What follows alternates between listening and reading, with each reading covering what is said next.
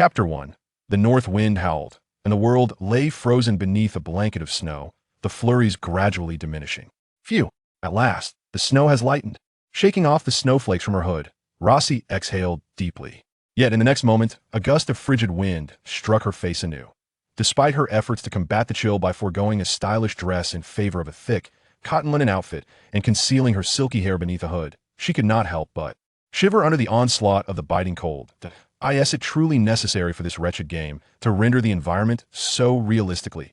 As she traversed the icy lake, feeling the chilling air seep through the gaps in her collar and the freezing sensation traveling up from the ice beneath her feet, Rossi couldn't suppress her complaint. Indeed, she found herself within a vast online holographic game titled Harry Potter: Magical Era, launched by an obscure gaming company in the United States of Blue Star.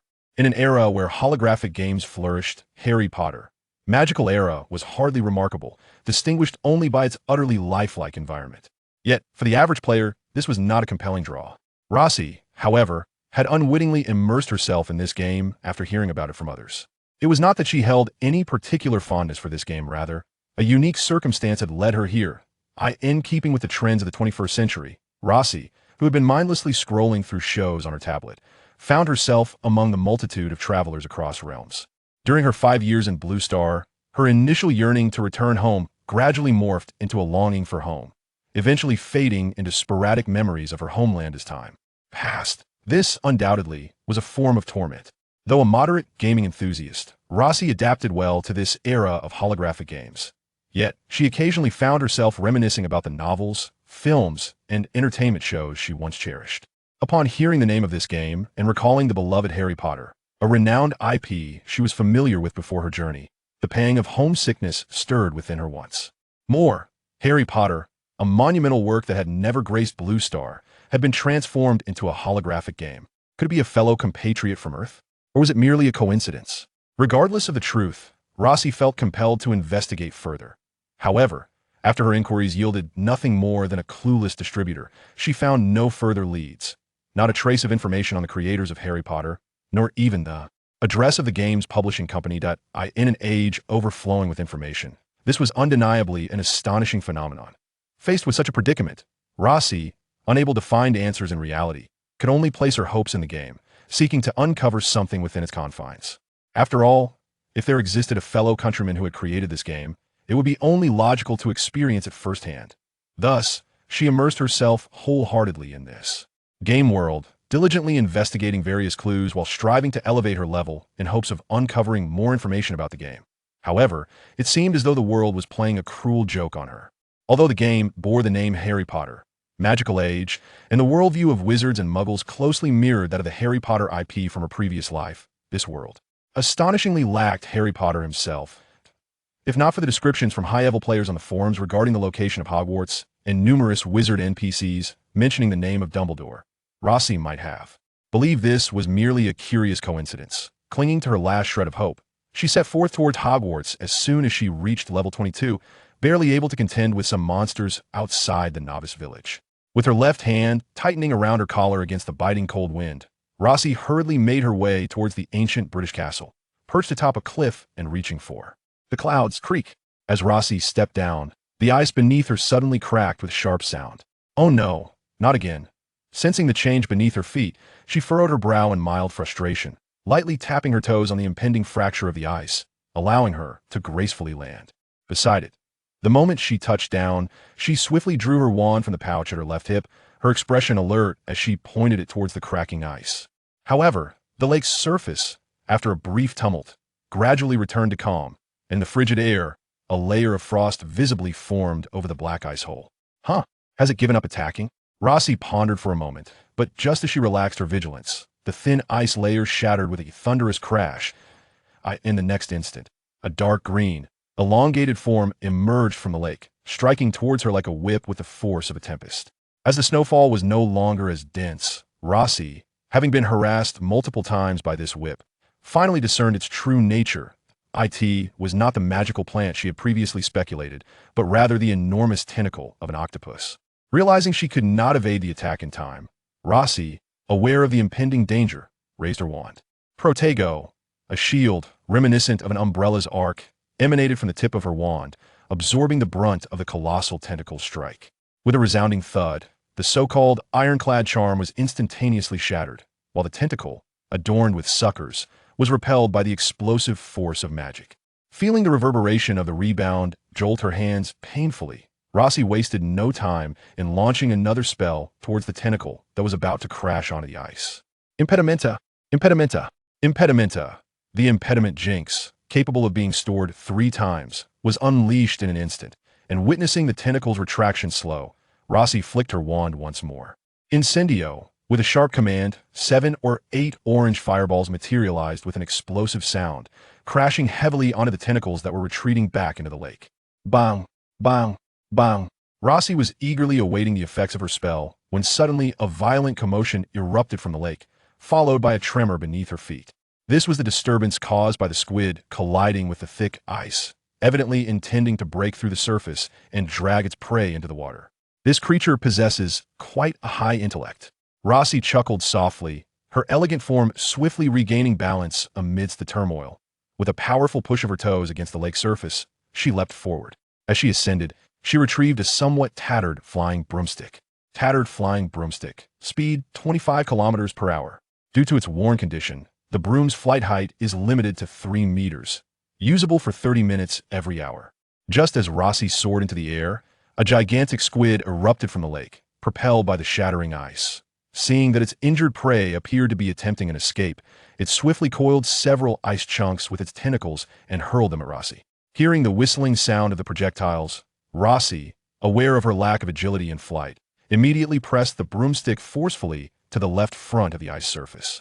Her upper body leaning down onto the broom, in the next instant, she narrowly evaded the incoming ice blocks, rolling to her feet atop the ice. At this moment, the colossal squid had already closed in behind her. Giant squid. Level 30, a colossal creature dwelling in the Great Lakes south of Hogwarts. How unfortunate, Rossi murmured, recalling the creature's description from a gaming forum. Despite the monster's significantly higher level, there was no trace of panic on Rossi's face. She deftly maneuvered across the ice, dodging a barrage of ice block attacks. As she noticed the giant squid trailing further away from the recently broken ice hole, Rossi suddenly pivoted, her wand tracing a circle in the air. Bind swiftly. With the incantation complete, orange magical ropes appeared out of thin air, instantly ensnaring the giant squid's body and tentacles. In the next moment, Rossi pointed her wand at the squid's round, bulging eyes, blasting sand. Bang!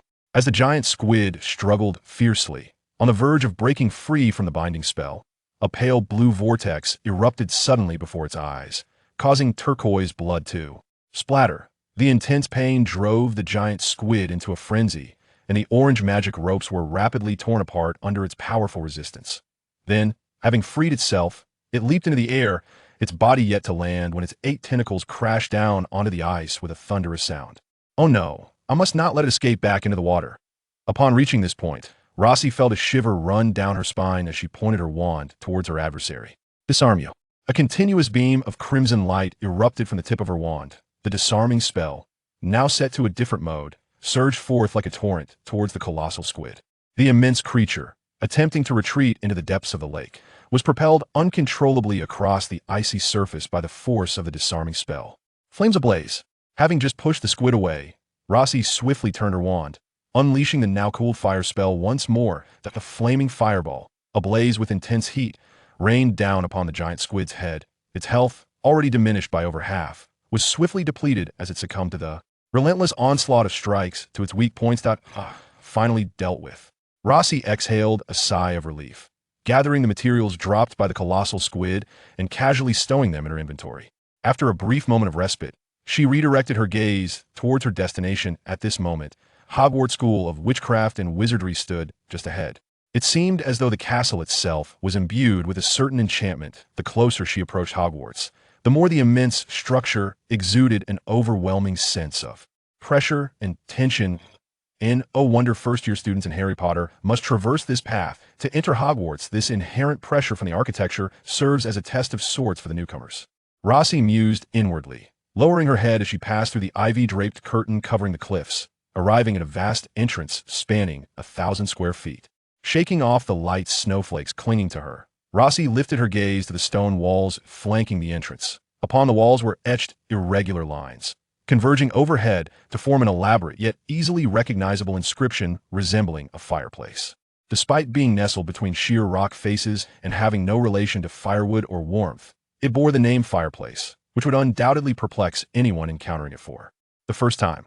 However, after over 100 hours of gameplay and having witnessed many peculiar fireplaces, Rossi found it all rather commonplace.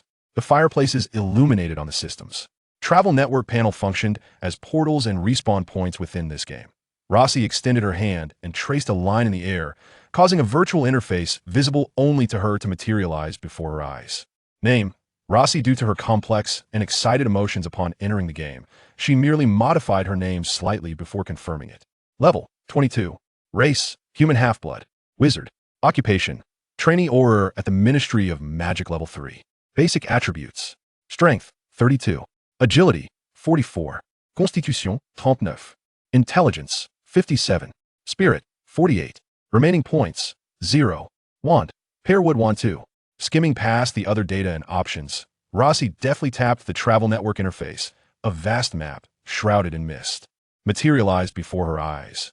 Apart from the novice village of Godric's Valley, where she was born, in the Westminster district of Brantagna City, which she had visited once upon acquiring her identity and profession, the only clearly visible path was the one leading to Hogwarts at that moment. On the map of the Floo network, a green dot flickered incessantly at the underground dock of Hogwarts School of Witchcraft and Wizardry, now liberated from the fog. By her arrival, with a click, she activated the point. Rossi skillfully illuminated this location, enabling her to use this fireplace as a teleportation point to journey to Hogwarts with Floo powder in the future. Just after activating the fireplace, several swirling green flames abruptly manifested in a nearby clearing. Have other players arrived? Rossi mused, yet she held no further thoughts on the matter. After all, she was not among the earliest players to enter the game compared to most of the primary players. Her level was relatively modest, in fact, among the top 100 players on the level leaderboard. Even the lowest ranked player had reached level 35. As the swirling green flames gradually subsided, 3 players, 2 males, and 1 female suddenly appeared from the spot where the flames had vanished. Though they were dressed neatly and their equipment appeared quite ordinary, the displeasure and frustration etched across their faces were unmistakable. What task did they fail? Rossi pondered. Perhaps due to her extensive experience with agent identities, she instinctively made a simple deduction as they brushed past her. That male player wearing the cowboy hat, with a wand holster on his right side and a pistol at his left hip, is likely an explorer of the human mixed-blood wizard initial race. Judging by the placement of his wand and firearm, he seems to be a physical damage dealer, though it's not entirely out of the question that he has a left-hand preference. The odds are slim. Contemplating this, her gaze shifted to the other male player. He bore a shotgun on his back, with firearms hanging on both sides. When he caught Rossi's glance, he scrutinized her for a moment.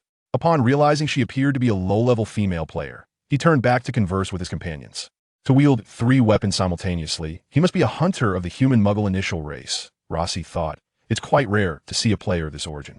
While lost in thought, she noticed that after a brief exchange, the translucent, pearl-white female player had hurriedly approached her. "Excuse me, Miss Ahead, could you please wait a moment?" The evidently ghostly player exclaimed in a lively tone. Is she calling me?" Rossi glanced around to confirm there were no other females nearby, before directing her attention to the ghostly figure hovering just above the ground, rapidly approaching her. With her curled eyelashes fluttering slightly, Rossi, somewhat perplexed, inquired, "Is there something you need?" Upon noticing Rossi come to a halt, a ghostly female player, adorned in an exquisite long gown with a delicate light blue satchel hanging by her left waist, simultaneously slowed her pace. With a voice as clear as crystal, she inquired, "Hello there, my name is Aaron, and I am a healer.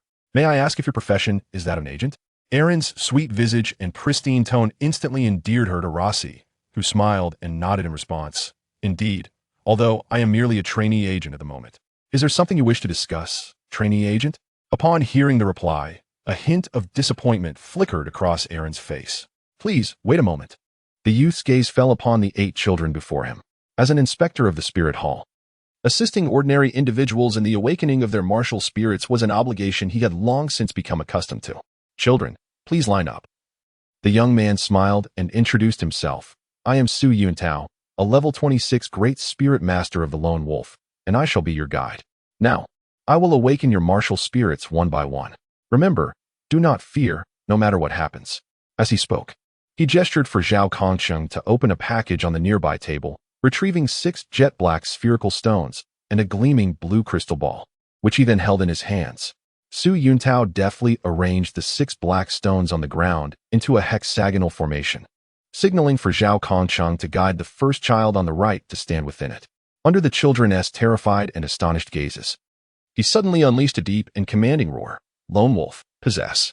A faint azure radiance began to flow from the center of his forehead, resembling a serpentine spirit as it slithered upward along his brow, ultimately vanishing into his thick hair.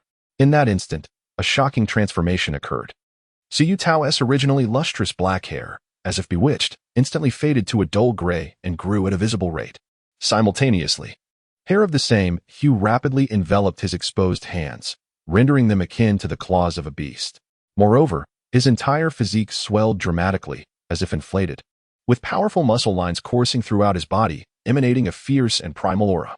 Notably, the standard attire provided by the Spirit Hall exhibited remarkable flexibility and extensibility, perfectly conforming to his figure despite the drastic physical changes, without any sense of tearing or constriction.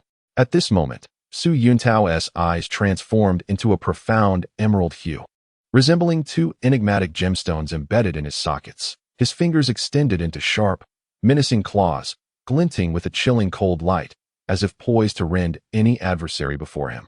Even more extraordinary, 2 resplendent rings of light silently ascended from beneath his feet, swirling around his body in a dazzling display. One ring radiated a pure, pristine white brilliance, while the other shone with a bright, striking gold. The interplay of these distinctly contrasting colors created a mysterious yet eerie atmosphere, compelling onlookers to take notice. The first child, guided into the hexagonal formation of black stones, watched in wide-eyed astonishment as Su Yutao underwent this incredible transformation, and in an instant, he let out a piercing scream. Overwhelmed by fear, he instinctively attempted to flee. However, Su Yuntao's eyes glimmered with a sinister and eerie green light, reminiscent of the netherworld, sending chills down one's spine. He reached out with a grip as firm as a vice, securing the panicked child, while reassuringly stating, "Stay still. There is no need to be afraid. This is my martial spirit, known as the Lone Wolf. Should any of you be fortunate enough to become a noble soul master in the future, you too shall possess this extraordinary ability." With that said, Su Yuntao swiftly waved his hands like a gust of wind, and 6 ethereal green beams of light, akin to meteors streaking across the sky, precisely infused into 6 pitch-black stones embedded in the ground. In an instant, a mysterious and unfathomable force erupted from these stones, and a resplendent golden radiance burst forth, resembling the sun rising, transforming into a translucent golden shield that enveloped the child within. For reasons unknown, the child, who had been wailing inconsolably just moments before, found himself wrapped in the gentle, gossamer-like golden light, and instantaneously became eerily still, as if under a spell, his gaze vacant and devoid of life, standing in a daze. Brilliant golden specks of light, like ethereal spirits, gracefully ascended from the inky stones below, before diving into the boy's body as if returning to their nest. As these golden points of light continuously flowed in, the boy's form trembled involuntarily, his throat constricted as if gripped by an invisible hand, though he yearned to cry out. Only a series of soft whimpers escaped his lips. "Extend your right hand." Su Yuntao's deep, commanding voice, imbued with an irresistible authority, pierced through the air, reminiscent of a judgment from the depths of the abyss.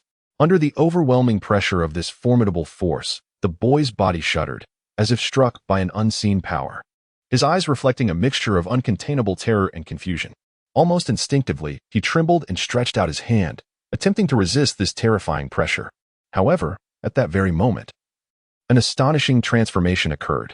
The countless flickering points of light that had gathered within the boy suddenly burst forth like a stampede of wild horses, or a torrent breaching its dam, surging forth with unstoppable force. In the blink of an eye, the entire space was engulfed in dazzling light, leaving one breathless. Then, a colossal and eerie shadow of a demonic deity materialized behind the youth like a ghost. Its grotesquely twisted visage exuded an aura of boundless malevolence, sending chills down one's spine. Its sharp, glinting fangs seemed poised to rend apart anyone daring to approach. The powerful claws were raised menacingly, as if ready to shred its foes to pieces at any moment. Witnessing this spectacle, Su Yuntao felt a jolt within, his brow furrowing tightly as he murmured softly, Could this be the legendary fragment of a divine martial spirit? Though he acknowledged it was not the pinnacle of existence, his words unmistakably conveyed astonishment at this unexpected revelation.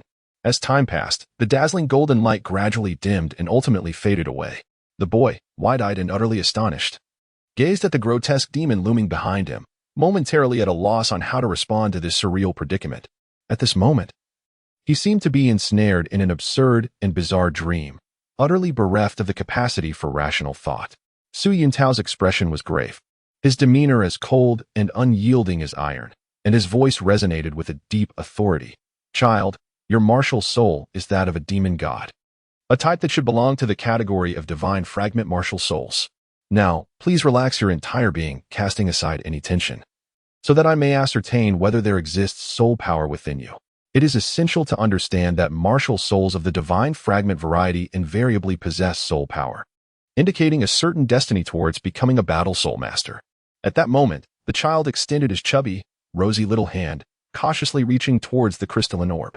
In an instant, it was as if time itself had come to a standstill, rendering the scene astonishingly silent. However, in the next heartbeat, an unforeseen event transpired. The once tranquil crystal ball, resembling a flawless mirror, suddenly ignited with a dazzling brilliance, erupting forth a light so resplendent and radiant. This luminescence was akin to a rising sun, illuminating every corner of the surroundings. It resembled a star that had descended to the earthly realm, radiating boundless brilliance and an aura of mystery. Such an extraordinary spectacle left all present utterly dumbfounded, rendered speechless, and in a state of shock at the unfolding scene. Particularly, Su Yuntao, the one tasked with testing the soul power, now gazed with wide eyes and an agape mouth, his face etched with disbelief as he fixated on the unfolding events, as if witnessing the apocalypse itself. After a thorough observation and confirmation, Su Yuntao finally realized that this child possessed an astonishing talent, an exceedingly rare, innate, full soul power. It is worth noting that individuals endowed with such formidable soul power from birth are exceptionally few.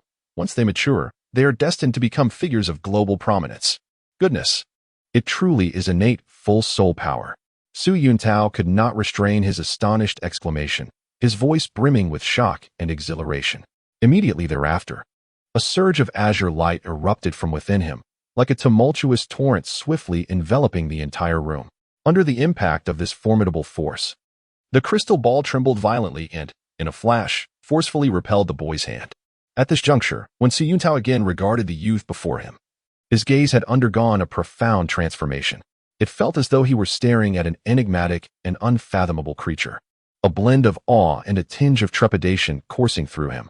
After a considerable pause, Su Yuntao regained his composure, shaking his head to dispel the astonishment, striving to render his voice more relaxed before inquiring, "Hey, little one, what is your name?"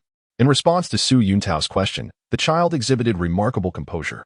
He smiled gently and replied with polite maturity, "Esteemed battle soul master, my name remains unchanged. I am called Gao Qi." Such words, imbued with a sense of maturity and poise, elicited admiration and a newfound respect from those who heard him. Only the soft clouds were visible. As Su Yuntao spoke to Gao Qi with an earnest tone, "I observe that your physique possesses an extraordinary and rare constitution, truly a remarkable talent in this world. Even more commendable is your innate full soul power. Such a gift is indeed a rarity, occurring but once in a century. However, surveying the entire continent, it is only our spirit hall that possesses the most formidable resources and strength to assist individuals of your exceptional caliber in ascending to higher realms of cultivation, ultimately becoming unparalleled superiors. Now, the question arises, what are your intentions? Are you willing to dedicate yourself to our spirit hall and pursue the supreme path together?" After delivering these words, Su Yuntao fixed his gaze upon Gao Qi, his eyes shimmering with fervent anticipation, seemingly awaiting a positive response.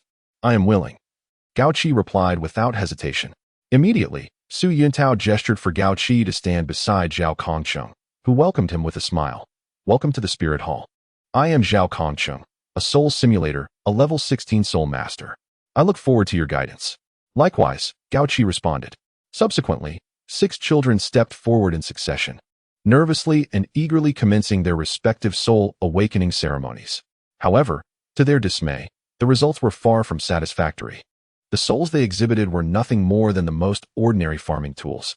It seemed as though fate had played a cruel joke, extinguishing the flicker of hope that had just ignited within Su Yuntao's heart. Even more concerning was the fact that, up until this moment, not a single beast soul, even one that was slightly remarkable, had emerged. The atmosphere fell into a profound silence, with disappointment and confusion etched on every face. Just then, it was the turn of the seventh child. Everyone held their breath, silently praying for a miracle. Yet, contrary to their wishes, reality proved to be harsh. Upon successfully awakening his soul, the child astonished all by revealing a soul widely regarded as utterly useless, a true failure: blue-silver grass. This outcome undoubtedly struck a heavy blow to everyone present. Moreover, regarding the latent soul power within these children, Su Yuntao delivered his verdict without mercy: none. A simple yet piercing word, akin to a sharp sword, ruthlessly severed the children's hopes and dreams for the future. Their once hopeful gazes gradually dimmed, replaced by endless confusion and despair. Finally, it was Tang San's turn. Without needing Su Yuntao's prompting, he stepped into the center of the Blackstone array. As Su Yuntao infused 6 streams of soul power, a pale golden light once more illuminated the space. Su Yuntao's eyes suddenly sparkled, for within that golden barrier, the number of golden specks appearing this time exceeded the sum of all the previous children combined. He vaguely sensed that a remarkably powerful soul was on the verge of manifesting. The excitement was palpable. In that fleeting moment, Zhao Kongcheng, who had previously appeared somewhat listless, suddenly seemed infused with newfound vitality, his demeanor transformed.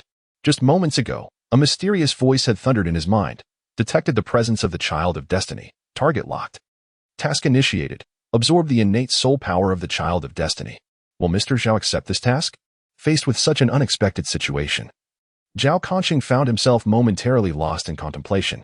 He understood that this decision could lead to a cascade of unforeseen consequences. Yet, the deep-seated yearning for power and curiosity for the unknown ultimately compelled him to make a choice. After careful deliberation, he resolutely extended his finger and gently pressed the luminous confirmation button on the system panel. Almost simultaneously with his action, the entire space seemed to undergo a peculiar transformation. The flow of time around him began to slow, as if an invisible hand had grasped his feet, drawing him gradually towards stillness. In this eerie silence, a pure essence of soul power, akin to a sinuous serpent, silently drifted from Tang San's body, rushing toward Zhao Kongcheng at an astonishing speed. Concurrently, the brilliant golden light that had radiated from Tang San began to visibly dim at a rapid pace. The golden glow, emblematic of robust vitality and soul power, appeared to lose its luster, growing ever fainter. As the brilliance surrounding Tang San dwindled to nothingness, in stark contrast, the soul power within Zhao Kongqing surged forth like a torrential flood, continuously flowing and escalating with remarkable speed. Starting from the initial level 16, it broke through to 17, then 18, eventually stabilizing at an impressive level 20. It is noteworthy that prior to this moment, Zhao Kongqing had merely been a level 15 soul master. Yet, in this brief instant, he had undergone a metamorphosis, transforming into a formidable great soul master. Such extraordinary talent is unfathomable and astonishing to the vast majority of ordinary folk. After all, achieving the rank of great soul master at such a tender age is a feat that, upon reviewing the long and illustrious history of soul masters across the Douluo Continent, one would be hard-pressed to find another comparable instance. In that very moment, a crisp and melodious system notification echoed like a resounding symphony, seemingly proclaiming to the world Zhao Kongqing's remarkable achievement of breaking through to the noteworthy level of 20 Great Soul Master and successfully unlocking the enigmatic second soul ring. The sound was akin to a celestial melody, brimming with boundless joy and congratulatory sentiments, as if the entire world rejoiced in the magnificent breakthrough of Zhao Kongqing. Soon after, the system's calm and solemn voice resonated once more. Congratulations, Mr. Zhao, on your advancement to the rank of a level 20 Great Soul Master, unlocking the second soul ring. You possess a rare 10 probability of acquiring the supreme SSR level soul skill.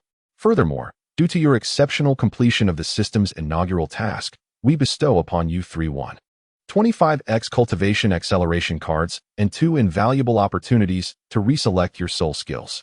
Additionally, upon assessment, your second soul ring's age compatibility is determined to be 25,000 years. Do you wish to awaken your soul skill immediately? Without a moment's hesitation, Zhao Kongqing resolutely decided to awaken his soul skill.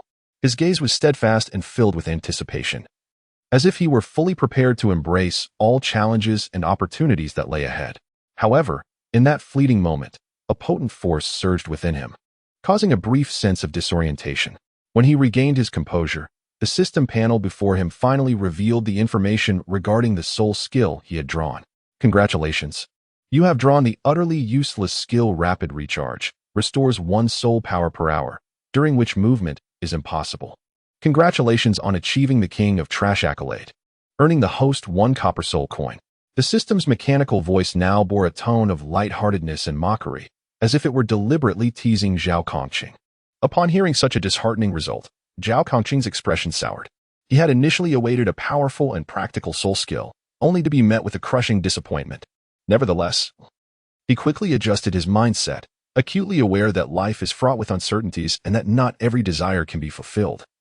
Nor can he always expect to be graced with exceptional luck. With a resigned shake of his head, he quietly reassured himself, perhaps next time, he might draw a more favorable soul skill. Taking a deep breath, he addressed the system. I choose to reselect my soul skill. Suddenly, a wave of mild dizziness washed over him, plunging his consciousness into another brief haze. When his vision cleared once more, the familiar system panel gradually unveiled the information regarding the soul skill he had drawn this time. To his astonishment, he had drawn an even more worthless skill, satiety. Tip: it is best used when you feel extremely hungry, as casting this skill sends a completely fictitious signal to the brain, convincing you that you are fully satisfied. However, be warned, this sense of fullness lasts only 5 minutes. Well, congratulations on successfully unlocking the unique achievement. This host is truly inferior. As a special reward, we shall bestow upon the host a merciless taunt from this system. Immediately thereafter, a cacophony of derisive laughter erupted. Ha ha ha. Upon hearing these words, Zhao Kongqing's already somber visage darkened to an inky black, with veins prominently protruding from his forehead. Frustrated, he muttered to himself, I would gladly endure the opportunity to select soul skills anew, regardless of the cost. Oh heavens! If only I could be granted the chance to draw an SSR-level super soul skill. For this, I would willingly trade my dear brother, Seven Knight, to remain single for the next decade. With that, he tightly shut his eyes, hands clasped together, silently beseeching. Ding! The crisp notification sound resonated, striking Zhao Kongqing's heart like a heavy hammer. With his eyes tightly closed, anxiety and unease enveloped him. He was utterly reluctant to face the potential outcomes that lay ahead. After all, past disappointments haunted him, and he feared once more drawing those abysmal soul skills. Just then, the system's cold, mechanical voice echoed, It is with a heavy heart that I must inform the host. At this, Zhao Kongqing's heart constricted sharply, an overwhelming sense of despair flooding his being. Yet, before he could react further, the system continued. The result of your soul skill reselection is an SSR-level soul skill, unlimited flow. Zhao Kongqing was momentarily taken aback, his entire being frozen in place. Shortly thereafter, the system elaborated on this soul skill. It is a domain-type soul skill, which, when activated, creates a formidable area with a radius of 5 meters centered around oneself. Any soul master within this domain will experience a remarkable enhancement in strength, speed, attack power, defense, soul power, attributes, and mental prowess, with an increase of as much as 10-fold. Furthermore, as your own strength continues to grow, the range of this domain will gradually expand, and its enhancement effects will become even more pronounced. Upon hearing this, Zhao Kongqing's eyes widened in disbelief, as if they might pop from their sockets. His face a canvas of astonishment and incredulity, as though he had just encountered the most absurd and bizarre revelation in existence. However, just a moment later, he seemed to awaken from a dream. His teeth clenched tightly as he spat out an enraged roar through gritted teeth. System, you are clearly toying with me. At that moment, his heart was a tumult of emotions, akin to a jar of mixed flavors spilled over. On one hand, he felt genuine joy at the prospect of such an immensely powerful soul skill, yet on the other hand, he was seething with rage at the despicable tactics employed by this wretched system, which had first suppressed him only to elevate him thereafter. At that juncture, the previously cold and emotionless voice of the system suddenly transformed into a lively and playful tone, even laced with a hint of mockery as it inquired, Surprised? Unexpected? Thrilling? Isn't it? This abrupt change left Zhao Conching momentarily stunned, and he was soon consumed by fury, nearly spewing blood in exasperation. Zhao Conching entirely disregarded the system, focusing all his attention on himself, earnestly experiencing the profound bodily transformations prompted by his breakthrough into the realm of the second ring Great Soul Master. To his astonishment, he discovered that his already delicate skin had transformed into a silken softness. The youthful visage that once bore a hint of immaturity now radiated a resolute and heroic aura. Even more delightfully, his height surged dramatically, soaring from a mere 1 meter 40 centimeters to an impressive near 1 meter 70. Simultaneously, the abdomen, previously jestingly referred to as 99 returning to 1, now subtly revealed the contours of what resembled abdominal muscles, rendering him increasingly dashing and captivating. It was as though he had undergone a marvelous metamorphosis. Zhao Conching had indeed been reborn, exuding a fresh allure and charisma. By the heavens! Zhao Conching couldn't help but utter an expletive. At that moment, his gaze towards Tang San transformed entirely, akin to a lion spotting a lamb, suddenly losing the desire to hunt the scion of destiny. Chapter 3. Among three, one shall starve at this juncture. Zhao Conching regarded Tang San with the hungry gaze of a ravenous wolf eyeing its prey, saliva practically dripping from the corners of his mouth. Just then, the system's voice echoed once more. Ding dong. Surely, you do not believe this is the end? Hee, your second soul ring is an astonishing 30,000 years old, surpassing even those so-called children of destiny. Thanks to you, the scion of destiny has been assessed by this system, and his innate soul power has dwindled from 10 points to a mere 1, likely ensuring he will achieve little in this lifetime. Of course, if you think this concludes it, I regret to inform you that you have unlocked the Soul Bone Mega Package. Please hold on. Upon hearing the system's words, Zhao Conching's heart raced with excitement. He had not anticipated such extraordinary fortune. Not only had he acquired a formidable soul ring, but he had also unlocked the Soul Bone Mega Package. As the system's notification concluded, a dazzling radiance erupted from Zhao Conching, illuminating the entire room. Once the brilliance subsided, a mysterious right leg soul bone materialized upon him, emanating a powerful aura. Su Yuntao, witnessing the unfolding spectacle, was utterly astounded. He even momentarily forgot about aiding Tang San in awakening his martial soul. He hurriedly approached Zhao Conching, nearly breaking into a run. His eyes sparkled with a fervent and intense light, brimming with anticipation and hope, as though he had discovered a rare treasure. Ding dong. Congratulations, Mr. Zhao, on acquiring the Blue-Silver Emperor's right leg soul bone. This soul bone harbors immense and enigmatic power, and its accompanying soul bone skill is nothing short of astonishing. Resurrection. This signifies that as long as Zhao Conching's soul remains undying within a single day, even if his physical form tragically perishes, he can utilize this miraculous skill to be reborn. However, the system hesitated, leaving the conclusion unsaid. What was it? Speak plainly. Zhao Conching, slightly impatient, pressed further. After the system's intricate calculations and analyses, a conclusion emerged: to eradicate the hammer spirit of the child of destiny. Naturally, based on my understanding of your greedy nature, I shall bestow upon you appropriate compensation and rewards. Firstly, I grant you an indestructible body, enabling you to attain immortal sanctity. Secondly, I bestow upon you the keen eyes of fire, allowing you to see through all illusions. And lastly, I shall endow you with the domain of the god of slaughter. The system stated languidly. What the devil? Man, what can I say? Zhao Conching, who had attended school for only a few days, inexplicably thought of this phrase. Indeed, he was astonished by the system interface before him. Zhao Conching, are you lucid? Su Yuntao's forehead glistened with beads of sweat, his tone laced with anxiety and unease. He gazed intently at Zhao Conching, concern and worry etched in his eyes. After all, Zhao Conching was a once-in-a-century prodigy of the Spirit Hall. Should anything go awry, the consequences would be unimaginable. Not only would the Spirit Hall hold him accountable, but his own career as a soul master would likely descend into an abyss of darkness, with no hope of emergence. Contemplating this, Su Yuntao's heart tightened, and he appeared increasingly restless. I'm fine. Zhao Conching lifted his gaze to meet the anxious Su Yuntao, a faint smile gracing his lips. He endeavored to soothe the other's emotions with a gentle voice, though it came out somewhat weak due to the immense surprise the system had just delivered. Nevertheless, it was enough to slightly ease the suspended anxiety within Su Yuntao. Upon hearing Zhao Conching's words, Su Yuntao exhaled a long sigh of relief, secretly grateful Fortunately, this exceptional genius had not encountered any unforeseen circumstances. Gao Qi firmly grasped Zhao Kongqing's hand, still haunted by the earlier situation. At that moment, as everyone remained enveloped in a tense atmosphere, no one noticed the strange luminescence that had begun to emanate from Tang San's right palm.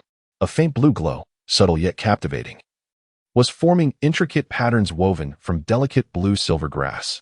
These strands seemed to possess a life of their own, gently swaying and exuding a unique aura. Due to Zhao Kongqing's interference, the originally anticipated dual spirit awakening had left only the blue-silver grass spirit. At this moment, the manifestation on Tang San's right palm was indeed his sole remaining blue-silver grass spirit. This sight stirred an inexplicable excitement and anticipation within Tang San, prompting memories of prior events to flood his mind. Although he was unaware of the special qualities of this spirit, he was confident that it harbored immense potential waiting to be uncovered. Seeing that Zhao Kongqing was unharmed, Su Yuntao set aside his worries and turned to continue preparing for the upcoming spirit awakening ceremony. However, in that fleeting moment when he turned his head, his gaze inadvertently swept across Tang San's palm, revealing a familiar yet disappointing sight: blue-silver grass. It is well known that blue-silver grass is notoriously regarded as a worthless martial spirit. This revelation prompted Su Yuntao, who initially held high hopes for Tang San's potential, to let out a deep sigh. After all, it was truly lamentable that such an outstanding youth possessed a martial spirit with seemingly no promise. Nevertheless, Su Yuntao quickly adjusted his mindset. Although they had missed out on a potential genius, the martial spirit awakening ceremony was not entirely devoid of gains. With this thought, he glanced at the talented Gao Qi standing nearby, feeling a flicker of consolation. At least they had discovered a genuine prodigy in Gao Qi, which could be considered a silver lining amidst the misfortune. Just as Su Yuntao prepared to tidy his belongings and depart, a youthful voice interrupted him. "Uncle, you haven't tested my soul power yet." Su Yuntao turned around to see Tang San standing before him, furrowing his brow in impatience as he replied, "Child, your martial spirit is blue-silver grass, which is universally acknowledged as a worthless martial spirit. There is no need for a soul power test. You should hurry home." With that, he turned back to continue packing. Yet Tang San did not relent. He stepped forward, tugging at Su Yuntao's garment, and earnestly pleaded, "Uncle, please help me test my soul power. Perhaps my blue-silver grass is different from others." Amused by Tang San's persistence, Su Yuntao paused his actions, crouched down to meet Tang San's gaze, and said, "All right, since you are so eager to know, I shall test it for you. However, do not harbor overly optimistic expectations." As he spoke, he retrieved a crystal orb from his backpack and handed it to Tang San, gesturing for him to place his hand upon it. Tang San, with a serious expression, accepted the crystal orb and gently placed his right hand on top as instructed by Su Yuntao. In that instant, he felt a strange force emanating from the orb, as if it were continuously drawing upon the inner strength of his Xiantian Gong. This sudden occurrence startled him, for he had never before experienced such a wondrous phenomenon. As time passed, the crystal orb began to emit a faint glow, though it was but a flicker of light. It signified a considerable drain on Tang San's energy. He felt his stamina and inner strength swiftly diminish, as if his very essence were being siphoned away. With wide eyes filled with disbelief, he recognized that this orb possessed some mysterious power capable of detecting one's martial spirit potential. Yet, he could hardly fathom the profound effect this test would have on him. Despite the turmoil within, Tang San endeavored to remain composed, concentrating intently on Su Yuntao's guidance. He understood that now was not the time for distraction. He must commit himself wholly to this martial spirit awakening. Meanwhile, Su Yuntao stood idly by, his gaze casually observing the changes in the crystal orb. When he glimpsed that faint glimmer, a look of relief flickered in his eyes, as though he had anticipated this outcome all along. He calmly took the crystal ball, placed it upon the table, and then directed his gaze towards Tang San, speaking with a hint of regret and resignation. "Young one, your innate soul power for the blue-silver grass martial spirit is merely 1. Although this outcome may not be ideal, it is not uncommon. After all, the blue-silver grass, being one of the most prevalent martial spirits, possesses relatively low potential for growth. However, this does not preclude the possibility of you becoming a formidable soul master in the future. With diligent cultivation and continuous enhancement of your abilities, you may carve out your own path within the realm of soul masters." Tang San wished to inquire further, But the words caught in his throat as Su Yuntao had already taken his belongings and departed with Zhao Kongqing and Gao Qichao. Before leaving, Zhao Kongqing cast a profound glance at Tang San, imbued with an enigmatic significance. Yet, Tang San remained oblivious, preoccupied with exiting the room alongside the other children. Upon stepping outside, the ever-watchful old Jack approached, his face betraying a blend of anxiety and anticipation. He cautiously inquired, "Lord Soul Master, are there any promising talents emerging from our village this year?" Su Yutao smiled slightly, a glimmer of pride flashing in his eyes. He gently patted Gao Qi's shoulder, exclaiming with excitement, "Ah, old Jack, your village has indeed produced an extraordinary child this time. This young Gao Qi possesses the martial spirit of a demon god, and his innate soul power is at its peak.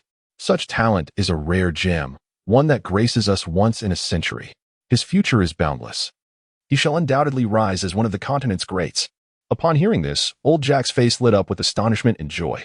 His hands trembled with excitement, and his voice faltered slightly. "Is it truly so? A demon god martial spirit, with full innate soul power? Does this mean our village will soon boast an unparalleled powerhouse?" Su Yuntao nodded affirmatively, adding, "Moreover, this child Gao Qi possesses remarkable insight and has resolved to join our spirit hall, where he will receive the most professional training and guidance. I am confident that he will soon become a source of pride for the spirit hall, bringing us endless glory."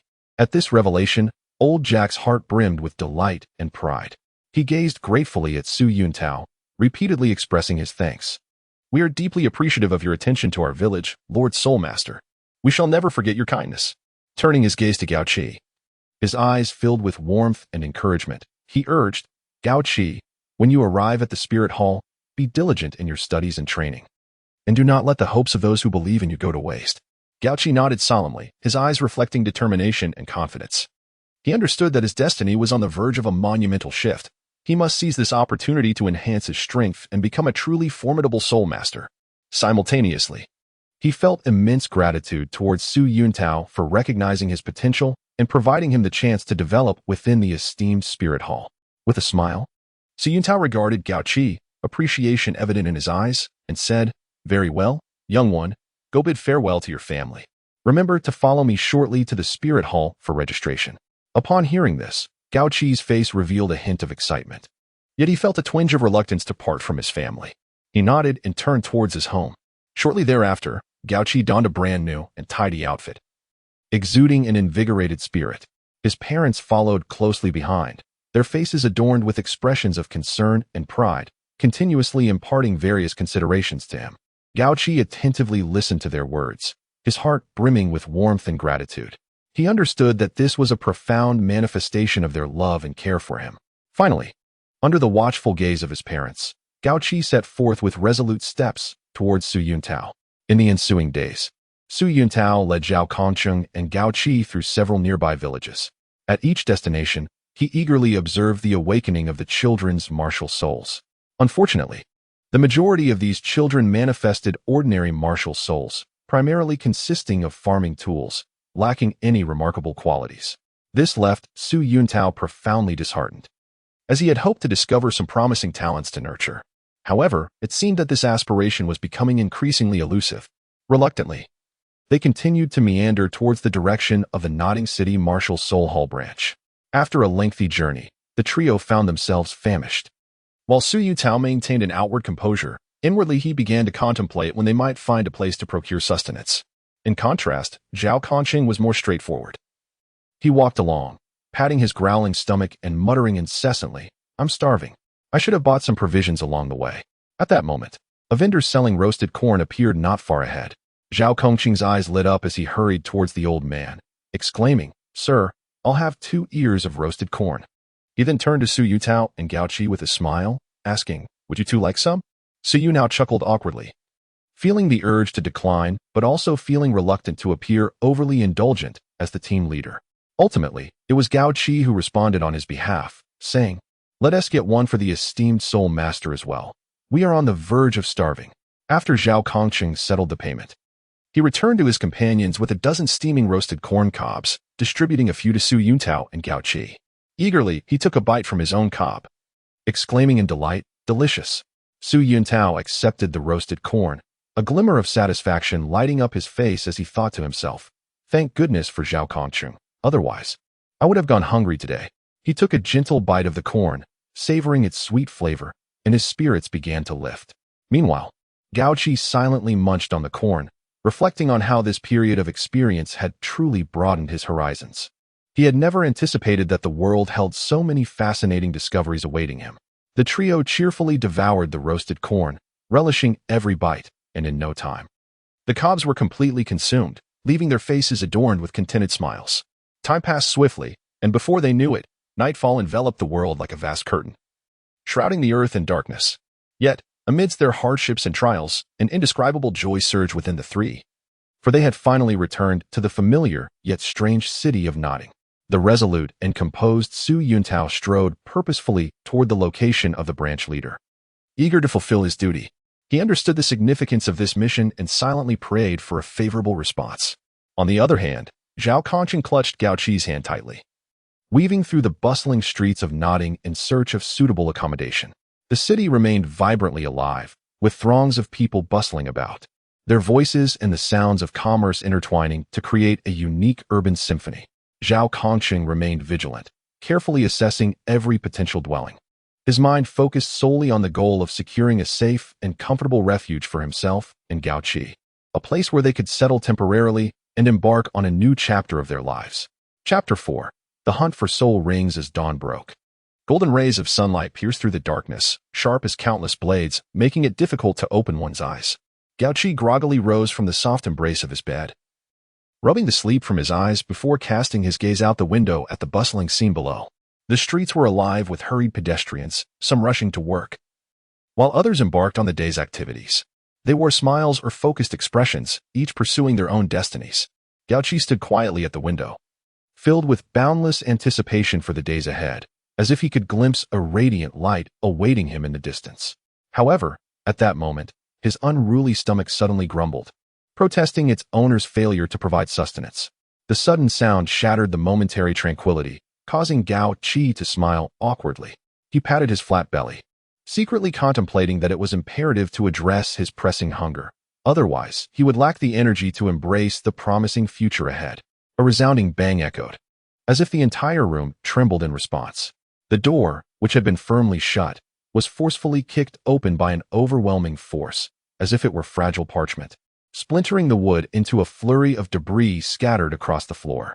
It was Zhao Concheng, who appeared with a box brimming with breakfast, breathing slightly heavily. A glimmer of mischief danced in his eyes as he turned to Gao Qi, seated at the edge of the bed, and remarked with a smile, "It seems you had a splendid sleep. Otherwise, you wouldn't have slumbered until 10 o'clock. As he spoke, he placed the breakfast on a nearby table with a soft thud, the sound resonating sharply in the quiet room. He then approached the window, drawing back the curtains, allowing sunlight to flood in and illuminate the entire space, instantly transforming the previously dim atmosphere into one of brightness. After breakfast, Zhao Concheng escorted Gao Qi to the branch of the Soul Master Hall in Notting City. It is essential to understand that upon awakening one's martial soul, one becomes a Soul Master. However, registration of personal information at the Soul Master Hall is necessary for official recognition of this identity. Only then can one be considered a true Soul Master in every sense. Naturally, becoming a Soul Master comes with its advantages, including a monthly stipend from the Soul Master Hall, which represents a significant source of income for a child like Gao Qi, hailing from a humble background.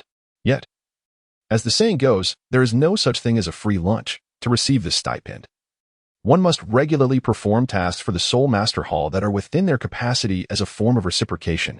Meanwhile, Zhao Concheng sat intently in his room, grasping a quill with a look of focus and seriousness in his eyes.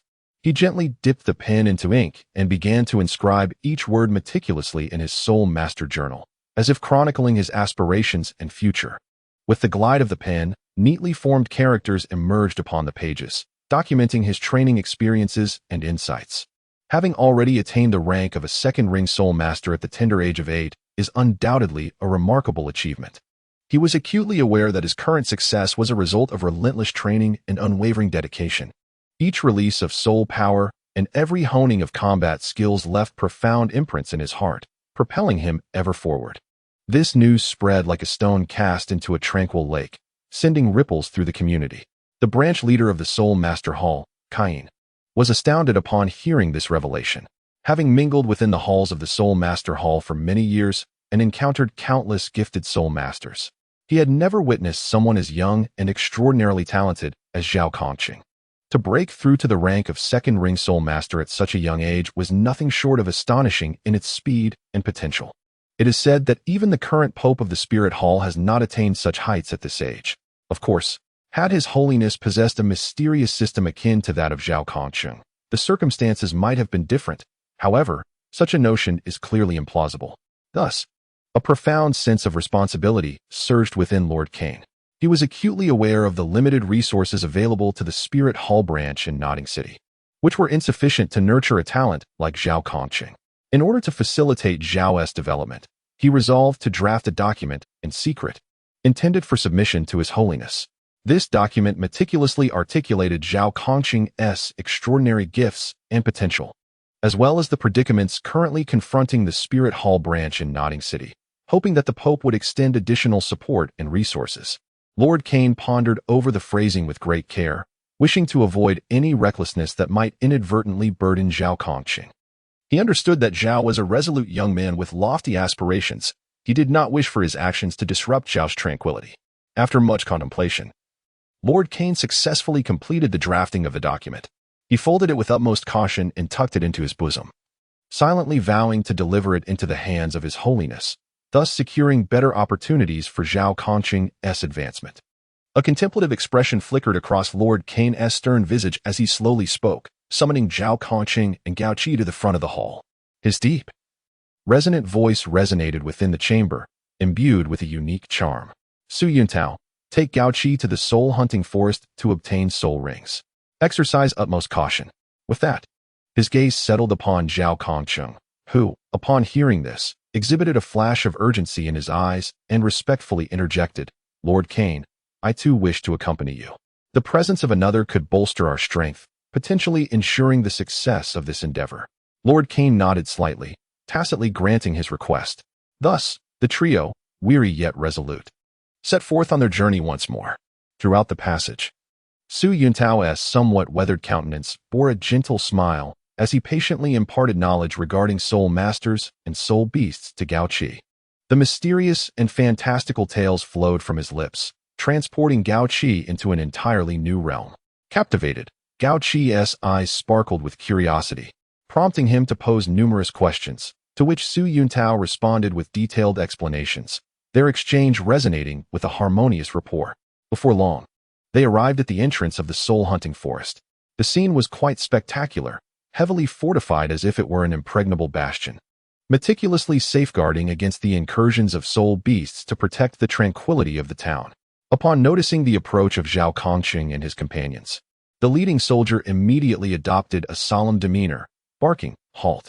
What is your purpose? Unauthorized individuals are prohibited from approaching the soul-hunting forest. The voice resounded like a thunderous bell at the entrance of the forest, echoing for an extended duration, as if it sought to shatter the surrounding air. Gao Qi, with his frail physique, resembled a startled rabbit, his eyes brimming with trepidation and unease. In a flurry of panic, he sought refuge behind Zhao Kongqing, as though the latter could bestow upon him an infinite sense of security. Zhao Kongqing subtly shifted his stance, casting a reassuring glance at Gao Qi, his gaze imbued with unwavering resolve, conveying silently that there was no need for fear. Su Yuntao, on the other hand, carefully extracted from his bosom the emblem of authority representing the Spirit Hall. His movements imbued with a solemnity that suggested this token bore the weight of the entire Spirit Hall's glory and mission. Standing there with an air of dignified composure, his voice, though not loud, resonated with conviction and confidence as he proclaimed, I, Su Yuntao of the Spirit Hall, accompany my disciple to hunt soul beasts and procure soul rings. I hope for your cooperation. His eyes meticulously scanned the soldiers, not overlooking any detail, as he remained acutely aware of potential upheavals. Upon sighting the Spirit Hall's emblem, the soldiers transformed, their expressions shifting dramatically as if they had encountered a deity. Their faces contorted into obsequious grins, eyes glimmering with avarice and flattery. They bowed and exclaimed, Ah, it is the esteemed Lord of the Spirit Hall. How foolish of us to fail to recognize you. We are merely following orders and dare not obstruct your path. As they spoke, they hastily directed their subordinates to slowly remove the obstacles blocking the road. as if fearing that any undue force might provoke the wrath of this formidable being from the spirit hall. The barriers groaned under the soldiers' hands as they were gradually shifted aside. With the obstruction now discreetly cleared, Su Yuntao's composed and resolute figure, accompanied by Zhao Kongqing and Gao Qi, cautiously stepped into the perimeter of the soul-hunting forest. Within this forest lay an aura of endless peril, each breath seemingly infused with danger. The once leisurely strides of Su Yuntao, Zhao Kongqing, and Gao Qi transformed into a heightened state of alertness. They promptly activated their martial souls. The trio remained wholly focused, their eyes sharp as swords, scrutinizing every nook and cranny, their ears attuned to even the faintest sounds. Acutely aware that an unexpected threat could emerge without warning, pulling them into an unknown vortex of danger. They resembled warriors poised for battle, though anxiety tugged at their hearts. They steadily advanced, step by step, deeper into the soul-hunting forest. Suddenly, a massive, pitch-black soul beast plummeted from the heavens like a meteor, crashing down with astonishing speed, stirring a tempestuous gale. Had it not been for their seasoned experience and quick reflexes, Zhao Kongqing and his companions would have likely been obliterated by the sheer force of impact, reduced to a gruesome spectacle upon the ground. As the soul beast bore down upon them, a wave of tension gripped their hearts, prompting them to swiftly distance themselves from the imminent threat. Zhao Kongqing steadied himself, drawing upon the extensive knowledge accumulated over years of diligent study at the Spirit Hall. In an instant, he recognized the enigmatic soul beast before him, and his expression turned grave. He dared not exhibit the slightest carelessness. He hastily called out to Su Yutao and Gao Qi, "Be cautious. This soul beast is the three-eyed black ape, renowned for its formidable mental assaults that can catch one off guard. Judging by its current appearance, it is a powerful entity with a cultivation level of at least 500 years, and its offensive capabilities and mental prowess should not be underestimated." Upon hearing Zhao Kongqing's urgent warning, Su Yutao reacted without hesitation, as if he had anticipated this moment. His soul power surged within him, and he unleashed his first soul skill, Wolf Claw, with unrestrained fervor. A chilling light flashed as the Wolf Claw, imbued with a fierce momentum, shot towards the head of the three-eyed black ape like a lethal arrow, producing a resounding thud as if it aimed to pierce through the creature's formidable skull. Simultaneously, Zhao Kongqing did not falter. He activated his unique simulator spirit and released his first soul skill, Mirror Duplication. In a dazzling display of light, a spectral figure identical to Su Yuntao's lone wolf spirit materialized behind him. This apparition mirrored the soul skill just unleashed by Su Yuntao, which was the Wolf Claw. Remarkably, because Zhao Kongqing's first soul skill was endowed with the formidable power of a 10,000-year soul ring, the replicated skill from Su Yuntao also possessed an astonishing strength. Its power exponentially amplified, as if it could effortlessly rend asunder any obstacles in its path. Though Gao Qi had yet to acquire a soul ring, the determination in his eyes was unwavering. In this moment, he fully activated his demon god spirit, standing shoulder to shoulder with Zhao Kongqing and Su Yuntao, united in their confrontation against the formidable and ferocious three-eyed black ape. The three-eyed black ape's massive form loomed like a small mountain, exuding an ancient and mysterious aura. Its three eyes glimmered with an eerie light, seemingly capable of penetrating the very fabric of reality. Its coarse fur resembled resilient armor, each strand seemingly imbued with tremendous strength. Rising to its full height, it swung its powerful arms and let out a deafening roar, asserting its dominance over the three humans before it. The trio unleashed their abilities in an assault against the three-eyed black ape. However, this was no ordinary soul beast. It possessed a remarkable level of intelligence. Sensing the hostility emanating from the trio, it quickly recognized the impending danger and resolved to execute a mental attack. In an instant, an invisible wave of psychic energy surged towards them like a torrential tide.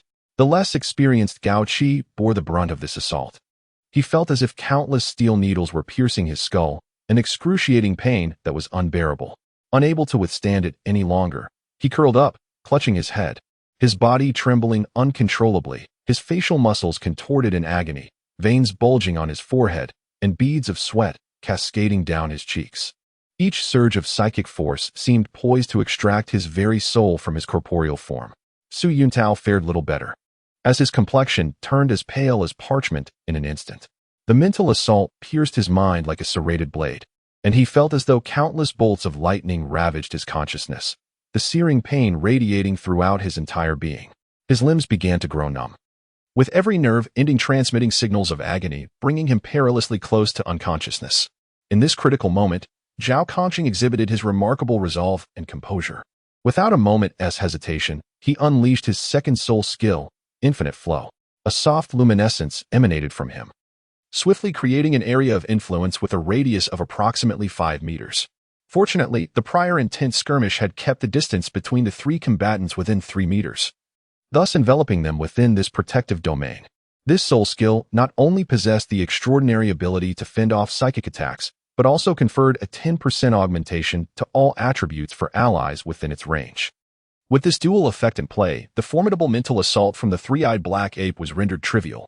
Seizing this opportunity, Su Yuntao, gritting his teeth against the pain, invoked his second soul skill, Wolf Howl. A chilling howl echoed, reminiscent of countless wolves racing through the forest in a frenzy. Simultaneously, Zhao Kongqing swiftly replicated Su Yuntao's first soul skill, Wolf Claw. Ethereal claws, glistening with a cold radiance, materialized in the air and lunged fiercely toward the three-eyed black ape. The once mighty physique of the three-eyed black ape now seemed shrouded in an overwhelming fatigue. Despite its relentless attempts to resist, it found itself increasingly overwhelmed by the synchronized and forceful onslaught from the two. Each deep wound bore testament to its helplessness and struggle, as blood gushed forth like a torrential river, staining the ground a vivid crimson. At last, beneath the thunderous ferocity of their assault, the three-eyed black ape could no longer sustain its massive form. With a resounding crash, it collapsed to the ground, the heavy impact reverberating throughout the entire soul-hunting forest, kicking up a cloud of dust that lingered long after. As it fell, a remarkable transformation began within its essence. After a brilliant flash of light, a yellow soul ring, exuding a rich aura, slowly emerged. This yellow soul ring sparkled like a radiant gem, casting an enticing glow, as if showcasing the immense power it contained. Gao Qi, hurry and absorb the soul ring. Su Yuntao, now breathless, struggled to lean against a nearby tree, gradually beginning to restore his depleted soul power. Meanwhile, Zhao Kongqing stood vigilantly beside them, embodying the role of a steadfast guardian, dedicated to protecting both Gao Qi and Su Yuntao. He was acutely aware that although the soul-hunting forest, when compared to the vast and boundless Stardow forest, may not seem as perilous, the dangers concealed within were nonetheless formidable and should never be underestimated. Caution and vigilance were imperative. As he observed Gao Qi gradually absorbing the mysterious and resplendent soul ring, Zhao Kongqing was engulfed in a myriad of thoughts, deeply cognizant that Gao Qi's remarkable talents might one day serve as a significant asset to him. Thus, he cautiously retrieved from his bosom the precious 25 times cultivation acceleration card, which shimmered with an enigmatic glow in the dim light, as if harboring boundless power. Gripping the card tightly, a glimmer of resolve flickered in his eyes, and he silently confirmed the option to use it. At that moment, a long-forgotten voice resonated in the air like a celestial melody. Ding dong, congratulations, host, on achieving the accomplishment of assisting others. You have been rewarded with a level increase in soul power. Your current soul power is now level 27. Please continue your diligent efforts. Upon hearing this news, Zhao Kongqing's face instantly brightened with surprise. His eyes widened in disbelief as he gazed at the pulsating numbers on the system panel. Level 27? Hadn't I just recently broken through the second ring? How could my progress be so swift? He murmured in confusion, his eyes sparkling with excitement and anticipation. Then, that mysterious and husky voice echoed in his ears once more, clear as a whisper. Indeed, it is a reality. It is crucial to understand that due to your intervention, the renowned Tang San has suffered an immense loss. His diligent and unwavering training regimen has endured a direct and severe impact, and the trajectory of his fate has been significantly altered. All these changes stem from your seemingly trivial, yet profoundly significant act of kindness. It is akin to a pebble cast into a tranquil lake, instantly disrupting a delicate equilibrium that had persisted for ages.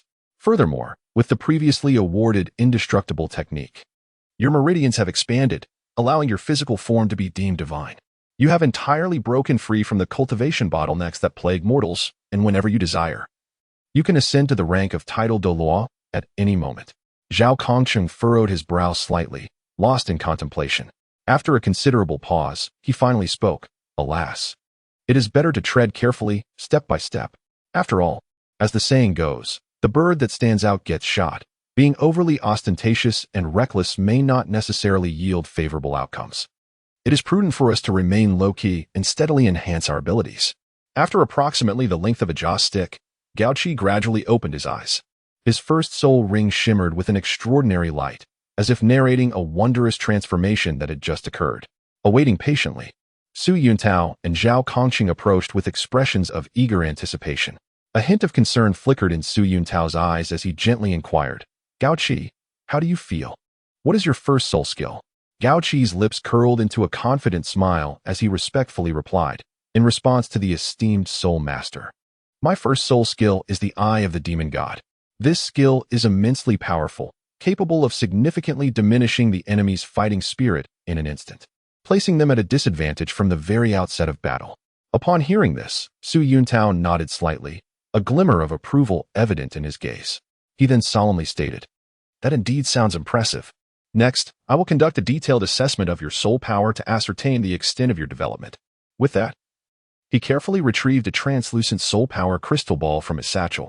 The crystal exuded a soft radiance, seemingly harboring boundless mysteries. Gao Qi, observing this, felt no trace of tension. Instead, he appeared remarkably composed. He deftly placed his right hand upon the soul power crystal ball. In an instant, a surge of formidable soul power erupted from within him, infusing the crystal ball. The orb ignited like a flame, bursting forth with dazzling brilliance that left onlookers entranced. After a brief period of fluctuation, the soul power crystal ball gradually regained its tranquility, clearly indicating that Gao Qi's current soul power level had reached 14. Su Yuntao gazed at the result, a flicker of surprise crossing his face.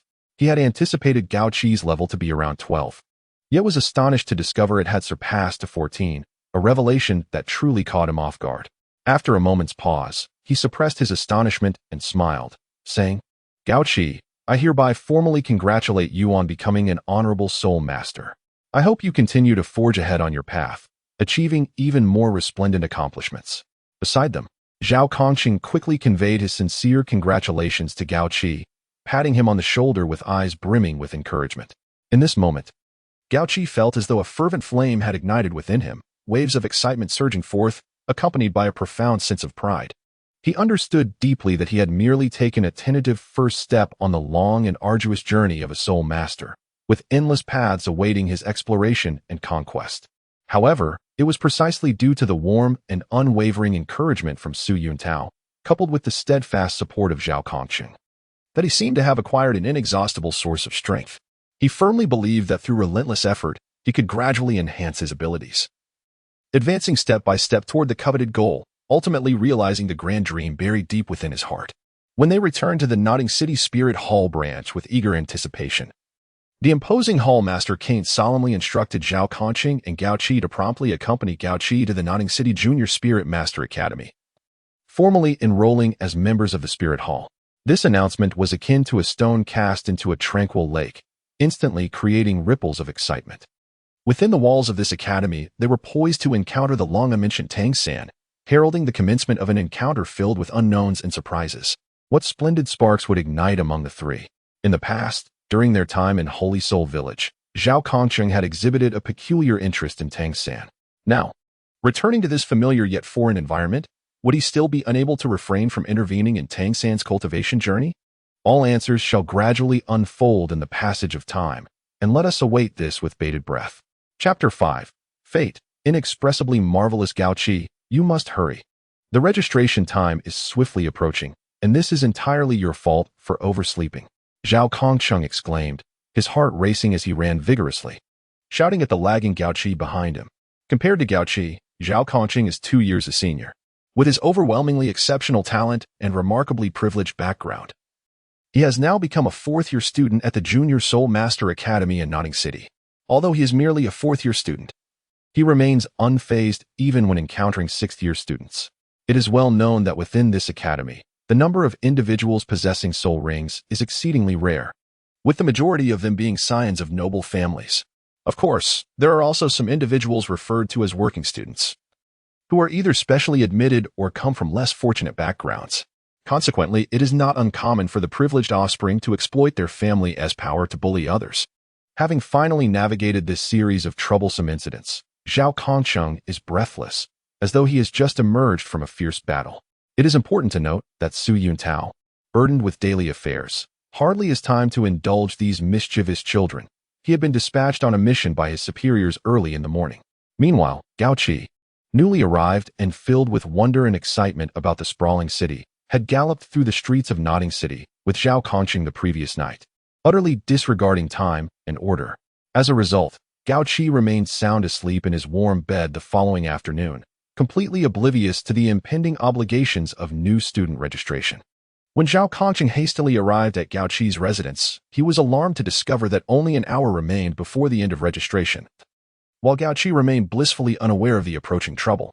Enraged, Zhao Kongqing stormed to the bedside like an angry lion, unhesitatingly yanking the covers off Gao Qi.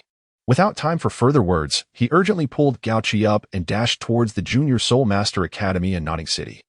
The two raced through the streets like arrows released from a bow, their minds singularly focused on completing the registration within the stipulated time. Ultimately, thanks to Zhao Kongqing's familiarity with the academy, he swiftly assisted Gao Qi in successfully completing the registration procedures, thus averting any delays in his academic journey. Just as Zhao Kongqing was finalizing Gao Qi's registration, his gaze inadvertently swept over the crowd, and suddenly, his eyes widened in disbelief, as if struck by lightning. For he had spotted the person he could hardly believe was before him, Tang San. It turned out that after finally awakening his martial soul in Holy Soul Village, Tang San, burdened with the paltry innate soul power of one and the awakening of the useless martial soul blue silver grass, was despondently making his way home. Although Su Yuntao had not paid much attention to Tang San, he had nonetheless informed old Jack of Tang San's martial soul awakening before leaving. It was precisely for this reason that Tang San had the fortune of being recommended from Holy Soul Village to the Junior Soul Master Academy in Nodding City. Had Gao Qi not consented to join the Spirit Hall, that precious opportunity would undoubtedly have belonged to him. However, such considerations are now mere reflections of the past. As for Tang San, I believe it unnecessary for me to elaborate further. He reverently prostrated himself before the so-called waste, Master Yu Xiaojing. The astonishing theory of the 10 core competitions of martial spirits he proposed was, in fact, a collection of scattered knowledge he fortuitously encountered in the archives of the Spirit Hall during his early years. Subsequently, utilizing his astute intellect, he made slight modifications, transforming it into a seemingly profound theory. Yu Xiaojing is indeed a figure of remarkable strategy and cunning. He cleverly capitalized on the inherent communication difficulties among the continent's various factions, tightly guarding his theory, unwilling to disclose it easily. Tragically, despite the apparent brilliance of his theory, many perceived this so-called master as merely a skilled rhetorician, possessing eloquent words yet lacking the genuine prowess to substantiate the reliability of his assertions. Furthermore, who would willingly become a subject for testing his dubious theories? The consequences of failure would be dire.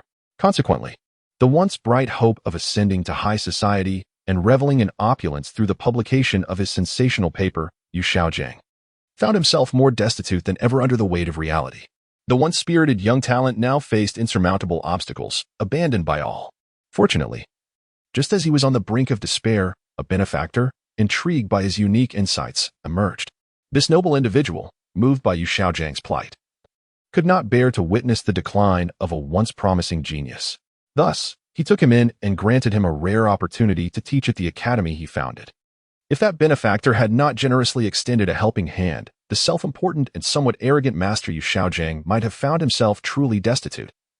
Enduring the harsh realities of life on the streets, beset by the elements and suffering from hunger and cold, an utterly tragic existence. Nevertheless, even in the face of such adversity, he steadfastly clung to the belief deep within his heart, never wavering nor conceding defeat. Day after day, he tirelessly pursued his aspirations, filled with an intense desire to demonstrate his unique value through tangible actions, striving to compel those who had once mocked and doubted him to reevaluate his existence with newfound respect. As the saying goes, a blind cat may stumble upon a dead mouse. In this seemingly fortuitous encounter, the master humorously dubbed noble object fortuitously crossed paths with Tang San, an exceptionally innocent youth. With merely a few simple words and a touch of persuasion, he found himself enveloped in profound reverence for the master, treating him as a deity. Simultaneously, the exceptional theories that Yu Xiaojing had painstakingly developed over the years finally found a vast expanse in which to unleash their brilliance and demonstrate their inherent worth in practice. At this moment, under the guidance of his mentor, Gao Qi eagerly made his way towards the area designated for receiving bedding and student uniforms. Meanwhile, Zhao Kongqing lurked like a cheetah concealed in the shadows, seizing this rare opportunity to meticulously observe Tang San from the darkness. It is essential to note that all the remarkable achievements Zhao Kongqing had attained were intrinsically linked to the gifts bestowed by Tang San. Although Tang San felt an inexplicable sensation of being secretly watched, the vast disparity in spiritual strength between him and Zhao Kongqing rendered him incapable of perceiving the latter's hidden presence. It was as if Zhao Kongqing were a specter lurking in the dark, silently scrutinizing Tang San's every move, oblivious to the latter's awareness. What transpired next unfolded as widely known. Tang San found himself compelled to engage in a contest for the position of the 7th dormitory leader against Wang Xing. As the battle commenced, the two immediately plunged into an intense melee. Wang Xing unleashed relentless assaults upon Tang San, who struggled valiantly to withstand the onslaught. However, the ultimate outcome was painfully evident. Wang Xing, with his formidable strength, forcefully hurled Tang San to the ground, rendering him incapacitated. The roots of this turmoil can be traced back to that pivotal moment when Zhao Kongqing, like a merciless marauder, stealthily deprived Tang San of his once proud innate full soul power and one of his unique twin martial souls, the Haotian hammer, at the instant of his martial soul awakening. From that point onward, Tang San's physical prowess plummeted, as if struck by a heavy blow, and he could no longer regain his former peak condition. The once effortlessly wielded mystical techniques recorded in the Xian Tian Bao Lu from his previous life, such as the exquisitely profound Xian Yu hand, the agile control crane and seize dragon, and the enigmatic ghostly shadow and mysterious tracks, had now lost nearly all of their might, scarcely retaining a fraction of their former glory. Furthermore, each time Tang San attempted to employ these techniques, he was met with severe physical exhaustion, as though his body had become feeble and incapable of bearing the burdens imposed by these arts. In the face of such circumstances, a sense of frustration and helplessness filled Tang San's heart, leading him to silently lament the capriciousness of fate. Meanwhile, Zhao Kongqing, quietly observing the fierce contest from a distance, appeared as though he might burst into laughter, almost emitting sounds akin to a pig's grunt. He could not help but feel an overwhelming sense of emotion, secretly reflecting on how Tang San, due to his previous acts of plunder, had fallen into such a miserable state. A feeling of indescribable delight surged within him, while Zhao Kongqing was still lost in the joy brought by Tang San's defeat. The entrance of the 7th dormitory became extraordinarily lively once more, as Gao Qi and Wang Xing engaged in a thrilling spar. It was truly a contest devoid of any suspense, culminating in a crushing defeat for Wang Xing. It is worth noting that Gao Qi possessed the strength of a soul master at the first ring. With merely a slight demonstration of the insignificant power of his first soul skill, he rendered Wang Xing utterly incapable of retaliation, leaving him to face the fate of failure helplessly. Following this, a fierce battle ensued between Xiao Wu and Gao Qi, each exchanging blows with unyielding resolve, creating a spectacle that was both exhilarating and nerve-wracking. However, despite the intensity, Xiao Wu ultimately triumphed over Gao Qi, thanks to her superior skills and keen combat intuition. The primary reason for Gao Qi's defeat lay in his disdain for engaging in combat with a girl. He believed it beneath his dignity, thus intentionally exposing vulnerabilities during the bout with Xiao Wu. In a mere hour, the position of the dormitory leader of the 7th dormitory changed hands twice, ultimately falling into Xiao Wu's grasp. At the moment she firmly settled into the role of dorm leader, a subtle stirring occurred within her heart. She found herself developing a peculiar sentiment towards Gao Qi, who had once been her equal in combat. This emotion was complex and delicate, like intertwined threads slowly unfurling within her heart. During dinner, Gao Qi's expression was filled with excitement and joy, radiant like that of a child. He eagerly shared with Zhao Kongqing the events of the day, his words flowing like a continuous stream, as if he wished to recount the brilliance of the entire day. Meanwhile, Zhao Kongqing, who had been quietly observing from a distance, resembled a steadfast statue, offering no commentary, but attentively listening to Gao Qi's vibrant narration, his eyes glimmering with contemplative insight. Once Gao Qi finally concluded his animated recounting, Zhao Kongqing slowly raised his head, his profound gaze fixed intently upon Gao Qi as he spoke softly. "Brother, could you do me a favor? Keep an eye on someone named Tang San. You need not know the reasons at this moment. When the time is right, I will surely reveal everything to you." Upon hearing this, Gao Qi was momentarily taken aback. But a glimmer of determination flickered in his eyes as he nodded vigorously, indicating his resolve to remember Zhao Kongqing's request. In Gao Qi's heart, there exists an almost blind trust in Zhao Kongqing. On a daily basis, Zhao Kongqing has shown him exceptional care.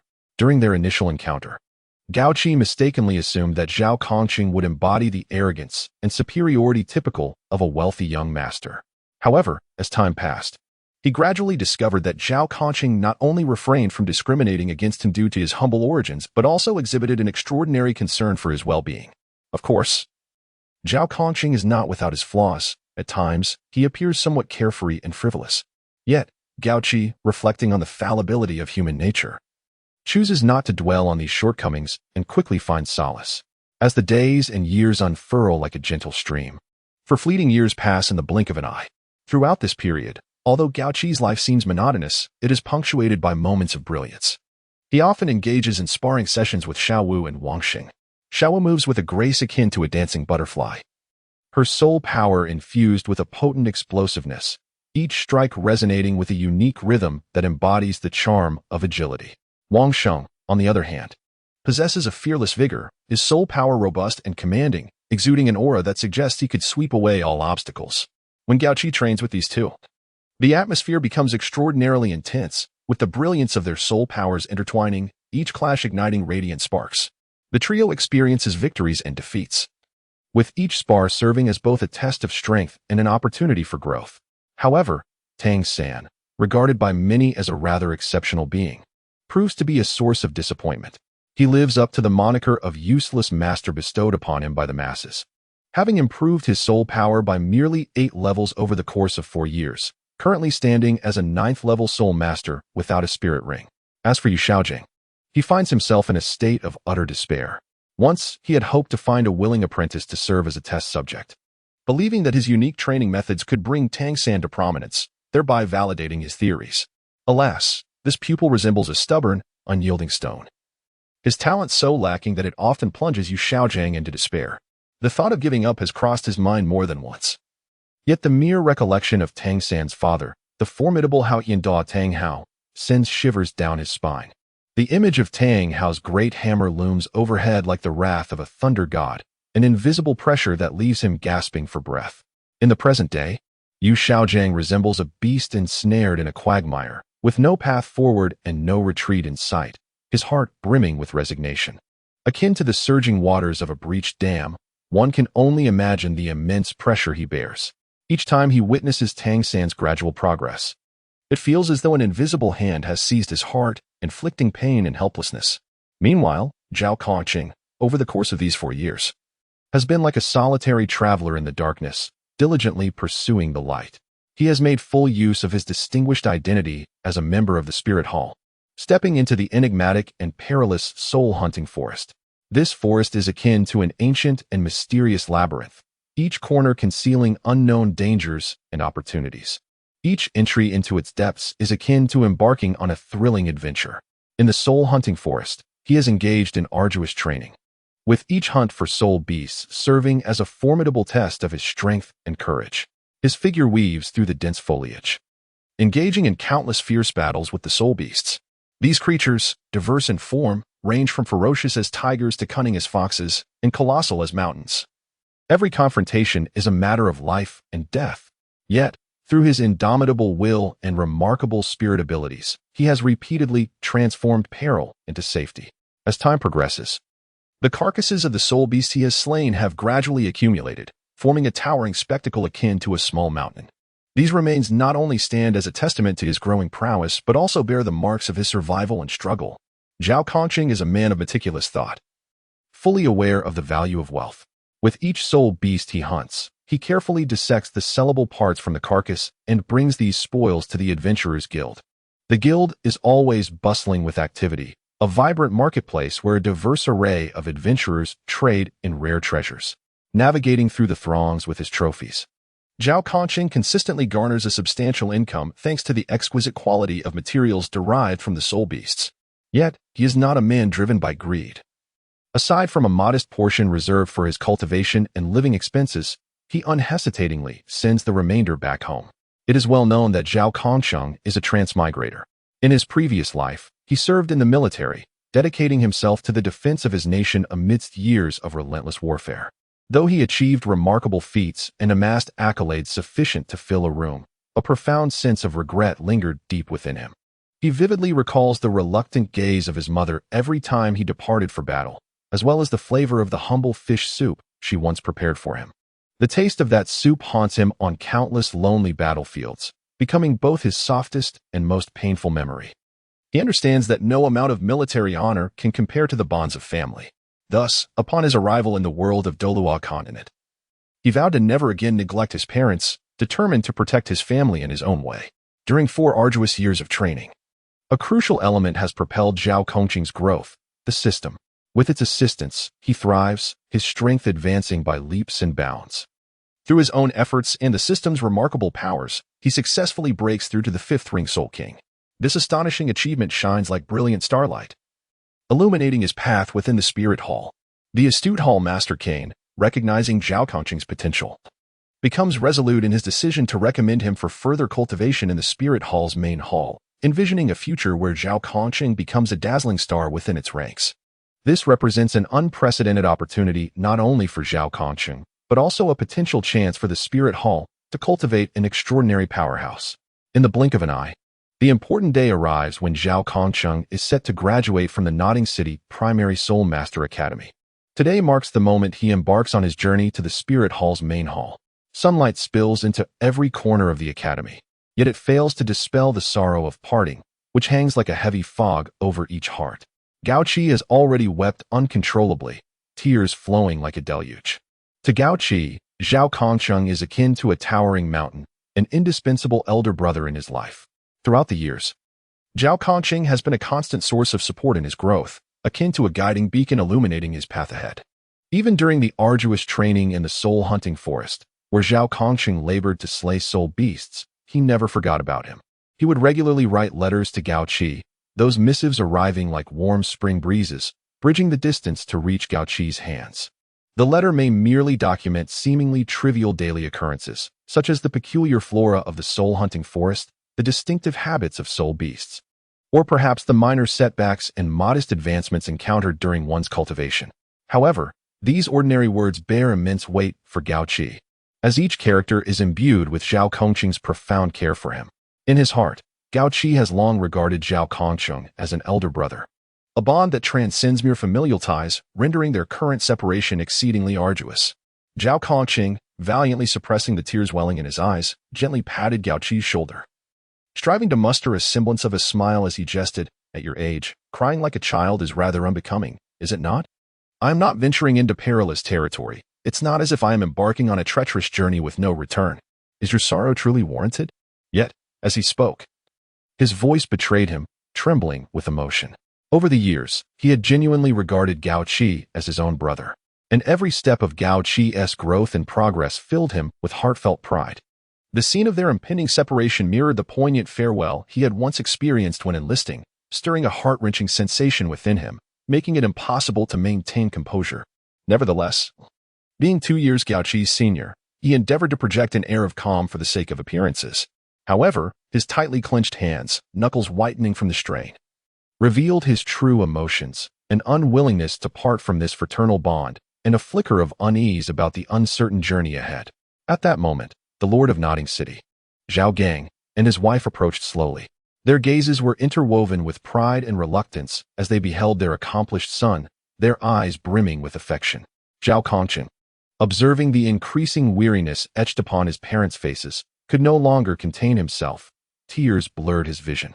He knelt before them with a resounding thud, bowing 3 times with deep reverence, each bow striking the ground as if to convey his profound gratitude.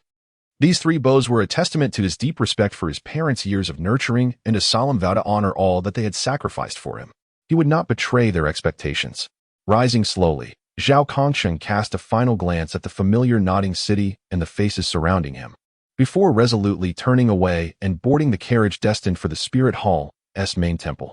The carriage began its slow ascent, stirring a cloud of dust as it carried Zhao Kongqing toward the realm of his dreams, elongating the bond and reluctance he felt for Nodding City. What extraordinary encounters awaited Zhao Kongqing on his journey to the Spirit Hall? And what were his third, fourth, and fifth spirit abilities? Stay tuned for the next chapter. Chapter 6. Departure to the Spirit Hall. Within the carriage, the wheels clattered rhythmically as it progressed through the jolting path. The Lord of the Kain Temple, casting a gentle gaze upon Zhao Kongqing, noted the slight furrow of his brow and the depth of his eyes, suggesting he was lost in profound contemplation, possibly overwhelmed by the impending separation from Gao Qi and his parents. The Lord of Kain placed a comforting hand on Zhao Kongqing's shoulder and reassured him. Your parents are wise and understanding individuals. They will fervently pray for your well-being. Moreover, Gao Qi possesses remarkable talent and boundless potential. Upon his graduation from the academy, I shall certainly recommend him to the main temple of the Spirit Hall. In due time, you two brothers shall reunite, so there is no need for excessive worry. Zhao Kongqing's lips curled into a faint smile as he replied, Indeed, I harbor some concerns for them. Yet, I also comprehend that this opportunity is rare and must be seized with utmost determination. I aspire to devote myself entirely to the path of a soul master, striving for greater heights, for only in this way can I live up to their earnest expectations of me. However, despite these words, his thoughts were far removed from the present moment. Just moments ago, he had immersed his consciousness in the enigmatic realm of the system space. It was revealed that once one's soul power surpassed the 30th level, a wondrous feature, the system marketplace, would be unlocked. As Zhao Kongqing's prowess increased, the wares available in the marketplace became increasingly sophisticated. Each item, shimmering with an arcane luminescence, seemed to possess an endless allure, casting a spell upon him. However, these coveted treasures were not easily obtained. They required a unique currency from the system for purchase, and the convoluted relationships of interest rates and calculations resembled an insurmountable tangle, causing Zhao Kongqing considerable distress. Whenever he attempted to unravel these complexities, memories of his previous life flooded back, recalling the days spent in night school, desperately catching up on cultural lessons. At that time, the sight of those densely packed arithmetic problems felt like a torrent of calamity crashing upon him, instilling fear and helplessness. His arithmetic skills were shockingly inadequate, limited to basic addition and subtraction within 10. Decimals appeared to him as extraterrestrial beings, utterly unfamiliar, and multiplication, division, or equations were realms he had never even encountered. As for calculus and linear algebra, they belonged to a distant world he had yet to discover. Fortunately, the marvelous system boasted a considerate feature. It could automatically verify the currency required for purchasing items. This functionality brought Zhao Kongqing a sense of relief. Without it, he could scarcely fathom how to navigate the intricate currency system of the marketplace. To amass the requisite currency for acquiring the alluring goods from the system marketplace, Zhao Kongqing exerted considerable effort. Before graduation, he resolutely approached Lord Cain with a request to venture into the soul-hunting forest for training. The soul-hunting forest is a place brimming with both opportunity and peril, serving as both paradise and hell for soul masters. Yet, Zhao Kongqing was acutely aware of its intrinsic value. Every part of the soul beasts was a treasure of immeasurable worth. Their supple yet resilient fur could be fashioned into exceptional defensive gear. Their razor-sharp claws were prime materials for weapon crafting. Their sturdy bones possessed immense value, whether for alchemical concoctions or the creation of specialized equipment, and the blood, infused with potent soul power, could be sold to those in need for substantial monetary gain. Each battle with a soul beast in the soul-hunting forest represented an opportunity for Zhao Kongqing to amass wealth, as he embarked towards this unknown territory, filled with anticipation for the future. In this vast and mysterious Douluo Continent, both Lord Cain and Zhao Kongqing, driven by their respective ambitions, set forth on the long journey to the Spirit Hall. The Spirit Hall, situated in the City of Spirit, resembles a resplendent jewel embedded in the heart of the continent, radiating boundless brilliance and drawing countless soul masters to its allure. However, reaching the Spirit City is no easy feat. They must first navigate their way to Soto City, a subordinate of the Balik Kingdom, and along the journey, they must transit through the Sword City before finally setting forth towards the awe-inspiring Spirit Hall. Soto City, a magnificent metropolis, is of a scale that defies imagination. To put it in relatable terms for the readers, while Notting City may be likened to a modest county seat, Soto City stands as a sprawling prefecture-level city. The disparity between the two is akin to the contrast between twinkling stars and the luminous moon. As they journeyed, The two companions rode in a somewhat weathered yet remarkably sturdy carriage, traversing the Ficino wasteland.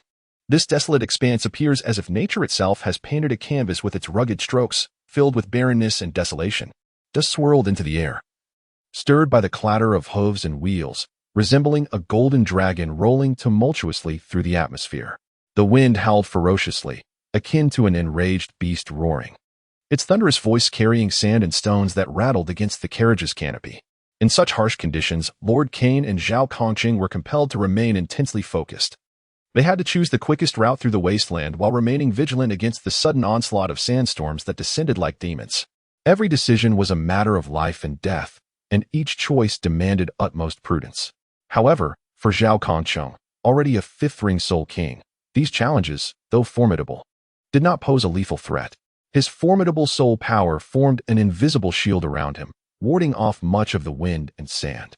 Conversely, Lord Kane found himself in a more challenging predicament. His strength paled in comparison to Zhao Kongqing's, and in the midst of the howling winds of the wasteland, he needed to concentrate on maintaining the stability of his soul power to withstand the onslaught of dust and sand. Observing this, Zhao Kongqing discreetly extended a portion of his soul power, reinforcing a protective barrier around Lord Kane to ensure he would not suffer significant harm. Together, they trudged through the wasteland, relying on one another to confront the relentless trials of nature. Through their relentless efforts, the carriage moved like a small boat navigating the turbulent sea of dust.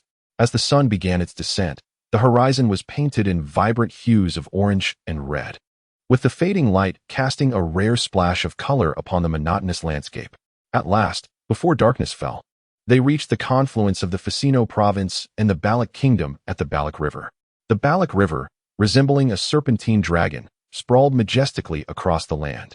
The waters surged relentlessly, producing a resounding roar as if recounting ancient tales.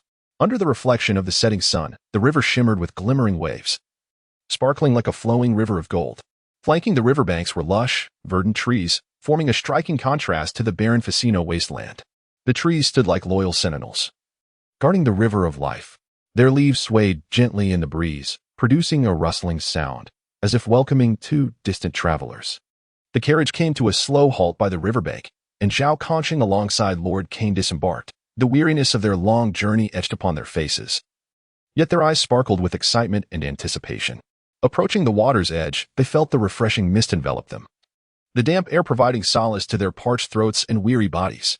Zhao Kongqing knelt down, cupping a handful of river water. It trickled through his fingers, cascading onto the riverbank and creating a flurry of tiny splashes.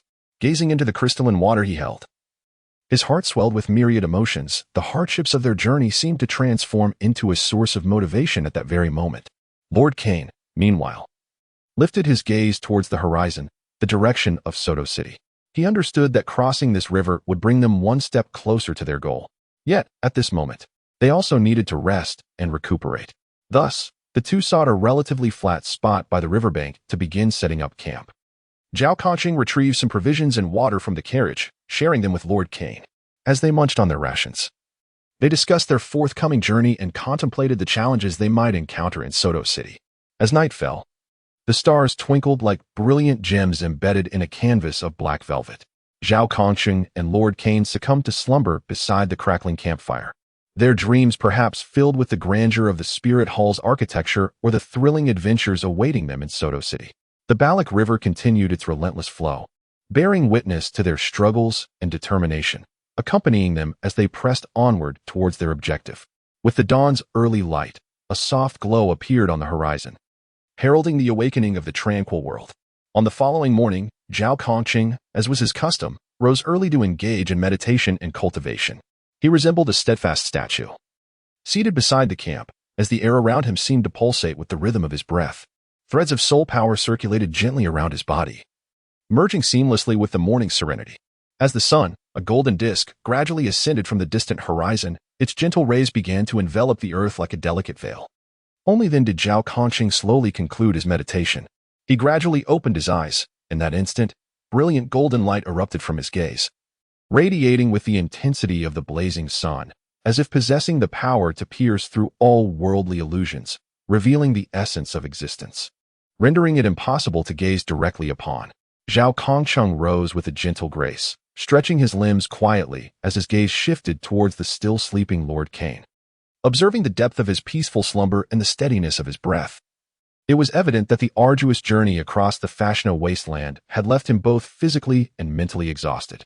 A faint smile graced Zhao Kongqing's lips.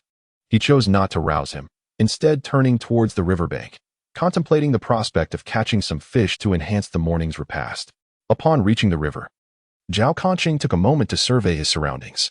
The water, crystal clear, sparkled under the sun's embrace, casting shimmering reflections that danced upon its surface. Fish darted playfully among the aquatic vegetation, blissfully unaware of the impending peril. A smirk played at the corners of his mouth as he rolled up the hems of his trousers, revealing sturdy calves brimming with strength, before slowly stepping into the river.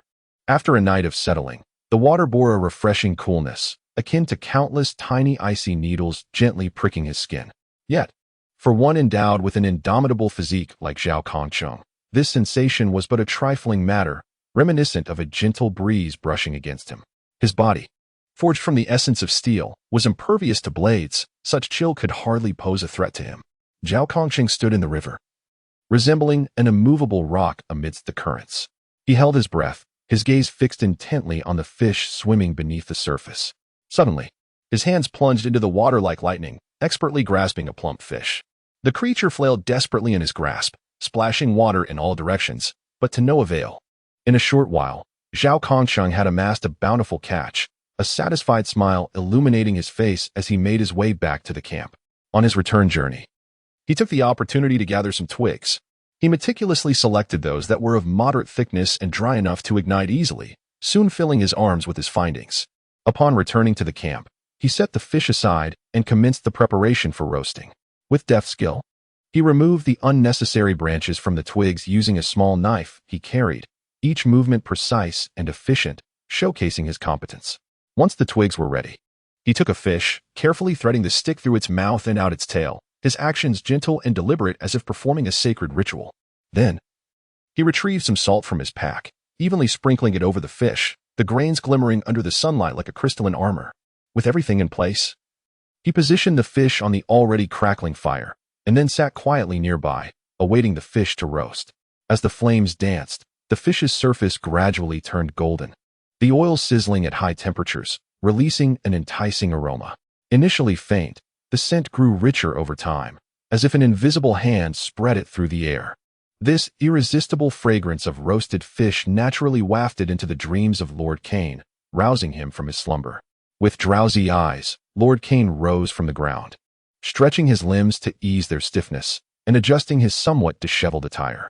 The aroma of the roasted fish seemed to possess an enchanting power, drawing him closer to Zhao Kongqing. Upon seeing the fish sizzling over the fire, a glimmer of surprise flickered in his eyes. He pointed at the fish, exclaiming, "How delightful!" Realizing he had perhaps shown too much enthusiasm, he paused, redirected his gaze to Zhao Kongqing, and with approval evident in his eyes, remarked, "You have done well. I presume you have already practiced this morning." With that, he spoke no more, eagerly rushing towards the mouth-watering roasted fish. Zhao Kongqing, seated nearby, simply smiled, his eyes reflecting warmth. In the midst of this arduous journey, such simple joys felt particularly precious. The two shared no further words, savoring their delightful breakfast of roasted fish. The skin was crisp and delectable, while the flesh inside was tender and juicy, each bite filled with satisfaction. They ate, relishing the tranquility and comfort of the moment, as if all their fatigue and hardships had dissipated in that instant. After finishing their meal, both men patted their bellies contentedly, took a brief respite, and then resumed their journey. They climbed onto their cart, the sound of hooves ringing out as they continued their travel eastward. The carriage galloped along the road, stirring up a cloud of dust, as the picturesque scenery unfolded rapidly before their eyes and receded behind them. Soon, the carriage arrived at the post station, bustling with activity, where vehicles and pedestrians intermingled in a lively spectacle. Zhao Kongqing and Lord Cain disembarked, scanning their surroundings. Here, they would alter their mode of travel, opting for a boat to journey towards Soto City via the waterways. An expectant gleam sparkled in Zhao Kongqing's eyes as he contemplated this new adventure. Once aboard the vessel, he eagerly made his way to the bow, resting his hands on the railing and gazing fervently at the ever-changing landscapes on either side of the riverbank, his heart brimming with exhilaration. On both banks, willow trees swayed gracefully, their slender branches cascading down to kiss the water's surface, dancing gently in rhythm with the ripples, reminiscent of a maiden in green attire performing a delicate ballet. The crystal-clear river sparkled under the sun's embrace, reflecting the azure sky and the bank scenery, resembling a vibrant oil painting. Occasionally, fish leaped from the water, splashing droplets that shattered the surface's tranquility, adding a touch of vivacity to this scenic tableau.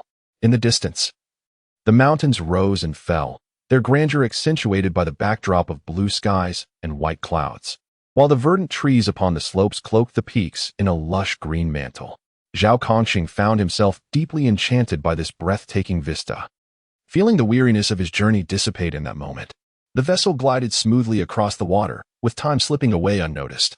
When the sun reached its zenith, its scorching rays poured down upon the earth, heralding the hottest part of the day. The intense sunlight baked everything, making even the air feel as if it had turned scalding. At that moment, after their long and arduous journey, Zhao Kongxing and Lord Cain stood before the majestic gates of Soto City. The gates loomed tall and imposing, akin to a giant standing sentinel over the bustling city. Constructed from massive stone blocks, their surfaces bore the weathered marks of time, enhancing the sense of historical gravitas. At the entrance, guards stood in orderly formation, diligently inspecting the vehicles and pedestrians passing through. Clad in gleaming armor that reflected the sunlight with dazzling brilliance, they seemed to embody the authority of Soto City. Armed with iron spears, their vigilant eyes scanned the surroundings, ready to respond to any hint of suspicious activity.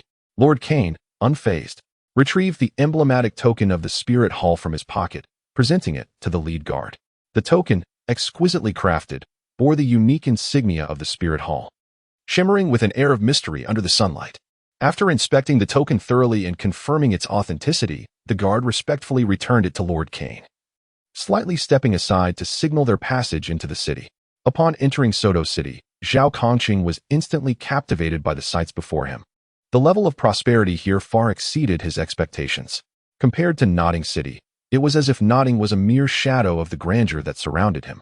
The streets were spacious and immaculate, paved with smooth stone slabs, polished to perfection by the passage of time.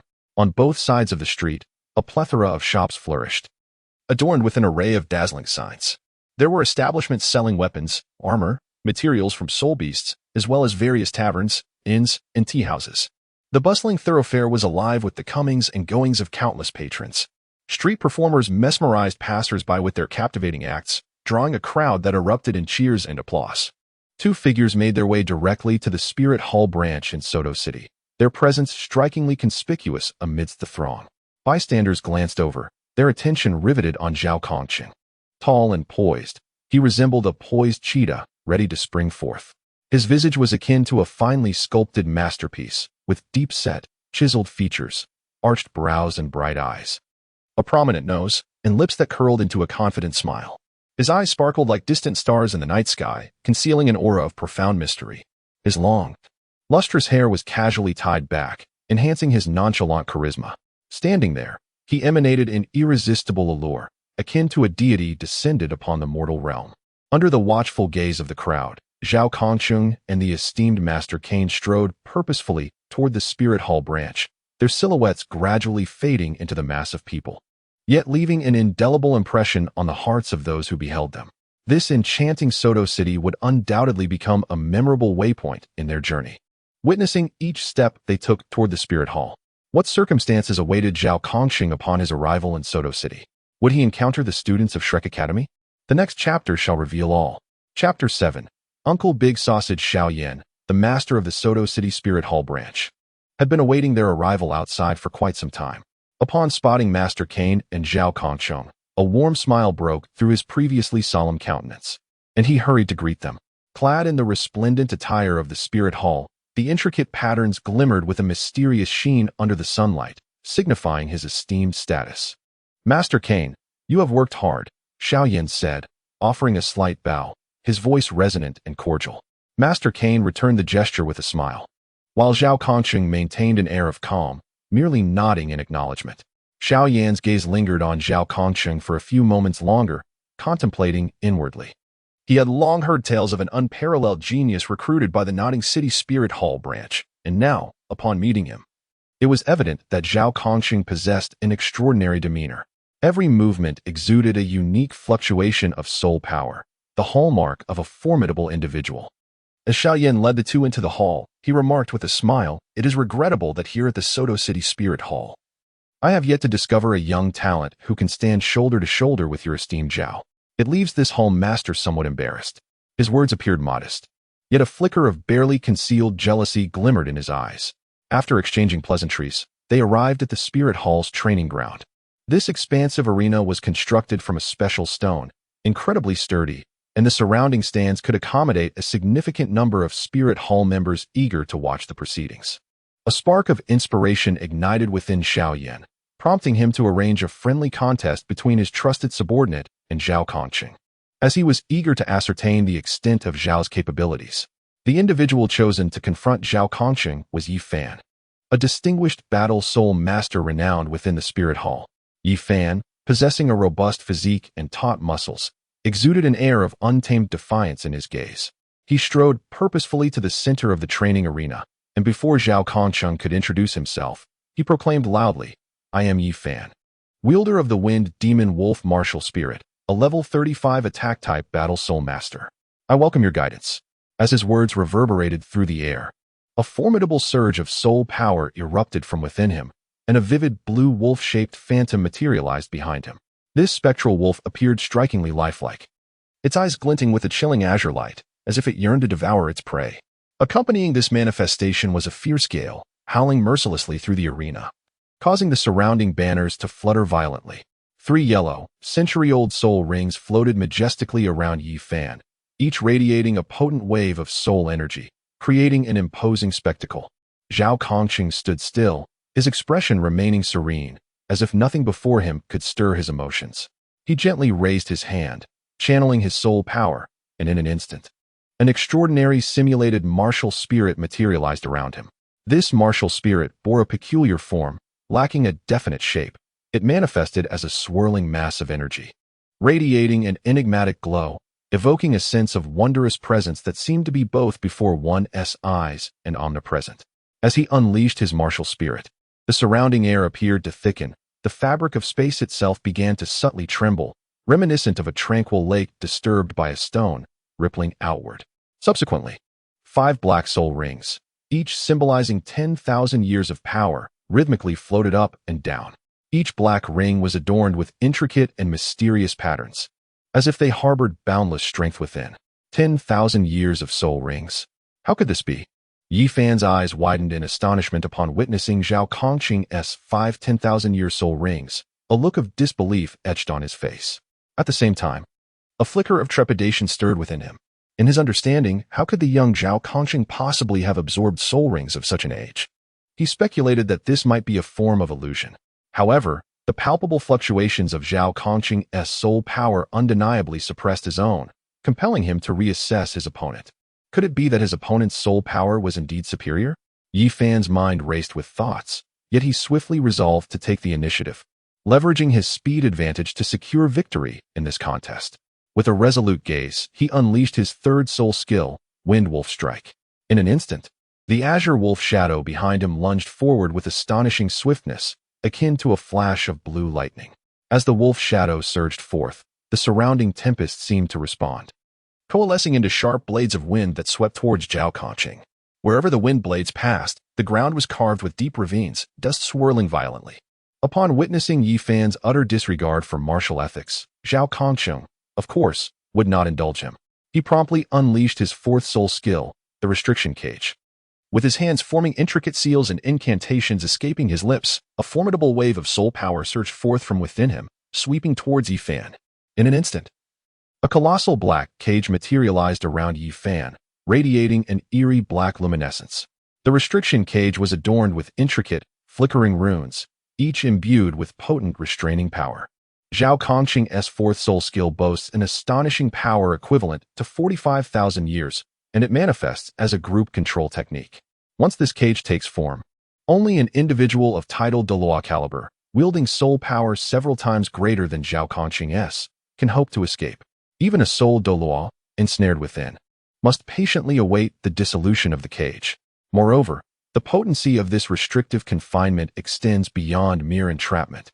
Any soul bound within is rendered incapable of utilizing their martial spirit. Thus, once ensnared, no matter how illustrious one's previous standing, they are reduced to mere mortals confined within the cage. Upon witnessing the emergence of the ebony prison, Yi Fan was struck with profound astonishment. He endeavored to alter his trajectory to evade it, yet the speed at which the cage formed left him no time to react. In the blink of an eye, he found himself enveloped within its confines. The azure wolf shadow was repelled upon contact with the cage, and the tempest dissipated without a trace. Yi Fan felt as though an invisible force suppressed his soul power, and his martial spirit bore a sensation of confinement.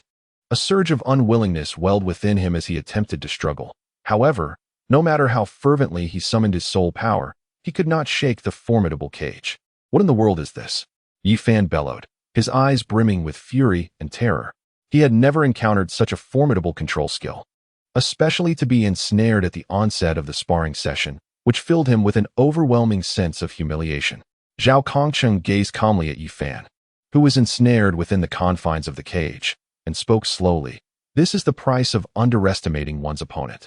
In battle, there is no such thing as courtesy before conflict. His voice, though soft, resonated clearly in the ears of everyone present. At that moment, the members of the spirit hall and the stands erupted in fervent discussions, marveling at Zhao Kongcheng's formidable prowess while lamenting Yi Fan's predicament. Some were in awe of Zhao Kongcheng's 10,000-year soul rings, while others felt pity for Yi Fan, a promising battle soul master within the spirit hall. Xiaoyan, seated in the stands, furrowed his brow slightly, taken aback by Zhao Kongcheng's overwhelming strength. The potency of his fourth soul skill was astonishing, leading him to wonder how much more terrifying his other abilities might be. A sense of envy towards Cain stirred within him, though he maintained a facade of composure. Meanwhile, in the arena, Yi Fan continued to struggle, beads of sweat gradually forming on his forehead, his eyes betraying a glimmer of despair. He understood that if he couldn't swiftly escape this cage, he would suffer a most humiliating defeat in this spar. He began to recall all the methods he knew to break such restraints, but before the might of the powerful cage, those techniques seemed utterly futile. Zhao Kongcheng observed Yi Fan's futile struggles without hastening to strike.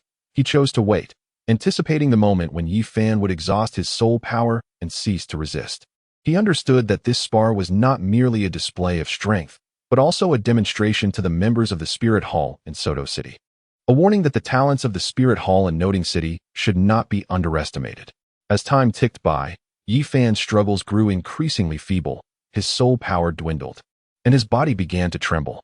He recognized that he had fallen into a dire predicament, facing an unequivocal defeat in this encounter. Just as he prepared to surrender, a peculiar radiance surged forth from within him, seemingly imbued with a mysterious power that resisted the force of the cage. However, despite Yi Fan's utmost efforts, the cage remained overwhelmingly powerful. After a fierce struggle, his strength was nearly depleted, and the cage solidified its grip. Yi Fan collapsed to the ground, utterly drained. His eyes filled with a profound sense of reluctance and despair. As Zhao Kongcheng observed that Yi Fan ceased his struggles, he gradually dissipated his soul power, causing the confinement to vanish. Approaching Yi Fan, who appeared utterly exhausted, he remarked, "You possess great strength, yet in battle, one must not rely solely on impulse. I hope this sparring session proves enlightening for you." With that, he turned and walked towards the esteemed Lord Cain, leaving Yi Fan alone in the training grounds to endure the lessons of his defeat. This encounter profoundly reshaped the perceptions of the Wu Soul Hall members from Soto City regarding Zhao Kongcheng. They recognized that this unparalleled genius from the Wu Soul Hall of Noting City was destined to become a brilliant new star within their ranks. Furthermore, through this exchange, Zhao Kongcheng showcased his prowess, solidifying his position in the Wu Soul Hall. After concluding the sparring, Zhao Kongcheng respectfully paid his respects to Lord Cain and Lord Xiaoyan. Upon receiving their nods of acknowledgement, he exited the Soto City Wu Soul Hall by himself. The moment he stepped beyond the hall's threshold, a vibrant scene surged towards him like a tidal wave. The streets were bustling with a multitude of people, young and old, weaving through the crowd. Shops lining the street displayed an array of delightful merchandise, their colorful signs gleaming under the sun's radiant glow. At a stall selling accessories, exquisite bracelets and hairpins sparkled enticingly. Capturing the attention of young maidens, nearby, wooden puppets and vibrant balls brought forth laughter from the children. The calls of vendors rose and fell in a harmonious cacophony. weaving together a unique symphony of the marketplace. Zhao Kongqing observed the throngs of people traversing the street, his eyes brimming with wonder. At that moment, he felt akin to Lu Laolao stepping into the Grandview Garden. Everything around him was both familiar and foreign. The essence of human existence was recognizable.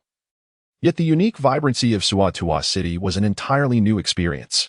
Though bustling and jubilant, the atmosphere was impeccably organized, devoid of any chaos, imparting a sense of delight. Each individual reveled in the beauty of their mundane routines, and this ambience gradually eased the tension within Zhao Kongqing. However, at that instant, his stomach audibly protested, the rumbling echoing within him as if to voice its discontent with his neglect. It dawned on him that he had hurriedly consumed only a meager portion of dry rations that morning amidst his travels.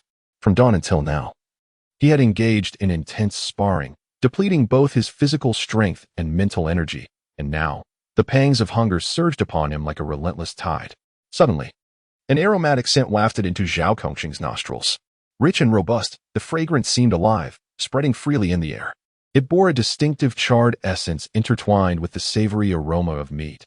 The charred scent reminiscent of trees in an ancient forest, sun-baked and burning, while the meat aroma evoked the enticing fragrance of the finest game sizzling over an open flame in the mountains. These two scents melded seamlessly, as if an invisible hand had firmly grasped his sense of smell, akin to a masterful hunter ensnaring his prey with a resilient rope, rendering escape impossible. In a fleeting moment, Zhao Kongqing felt as though he had been transported to paradise. The world around him gradually blurred under the onslaught of exquisite aromas. His very soul appeared to be drawn by this intoxicating scent, seemingly detached from his corporeal form, drifting within a fantastical realm infused with the essence of culinary delights. Every pore seemed to greedily inhale this enchanting fragrance, while each cell within his being rejoiced, urging him toward the source of the aroma. He steadied himself, striving to extricate himself from the allure of the fragrance, akin to a drowning man exerting every ounce of strength to break the surface. His gaze gradually focused on a nearby sausage stand. The stand was modest, merely a simple wooden cart, its timber aged and marked by the passage of time, with grain patterns resembling the wrinkles on an elderly face, deep and weathered. Atop the cart rested a grill, its iron wires glowing a dark crimson under the flickering embers.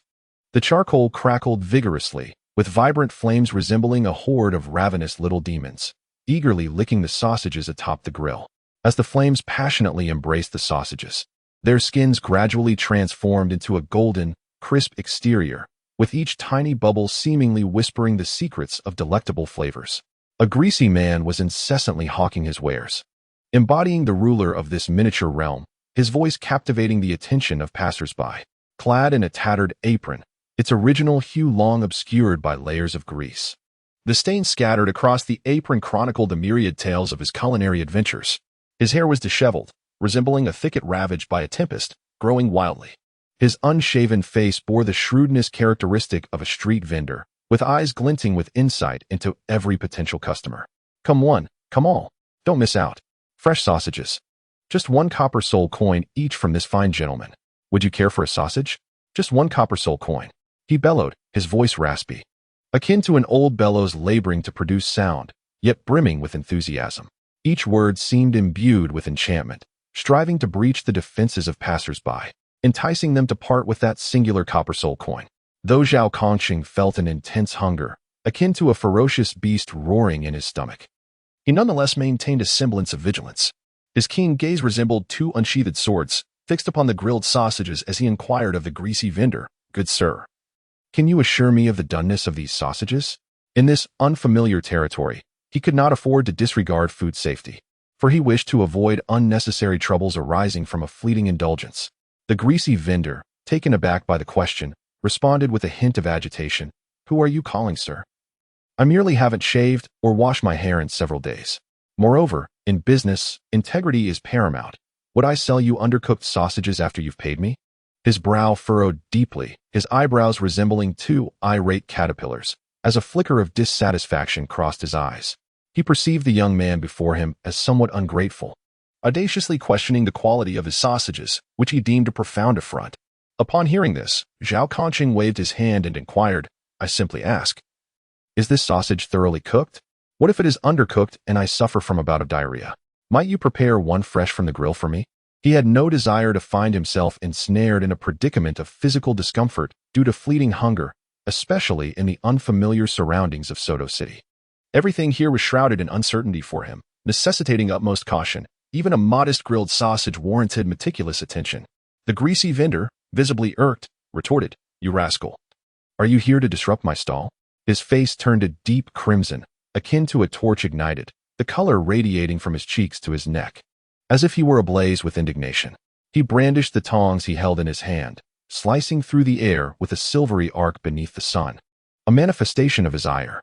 "I have been peddling my wares for quite some time, and never have I encountered anyone who dared to question the quality of my sausages." His voice rose, imbued with an undeniable authority. Curious onlookers, drawn by the commotion, gathered around, akin to sharks sensing blood in the water. They observed the sudden altercation with keen interest, their eyes sparkling with excitement. Whispers of speculation about the unfolding drama circulated among the crowd, while others engaged in hushed discussions regarding the merits and faults of Zhao Kongsheng and the vendor. Intermittent laughter and murmurs punctuated the atmosphere, adding to the lively scene. Zhao Kongsheng remained unmoved, resembling a mountain steadfast against a raging storm. He regarded the irate uncle and calmly remarked, "Uncle, I harbor no ill intent. I merely exercise caution while venturing outside. If your sausage is indeed as you claim, I shall willingly pay and offer my apologies." His voice was steady and resonant, each word striking the air like a heavy stone. His gaze exuded sincerity, a yearning for fair trade coupled with a steadfast commitment to his own safety. Upon hearing his words, the uncle's anger slightly abated, yet he retorted with lingering irritation, "Humph, you look well dressed, yet are so suspicious. Very well. I shall roast you another one today, allowing you to witness my craftsmanship." With that, his hands swiftly formed intricate seals, moving like agile serpents, weaving complex patterns in the air.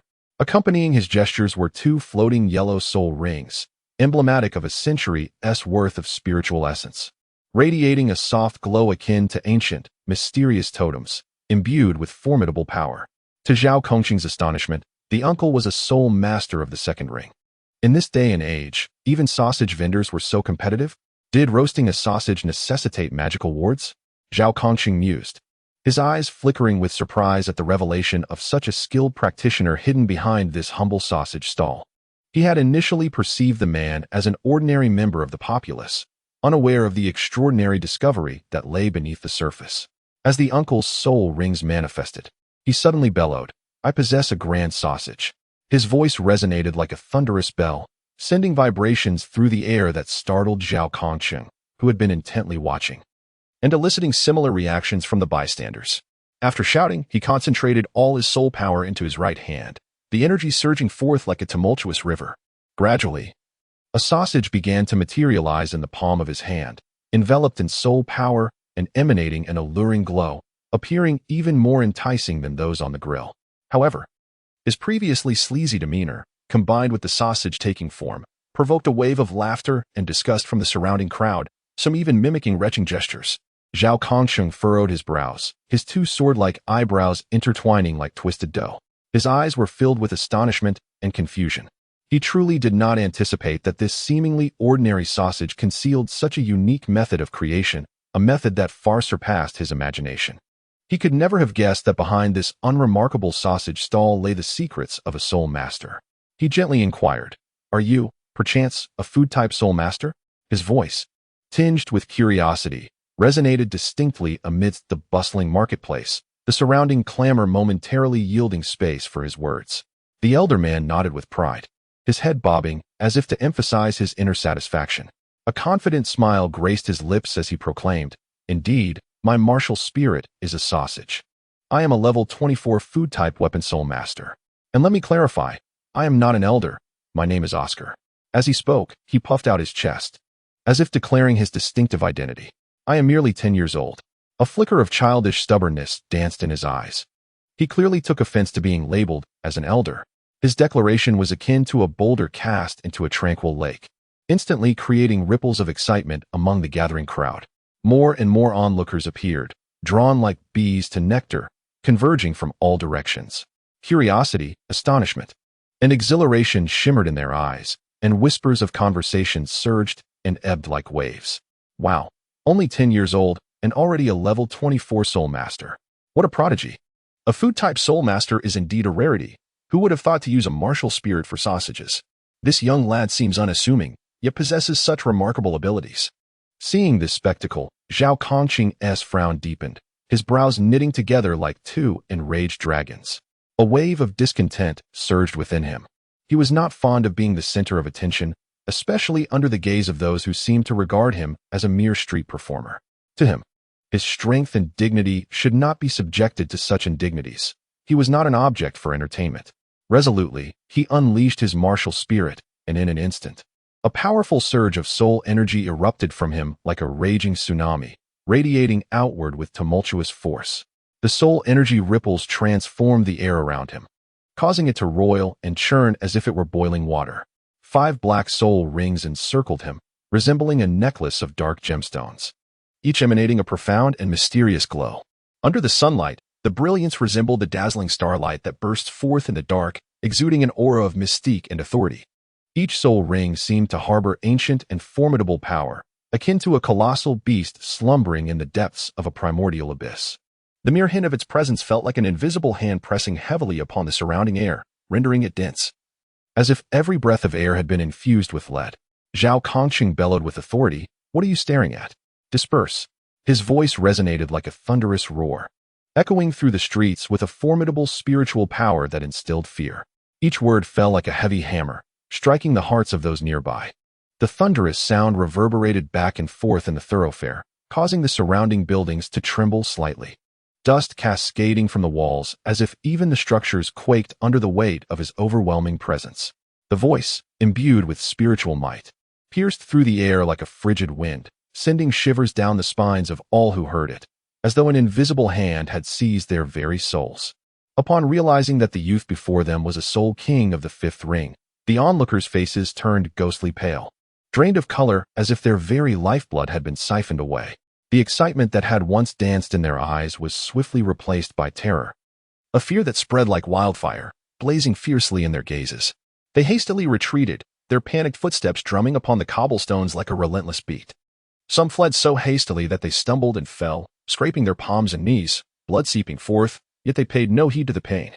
Their sole focus on escaping the wrath of the Soul King, as if pursued by a vengeful specter. In this world, no one dared to provoke a powerful being, especially one of the caliber of a Soul King. To the ordinary folk, a Soul King was akin to a deity, wielding the power of life and death.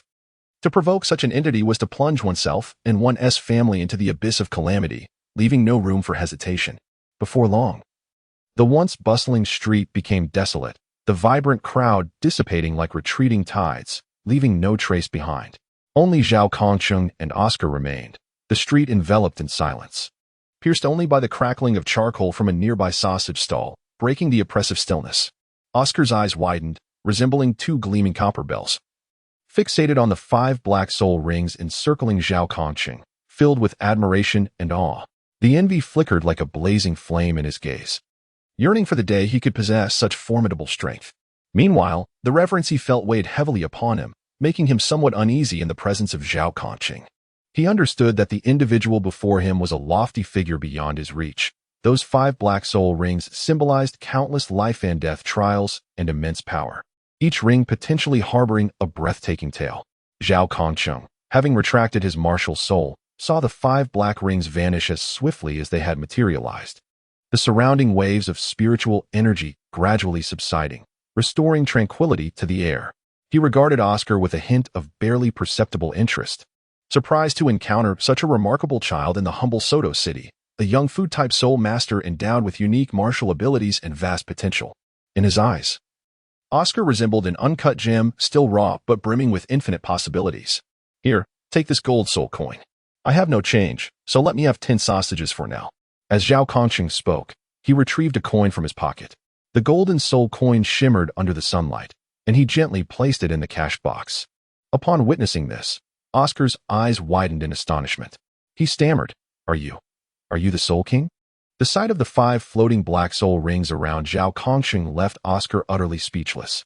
His voice trembled like leaves in the wind, and his heart raced with a mix of anxiety and exhilaration. The anxiety stemmed from confronting such a formidable Soul King, while the exhilaration arose from having never been so close to such a powerful figure. "Hey, are you sure you want to purchase my roasted sausage?" Oscar inquired cautiously, disbelief flickering in his gaze, for he believed that a sole king of Zhao Kongqing's stature would surely look down upon something as humble as his sausage. Zhao Kongqing offered him an affirmative response, a gentle smile gracing his lips as he endeavored to alleviate Oscar's palpable anxiety. "Of course, your sausages appear quite delectable, and I find myself rather hungry. Fear not, I shall not consume you," he reassured, his tone warm and amiable. A stark contrast to the authoritative command he had issued to disperse the crowd moments before. Aware that his status might impose undue pressure on the young boy, he strove to adopt a more relaxed demeanor. Gazing at Oscar, his eyes shimmered with encouragement, as if to convey that he was merely an ordinary patron, rather than the formidable Soul King that inspired trepidation. What actions will Zhao Kongqing undertake next? Will he extend an invitation to Oscar to join the Spirit Hall? And what choices shall Oscar ultimately make? Stay tuned for the next chapter to uncover the answers. Chapter 8 Update Notification Greetings, everyone. I am Qianmin Mo, the creator of the work Douluo Invincible Simulator. At this moment, I find myself as a university student diligently pursuing my studies. I am immensely grateful that you take the time from your busy lives to read my novel. My admiration for the Douluo Continent series penned by the esteemed author Xin Xiao runs deep. This affection transcends mere words, extending to the captivating anime and vibrant comics that I cherish wholeheartedly. Whenever I immerse myself in these remarkable works, I cannot help but marvel at Xin Xiao's extraordinary intellect, as if he possesses a magical ability to construct such a grand and enchanting world of Douluo. I hold a profound respect for his creative endeavors, as he has blessed us with a series of unforgettable masterpieces through his talent and hard work. The decision to create Douluo Invincible Simulator was born from a small aspiration within my heart, a desire to present readers with a distinctive portrayal of the Douluo Continent. To be candid, I was initially hesitant to introduce the element of a system into my narrative. I observed that many novels and series revolving around reincarnation and traversal often rely on accidents or various systems to propel the plot. However, I also recognize that crafting a protagonist without such devices can prove quite challenging. I must emphasize that this perspective is solely my own, should any friends disagree. I implore you not to take offense. Let us simply enjoy the discourse. Nevertheless, it is precisely this challenge that has fueled my determination to create a unique work. I aspire for Douluo Invincible Simulator to shine with its own brilliance within the realm of Douluo. The protagonist of my work, Zhao Kongqing, bears a name that is not arbitrary. It is inspired by the captivating narrative Learning to Slay Gods in a Mental Hospital by Sanjiao Inyu. You may wonder what kind of author I am. To be frank, I am still a university student, and my life is exceptionally busy. Despite being a vocational college student, I navigate a myriad of courses and classrooms daily. Contrary to what high school teachers often claim about university life being easier, this is far from the truth. In university, one must hustle for credits and negotiate with professors to avoid failing. As a result, the timing of my updates may not be entirely consistent. However, I assure you that the minimum update frequency will be 1 to 2 chapters per day. What do you think? Is that a delightful surprise? I'm aware that many readers are eagerly anticipating new content, and I am diligently striving to balance my studies with my writing endeavors. What may surprise you is that the device I have consistently employed for my creative work is merely an iQOO 11S smartphone. It is far from the sophisticated equipment one might envision, lacking a professional keyboard and a high-definition display. This unassuming phone has accompanied me through countless nights and days of conceptualizing plots and typing out words. Each time I open the writing application on my phone, I feel as though I am stepping into a realm uniquely my own, where Zhao Kongqing and other characters await my pen to narrate their tales. Although the device may be ordinary, my passion for this work is anything but. I will exert my utmost effort to present an extraordinary narrative world, inviting everyone to immerse themselves in the legendary experiences of Zhao Kongqing. I sincerely hope for your continued support of me and my creations. Chapter 9. Arrival at the Sword Mountain Range. Zhao Kongqing received the tantalizingly fragrant sausage with an expression of sheer satisfaction, as if he had been bestowed with an extraordinary treasure. Without a hint of hesitation, he opened his mouth wide and took a hearty bite. The moment the sausage touched his palate, he began to devour it voraciously, chewing with abandon while incoherently mumbling, amu zhan ji dai hao xiai luo. He resembled a famished man who had not eaten in ages, suddenly confronted with a banquet of delectable dishes, his eyes sparkling with uncontainable joy and greed. To him, this sausage was the epitome of culinary delight, its sizzling, oily exterior and rich aroma completely enveloping him in ecstasy. His cheeks bulged like two small balloons, rising and falling rhythmically with each chew, and his voracious appetite was nothing short of exuberant, as if he intended to consume every morsel of flavor until fully satiated. Oscar stood nearby, quietly observing Zhao Kongqing's enthusiastic feast, feeling both amused and somewhat gratified. After all, it was Zhao Kongqing's arrival that breathed a semblance of life into this humble establishment, ensuring that the day's business would not be dismally bleak. Witnessing his unbridled enjoyment of the food caused a smile to involuntarily grace Oscar's lips, as if this joy had transcended to him as well. Of course, Oscar was not idle. He diligently continued to prepare sausages. It must be said, his speed in crafting these culinary delights was astonishing. Just as Zhao Kongqing was about to finish the last bite of his sausage, Oscar would deftly present him with a freshly grilled one. The sausages sizzled on the grill, as if they too were celebrating this rare and lively scene. Zhao Kongqing indulged in one sausage after another, eagerly reaching for the next as soon as he finished each one, his lips continuously murmuring the delectable taste of the grilled delicacies. Deep within, Oscar was acutely aware that, on most days, it was exceedingly rare for anyone to part with their money to purchase the meticulously crafted sausages he offered. Thus, when this esteemed patron graced him with their presence and extended support for his business, the joy that surged within him was simply indescribable. This elation stemmed not merely from the completion of a transaction, but from the realization that, in this seemingly desolate world, there was finally someone who chose to believe in him and support his endeavor. However, despite his overwhelming joy, Oscar maintained a rare sense of rationality. He understood that human interactions required a delicate balance. Excessive inquiries could lead to unnecessary discomfort for the other party and potentially jeopardize the fragile relationship that had just begun to form. Therefore, in response to Zhao Kongqing's unexpected appearance and patronage, Oscar merely offered a subtle, appreciative smile, refraining from hastily probing into Zhao's circumstances. To him, every individual who entered his humble establishment carried their own stories and secrets, and all he needed to do was to focus on his responsibilities, presenting the finest sausages to his customers. As dusk descended like a piece of black satin cascading from the heavens, it enveloped the city of Soto. With the arrival of nightfall, the city seemed to be infused with new vitality, transforming into a more vibrant and bustling locale. The streets were ablaze with light, a kaleidoscope of colors illuminating every corner. Shop signs flickered to life along the roadside, their dazzling brilliance capturing the attention of passers-by. Laughter and lively music flowed from the taverns, the melodic sounds resonating like the heartbeat of the city at night, brimming with energy. The night market buzzed with throngs of people, an array of stalls presenting a cornucopia of delights, while the tantalizing aromas of food wafted through the air. Intertwining with the chorus of human chatter, Zhao Kongqing and Oscar strolled along the bustling street, the vibrant atmosphere seemingly infusing them with energy. Suddenly, Zhao paused, turned to Oscar, and with a spark of enthusiasm in his eyes suggested, "Oscar, your grilled sausages today were simply exquisite. To express my gratitude, I would like to treat you to dinner. What do you say?" Oscar was taken aback, glancing at Zhao with a flicker of hesitation, for they had only just met, and such an invitation felt rather unexpected. Yet, the sincerity reflected in Zhao's gaze rendered him unable to decline. After a moment's contemplation, Oscar readily accepted. The two arrived at an opulent restaurant, and upon entering, Oscar was utterly astonished by the sight before him.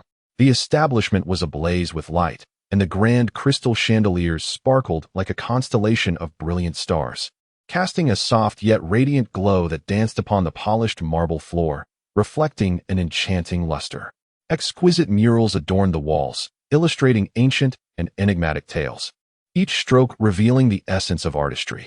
The dining table was elegantly set with immaculate white linens and delicate cutlery, the silver knives and forks gleaming alluringly under the illumination. The array of dishes before Oscar was overwhelming, each delicacy presented like a work of art. Succulent grilled steak, its surface perfectly crisp to a golden hue, revealed tender, enticing pink meat upon slicing, juices flowing forth with an intoxicating aroma. A vibrant salad of assorted fruits and vegetables, artfully cut into various shapes, resembled a vivid canvas.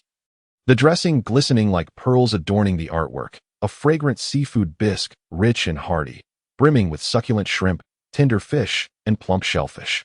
Each mouthful echoing the essence of the ocean. Oscar stood there, momentarily at a loss. His eyes widened in astonishment, a blend of surprise and anxiety etched across his face. His limbs feeling somewhat rigid as uncertainty washed over him. He had never encountered such lavishness. His life had always been marked by simplicity and modesty. This sudden feast felt as though he had stumbled into a dreamlike realm, evoking a mixture of exhilaration and trepidation. Zhao Kongqing naturally noticed Oscar's unease. He gently patted Oscar on the shoulder and said with a smile, "Oscar, do not be so reserved. Consider it as if you were at home. These delicacies are meant to be savored, so let us indulge in a splendid feast today." As Oscar gazed upon Zhao Kongqing's warm and genuine smile, his tension gradually dissipated. Taking a deep breath, he nodded and cautiously seated himself at the table, beginning to relish this sumptuous dinner, a first for him. During the meal, Zhao Kongqing and Oscar engaged in delightful conversation. Zhao Kongqing cheerfully inquired, "Your skill in grilling sausages is remarkable. Who did you learn from?" Oscar replied, "I figured it out myself. I aspire to create delicious food that everyone will enjoy." Hearing this, Zhao Kongqing couldn't help but give him a thumbs up. Their discussion flowed from the intricacies of sausage preparation to amusing anecdotes from the market, from the bustle of daily life to dreams of the future. Upon learning that Oscar was an orphan, a profound respect welled up within Zhao Kongqing. He regarded Oscar with admiration, appreciating how he faced such adversity without a hint of complaint or self-pity, instead relying on his own efforts and ingenuity to run his sausage stall and make a living. This spirit of self-reliance deeply moved Zhao Kongqing.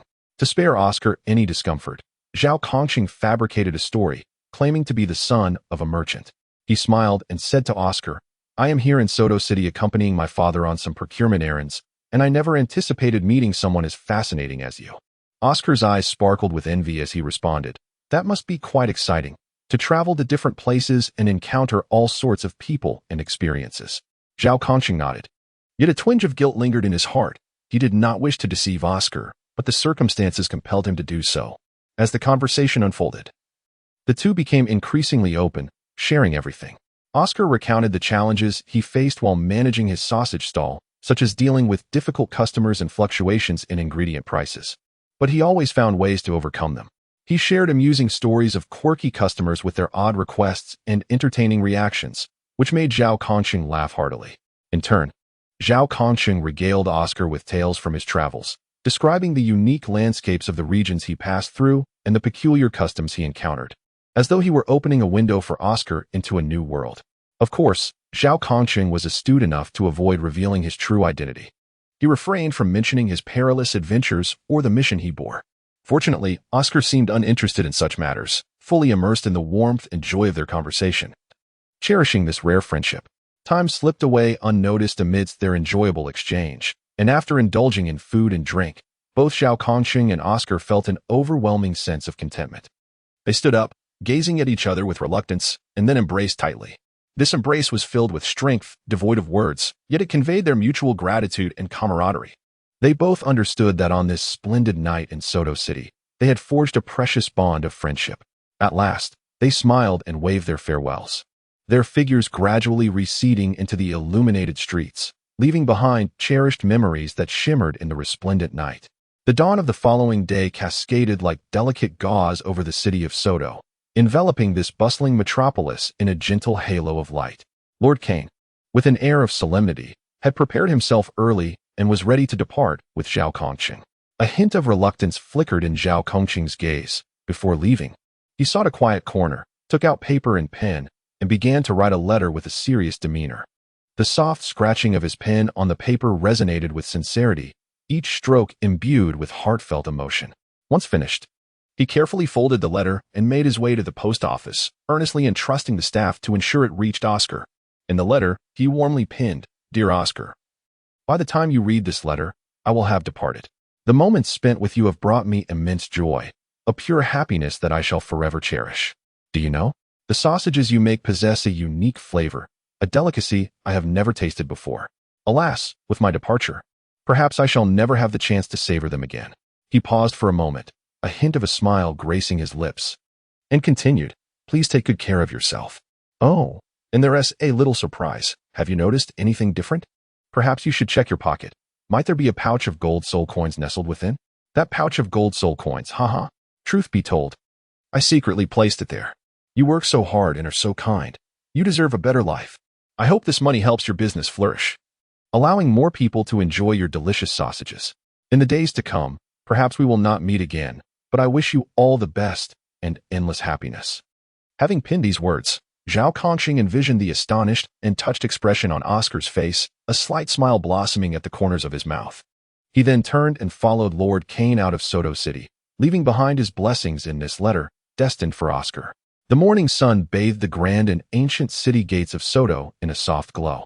Lord Cain stood tall, his step steady as he advanced toward the carriage awaiting them outside the gates. Zhao Kongqing followed closely, his eyes still lingering on the city he was reluctant to leave, occasionally glancing back at the familiar streets within. There, memories shared with Oscar lingered, the laughter and warmth echoing in the air. The two ascended into the carriage, which swayed slightly before setting off at the call of the driver. Zhao Kongqing lifted the curtain of the carriage window, his gaze fixed on the Soto City gate receding in the distance. That gate stood as a delineation, separating him from Oscar, who resided in an entirely different world. In his heart, he silently vowed that regardless of what the future held, he would forever remember the resilient Oscar, the boy who persevered alone amidst adversity. Crafting his own life with his bare hands, his image was indelibly etched in Zhao Kongqing's heart. The carriage sped along the official road, its wheels kicking up clouds of dust, in stark contrast to the barren expanse of Fastno they had previously traversed. The journey ahead primarily led them through the vast plains of Lima. The vast expanse of the plain stretches endlessly, appearing as a colossal emerald carpet that extends to the horizon. A gentle breeze caresses the grass, causing it to sway and form undulating green waves, the rustling sound reminiscent of a symphony orchestrated by nature itself. Occasionally, vibrant wildflowers emerge from the verdant foliage, adorned in hues of crimson, violet, and azure, gently swaying in the wind and exuding a subtle fragrance that breathes life and color into the otherwise monotonous green. The sky is sapphire blue, is dotted with fluffy white clouds that float like cotton candy, perpetually shifting their shapes, sometimes resembling galloping steeds, other times coiling dragons. The sun lavishly bathes the earth in its golden glow, enveloping the entire plain in a radiant brilliance. Here, one can occasionally witness herds of wild horses galloping across the landscape. Their lithe forms move with grace, manes flowing in the wind, while the dust kicked up by their hooves creates trails of golden mist in the sunlight. Their majestic charge embodies the spirit of the plain, wild and free, as if they reign as its sovereigns. Zhao Kongqing gazed out at the breathtaking scenery beyond the window, his heart a tapestry of conflicting emotions. On one hand, he was awed by the grandeur of nature, while on the other, he was anxious about the progress of their journey. It seemed that Lord Cain discerned his thoughts, as he remarked, "If fortune favors us, we shall reach the Jian mountain range before nightfall. Though the terrain is treacherous, it remains an indispensable route to the Hall of Martial Spirits." Zhao Kongqing nodded, acutely aware of the significance of this expedition and the necessity of unwavering diligence. As their carriage advanced, the sun ascended higher in the sky, and the temperature began to rise. The interior of the carriage grew stifling, beads of perspiration forming on Zhao Kongqing's forehead. Yet he uttered no complaints. Instead, he discreetly wiped away the sweat with his sleeve and continued to observe the landscape outside. Suddenly, a melodious sound of a shepherd's flute wafted through the air, its tones ethereal, as if carried from the heavens. Following the sound, Zhao Kongqing spotted a young shepherd leisurely playing his flute atop a nearby hillock, surrounded by a few small sheep grazing contentedly on the verdant grass, creating a scene of tranquility and peace. Time slipped away unnoticed as the wheels rolled onward. By midday, the carriage paused briefly in a quaint town. Zhao Kongqing and Lord Cain entered an inn, where they partook of a simple meal and replenished their provisions with some sustenance and water before resuming their journey. The afternoon plains grew increasingly sweltering, the air seemingly ablaze. The pace of the carriage slowed, as the driver worried about the horses succumbing to the heat. Zhao Kongqing felt a stir of impatience. He understood that failure to reach the Jian mountain range before nightfall could lead to unforeseen troubles, such as the threat of nocturnal beasts lurking upon the plains. As evening approached, the sun began its descent, painting the horizon in hues of orange and red. At last, the carriage neared the Jian mountain range, its undulating peaks appearing even more majestic and formidable under the twilight glow. The silhouette of the mountains was etched against the fading light, resembling the spine of the earth. The trees upon the slopes stood lush and verdant, imparting an aura of mystery and solemnity. The night descended like a dark curtain, enveloping the land, and they would have to rest for the evening at an inn situated near the Jian mountain range. This inn lay in a somewhat desolate area, surrounded by fields rendered indistinct by the encroaching darkness, with only the warm light emanating from the inn serving as a beacon in the night. Zhao Kongqing and Lord Kain dismounted from their carriage, their legs feeling somewhat heavy after the long journey, yet their gazes still radiated resilience. Upon entering the inn, a vibrant and warm atmosphere enveloped them. The sounds of travelers' laughter and the whinnying of horses intertwined, creating a unique symphony. Guided by the innkeeper, they arrived at the room prepared for them. After a brief tidying up, the two could hardly contain their eagerness to head toward the inn's bathhouse. Within the bathhouse, steam billowed, and the mist enveloped the entire space, making one feel as though they were adrift in a cloud. The walls of the bathhouse were constructed from large stones, bearing the mottled marks of time, which only added to its rustic charm. The ground was laid with smooth stone slabs, polished by the cleansing waters. Zhao Kongqing and Lord Kain swiftly shed their dust-laden garments and stepped into the warm water. The moment the water enveloped their bodies, an indescribable sense of comfort surged within them. The gentle flow caressed their weary forms, akin to tender hands soothing their taut muscles. Zhao Kongqing immersed himself completely, allowing only his head to surface. He closed his eyes, relishing the sensation of every pore opening, as the fatigue of the day seemed to dissipate with the rising steam. He cupped his hands to gather water, splashing it upon his face. The warm liquid glided over his cheeks, washing away not only the dust but also his weariness. Meanwhile, Lord Kain leaned against the edge of the bathhouse, tilting his head slightly back as he exhaled deeply. His long tense muscles gradually relaxed under the soothing warmth, and the faint scars left by battles and journeys no longer felt as sharp under the humid embrace of the steam. His gaze became somewhat dreamy, his thoughts drifting back to the day's journey, the gallop across the Limi plain, the landscapes that unfolded along the way, and the anticipation of their destination, all coalescing into a day that was both exhausting and fulfilling. In the bathhouse, they savored this rare moment of relaxation, free from the urgency of travel and the distractions of the outside world. Silently, they cleansed their bodies as if to wash away the hardships, fatigue, and dust accumulated along their path. The soap bubbles rose upon them, resembling blooming white flowers, or perhaps a unique hue amidst the tapestry of their ordinary lives. As they finally emerged from the bathhouse, they felt as though their bodies had been rejuvenated, their steps lighter, and their eyes sparkling anew, ready to embrace the challenges of the following day. Tomorrow, Zhao Kongqing would traverse the Jian mountain range. What perils awaited him? And would those dangers be accompanied by fortuitous encounters? Stay tuned for the next chapter. Chapter 10. Crossing the Jian mountain range. Part 1. Zhao Kongqing stood silently at the foot of the mountain, his gaze traversing the vast expanse of land before him, directed unwaveringly towards the undulating peaks of the Sword Mountain range. He understood well that once he successfully scaled the imposing mountain range before him, the renowned Sword City would emerge into view. The Sword Mountain range resembled a colossal dragon lying across the earth, winding and coiling, seemingly without end.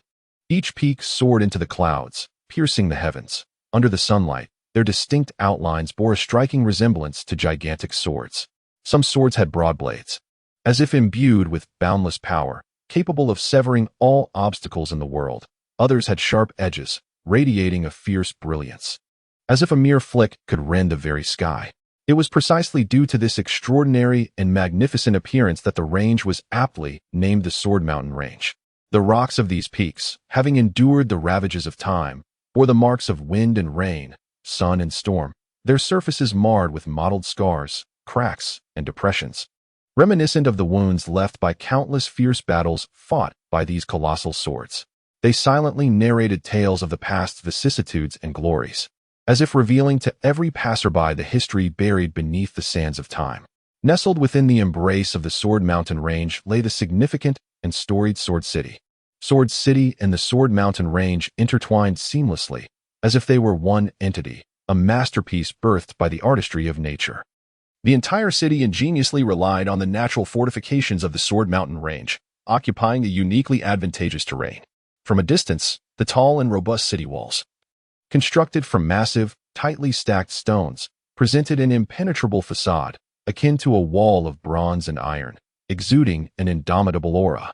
Along the walls, watchtowers stood at regular intervals, where vigilant sentinels maintained a constant watch, their sharp gazes akin to those of eagles, scrutinizing the movements in the distance, leaving no rustle unnoticed.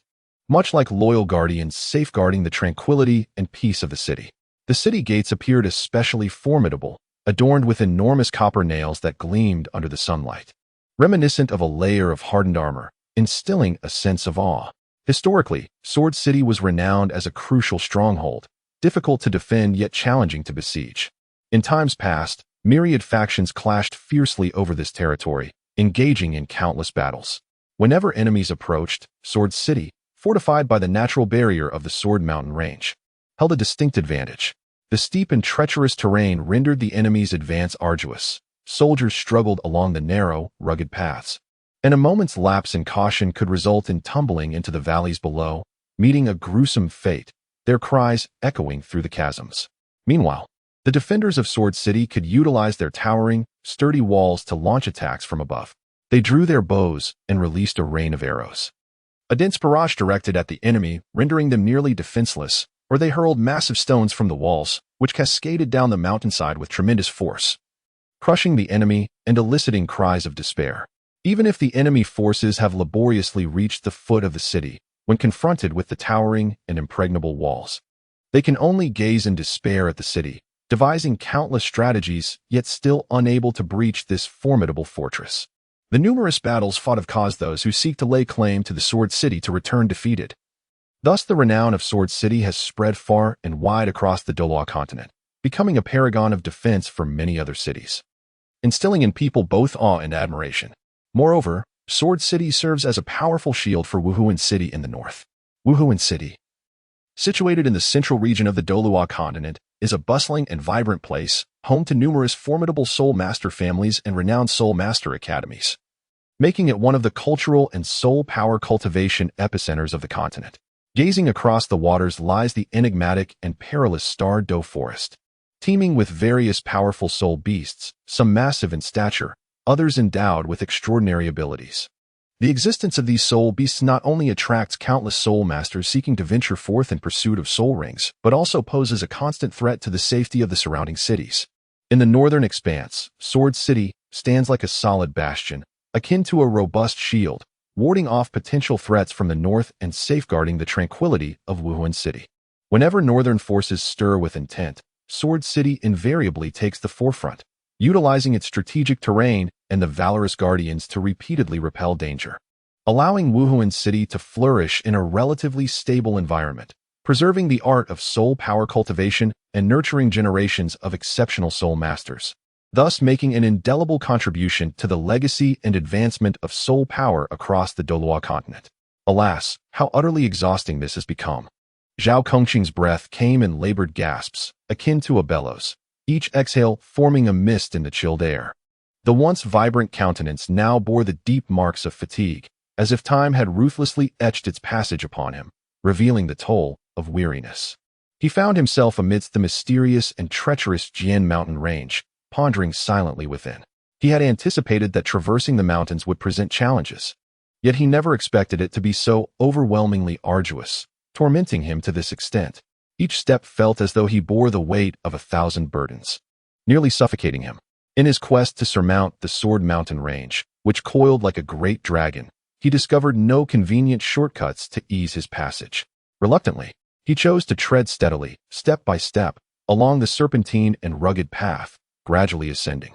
This trail starkly contrasted with the charming natural paths he had encountered before. It was entirely in its primal form, untouched by human hands. The ground was riddled with various sized pits, and the protruding stones lay scattered haphazardly, as if a group of mischievous children had conspired to set traps. A moment's carelessness could easily lead to a stumble over these hidden little demons, and should misfortune strike, twisting an ankle would be an all too common calamity. Moreover, in certain areas, the slope was so steep it was almost terrifying, resembling a vertical wall towering before him. Zhao Kongqing had no choice but to exert every ounce of strength, utilizing both hands and feet to grip the rough, unyielding rocks beside him. With the last remnants of his energy, he could only painfully inch upward a fraction of a distance. To describe his appearance in words would be to highlight his utter disarray, akin to a beast ensnared in a quagmire, desperately struggling yet perpetually unable to escape. Furthermore, the entire mountain seemed shrouded in an enigmatic aura, a realm where feral creatures roamed freely. Within the dense woods, one could occasionally hear the deep, menacing growls of beasts echoing from various shadowy corners, their roars resonating like hellish thunder throughout the expansive valley, each sound seemingly imbued with boundless majesty and menace, sending shivers of dread down one's spine. Initially filled with joy, believing that the presence of Lord Cain would provide some semblance of safety amidst the plethora of dangers lurking in the mountains, little did he anticipate that the usually imposing Lord Cain would so irresponsibly abandon him, turning his back without a second glance. With a grave expression, he proclaimed that this was a rigorous test for Zhao Kongqing, artfully disguised as an opportunity to hone his will, compelling him to grow amidst such a formidable environment, enhancing his ability to confront unforeseen perils. Meanwhile, the so-called Lord Cain was already comfortably ensconced in a lavish carriage, leisurely swaying and humming a tune, making his way toward the distant Sword City, seemingly casting aside all dangers and troubles left behind, leaving Zhao Kongqing to confront this mountain of beasts filled with uncertainty and fear, his heart heavy with helplessness and bitterness. Now, all the challenges had suddenly descended upon Zhao Kongqing. He had to press on relentlessly, his mind constantly occupied with the need to traverse the mountains swiftly and complete his predetermined journey, while simultaneously remaining vigilant to the sounds around him, wary of the beasts that might suddenly emerge at any moment. With every step, he had to meticulously survey his surroundings, his ears perked like a rabbit's. At the slightest rustle, he would halt immediately, preparing for either battle or flight. On one occasion, as Zhao Kongqing was focused on his path, he suddenly heard a rustling from the nearby thicket, sending his heart racing to his throat and cold sweat cascading down his back. He tightened his grip on his weapon, eyes fixed intently on the bushes, scarcely daring to breathe. After a considerable while, a wild rabbit sprang forth and dashed away, prompting Zhao Kongqing to exhale in relief. Yet the tension in his heart refused to dissipate, making him even more cautious on the remainder of his journey. Along the way, Zhao Kongqing's strength was gradually depleted, his body growing increasingly heavy, and his legs felt as though they were laden with lead, every step seeming to exhaust all his remaining energy. In his heart, he felt an overwhelming sense of grievance, silently resenting the heartlessness of Lord Cain, pondering how he had stumbled into such a misfortune. At this moment, he was even contemplating the notion of death, convinced that this trial was unbearably torturous, leaving him uncertain of when it would conclude. Yet, despite his complaints, he gazed ahead at the seemingly endless mountain path, gritting his teeth and resolutely continuing his arduous ascent, hoping to soon surmount the Sword Mountain range and put an end to this purgatorial ordeal. It appeared that heaven, moved by Zhao Kongqing's pitiful and tenacious demeanor, began to drizzle. Initially, the rain fell like a gentle veil, delicate strands descending from the heavens, carrying a barely perceptible warmth that softly caressed Zhao Kongqing's cheeks and shoulders. On this steep cliff of the Sword Mountain range, Zhao Kongqing was wholly focused on seeking out every crevice in the rocks that could offer him support, his hands gripping the protruding stones tightly, his fingers turning white from exertion, and dirt and stone debris filling the spaces beneath his nails.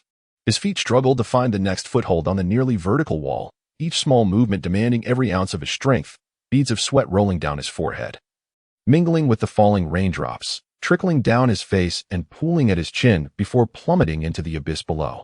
This fine drizzle, which might have been delightful on any ordinary day, was now an unwelcome nuisance for Zhao Kongqing, who found himself in perilous circumstances. The dampness gradually seeped into his clothing, making his already sweat-soaked garments even heavier, clinging to his back as though an invisible hand were pulling him, rendering each climbing motion increasingly laborious. The mountain breeze seized the opportunity to join the fray, initially a gentle whisper, but gradually intensifying, driving the fine rain into his collar, the chill creeping up his spine, causing him to shudder involuntarily. As Zhao Kongqing climbed the cliff, the pent-up frustration within him ignited like a powder keg, erupting uncontrollably.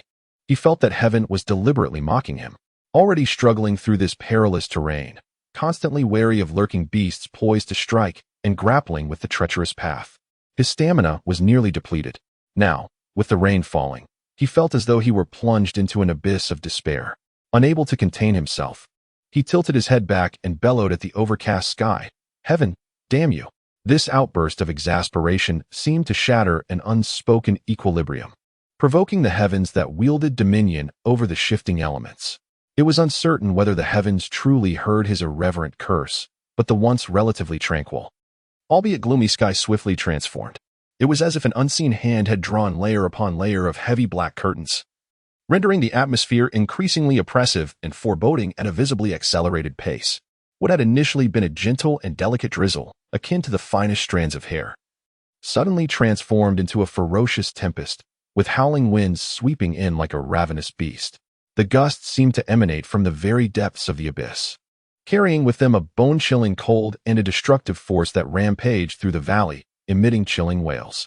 Accompanying the fierce winds was a torrential downpour, reminiscent of a celestial river bursting its banks. The raindrops no longer fell softly but crashed violently against the ground like cannonballs, splattering against the mountainside and striking Zhao Kongqing, as if small stones were being hurled at him with relentless force. In an instant, blinding flashes of lightning, as brilliant as daylight, slashed through the pitch-black sky like silver serpents, illuminating the entire Jin mountain range and causing Zhao Kongqing to instinctively shut his eyes. Yet, the intense light still seeped through his eyelids, leaving a blinding white imprint in his vision. Before he could recover from the shock of the sudden brilliance, a deafening thunderclap erupted within the valley, reverberating with the sound of 1,000 galloping steeds, reminiscent of ancient beasts roaring in fury. Each crack seemed poised to shatter his eardrums, echoing and overlapping in this vast expanse, instilling a profound sense of dread, as if the very world quaked under the weight of the thunder.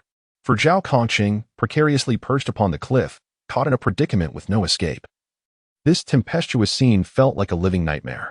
His body swayed violently in the fierce winds, akin to a solitary leaf adrift amidst tumultuous waves, perilously close to being torn from its perch and cast into the unfathomable abyss below. His hands dared not relax for an instant.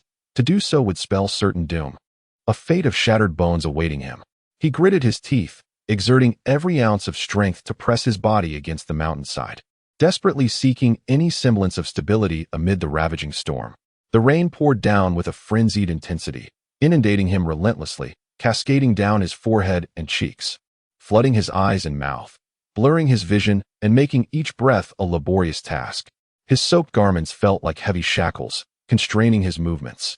Each attempt to shift his position felt as if a weight of 1,000 pounds were tethering him down. Despair gnawed at his heart as he lamented his ill fortune. Having already faced a daunting trial, he now found himself besieged by such abominable weather, truly a situation where neither heaven nor earth offered him any solace. Zhao Kongqing inwardly berated the lord of the Cane Temple, lamenting that had it not been for his so-called trial, he would not have found himself ensnared in such a dire predicament. Yet, while he could indulge in grievances, the harsh reality did not permit the slightest hint of complacency. He could only silently pray for the tempestuous storm to cease, while enduring the discomfort of his body and the dread within, cautiously maneuvering along the precipice. Even the smallest advance was preferable to being utterly overwhelmed by the deluge. His once resolute gaze was now tinged with a blend of panic and helplessness. Yet amidst the turmoil, there shimmered an unyielding tenacity. After all, he did not wish to meet his demise within the treacherous Sword Mountain range. He still harbored unfinished missions and distant aspirations to pursue. In the midst of the thunderous claps and torrential rains, Zhao Kongqing's arduous ascent became increasingly challenging and tragic, as if he were locked in a life-and-death struggle against the merciless forces of nature. Fortunately, diligent efforts were not in vain. Just when despair threatened to engulf him amid the flashes of lightning and howling winds, his searching gaze suddenly settled upon a concealed refuge.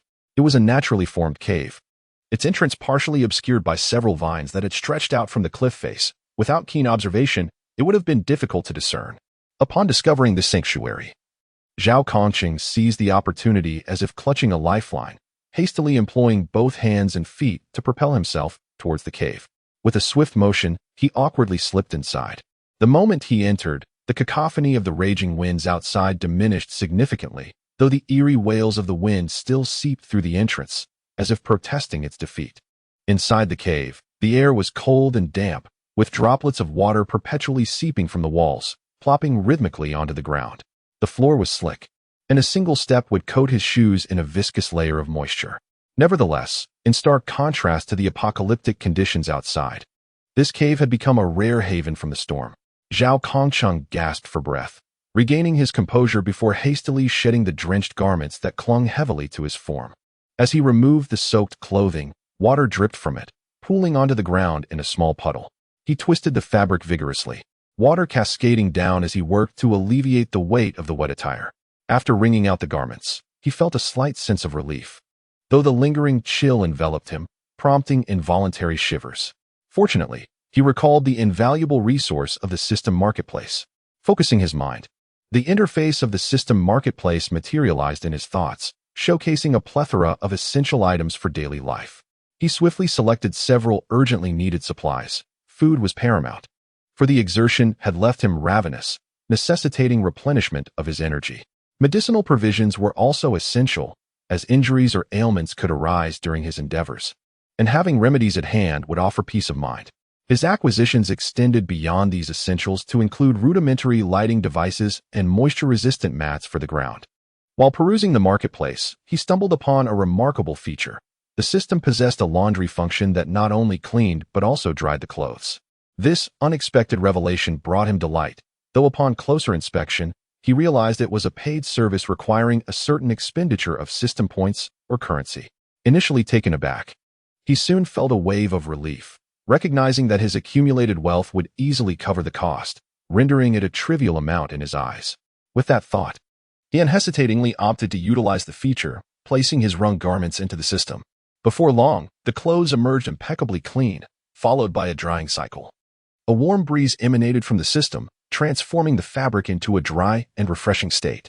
Eagerly, Zhao Kongqing donned the revitalized attire. The sensation of comfort and dryness enveloping him, a stark contrast to the discomfort of his previous wet clothing. In that moment, he could finally relax his tense nerves, leaning against the cave wall as he savored the food he had just procured from the marketplace, contemplating his next steps once the inclement weather subsided and he could continue his journey across the treacherous Sword Mountain range. Zhao Kongqing leaned against the corner of the cave, clad in freshly dried garments that exuded a crisp fragrance. His stomach was filled with provisions acquired from the system's marketplace, and the tautness of his nerves gradually began to ease. The cave enveloped him in a serene ambience, punctuated only by the howling winds and the rhythmic patter of rain outside, resembling a monotonous yet soothing melody. He initially intended to merely close his eyes for a moment, to gather his thoughts and contemplate how to continue his journey across the Sword Mountain range once the inclement weather subsided. However, unbeknownst to him, fatigue surged like a tide, gradually engulfing him, and he succumbed to a deep slumber. In his dreams, he seemed to transcend time and space, returning to the tumultuous days of warfare in his military life. On the battlefield, smoke billowed, and the acrid scent of gunpowder saturated the air, provoking involuntary coughs.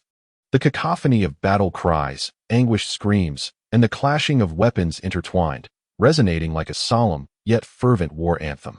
Clad in a military uniform stained with dust and blood, Zhao Kongqing bore the marks of numerous sword strikes, yet it steadfastly protected his form. The long spear he gripped was already soaked in blood, its tip glinting coldly in the sunlight, as if narrating the fierce combat he had just endured. His gaze was resolutely fixed ahead, flanked by comrades who fought valiantly at his side.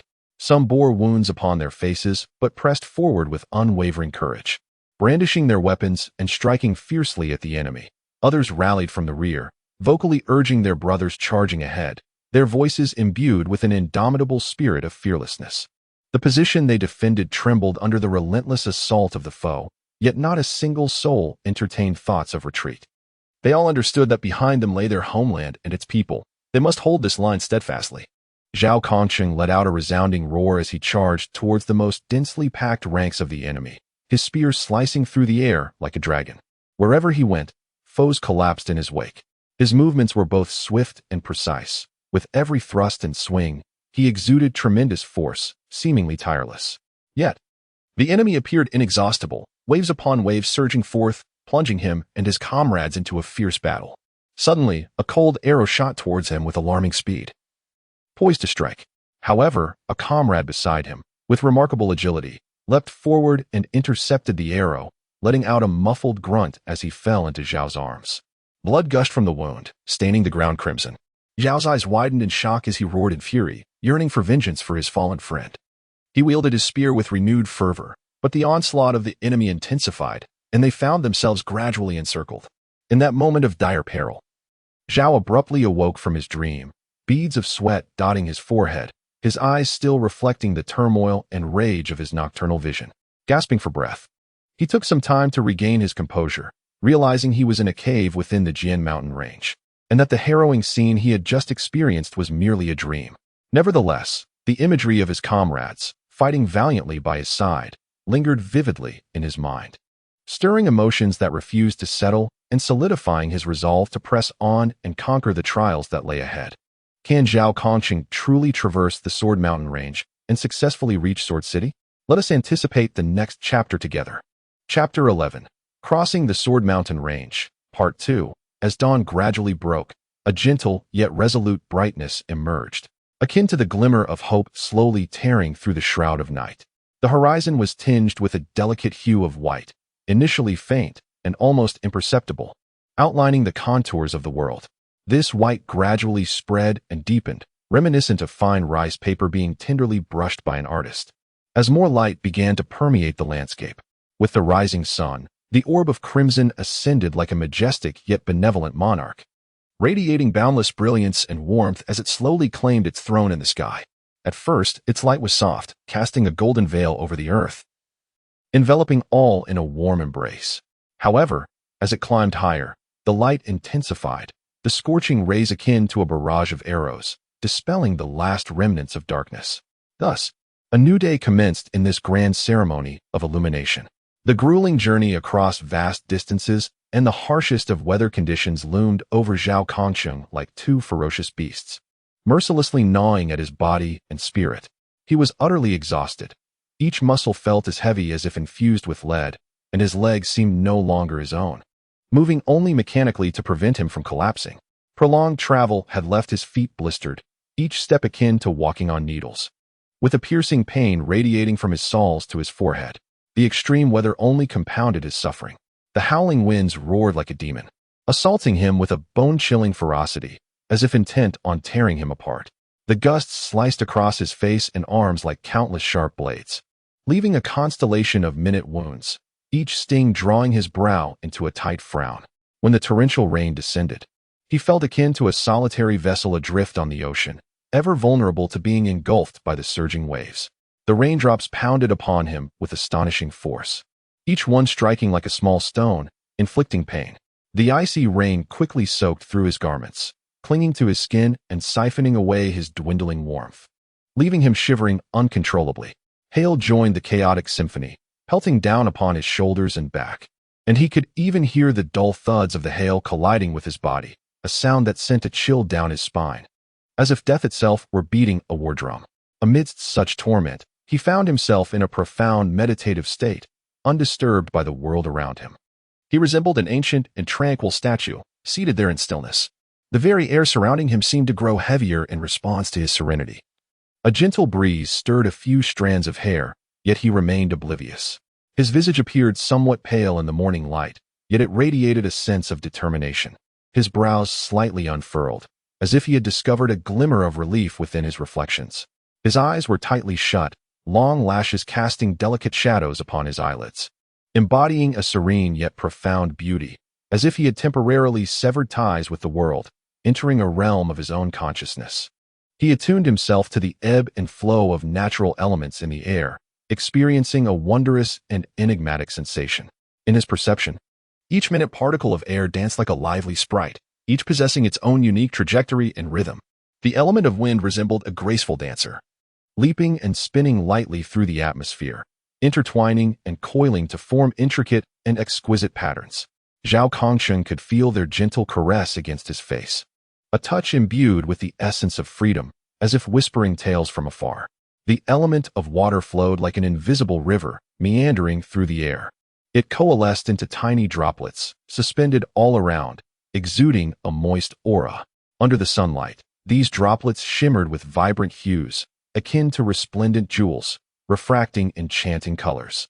Zhao Kongqing sensed their nurturing power, an embrace that was both encompassing and gentle, reminiscent of a mother's hold. The fire element flickered like a small flame hidden in the shadows. Though faint, it brimmed with vitality. It sparkled in the air's crevices, occasionally leaping forth, emitting a hint of warmth. These diminutive flames seemed to await something, like seeds of immense energy, poised to ignite into a conflagration when the moment was ripe. Zhao Kongqing could feel their latent fervor and potential for eruption, a force capable of both destruction and creation. The earth element appeared more steadfast and substantial, resembling guardians of the land, quietly dispersed throughout the air. The particles of earth exuded a sense of reliability, underpinning all existence, serving as the foundation of everything. Zhao Kongqing could sense their silent strength, a persistent and resolute power akin to ancient mountains, eternally standing tall. Having hastily elevated his strength, he found himself akin to an infant wielding a formidable weapon, possessing power yet lacking the savoir-faire to wield it. He was like a child who had stumbled into a treasure trove, overwhelmed by the abundance of riches surrounding him. The potent forces surged within him, akin to tumultuous tides that threatened to engulf him at any moment. He could feel the vastness of that power, yet whenever he attempted to seize it, he was met with an insurmountable sense of inadequacy. It was as if he clutched a handful of sand. The harder he gripped, the faster it slipped away. He recognized the peril of such a state. If he could not master these forces, they would inevitably turn against him. Seizing this opportunity for introspection, he endeavored to calm his heart to a placid stillness during meditation. He sought to untangle the chaotic energies within, much like a meticulous artisan sorting through a tangled mass of threads. He transformed his consciousness into an invisible hand, gently probing these forces, feeling their textures and characteristics. He sought to uncover order amidst the chaos, transforming formidable forces into genuine allies rather than concealed threats lurking in the shadows. Upon emerging from profound meditation, he discovered that 5 days had elapsed, and it was now noon. In that diminutive cave, Zhao Kongqing resembled an ancient statue, weathered by time, seated in tranquil stillness. A unique aura seemed to envelop him, as the air grew heavy with a mysterious essence. At last, he slowly opened his eyes, and a flicker of light danced within his gaze, a depth and sharpness born of introspection. At that moment, a pungent odor enveloped Zhao Kongqing, reminiscent of decaying marshlands, mingling sourness and burnt scents that provoked nausea. This odor appeared to emanate from every pore of his body, wrapping around him like an inescapable shroud. His skin was coated in a layer of grime, displaying a somber hue of blacks and grays, mottled and uneven. These impurities clung to him like countless tiny scales, each seemingly narrating the tumultuous changes within his body. In truth, these were the remnants of impurities expelled from within, the dross left over from his rapid ascension in power, akin to a raw gem fraught with imperfections. This deep meditation served as a thorough purification of both body and soul, expelling these impurities from his being. After cleansing himself, Zhao Kongqing felt invigorated, akin to a bird liberated from its shackles, reclaiming its freedom and lightness. Crystal clear water cascaded from above, washing away the loathsome filth and acrid scent. Each droplet danced upon his skin like a jubilant sprite, playfully reviving a long-lost sense of freshness. Under the baptism of water, his skin regained a vibrant glow, firm and elastic, as if each pore rejoiced, greedily inhaling the fresh air. Moreover, he was pleasantly surprised to discover that his mastery over soul power was now as effortless as moving his own limbs. Once a wild stallion, his soul power had transformed into a docile servant, eagerly awaiting his command. He could distinctly perceive the flow of soul power within his body, a remarkable sensation as it coursed through his meridians in a harmonious rhythm, reminiscent of a beautiful melody resonating within him. He could summon this energy at will, directing it to any part of his body to bolster strength or unleash skills, all flowing naturally and smoothly, devoid of the previous sense of stagnation and loss of control. After enjoying his lunch, Zhao Kongqing performed a simple warm-up, his movements light and fluid, akin to a cheetah gracefully stretching. Each extension and twist brimmed with power while retaining elegance. His physique glimmered under the sun, radiating a robust sheen, while his muscles subtly undulated with each movement, showcasing a perfect aesthetic of form. Upon completing his warm-up, he set forth towards the Sword City, his strides resolute and powerful, each step akin to treading upon solid foundations. Steadily advancing towards his goal, he felt as light as a feather, his feet seemingly unfettered by the earth, each landing and lift imbued with a remarkable elasticity. His body appeared to be gently cradled by the breeze, swiftly navigating through the air. The flora alongside the path swayed gently as he passed, as if bidding him farewell or marveling at his astonishing swiftness. The wind howled past his ears, carrying with it the scent of the unknown, a fragrance rich with challenges yet to be faced. His gaze brimmed with anticipation. For him, Sword City represented not merely a destination, but a realm wherein he could realize his dreams and validate his existence. Within its walls lay the opportunities he yearned for and the formidable adversaries he must confront. Yet, at this moment, trepidation was absent from his heart. Only an unwavering resolve and a vision of the future resided within him. He surged forth like a blazing meteor, cleaving through the sky towards Sword City, leaving a trail of swirling dust and a silhouette of indomitable spirit in his wake. As he journeyed, sunlight bathed him, casting a golden outline around his form. His figure darted along the path, resembling a flowing canvas. He traversed dense forests, startling the birds within, which took flight, flapping their wings towards the heavens, their songs echoing through the woods, infusing vitality into the serene voyage. He crossed babbling brooks, the water splashing around his feet, scattering crystalline droplets that shimmered with a myriad of colors under the sun's refraction, evoking a dreamlike beauty. He scaled rugged hills, where boulders and thorns could not impede his advance. He navigated the terrain with the ease of traversing flat ground, drawing ever closer to the distant Sword City. Each landscape flickered past his eyes, yet was indelibly etched in his memory, serving as unique embellishments along his journey. The grand and majestic outline of Sword City loomed near, resembling an ancient and enigmatic beast resting upon the earth. The towering walls, constructed from colossal stones, reached towards the clouds, each block bearing the marks of time, adorned with mottled moss and weathered textures that whispered tales of the city's storied past. The watchtowers atop the walls were arranged with purpose, their flags flapping in the breeze, proclaiming the city's authority to distant travelers. The city gate, forged from fine iron, was inlaid with an array of mysterious runes that glimmered faintly, as if imbued with a magical essence, safeguarding the tranquility of this stronghold. Meanwhile, the earlier arrived Lord Cain stood at the entrance of Sword City, his stature tall and resolute, akin to an ancient pine standing proudly against the wind. Clad in an opulent robe intricately embroidered with exquisite patterns, interwoven with golden and silver threads, the fabric sparkled brilliantly in the sunlight, reflecting his noble status. His countenance was stern and austere, with eyes as deep as a well, seemingly able to penetrate the illusions of the world. A gentle breeze caressed the surroundings, stirring his hair and the hem of his garment, further enhancing his otherworldly aura. Upon catching sight of Zhao Kongqing's figure emerging within his line of vision, the usually composed gaze of the Lord of Cain flickered with a barely perceptible wave of emotion, prompting him to stride purposefully towards Zhao Kongqing. Each of his steps resonated with unwavering conviction, raising a subtle cloud of dust beneath his feet. As he advanced, he called out in a sonorous and resonant voice, reminiscent of distant thunder reverberating through the air, "Young Zhao, why have you taken such an extended time? Was there an unforeseen mishap on your journey?" Zhao Kongqing, upon hearing the inquiry from Lord Cain, let out a slight sigh. He gazed into Lord Cain's eyes, which bore an expression tinged with reproach, and a tumult of complex emotions surged within him. Steeling himself, he began to recount the events in meticulous detail to Lord Cain. His voice was steady and clear as he eloquently narrated the arduous journey he had endured. He spoke of the prolonged distances traversed over several days, as if inviting Lord Cain to share in the relentless trek. He vividly described the extreme weather conditions, how the fierce winds clawed at his body like the talons of a malevolent spirit, how the torrential rain struck him mercilessly like icy arrows, and how the hail battered him, leaving behind bruises and pain akin to cannon fire. He mentioned how, in a state of sheer exhaustion, he had plunged into deep meditation, striving to find a sliver of clarity amidst the chaotic turmoil of his soul's energy.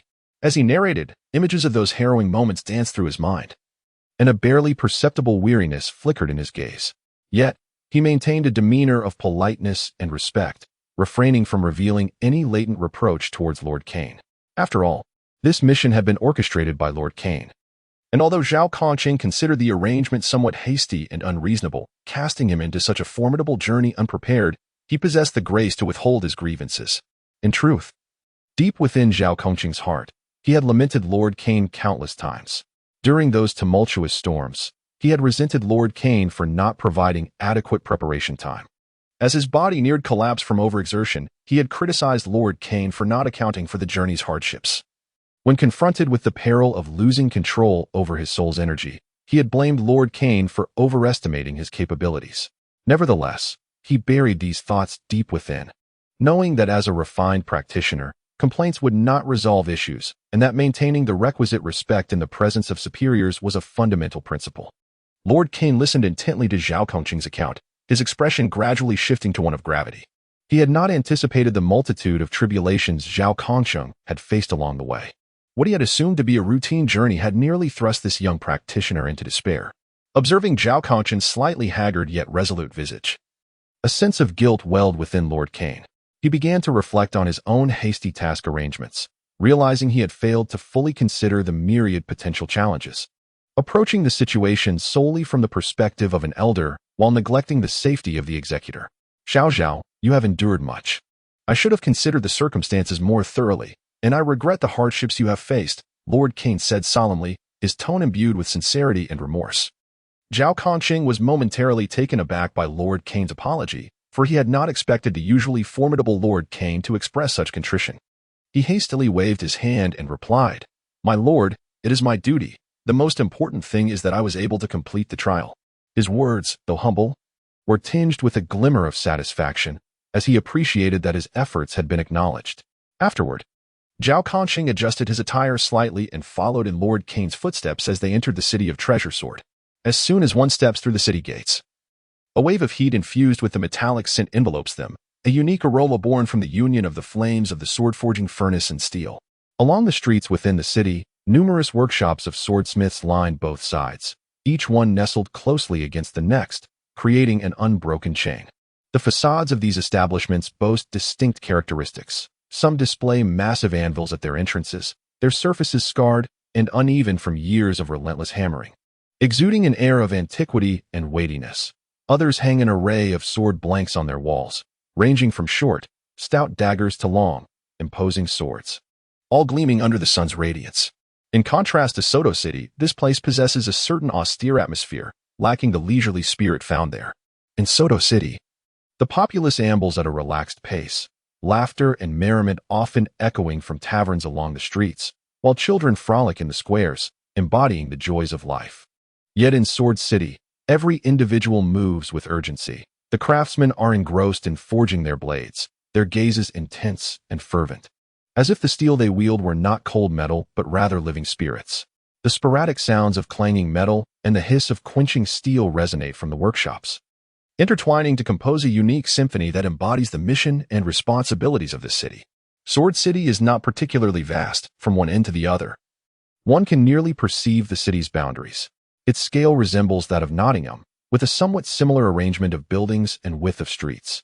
However, the atmosphere here is distinctly different. The entire city seems shrouded in a veil of tension. Along the roads, squads of soldiers patrol, their movements synchronized, each step firm and resolute, their armor glinting with a cold sheen under the sun. The soldiers wear solemn expressions, their vigilant eyes scanning their surroundings, leaving no suspicious corner unchecked.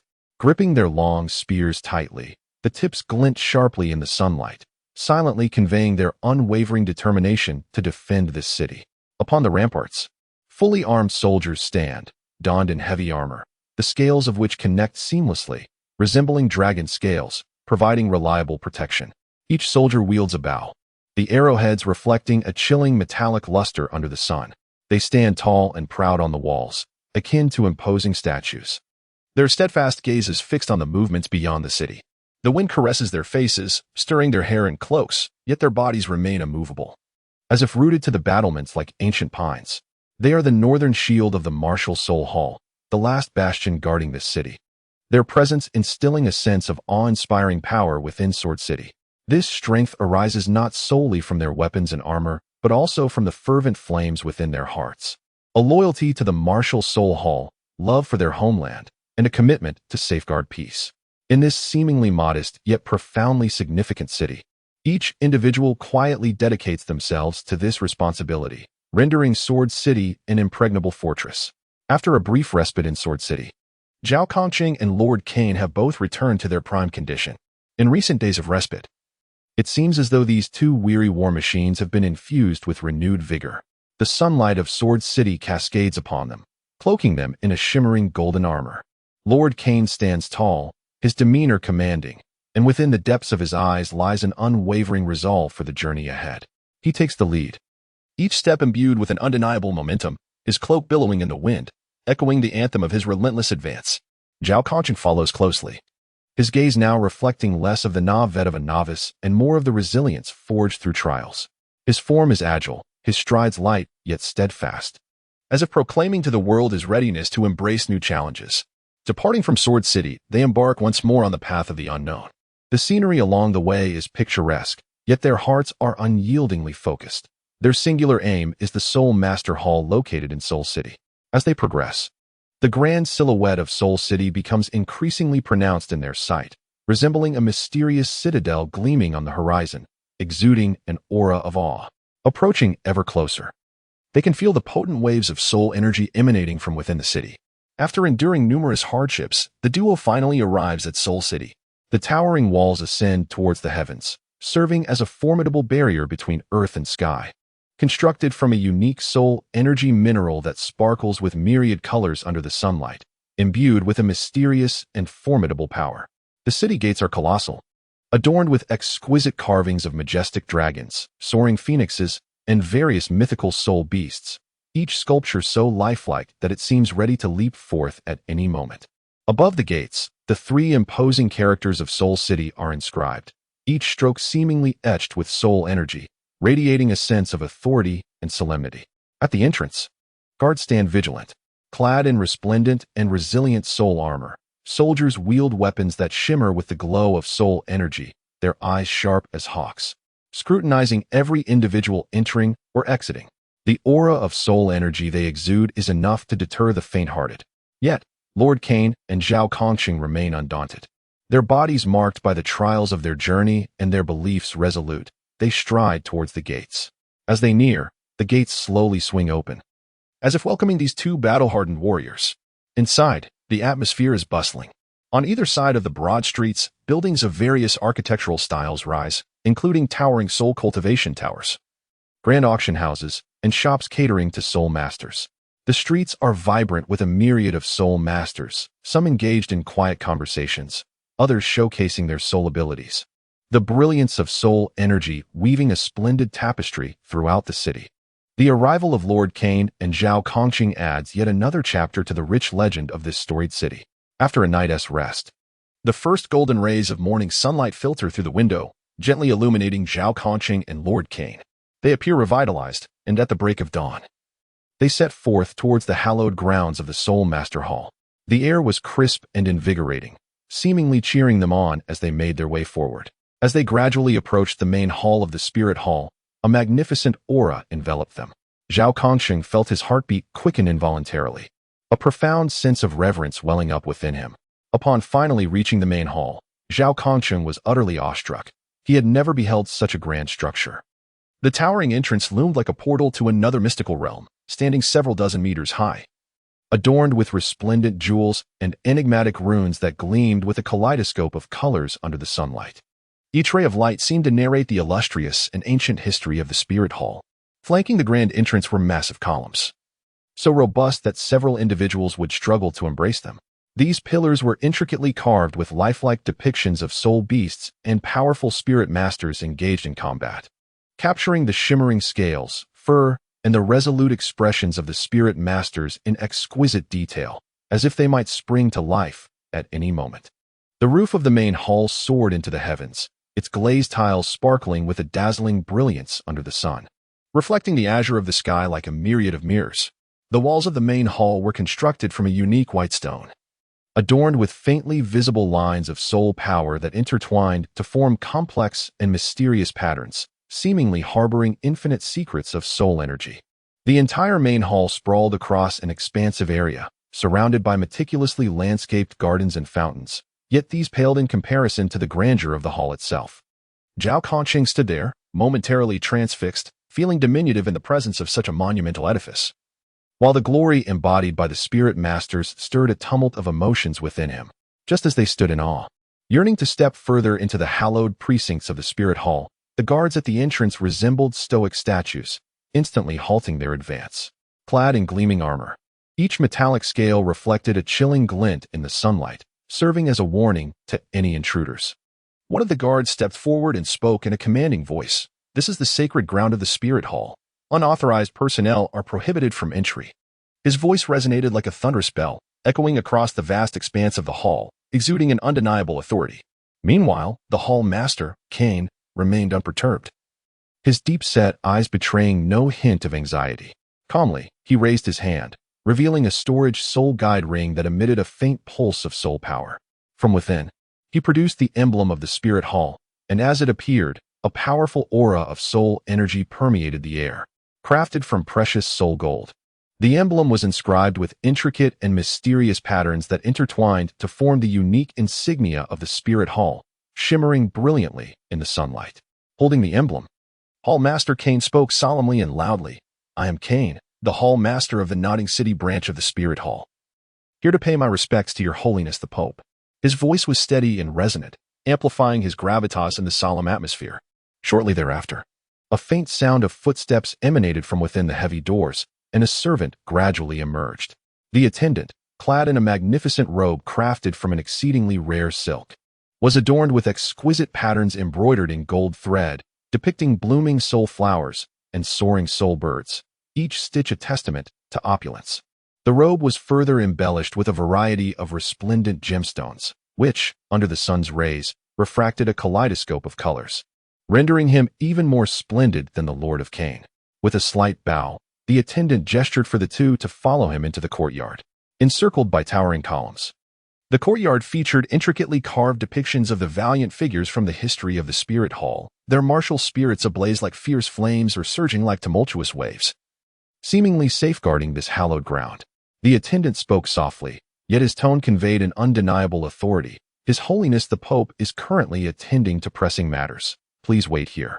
With that, he hurried away, the luxurious fabric of his robe trailing behind him like a tapestry of vibrant clouds. Clearly, this was not Lord Kane's first visit to the Spirit Hall. He cleared his throat softly, turning to Zhao Kongqing with a serious demeanor, and instructed in a hushed tone. "Zhao Kongqing, adjust your attire once more. This is the main hall of the Spirit Hall, and we cannot afford any carelessness. Do not gaze around idly. Maintain your decorum and patiently await your summons." Zhao Kongqing nodded briskly, acutely aware of the significance of their visit and understanding the necessity for prudence in this sacred space. He meticulously arranged his garments, smoothing the hems, while striving to calm his exhilarated heart, standing still and steadfast, awaiting the call of His Holiness. At that moment, the courtyard was enveloped in a profound silence, broken only by their faint breaths, as an atmosphere of tension and solemnity pervaded the air. Would Zhao Kongqing indeed meet with His Holiness? And how would the Pope address him? Anticipate the next chapter. Chapter 12. A trial from the Pope after enduring numerous hardships. Lord Kane and Zhao Kongqing finally arrived at the main hall of the Spirit Hall. The imposing structure loomed like an ancient behemoth, exuding an aura of awe and reverence. The walls of the main hall were constructed from massive black stones, intricately inscribed with mysterious and ancient runes that shimmered with a ghostly light under the sun, as if recounting the glorious past of the Spirit Hall. Under the guidance of the attendant, the two entered the courtyard to await their audience with the Pope. The courtyard was an expansive and dignified space, surrounded by lofty columns encrusted with exquisite gems that refracted a spectrum of colors. The ground was laid with polished marble, reflecting the sky and surrounding scenery like a vast mirror. However, at that moment, Lord Kane and Zhao Kongqing were far too preoccupied to appreciate the lavish surroundings. Thus, they waited from the first light of dawn until the morning sun grew fervent, yet the attendant had yet to return with news. Nevertheless, they dared not express any dissatisfaction, fully aware that within the Spirit Hall, the Pope's authority loomed like a blazing sun above, inviolable and sacred. For the vigorous Zhao Kongqing, this prolonged wait was merely a trifling matter. He stood there like a stately pine, his gaze resolute and composed, a testament to the resilience forged through years of enduring trials.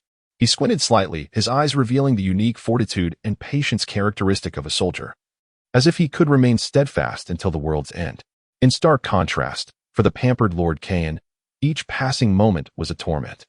His corpulent frame swayed precariously from prolonged standing, his legs felt as though they were laden with lead, the ache radiating from his feet to the very roots of his thighs. Beads of sweat, the size of pearls, cascaded down his forehead, soaking his opulent attire. He attempted to adjust his posture to alleviate the discomfort, yet each minor movement elicited protests from his muscles. A fleeting glimmer of irritation crossed his eyes, quickly replaced by a sense of reverence, for he was acutely aware of his precarious situation. Any misstep could herald his ruin. Meanwhile, Zhao Kongqing remained upright, like a sword drawn from its sheath, exuding an indomitable spirit, with his chest held high and broad shoulders bearing the weight of his pride and loyalty. His gaze was unwavering and fixed upon the horizon, as if he were gazing at the embodiment of his faith, the supreme reverence for the Spirit Hall and the Pope. At last, just as Lord Cain was on the verge of collapse, the melodic sound of footsteps resonated like celestial music. A servant approached with a graceful yet dignified stride to announce that His Holiness the Pope summoned them. Following this, specially assigned guards slowly opened the colossal, heavy doors before them. As the doors creaked open, an imposing aura surged forth, a symbol of power and authority. The two men followed the servant closely, each step taken with utmost caution, as if they were traversing not a marble floor, but an abyss of unfathomable depth. They proceeded along the lengthy red carpet, flanked by rows of meticulously arranged guards clad in resplendent armor, wielding long spears, their expressions stern, resembling statues that protected the dignity of the Pope. Upon nearing the Pope, approximately 10 meters away, they instinctively knelt on one knee, bowing their heads and leaning slightly forward, presenting their most humble demeanor. They held their breath, awaiting the Pope's acknowledgement. The grand hall enveloped in silence, save for the sound of their own heartbeats. "Arise." A voice resonated like a thunderous bell throughout the hall, imbued with an undeniable authority that erupted in their ears like a clap of thunder. Lord Cain and Zhao Kongqing rose together, simultaneously exclaiming, "Thank you, Your Holiness." Their voices echoed in the vast chamber, tinged with a mix of tension and reverence. At this moment, Zhao Kongqing was finally able to scrutinize the Pope.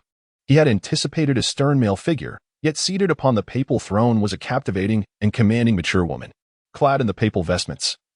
She wore a silver satin gown with a daring slit, the shimmering fabric reflecting enchanting light, akin to a flowing river of stars. The design of the long skirt, with its perfectly placed slit, reveals glimpses of her long, fair legs, exuding a subtle yet lethal allure. This temptation, however, does not diminish her authority. Rather, it enhances her irresistible charm. The Pope's feet are adorned with towering stiletto heels, each strike against the ground resonating like the ominous beat of a death drum, echoing in the hearts of those who hear it. The heels, encrusted with dazzling gemstones, emit a brilliant light with each collision against the floor, reminiscent of flames from the depths of hell. Crowned with a gem-studded papal tiara, the radiance of the stones intertwines, forming a magnificent halo that envelopes her, as if a deity has descended to earth. In her hand, she wields a scepter symbolizing the papal authority of the Spirit Hall, intricately carved with enigmatic patterns that seem to harbor immense power. In her grasp, the scepter emanates a chilling aura. Merely seated upon the papal throne, she exudes an intimidating presence that commands distance. Her gaze, as deep and cold as an abyss, is sharp enough to pierce the very soul. A slight smile graces her lips, a blend of confidence in her dominion and disdain for the world around her. With a subtle lift of her chin, she assumes a regal posture, akin to a queen surveying her subjects, making everyone in the grand hall acutely aware of their own insignificance. Before her, the Lord of the Cain and Zhao Kongqing dare not breathe, silently awaiting the Pope's command, as the atmosphere thickens with tension and repression. "Cain, is this the outstanding genius soul master you mentioned in your letter? He appears to possess some audacity," Bibi Dong, seated upon the papal throne, suddenly declares. Her voice is frigid as silk threading through the vast hall, each word laden with scrutiny. Her authoritative gaze descends from the dais, as palpable as a tangible force, seemingly intent on piercing through Zhao Kongqing. "Indeed, Your Holiness." Lord Cain promptly rises, his corpulent form wobbling slightly from the hasty movement. He bows deeply, adopting a posture of utmost respect as he answers. The beads of sweat on his forehead become more pronounced under the weight of the tense atmosphere. He casts a furtive glance at Zhao Kongqing, who remains on one knee, and a flicker of urgency crosses his eyes, subtly urging him to display greater deference. Yet, Zhao Kongqing remains oblivious, maintaining his kneeling position with a stature as upright as a pine tree, his spine seemingly forged of steel, unwavering. He raises his head, his gaze unwavering and calm as it meets that of the Pope, devoid of fear, filled instead with loyalty to the Spirit Hall and pride in being a soul master. Zhao Kongcheng, a member of the Nodding City branch of the Spirit Hall, pays his respects to your holiness. His voice resounds powerfully throughout the hall, each syllable clear and distinct, resonating like the beating of war drums, proclaiming his confidence and fearlessness. Observing Zhao Kongcheng's imposing demeanor, Bibi Dong slightly nods, her exquisite features betraying little emotion, yet a faint glimmer of appreciation flashes in her eyes. She had witnessed countless soul masters before her, bending and quaking in fear, some out of reverence, others with ulterior motives. Yet, the young man before her was a striking anomaly. His audacity and self-assurance shone like a beacon in the dark, standing out vividly amidst the atmosphere laden with awe and oppression within the grand hall. Bibidong's elongated fingers delicately tapped against the armrest of the papal throne, the rhythm slow and melodic, each strike resonating with remarkable clarity in the hushed sanctuary, akin to the ominous tolling of a death knell. Zhao Kongcheng, do you comprehend why this pontiff summoned you? Her voice echoed once more. Now imbued with a hint of inquiry, her gaze fixed upon Zhao Kongcheng like that of a hawk, meticulously scrutinizing every subtle change in his expression. Zhao Kongcheng furrowed his brow slightly, contemplating for a moment before replying, to your holiness, I am uncertain. Yet I am willing to brave fire and water for the Spirit Hall, without hesitation. His tone was both earnest and resolute, with each word emanating from the depths of his heart. It was a testament to his purest oath to the Spirit Hall. Bibidong's lips curled into a subtle smile, a blend of amusement and skepticism as she remarked, braving fire and water? Humph, I hope you are not merely a blustering incompetent. In her correspondence, Kine extolled your virtues. I, as the pontiff, shall observe what capabilities you possess to merit such praise. Her words were akin to a sharp blade, seemingly casual yet laden with pressure, aimed directly at Zhao Kongcheng, seeking to probe his limits. Zhao Kongcheng exhibited no signs of retreat. His gaze grew ever more resolute. Your holiness, although I am youthful, I have never faltered on the path of the Soul Master.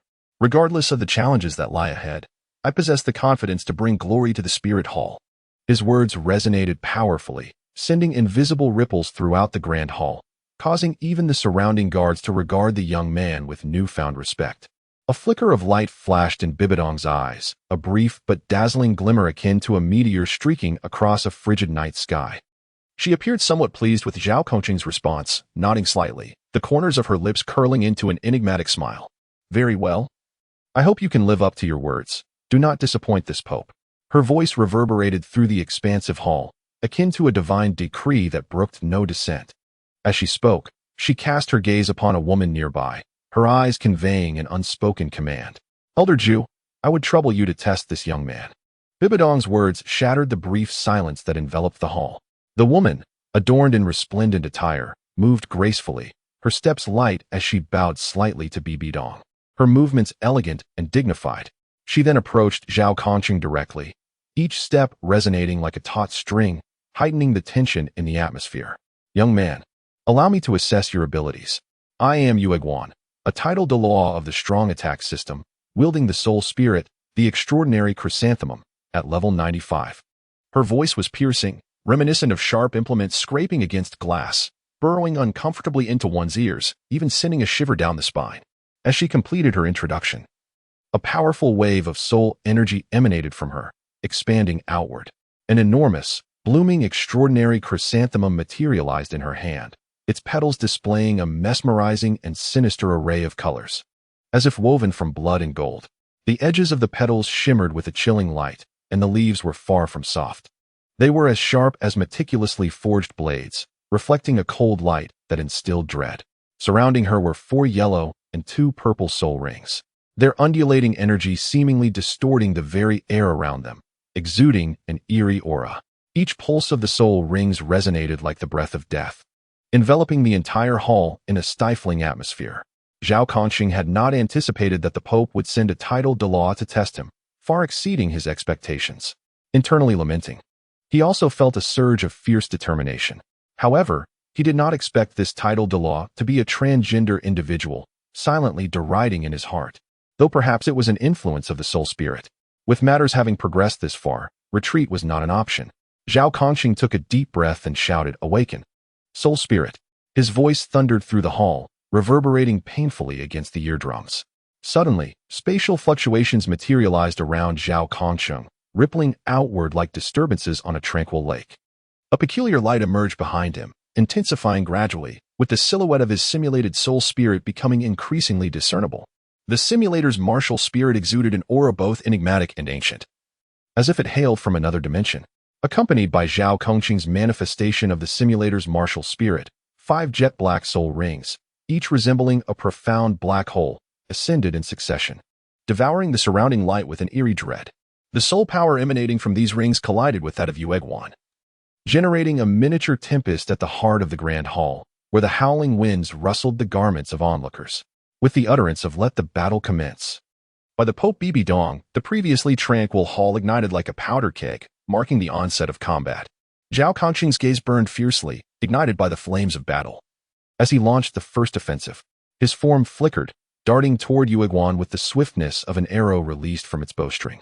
His velocity so extreme it seemed to rend the very air around him. Alongside this charge, he unleashed his astonishing first soul skill, Mirror Replica.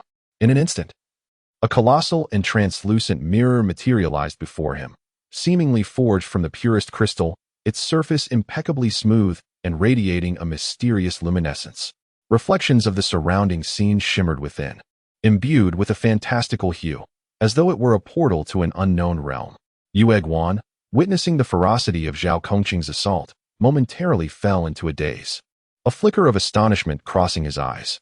He had not anticipated such audacity from this young soul master, who launched himself at him without hesitation. Nevertheless, being a seasoned 95th level title Douluo, he quickly regained his composure and swiftly retreated. His movements were as graceful as a swallow, tracing a beautiful arc through the air, and in the blink of an eye, he distanced himself from Zhao Kongqing. Thereafter, he unleashed his third soul skill, Aura Barrier, releasing a torrent of formidable soul power that surged forth like a tidal wave, enveloping the entire hall in a dense mist. This fog was thick as if tangible, swirling within the hall as though imbued with life. It exuded an aura of mystique, plunging all within into an endless chaos, rendering direction indistinguishable and obscuring all visibility. Yet, this seemingly fearsome mist was of little consequence before Zhao Kongqing's keen vision. He possessed a unique ability to pierce through the illusion of the fog.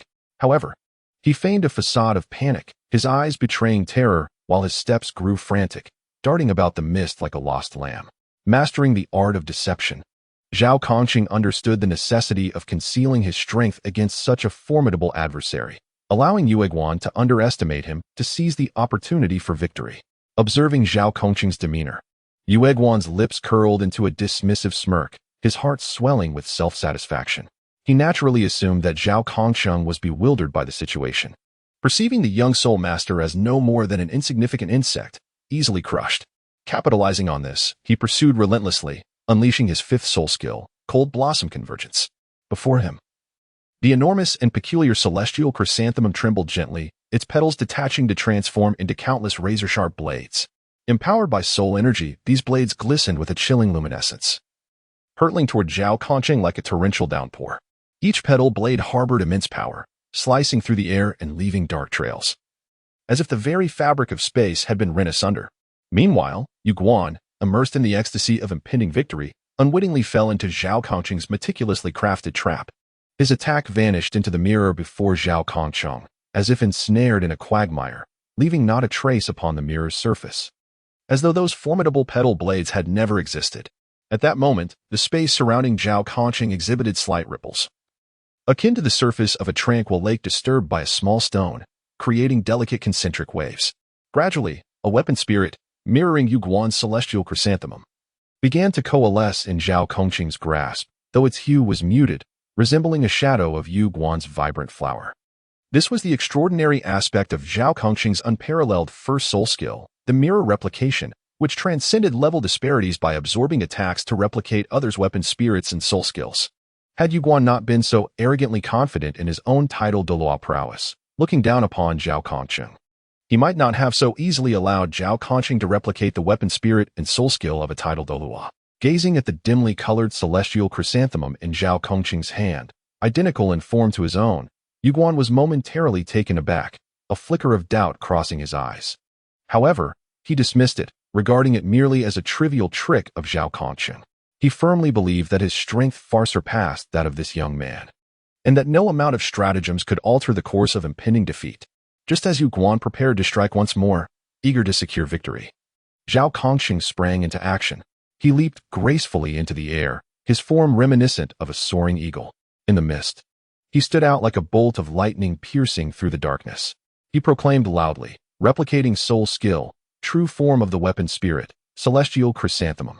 A torrent of powerful soul energy surged from him, like a mighty river, radiating outward from his core. The muted celestial chrysanthemum in his hand began to emit a dazzling brilliance, its petals rapidly expanding to the size of Yu Guan's true weapon spirit. Each petal pulsated with formidable waves of soul energy, saturating the entire hall with this newfound power. Meanwhile, seated upon the Pope's throne, Bibi Dong observed the battle with an impassive gaze. An almost imperceptible surprise flickered in her eyes, akin to a shooting star briefly illuminating her profound gaze, vanishing almost instantly. She narrowed her eyes, reassessing the young soul master before her, her estimation of him rising considerably. She had not anticipated that this seemingly ordinary young man possessed such remarkable soul skills, demonstrating astonishing prowess in combat against a titled Douluo. Feeling the surging waves of soul energy, Yu Guan could not help but exclaim, "Are you a titled Douluo? What is your martial soul, truly?" His voice was imbued with shock and bewilderment. He could not fathom how this youthful soul master had suddenly acquired such formidable soul power, capable of replicating his martial soul's true form. He began to realize that he may have underestimated this young man. This battle could be far more complex than he had anticipated. At that moment, Yu Guan felt an unfamiliar tension surge within him, dispelling his earlier condescension as he focused intently on preparing for Zhao Kongqing's impending attack. Meanwhile, Zhao Kongqing wore a subtle smile, infused with confidence and cunning, akin to a fox that has lured its prey into a trap. The release of the replicated martial soul's true form was merely the first step of his meticulously devised plan, a mere ruse to divert Yu Guan's attention. The true peril lay ahead, akin to a turbulent undercurrent hidden beneath a serene sea, waiting for the opportune moment to deliver a fatal blow to his adversary. He could feel his soul power coalesce around him like rivers converging into the sea, dense enough to nearly take on a tangible form, enveloping him in a faint halo. Each strand of soul power danced like a living spirit, arranged and combined in an orderly fashion under his command. Yu Guan, however, was wholly fixated on Zhao Kongqing. His gaze locked onto the latter's resplendent martial soul. Despite reassessing Zhao Kongqing's strength, his pride led him to firmly believe that he could easily triumph over this young soul master. Unbeknownst to him, danger was silently encroaching at his feet. Then, without any forewarning, Yu Guan found himself ensnared. It was Zhao Kongqing's fourth soul skill, the restriction cage, that bound him. This soul skill was executed silently, like a phantom in the night, fulfilling its purpose without notice. Moreover, its release was remarkably swift. In an instant, a vast cage woven from soul power materialized around Yu Guan. The bars of the cage were thick and robust, each shimmering with arcane runes, powerful soul energy coursing between them like serpents intertwining, forming an impregnable prison. By replicating Yu Guan's martial soul skill, Zhao Kongqing's soul power momentarily reached an astonishing level of 95, rendering his restriction cage immensely formidable. The cage emanated an ancient and dignified aura, as if it were a divine artifact existing since the dawn of creation. Likely escape from it would require divine intervention. The confines of the cage were limited. Within it, Yu Guan found himself unable to freely utilize his soul skills, each fluctuation of soul power being suppressed by the runes of the cage, causing his body to tremble slightly from the rebounding force. Trapped within the restriction cage, Yu Guan's countenance darkened. His once fair complexion was now flushed with anger and shame. He clenched his jaw, his eyes ablaze with fury, as if he wished to pierce through Zhao Kongqing with his gaze. He could not have anticipated that his own arrogance would lead him to such a disadvantage at the hands of a young soul master. Having traversed the realm of soul masters for many years, he had always prided himself on his formidable strength and noble status. He had never before endured such humiliation.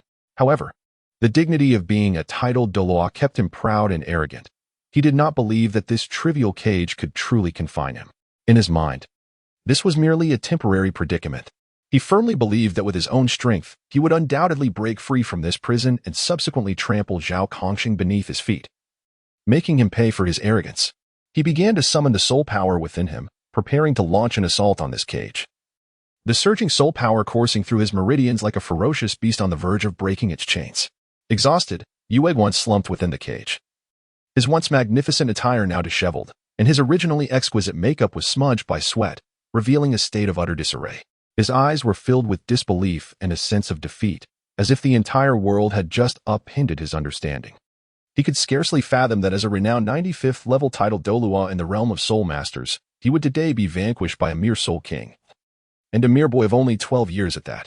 Images of the battle replayed incessantly in his mind, from his initial disdain for Zhao Kongqing, to being ensnared by the latter's series of stratagems, and now being trapped in this seemingly inconspicuous yet indomitable cage.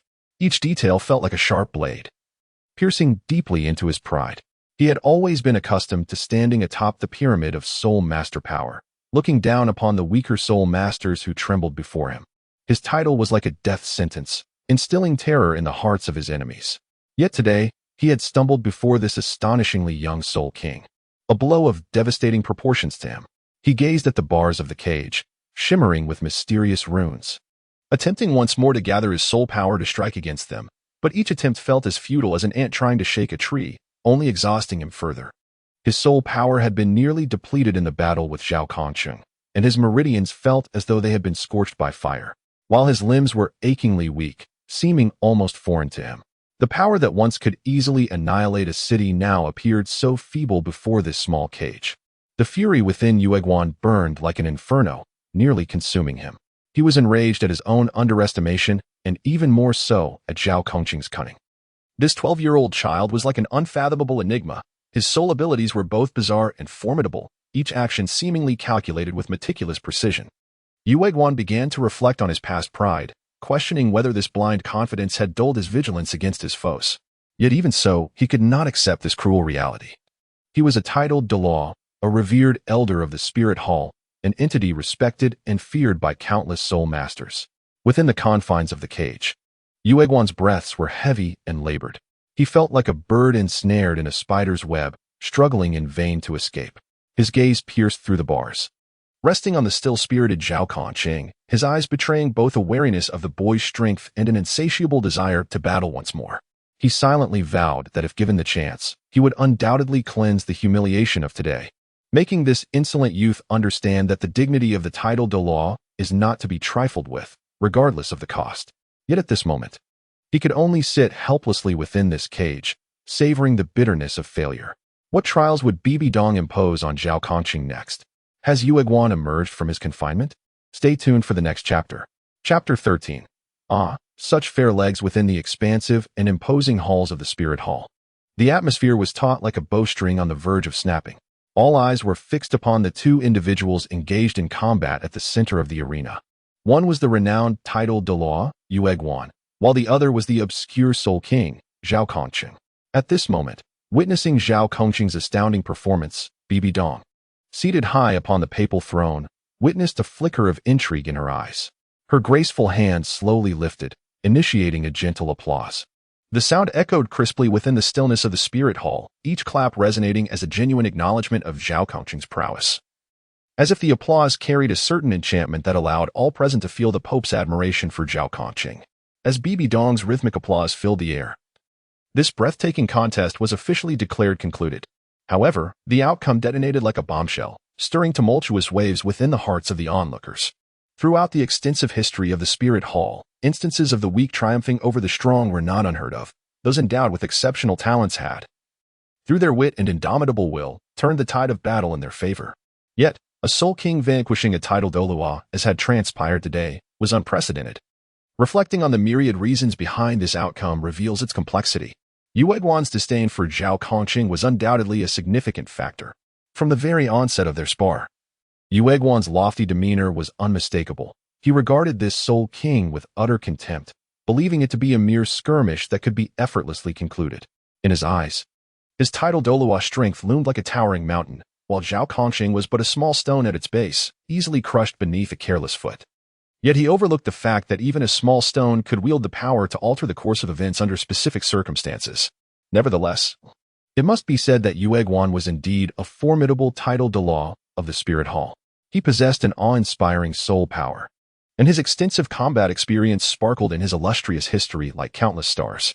Having endured countless battles, he had consistently turned peril into fortune through his own strength. His name cast a shadow of dread across the spirit world, a veritable nightmare for his adversaries. A warrior of his caliber should not have succumbed to a mere soul king. Yet, the reality stood before them. Zhao Kongcheng, slender yet upright, appeared to the onlookers like a deity of war. Every movement he made during the battle radiated confidence and strength. Each release of his soul power was executed with perfect precision, akin to a masterful artisan crafting a masterpiece. Under his deft control, his unique martial spirit unleashed an unimaginable might, skillfully evading Yue Guan's assaults while delivering powerful counterattacks. His gaze was resolute and bright, as if it were fueled by an unquenchable flame, embodying a fervent desire for victory and an unwavering confidence in his own strength. Those present were acutely aware that this young boy's prowess far surpassed their comprehension. He resembled a newly emerged star, radiating the most dazzling brilliance in the vast expanse of the spirit hall, rendering him impossible to overlook. His emergence might herald a new era of change and hope for the spirit hall, or perhaps unleash an unforeseen tempest. In stark contrast, Yu Guan had lost the elegance and authority he once possessed. His resplendent attire was now marred by dust and disarray. With some difficulty, he rose from the ground, his once proud visage now suffused with embarrassment. He trembled slightly as he brushed off the dust from his clothes, each motion akin to striking at his wounded pride. Bowing his head, he dared not meet the gaze of those around him, taking slow, labored steps towards Bibi Dong, as if each stride consumed the last vestiges of his strength. Finally, he stood before her, kneeling on one knee, his voice laced with profound remorse. "Forgive me, Your Holiness." Bibi Dong, seated upon the papal throne, leaned forward slightly, a hint of playful amusement flickering across her exquisite features. She parted her crimson lips, her voice, though soft, resonated clearly within the hushed hall. "What fault does Elder Zhu bear? This was merely a spar." Her gaze swept across the assembly, imbued with profound meaning. As the saying goes, the waves of the Yangtze River push the previous waves forward, a natural law of the world. For the spirit hall to endure, its future development must ultimately rely on the strength of the younger generation. With a shift in her tone, a subtle sharpness glimmered in her eyes. "However, Elder Zhu, as a title Douluo, to be bested by a soul king is indeed a scene that evokes a touch of irony." Beside Bibi Dong stood a man enveloped in an aura of death, causing the very air around him to chill. He was known as the Grim Reaper, a title Douluo named Gue Mei. At this moment, a sardonic smile curled at the corners of his lips, mercilessly mocking Yu Guan. "Jiuhua Guan, look at you now. It truly broadens the horizon to see you defeated by a mere boy yet to shed his childishness." His voice pierced through the air like a frigid wind, striking directly at Yu Guan's heart. Bibi Dong paid no heed to Gue Mei's derision. Her gaze transcended Yu Guan, settling upon Cain, who stood nearby. Cain stood tall, exuding confidence and composure. Bibi Dong nodded slightly, her eyes reflecting satisfaction, and remarked, "Cain, you have truly accomplished a great feat this time. You have uncovered such an exceptional talent for the spirit hall, whose worth is immeasurable. Go and claim your reward. It is well deserved." "Thank you, Your Holiness." Cain respectfully bowed to Bibi Dong, his movements precise and graceful, epitomizing his reverence for the Pope. He then turned and strode confidently towards the exit. His silhouette, illuminated by the sunlight, appeared strikingly resolute, each step seemingly inscribing his own narrative of glory. After his departure, the atmosphere within the grand hall remained heavy, as everyone reflected on the thrilling exchange and the words of the Pope. Yue Guan continued to kneel on the ground, lost in contemplation. Within the solemn and majestic sanctuary of the spirit hall, sunlight streamed through stained glass, casting a mosaic of light and shadow upon the faces of the gathered assembly. Pope Bibi Dong sat regally upon the throne, a symbol of ultimate power, her gaze piercing as it fell upon the figure of Zhao Kongcheng below, her expression both authoritative and enigmatic. "Zhao Kongcheng, congratulations on your formal induction into the spirit hall." Bibi Dong's voice resonated throughout the expansive chamber, her tone as tranquil as a still lake, devoid of any ripples, yet each word carried an undeniable weight. Her exquisite visage, accentuated by the interplay of light and shadow, radiated an aura of mystery, as if a deity were imparting divine will upon her followers. The spirit hall stands as the most resplendent entity on the Douluo Continent, a convergence of countless formidable beings, endowed with boundless glory and purpose. Your presence here today is not merely a stroke of fortune, but a recognition of your potential by the spirit hall. It is my hope that you will contribute significantly to the Spirit Hall, utilizing your strength and wisdom to uphold its dignity, expand its territories, and allow the brilliance of the Spirit Hall to shine ever more brightly into the future. Zhao Kongqing stood tall and upright, resembling a majestic pine. He donned a sleek and form-fitting black attire, the profound hue harmonizing beautifully with the solemn atmosphere of the Spirit Hall. His facial features were sharply defined, exuding a sense of determination. Beneath his thick brows, his eyes sparkled like the brightest stars in the night sky, radiating unwavering resolve. Upon hearing Bibi Dong's words, he cast a serious gaze towards the Pope. His eyes ablaze with fervent flames, embodying both aspirations for the future and a sense of responsibility. He vowed not to disappoint the expectations of the Spirit Hall and His Holiness the Pope. Zhao Kongqing's voice resonated powerfully and steadfastly, echoing throughout the Grand Hall. Each syllable struck the hearts of those present like a resounding hammer. He slightly cupped his fists, offering a solemn gesture of respect to Bibi Dong, an action imbued with his deepest reverence for the Spirit Hall. To me, the Spirit Hall is the sanctuary of dreams, the wellspring of strength. From the moment I set foot in this place, I have intertwined my destiny with that of the Spirit Hall. I am acutely aware of the weight of this responsibility. Joining the Spirit Hall is not merely for the pursuit of personal glory, but to safeguard the honor of the Spirit Hall. I shall wield my martial spirit as a blade, clearing obstacles for the Spirit Hall, and my soul power as a shield, defending against external foes. Regardless of the challenges that may arise, I shall forge ahead, even at the cost of my own life, never retreating. I will become the sharpest sword of the Spirit Hall, severing all threats, the most steadfast barrier, protecting every inch of the Spirit Hall and each member within.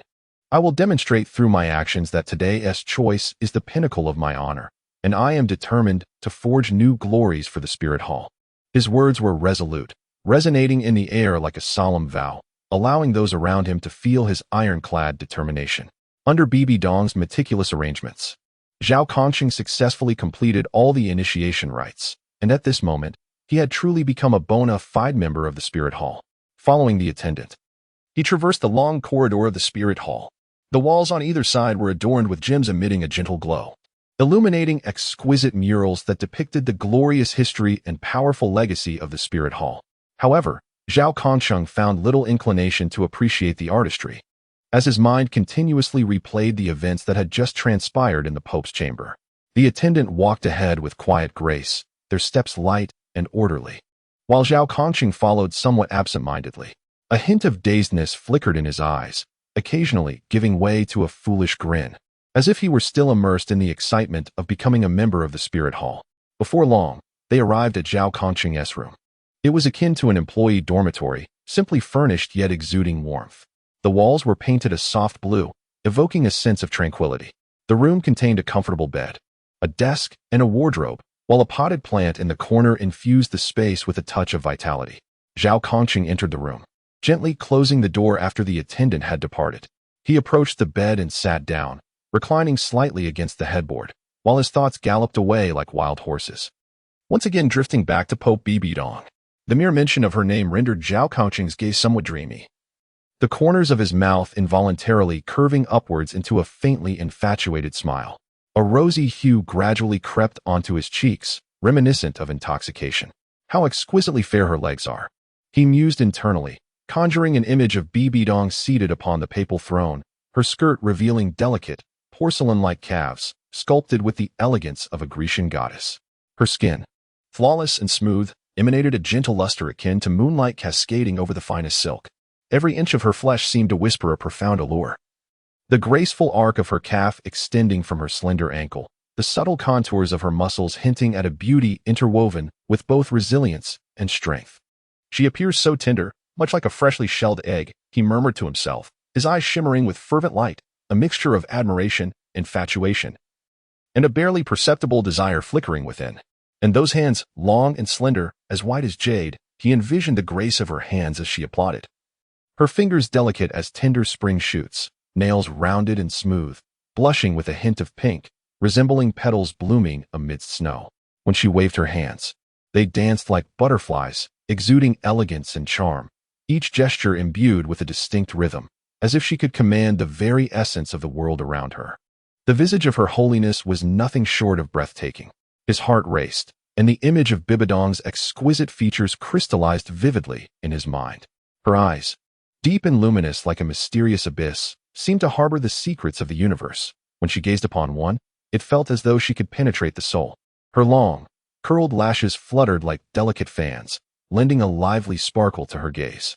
A regal nose stood tall and proud at the center of her face, adding to her striking three-dimensional allure. Her lips, luscious and inviting, resembled two vibrant rose petals, the ever so slightly upturned corners perpetually hinting at an elusive smile, embodying both noble grace and enchanting seduction. And she carries such a captivating fragrance.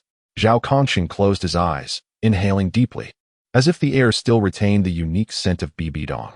It was a blend of floral sweetness and mysterious spices, ethereal and enchanting, as though an invisible hand were gently caressing his heart.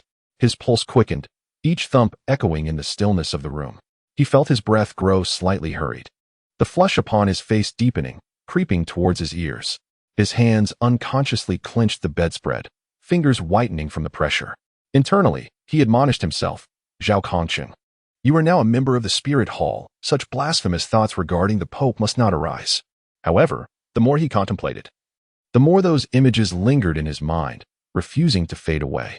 His heart was ensnared in a tumultuous struggle. On one hand, there was his deep respect for Bibidong, the Pope of the Spirit Hall, who wielded unparalleled authority.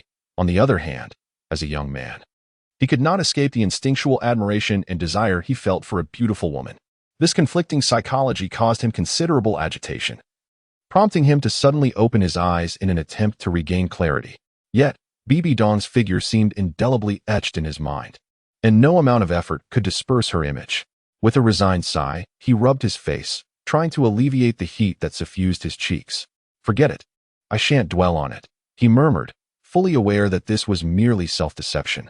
In the tranquil confines of the room, he found himself embroiled in a formidable internal battle, the source of which was the enchanting yet enigmatic Pope Bibidong.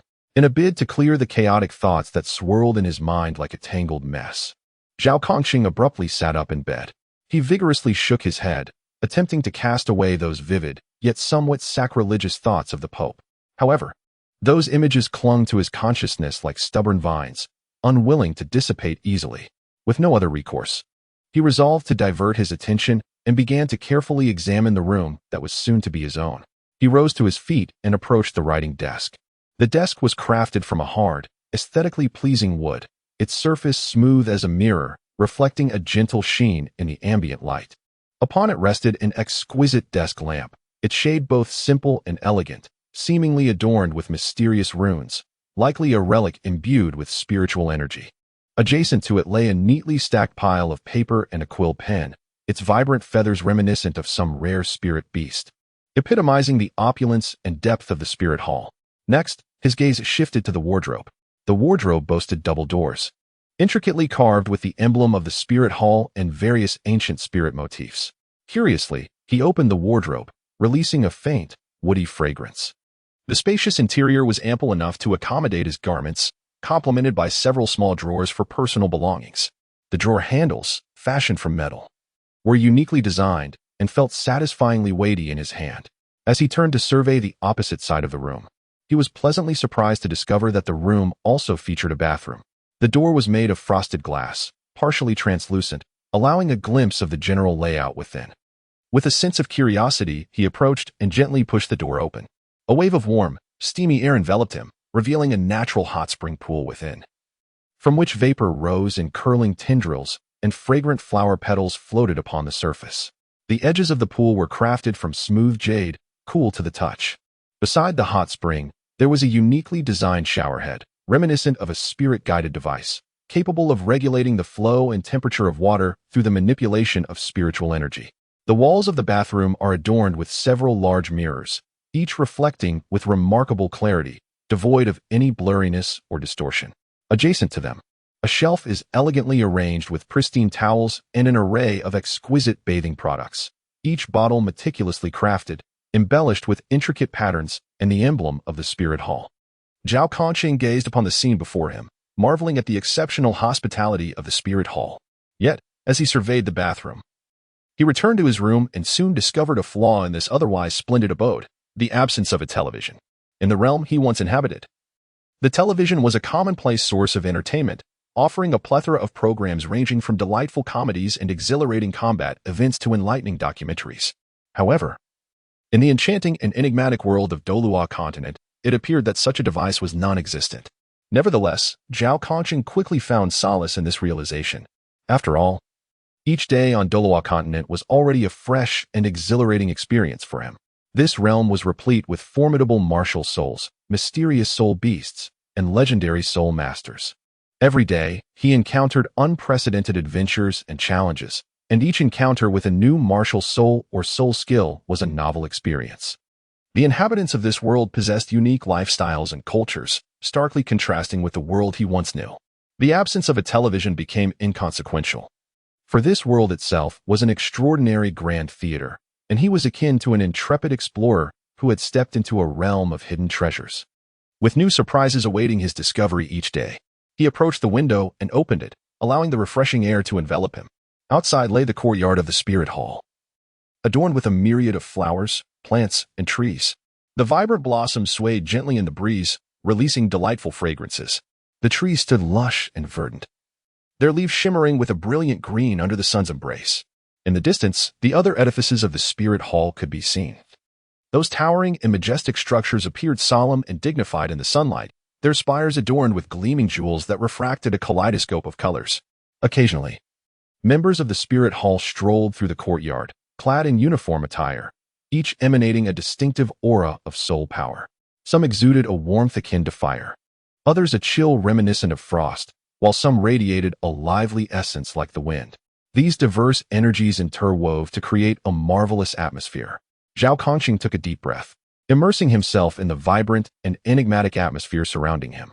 Gradually, his mind found tranquility, as the distracting thoughts concerning the Pope were supplanted by the breathtaking scenery and his burgeoning curiosity about this new world. He understood that his life within the Spirit Hall was merely at its inception, and countless opportunities and challenges awaited him in the future. He resolved not to be swayed by momentary impulses and desires. Instead, he would diligently enhance his abilities, striving to become a formidable spirit master, contributing to the Spirit Hall, and carving out a place for himself in this world. With a newfound determination, his gaze became resolute, as if, in that fleeting moment, he had discovered his purpose in the Douluo Continent. He closed the window and returned to his bed, contemplating the first steps he should take in the Spirit Hall. Should he familiarize himself with the various rules and regulations of the Spirit Hall, seek out like-minded companions for training, or perhaps explore the library, which surely housed countless invaluable tomes regarding spirits and soul techniques, enriching his knowledge? A multitude of plans and ideas swirled in his mind, as the previous heat and chaos vanished, replaced by an eagerness for the future and a fervent zeal. In this unfamiliar yet captivating dormitory of the Spirit Hall, Zhao Kongqing embarked on his aspirations and plans for a new life. Just as Zhao Kongqing was lost in thought, a knock echoed through the air. Who could it be? Would Yu Guan seek revenge on Zhao Kongqing? Stay tuned for the next chapter. Chapter 14. The first encounter with Hu Liena. Hearing the knock, Zhao Kongqing, still enveloped in the remnants of slumber, felt the sound pierce through his dreams like a sharp needle, abruptly yanking him back to reality. With a sudden jolt, he leaped from his bed, his movements as swift as a cheetah. His feet touched the ground without a hint of hesitation. He rubbed his bleary eyes, and his gaze sharpened, alertly directed towards the door. The knocking continued in a steady rhythm, urging him forth, akin to a mysterious summons. Zhao Kongqing approached the doorway with a measured stride, each step resonating with an invisible force, causing the very ground beneath him to tremble ever so slightly. He extended his hand to grasp the doorknob, twisting it gently. The door slowly creaked open, allowing a beam of light to pour in, momentarily causing him to squint. Before him stood a servant, clad in the immaculate attire of the Spirit Hall, with a demeanor that was both respectful and serious. Yet his eyes betrayed a hint of envy. The servant inclined his body slightly and spoke in a tone that was neither obsequious nor arrogant. Zhao Kongqing, the Pope has issued a decree. You are to enter the Spirit Academy for your studies. There lies the pinnacle of education on the continent, where every soul master emerging from its halls possesses extraordinary strength and unparalleled insight. This is the utmost honor, as well as a splendid opportunity for your ascendance and power. Upon hearing this, Zhao Kongqing's heart initially leapt in surprise, soon thereafter swelling with an uncontrollable excitement. The Spirit Academy was the very place he had longed for. He had always yearned to traverse further along the path of a soul master. And now this opportunity felt akin to a colossal pie that had unexpectedly fallen into his lap. He hurried back inside, swiftly donning the Spirit Hall uniform. The attire, a striking blend of black and crimson, embodied mystery and strength, while the red signified valor and glory. The fabric was remarkably unique, smooth to the touch yet robust. With every stitch seemingly infused with the authority of the Spirit Hall, he deftly fastened his belt, adjusted his collar and cuffs, and with a casual sweep of his hand, tidied his slightly disheveled hair, instantly transforming himself into a picture of vigor and elegance. Dressed appropriately, he followed the servant as they strode towards the Spirit Academy. Sunlight bathed them, casting elongated shadows in their wake. The academy was not far from the main hall of the Spirit Hall, and along the way, Zhao Kongxin's gaze roamed over the surrounding scenery. Towering trees flanked the path, their lush foliage forming enormous green canopies that shielded passers-by from the sun. Occasionally, a gentle breeze would stir, causing the leaves to rustle, as if whispering tales of the Spirit Hall's illustrious history and glory. As they continued, the imposing structure of the Spirit Academy gradually came into view. Much like the grand main hall of the Spirit Hall, the architecture of the academy was breathtakingly opulent. The towering entrance gate loomed ahead like a giant, adorned with intricate carvings that depicted mighty soul beasts and formidable soul masters harnessing their soul power. Each detail vividly alive as though the scenes were unfolding before their eyes. The apex of the gate was embedded with resplendent gemstones, which, under the sun's radiance, refracted a kaleidoscope of colors, dazzling to the extent that one could hardly keep their eyes open. Before even stepping into the academy, the sounds of combat from within reached their ears. The clamor resembled a stirring symphony, punctuated by the crisp clang of weapons, the thunderous eruptions of soul power, and the fervent cries of the students. These sounds intermingled, igniting a fervor within Zhao Kongxing's veins. He quickened his pace, eager to immerse himself in this realm brimming with passion and vigor. Upon entering the academy, the first sight that greeted him was a vast plaza. The square, paved with pristine white marble, gleamed like a mirror, casting a blinding brilliance under the sunlight. Within the plaza, students were organized into small groups, actively engaging in combat practice. Some students summoned their martial souls, which shimmered with a unique brilliance under the sunlight, fierce as a tiger or agile as a fox. They unleashed a variety of soul techniques, creating a moment where the fluctuations of soul power crisscrossed across the square, resembling an invisible grand web. Zhao Kongxing was profoundly captivated by the scene before him, his gaze fixed intently upon the battling students, his eyes shimmering with fervent enthusiasm. He could sense the formidable soul power radiating from these learners and discern their skills and strategies in combat. This ignited within him an eagerness for his forthcoming studies at the Soul Master Academy as he yearned to spar and grow alongside these exceptional peers. Venturing further inward, he entered the academic precincts of the academy. A series of teaching buildings were artfully arranged, their architectural style harmoniously blending classical and modern elements. The walls of these edifices were adorned with climbing vines, infusing the solemn structures with a touch of vitality and life. The classrooms featured spacious, luminous windows, through which he could glimpse neatly arranged desks and a plethora of advanced teaching equipment. Between the teaching buildings lay gardens and fountains, where an array of flowers flourished, their vibrant hues competing for attention and emanating delightful fragrances. The fountain splashes, illuminated by the sun, formed beautiful rainbows, with droplets cascading upon the surrounding flora as if draping them in a shimmering veil. As he continued onward, he arrived at the practical training ground of the Soul Master Academy, a place where students truly showcased their prowess and honed their skills. The training arena was expansive, its surface specially designed to withstand powerful soul energy impacts. Enclosing it was a protective barrier, preventing any overflow of soul power from causing damage to the surroundings. At that moment, several advanced students were engaged in an intense practical drill, their soul energy fluctuations immensely potent, each move imbued with tremendous force. Zhao Kongxing stood at the edge of the training ground, his eyes glued to their fierce combat, silently vowing to labor diligently here and aspire to become a top-tier soul master. The academy's library was also particularly striking, resembling a grand circular edifice akin to an open book. The library's entrance was crafted from heavy bronze, intricately engraved with ancient runes that exuded an air of mystery. Upon entering, he was greeted by towering bookshelves filled with a diverse array of tomes. These volumes encompassed the history of soul masters, the varieties of soul spirits, and methods of cultivating soul techniques, among other subjects. The library was enveloped in profound silence, punctuated only by the occasional rustle of pages being turned. Zhao Kongsheng gazed at the books as if they were treasures waiting to be unearthed, knowing that here he would gather boundless knowledge, laying a solid foundation for his journey as a soul master.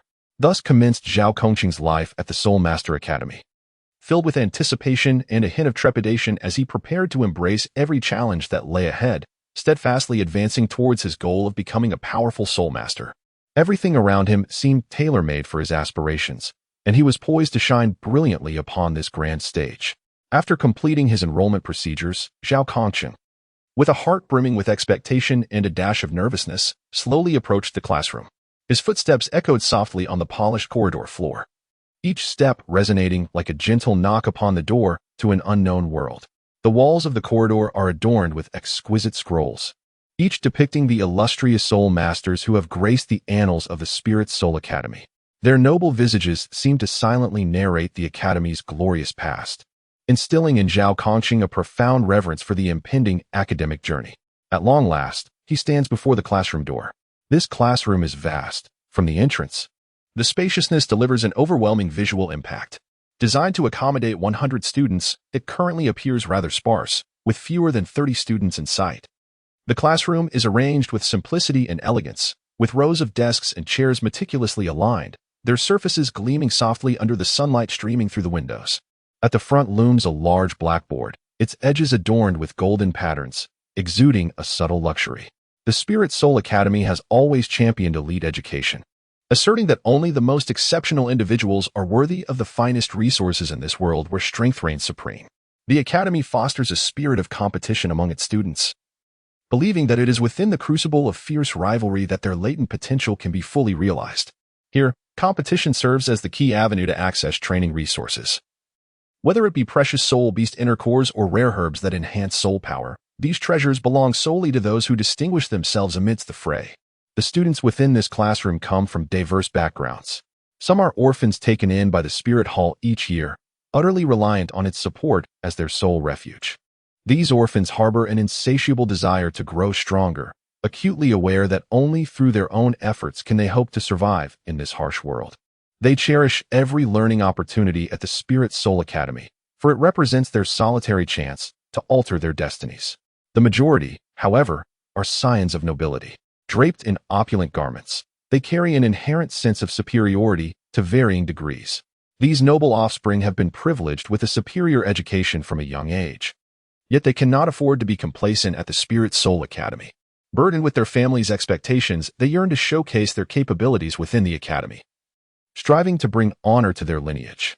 For them, the Spirit Soul Academy stands as a crucial platform for enhancing their status and strength. Zhao Kongsheng stood at the entrance of the classroom, silently observing his future classmates. At that moment, an instructor approached, casting a glance at Zhao Kongsheng, his eyes glimmering with a hint of admiration. The instructor smiled and said, "Zhao Kongsheng, your abilities are commendable. Following the Academy's evaluation, you have been placed in the elite class.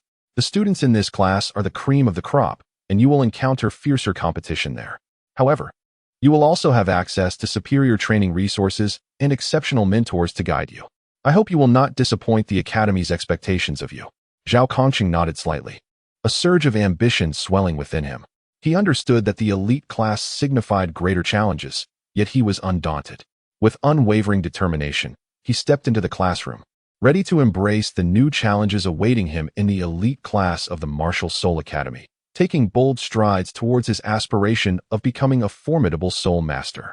Zhao Kongsheng took a deep breath and approached the podium with a composed demeanor. His strides were steady and purposeful, each step radiating a unique confidence forged through countless battles and trials. He understood that in this gathering of elites, time was of the essence, and he would not allow his presence to hinder the learning of others. Thus, he had long prepared a succinct self-introduction in his mind. Standing at the podium, he surveyed the audience, noting the mix of curiosity, scrutiny, and a hint of disdain in their gazes. Zhao Kongsheng remained unfazed.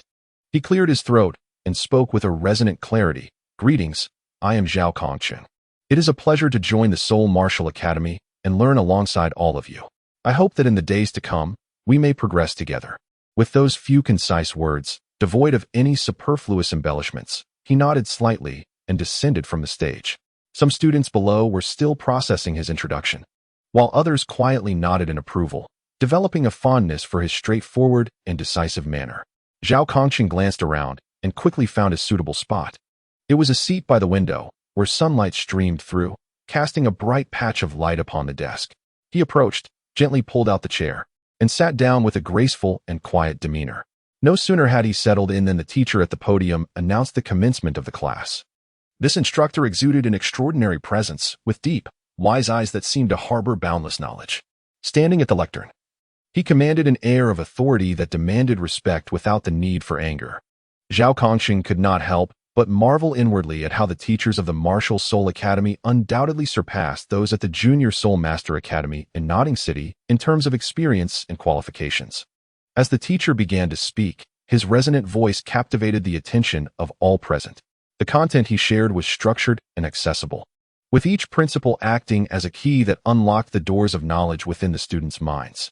With the teacher's elucidation, Zhao Kongqing found that the fragments of understanding that had once lingered in his thoughts were now illuminated like mist dispersing in sunlight, gradually becoming clear.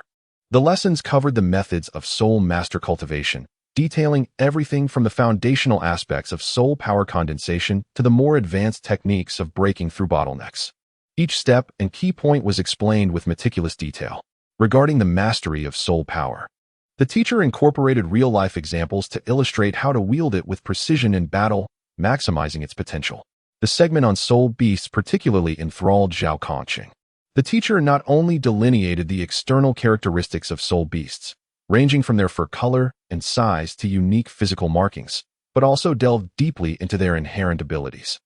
He elaborated on which soul beasts excelled in speed, which possessed formidable offensive capabilities, and which had specialized defensive skills. This knowledge was crucial for soul masters, as understanding the traits of soul beasts was pivotal in the life and death endeavor of hunting them for soul rings. Zhao Kongqing was wholly engrossed, diligently recording key points in his notebook with a pen that danced across the pages. He felt akin to a parched sponge, eagerly absorbing the moisture from the vast ocean of knowledge surrounding him. His classmates were equally immersed in the captivating lecture, with only the teacher's voice and the gentle rustle of pen on paper breaking the silence of the classroom. This lesson at the Soul Master Academy was akin to opening a new door for Zhao Kongqing, revealing deeper mysteries of the Soul Master world and instilling in him boundless anticipation for future learning. As noon approached, Zhao Kongqing hurriedly made his way to the cafeteria. His stomach had been growling incessantly, the sound akin to a drumbeat, urging him to satiate his hunger. Upon entering the cafeteria, the vibrant atmosphere and the array of delectable foods immediately captivated his attention, causing his eyes to sparkle like an adventurer who has stumbled upon treasure in the dark. The air was rich with the aromas of various dishes. Succulent roasted chicken legs sizzled with golden, crispy skin that shimmered invitingly. Tender braised pork, with its rich marbling, gleamed like precious gems, and freshly baked bread exuded a hearty wheat fragrance, its fluffy appearance tempting one to take a handful. Gazing upon this feast, tears of excitement welled up at the corners of Zhao Kongqing's mouth. Although he was the son of a lord, he had always been aware of the hardships of food production, adhering to the principle of not wasting a morsel. After lingering at the serving station for a moment, he ultimately chose a portion sufficient for two. With a laden tray in hand, he found an empty seat and eagerly commenced his meal. He devoured his food with the ferocity of a tornado, leaving his plate nearly empty in his wake. Though his manner was somewhat uncouth, in his eyes, nothing was more pressing than the need to fill his belly. Following his whirlwind feast, several empty plates lay stacked before him as he leaned back in his chair, contentedly belching and wearing a blissful smile. Just then, a boy with fiery red hair approached him. His hair resembled flames, drawing attention amidst the crowd. He strode confidently toward Zhao Kongqing, each step exuding a unique charisma. Upon reaching Zhao Kongqing, he sat down directly and regarded him with a glint of admiration in his eyes. "Hey, brother, your eating style is quite bold," the red-haired boy remarked with a grin. Zhao Kongqing, feeling a bit bashful, scratched his head, and the two began to converse. Through their dialogue, Zhao Kongqing learned that the young man was named Yin. When Yin spoke of his martial spirit, pride sparkled in his eyes. His martial spirit was that of the Flame Lord, an exceptionally formidable entity. In battle, he could summon the power of the Flame Lord, unleashing devastating fire attacks that left adversaries trembling in the inferno. Moreover, Yin was already a level 46 assault-type battle soul master, making him a standout among his peers. He had garnered a modest reputation within the Soul Master Academy, with many regarding his prowess with a measure of respect. Yin observed Zhao Kongqing and noticed a peculiar glimmer in his gaze, mistakenly interpreting it as admiration. A sense of pride swelled within him, prompting an uncontrollable smile. Leaning back, he crossed his arms over his chest, his grin becoming even more radiant. As if to proclaim, "Indeed, I am exceptional." Zhao Kongqing, witnessing this, merely offered a faint smile without providing any explanation, for he understood that in this world, where strength reigns supreme, each individual harbors their own pride. The afternoon classes starkly contrasted with those of the morning. The former represented a stage for practical combat, while the latter immersed students in the ocean of theoretical knowledge. The Martial Soul Academy firmly believes in the educational philosophy that true understanding emerges through practical experience. It is within these real-world applications that students can genuinely integrate their acquired knowledge, harmonizing soul power, soul skills, and combat strategies, thereby unleashing their latent potential. Upon learning that it was a practical combat class, Zhao Kongqing felt an undeniable sense of eagerness. A naturally combative individual, he harbored an innate thirst for battle. Reflecting upon his previous encounter with the formidable Douluo, he recalled that although he had narrowly emerged victorious, the experience had been far from exhilarating. In that confrontation, despite Douluo's remarkable strength, his excessive arrogance rendered the fight devoid of true challenge, allowing Zhao to claim victory with minimal engagement. Now, observing the fellow students of similar age around him, his eyes sparkled with excitement, reminiscent of a cheetah poised to pounce on its prey. The format of this sparring session was a wheel battle, in which each side would dispatch one participant to duel in succession, continuing until one team was entirely vanquished. This arrangement not only tested the individual prowess of the students, but also assessed the strategic deployment and adaptability of the entire team. After the draw, Zhao Kongqing learned that he was to be the first contestant to enter the fray. As this news spread, some peers looked upon him with a sense of schadenfreude, for they believed that the initial fighter often bore the brunt of immense pressure, facing an unknown adversary while the depletion of stamina and soul power remained unpredictable, making them susceptible to becoming mere cannon fodder. However, a few students remained discreetly observant of Zhao Kongqing's capabilities. Well aware that those fortunate enough to study at the Soul Master Academy were far from ordinary, Zhao's position as the first to engage might very well indicate exceptional qualities. Zhao Kongqing paid no heed to the gazes surrounding him as he swiftly made his way to the training ground. Upon arrival, he commenced a series of simple warm-up exercises, loosening his joints and stretching his muscles to ensure his body was in peak condition, ready to face his opponent. Before long, his first adversary appeared, a male student who appeared somewhat portly. Despite his stout physique, the student's eyes gleamed with sharpness. At the sound of the instructor announcing the commencement of battle, the student swiftly summoned his martial spirit. Instantly, a warm yellow glow enveloped his form, radiating brighter like the luminous dawn. Gradually, a spectral image of a leopard materialized behind him. As he infused his soul power, the image became increasingly solid, ultimately manifesting with an imposing presence. Its fur shone a sandy hue, adorned with black spots, resembling the king of the desert, exuding a formidable aura. As the martial spirit solidified, 2 century-old soul rings and 1 millennium soul ring floated around him. The etiquette of soul master duels demanded civility, and thus the student introduced himself first. Sure Hao, martial spirit Sand-Dust Leopard, level 35 agility type soul venerable. His voice resonated with confidence, clearly assured of his prowess. In the face of his opponent's formidable aura, Zhao Kongqing remained unruffled. He gently closed his eyes, beginning to gather his soul power. Soon, spatial fluctuations emerged around him, rippling outward like disturbances upon a tranquil lake. A peculiar light appeared behind him, intensifying gradually, revealing his simulator martial spirit in a faint shimmer. This simulator martial spirit emanated an ancient and mysterious aura, as though it hailed from another realm, imbued with boundless secrets. As Zhao Kongqing released his simulator martial spirit, 5 pitch-black millennium soul rings ascended sequentially, each resembling a profound black hole, devouring the surrounding light in a terrifying display.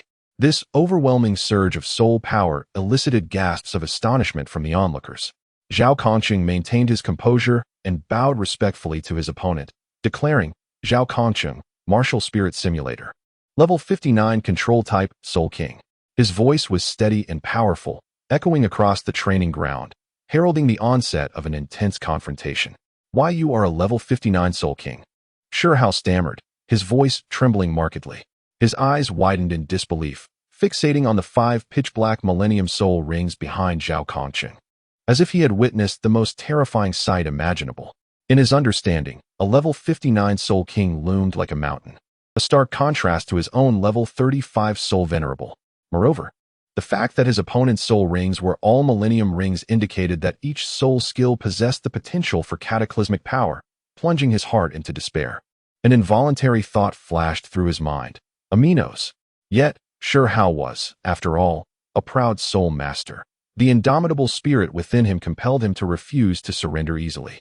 He sought to demonstrate to his peers, who reveled in schadenfreude or observed with detached indifference, that he was not to be underestimated. He aimed to prove that even in the face of such formidable adversaries, he possessed the strength to contend. Thus, after a brief moment of astonishment, he gritted his teeth and resolved to take the initiative. Shihao was acutely aware of his advantages. His martial soul, the sand dust leopard, endowed him with 2 remarkable abilities. One of these was his astonishing speed, which, when fully unleashed, rendered him almost ethereal, capable of vanishing from the enemy's sight in an instant, evading any attempt to track his movements. At this moment, he channeled a continuous flow of soul power into his martial soul, crouched slightly, and with a sudden burst of energy, propelled himself forward like an arrow released from a bowstring. In an instant, his form left behind an afterimage, while his true self surged towards Zhao Kongqing. Simultaneously, he activated the other ability of the sand dust leopard martial soul. A flickering yellow light enveloped his body, as tendrils of golden sand wafted forth from this radiant glow. These grains were not mere sand. They were a special substance condensed from Shihao's soul power, possessing a bewildering effect on his opponents. As he moved swiftly, the sand multiplied, gradually enveloping a small area of the training ground, creating a shroud of yellow mist. Within this haze, visibility became obscured, and Shihao's figure appeared to flicker in and out of existence, making it difficult for anyone to discern his true location. Under the cover of the swirling dust, he continuously shifted his position, attempting to approach Zhao Kongqing from various angles, searching for an opening in his defenses. A glimmer of resolve shone in his eyes. Even though he understood that the odds of victory were slim, he was determined to exert every ounce of his strength. Even if he could only cause Zhao Kongqing a minor inconvenience, it would be a victory in his eyes. On this battlefield, filled with swirling dust, a battle of stark disparities yet fervent determination was quietly unfolding. Observing this scenario, Zhao Kongqing remained unperturbed as he activated his 3rd soul skill, the Divine Perspective. This skill was nothing short of a marvel, holding a unique position within the entire soul skill system, classified as both supportive and controlling, with effects that were astonishing. The moment Zhao Kongqing unleashed this ability, the surrounding air seemed to tremble slightly, as if the very fabric of space had become the stage for his powers. As soul power surged, the skill began to take effect, its ability to disregard distance rendering it nearly terrifying in its potency.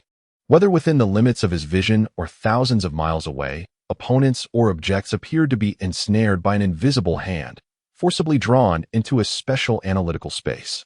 During this process, all affected entities underwent a 3-dimensional analysis.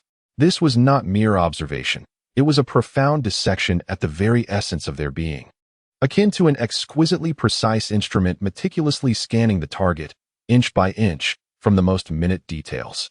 Every line, every contour, and every intricate detail is captured with precision, subsequently transformed into information that continuously flows into Zhao Kongqing's sea of consciousness. This signifies that once locked onto by a divine perspective, every movement of his adversaries is devoid of secrecy. Their actions, even the slightest twitch of a muscle, magnify exponentially before Zhao Kongqing's eyes.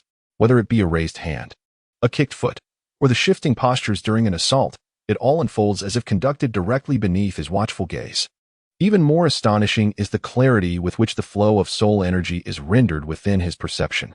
This energy surges like a torrent, with each undulation, convergence, and divergence manifesting as a map within Zhao Kongqing's mind.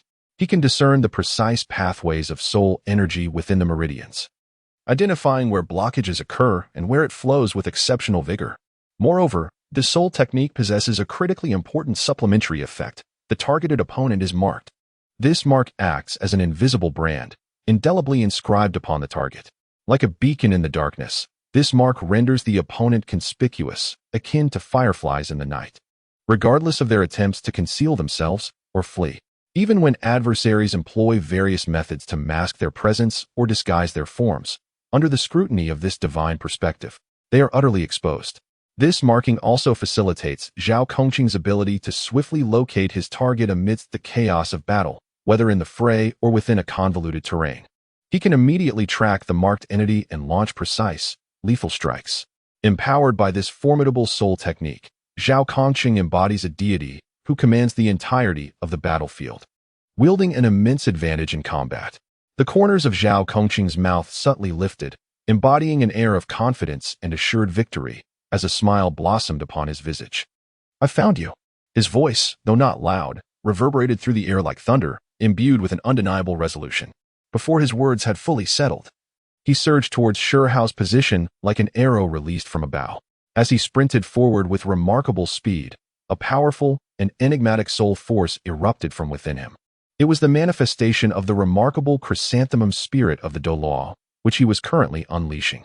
In an instant, a colossal and resplendent chrysanthemum spirit materialized beside him. Its petals layered like meticulously carved jade, each glimmering with an unusual radiance, seemingly harboring boundless power. Golden light surged forth from the flower's core, illuminating the surrounding space and rendering Zhao Kongqing as if he were a celestial being descended upon the mortal realm. Replicating the soul skill, golden stamen radiance, Zhao Kongqing intoned solemnly, his voice carrying a weighty sense of ritual. This was the sixth soul skill of the chrysanthemum Douluo, a formidable single-target assault technique of terrifying might. From the heart of the chrysanthemum, the golden brilliance intensified, resembling a miniature sun, as strands of energy converged and intertwined, gradually forming sharp golden arrows of light. These arrows were enveloped by an ethereal, colorful halo, akin to beautiful yet deadly sprites. With the assistance of his third soul skill, divine perspective, Zhao Kongqing's assault became even more inscrutable. Even if he could not pinpoint Shao's exact location, the arrows of light seemed imbued with life, exhibiting an autonomous consciousness. They pursued Shao's aura with the instinct of a keen hunting hound. The golden arrows pierced through the air with a sharp whistle, tearing through the atmosphere and creating visible whirlpools of air in their wake. As Shao beheld the onslaught of arrows, his eyes widened in disbelief, and he could not refrain from exclaiming, "What the heck?" He hastily employed his agility to evade, tracing a graceful arc through the air. Yet, the pursuing arrows were too swift, and their angles too cunning. Shao felt a tremendous force strike him, and he soon lost his balance, plummeting to the ground like a falling star, crashing heavily upon the earth. With a resounding thud, dust erupted from the ground, and Shao's body created a shallow crater upon impact. Meanwhile, the instructor serving as the referee watched the fierce confrontation with rapt attention, his eyes wide with astonishment. He was utterly captivated by Zhao Kongqing's astonishing soul skill and immense offensive power, taking a moment to regain his composure from the shock. Clearing his throat, his voice quivered as he announced, "In this match, Zhao Kongqing is victorious." With this declaration, the surrounding audience fell into a momentary silence, only to erupt into thunderous applause and cheers, celebrating the breathtaking duel. Those who had previously reveled in schadenfreude now found themselves rendered speechless. As if their throats had been constricted, their expressions frozen in shock, disbelief, and an unmistakable awkwardness. The once upturned corners of their mouths, remnants of mockery, now appeared utterly ludicrous. Their eyes were filled with a palpable sense of panic, as if they could hardly believe the unfolding events before them. Just moments ago, they had reveled in the prospect of Zhao Kongqing's impending failure, their malicious glee flickering like will-o'-the-wisps in the darkness. They whispered among themselves, pointing fingers at Zhao Kongqing, each expression and gesture brimming with disdain. Yet now, the abrupt shift in circumstances struck them like a resounding slap, harshly landing upon their faces. The students gaped in silence, their throats parched, unable to utter a single sound. They attempted to evade the unusual gazes cast upon them. Some lowered their heads, while others turned their faces away. Yet the prickling discomfort remained inescapable. Their bodies felt as though they were nailed to the spot, immovable, while tumultuous emotions surged within them like relentless tides. Standing before Zhao Kongsheng was a remarkable female student, as if she had stepped forth from a painted scroll. She stood gracefully, her figure slender and exquisite, reminiscent of a flower blooming in spring, exuding an enchanting fragrance. From the moment Zhao Kongsheng appeared, her bright eyes sparkled with anticipation, following his every move like stars orbiting the luminous moon in the night sky. This captivating young woman was none other than Hulaina, the cherished disciple of Pope Bibidong. With delicate steps, Hulaina approached Zhao Kongsheng, her exquisite features adorned with a trace of a pitiful expression, akin to a frail little deer. "Please show mercy, Zhao," she implored softly, her voice as melodious as a mountain spring, yet tinged with an almost imperceptible tension. As she spoke, she began to unleash her martial soul, and in an instant, a surge of mysterious and potent soul power radiated from her, expanding outward. Her martial soul was the celestial fox, an exceedingly rare and enigmatic entity. With the addition of each soul ring, the celestial fox would sprout an additional tail, as if gaining newfound strength and displaying an even more resplendent form. At that moment, Hulaina was a level 47 control system soul master, and with the infusion of soul power, a magnificent four-tailed celestial fox apparition emerged behind her. The graceful and elegant form of the four-tailed celestial fox was enchanting. Each tail appeared to be woven from the finest silk, shimmering with a kaleidoscope of colors, casting a mesmerizing aura in the sunlight. The tail swayed gently, as if dancing in the air, exuding an alluring charm. Its eyes, deep and gem-like, glimmered with an enigmatic blue, seemingly harboring boundless wisdom. Those lively eyes seemed capable of penetrating the human heart, ensnaring one inadvertently. The celestial fox was enveloped in an ethereal glow of soul power, intertwining to form mysterious runes that flickered, enhancing its divine presence. Standing amidst the illusion of the four-tailed celestial fox, Hulaina resembled a celestial being descended from the heavens, her breathtaking beauty harmonizing with that of the fox, rendering her irresistibly captivating to all in her vicinity. Beneath this enchanting facade, those familiar with her are well aware that this seemingly delicate female student possesses formidable strength in combat. Will Zhao Kongqing show mercy towards Hulaina? What new characters will emerge in the next chapter? Stay tuned for the next installment. Chapter 15. The Protective Pope is the Judge. The teacher cast a stern gaze upon the center of the training field, when he beheld Hulaina's graceful figure leaping into the arena like a light, airy bird. Her elegance was akin to a fairy stepping forth from a painted scroll. The judge's expression hardened as he slowly raised his muscular, well-defined arm, which glimmered with a golden sheen under the sunlight. Then his resonant voice echoed across the open space, proclaiming the start of the match. This sound resonated like the clarion call of battle, imbued with an irresistible authority, instantly igniting the fervent passion within the hearts of the surrounding students. The youthful and spirited students, their eyes sparkling with excitement, focused their collective gaze like a spotlight on the two figures at the center of the training ground. Their expressions were filled with anticipation, curiosity, and tension, as if they themselves were woven into the fabric of this fierce contest, sharing breath and fate with the combatants. Gazing at Hulaina, who resembled a celestial fox spirit, Zhao Kongqing's mind was suddenly flooded with memories of watching elusive and unspoken island documentaries with his dear friend Seven Knight in the military dormitory. Those images surged forth like a tumultuous tide, uncontrollable in the sea of his thoughts. Vivid colors intertwined and collided, enveloping each scene in a thick, ambiguous atmosphere, akin to a dense fog. Various peculiar scenarios and movements struck his senses like sharp swords, while enticing poses, flirtatious glances, and heart-racing interactions replayed relentlessly in his mind, resembling an unending revelry. Yet, this loss of control was fleeting, like a meteor streaking across the night sky, briefly disrupting his thoughts before vanishing. Though dazzling, that meteor was but a momentary flash, leaving a transient mark in the dark expanse only to be consumed by the infinite night. He quickly composed himself, beads of sweat forming on his forehead. In the sunlight, these droplets sparkled like fragmented diamonds. He recognized the predicament he found himself in, undoubtedly ensnared by Hulaina's allure. Indeed, As the judge announced the commencement of the match, Hulaina had unleashed her second soul skill, Fox Charm. At that moment, it was as though a layer of pink mist enveloped the air, swirling around him with a life of its own, playfully coiling towards Zhao Kongqing. Like a troop of mischievous sprites, they danced gracefully through the air, merrily advancing towards their target. The smoke wafted a peculiar fragrance, akin to the whispers of demons, stealthily infiltrating Zhao Kongqing's nostrils and subsequently permeating the depths of his soul with each breath he took. This scent possessed an almost supernatural allure, capable of evoking the most clandestine desires nestled within one's heart, stirring the very essence of one's being. Although the charm of the fox was not an overwhelmingly powerful ability, it acted as a delicate key, unlocking the door within Zhao Kongqing's innermost sanctum, where his desires lay hidden. At that moment, Zhao Kongqing found himself swayed by inexplicable emotions, rendering him vulnerable to the enchantment. His heart resembled a fortress shaken by an earthquake, with once impregnable defenses now displaying a slight fracture, through which the alluring mist of the fox charm surged like a relentless tide. Zhao Kongqing's eyes began to glaze over. Their former sharpness dulled like stars obscured by fog, gradually losing their brilliance.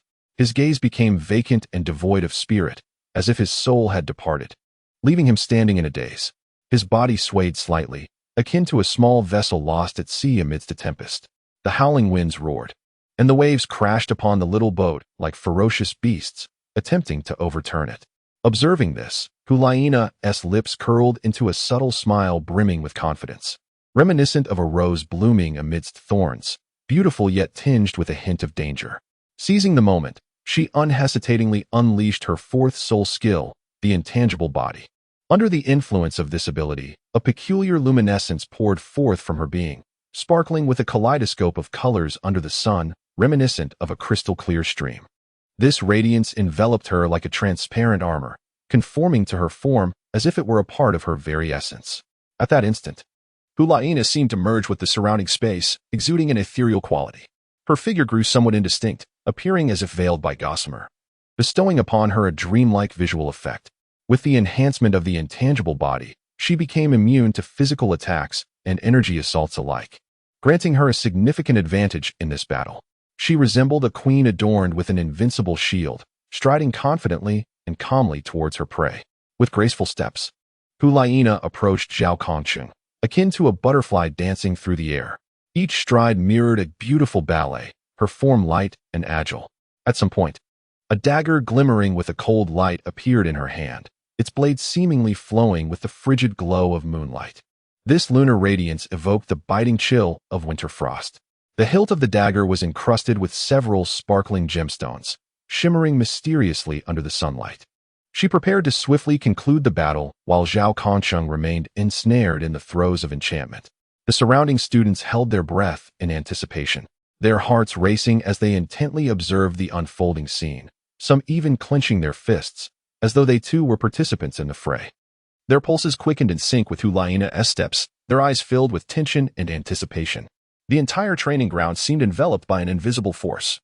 The atmosphere taut with tension, as if the air were thick with the scent of gunpowder. Just as Hulaina was about to reach Zhao Kongqing, her dagger raised high and poised to strike, he finally steadied his mind. A resolute flame reignited in his eyes, a beacon in the darkness that dispelled all fog. This beacon shone bright and dazzling, piercing through layers of obscurity to illuminate his path forward. Drawing upon a mental fortitude far superior to Hulaina's, he commenced a desperate counterattack. Veins on his forehead throbbed, resembling serpents slithering across his skin. His mental energy surged forth like tumultuous waves, launching an assault on Hulaina's sea of consciousness. The force of this mental tide crashed against her psyche like a tempestuous ocean, each wave harboring immense power, as if seeking to engulf all in its path. The collision of mental forces produced no sound, yet it resonated like the cataclysmic clash of two celestial bodies, unleashing astonishing energy. This energy remained intangible, yet it instilled a profound sense of oppression, causing the very space around them to tremble. Hulaina felt as though her soul had been struck by a heavy hammer, an excruciating pain washing over her. It was as if countless steel needles had pierced deep into her essence, rendering her nearly incapacitated. Her mental assault, once formidable, crumbled like a fragile dam under the onslaught of Zhao Kongqing's overwhelming power, the backlash surging forth like a ferocious beast charging at her.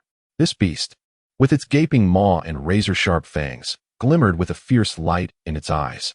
It roared, brimming with boundless fury and strength, dashing towards Hulaina. Her complexion turned ashen, her once vibrant eyes now filled with agony and terror. The brilliance within them flickered like a candle in the wind, unsteady and on the verge of extinguishment. The backlash ravaged her being, battering her meridians and soul power. She felt as though her veins were ablaze, the pain unbearable, while her soul energy became chaotic, akin to a flock of frightened birds flitting in disarray. Zhao Kongqing seized the moment, channeling his soul power as a radiant glow enveloped his body, akin to the searing heat of a blazing sun. This luminescence resembled a colossal fireball, radiating boundless warmth that distorted the surrounding air. With a thunderous roar, his voice echoed through the training ground, unleashing his fourth soul skill, the restriction cage. Black chains of soul power unfurled from beneath his feet, pulsating with a dark luminescence as if imbued with life. They surged towards Hulaina like ethereal serpents, leaving trails upon the ground. These serpent-like chains moved with remarkable swiftness, creating streaks of light across the air, reminiscent of meteors streaking through the night sky. As they neared Hulaina, they intertwined instantaneously, forming a vast cage that ensnared her securely. Each chain of the cage emanated powerful waves of soul energy, intricately woven into an impenetrable prison. Hulaina struggled in vain, wielding her dagger against the confines of the cage, but the blade merely clashed with the chains, producing a crisp metallic sound and scattering a cascade of golden sparks, akin to brilliant fireworks that flickered before vanishing into the ether. Each attempt was futile, as the black cage remained unyielding. A flicker of panic crossed Hulaina's eyes. She understood that if she could not swiftly escape this binding cage, she would surely face ruin. Thus, she concentrated fiercely, endeavoring to summon the power of her martial soul and unleash her skills to break free. Veins throbbed on her forehead, her once beautiful visage contorted with exertion, her delicate features transforming into a visage of fierce determination. She murmured incantations, commencing the release of her martial soul. The incantation, cryptic and complex, flowed swiftly from her lips, each syllable imbued with the resonance of her soul power. Her gaze was filled with resolute desperation, reminiscent of a warrior valiantly resisting against the brink of despair. However, to her utter horror, within this seemingly ordinary yet immensely potent cage, her martial soul felt as though it was gripped tightly by an invisible hand, rendering it immobile. She could distinctly sense her martial soul struggling and roaring within her, yet it could not breach the unseen constraints. It was akin to a ferocious beast trapped in a cage, incessantly battering against its confines, emitting roars of fury, but unable to break free. Each attempt felt akin to striking a fist against cotton, the futility of it all instilling profound dread within her heart. She descended into a chasm of darkness, fear washing over her like a relentless tide. Despair began to seep into her consciousness, her once unshakable conviction wavering. Unwilling to concede defeat, she intensified her output of soul power, striving to forcibly unleash her soul skill. A faint glow flickered around her, a response from her martial soul to her call, yet it was fleeting.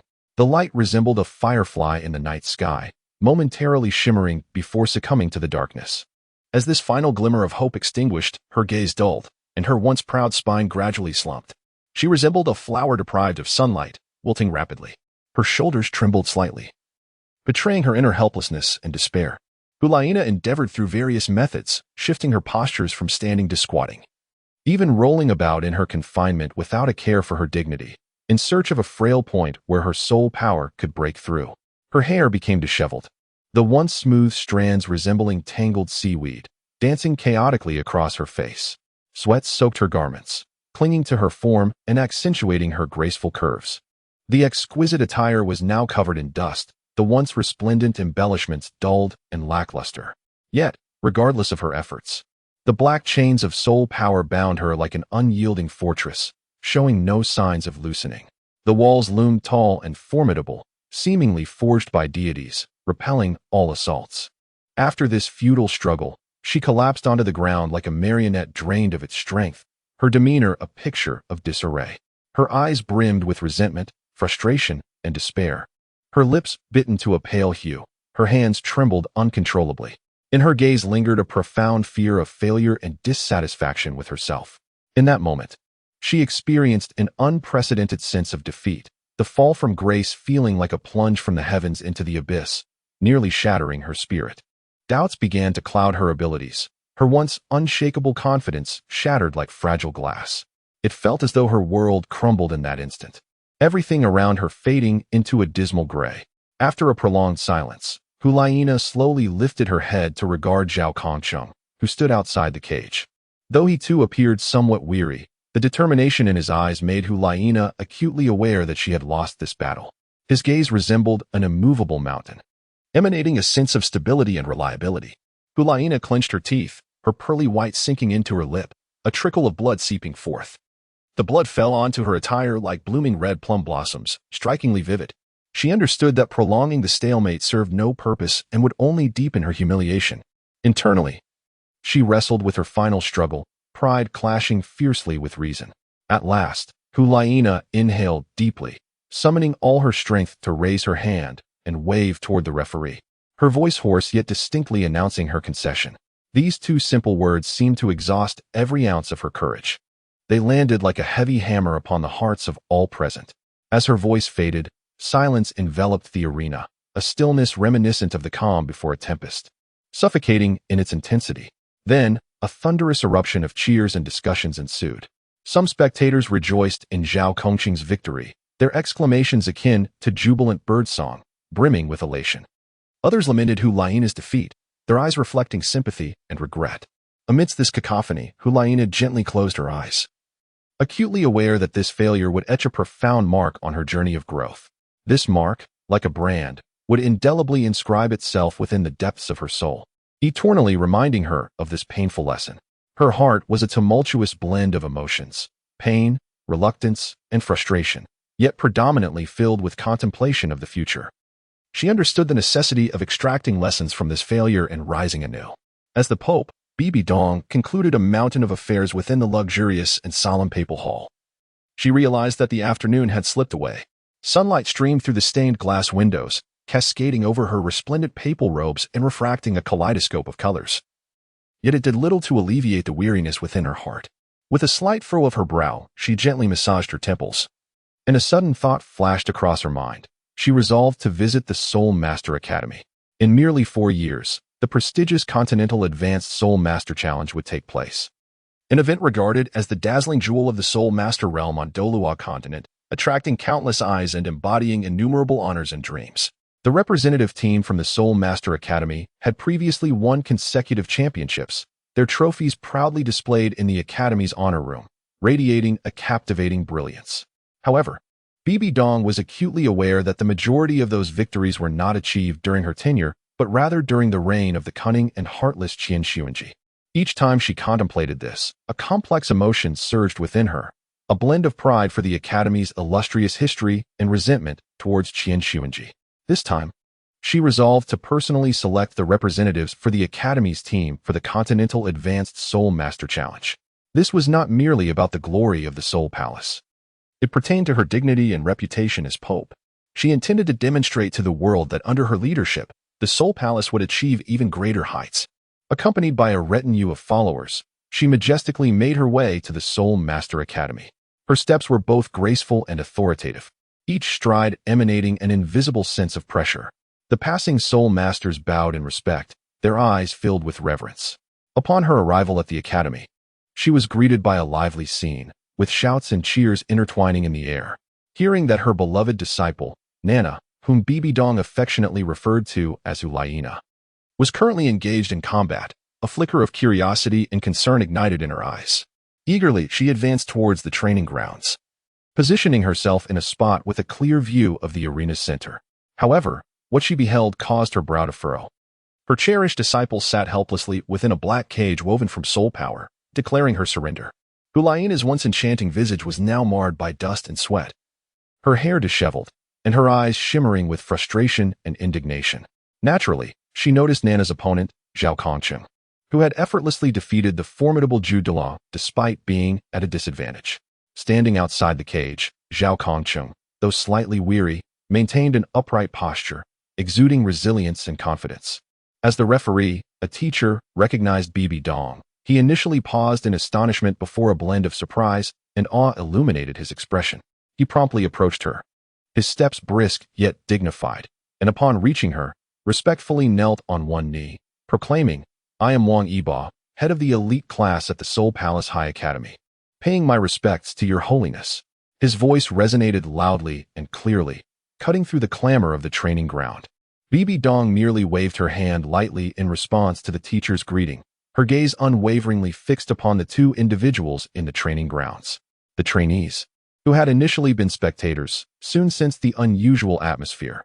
They turned their heads, their expressions shifting dramatically. They hastily rose to their feet, uniformly bowing in respect to His Holiness the Pope, creating a scene reminiscent of a gust of wind sweeping through a meticulously arranged field of wheat, stirring up waves. Even Zhao Kongcheng was no exception.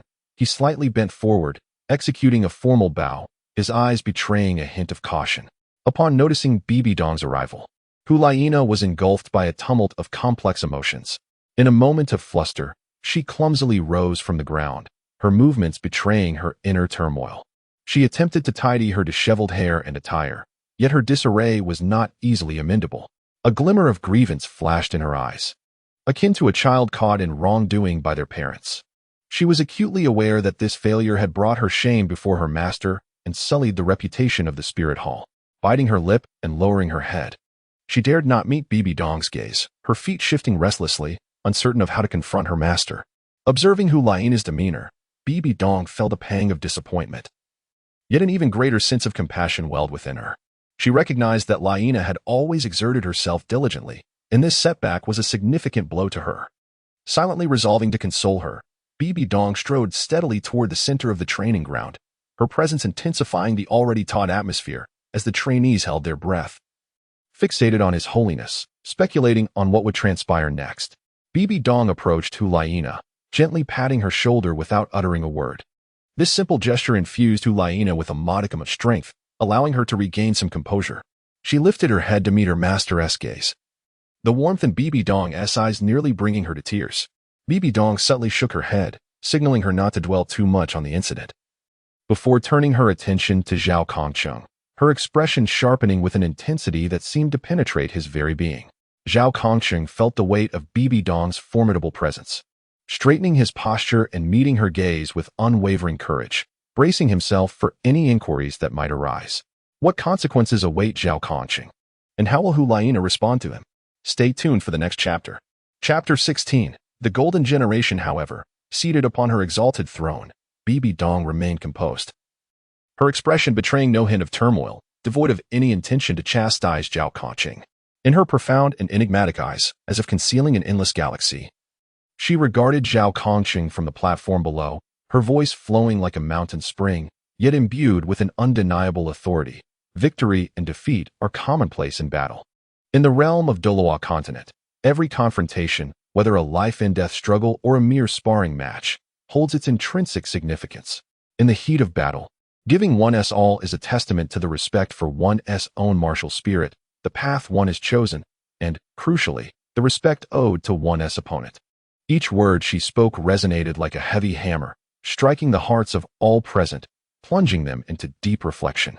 In the realm of Douluo Continent, a world where strength reigns supreme, battles are omnipresent, and the clash of martial souls alongside the contest of soul power is a quotidian affair. As the Pope of the Spirit Hall, Bibi Dong possesses an understanding of combat that transcends the ordinary. To her, battle is far from a mere contest of strength. It embodies the dignity of the martial soul and the conviction of the practitioner. A perfunctory fight is not only a desecration of oneself, but also an affront to one's opponent.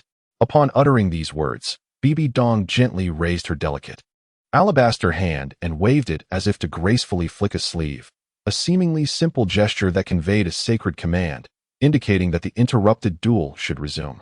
The motion exuded a regal aura, as if everything lay within her control, impervious to any unforeseen disturbances.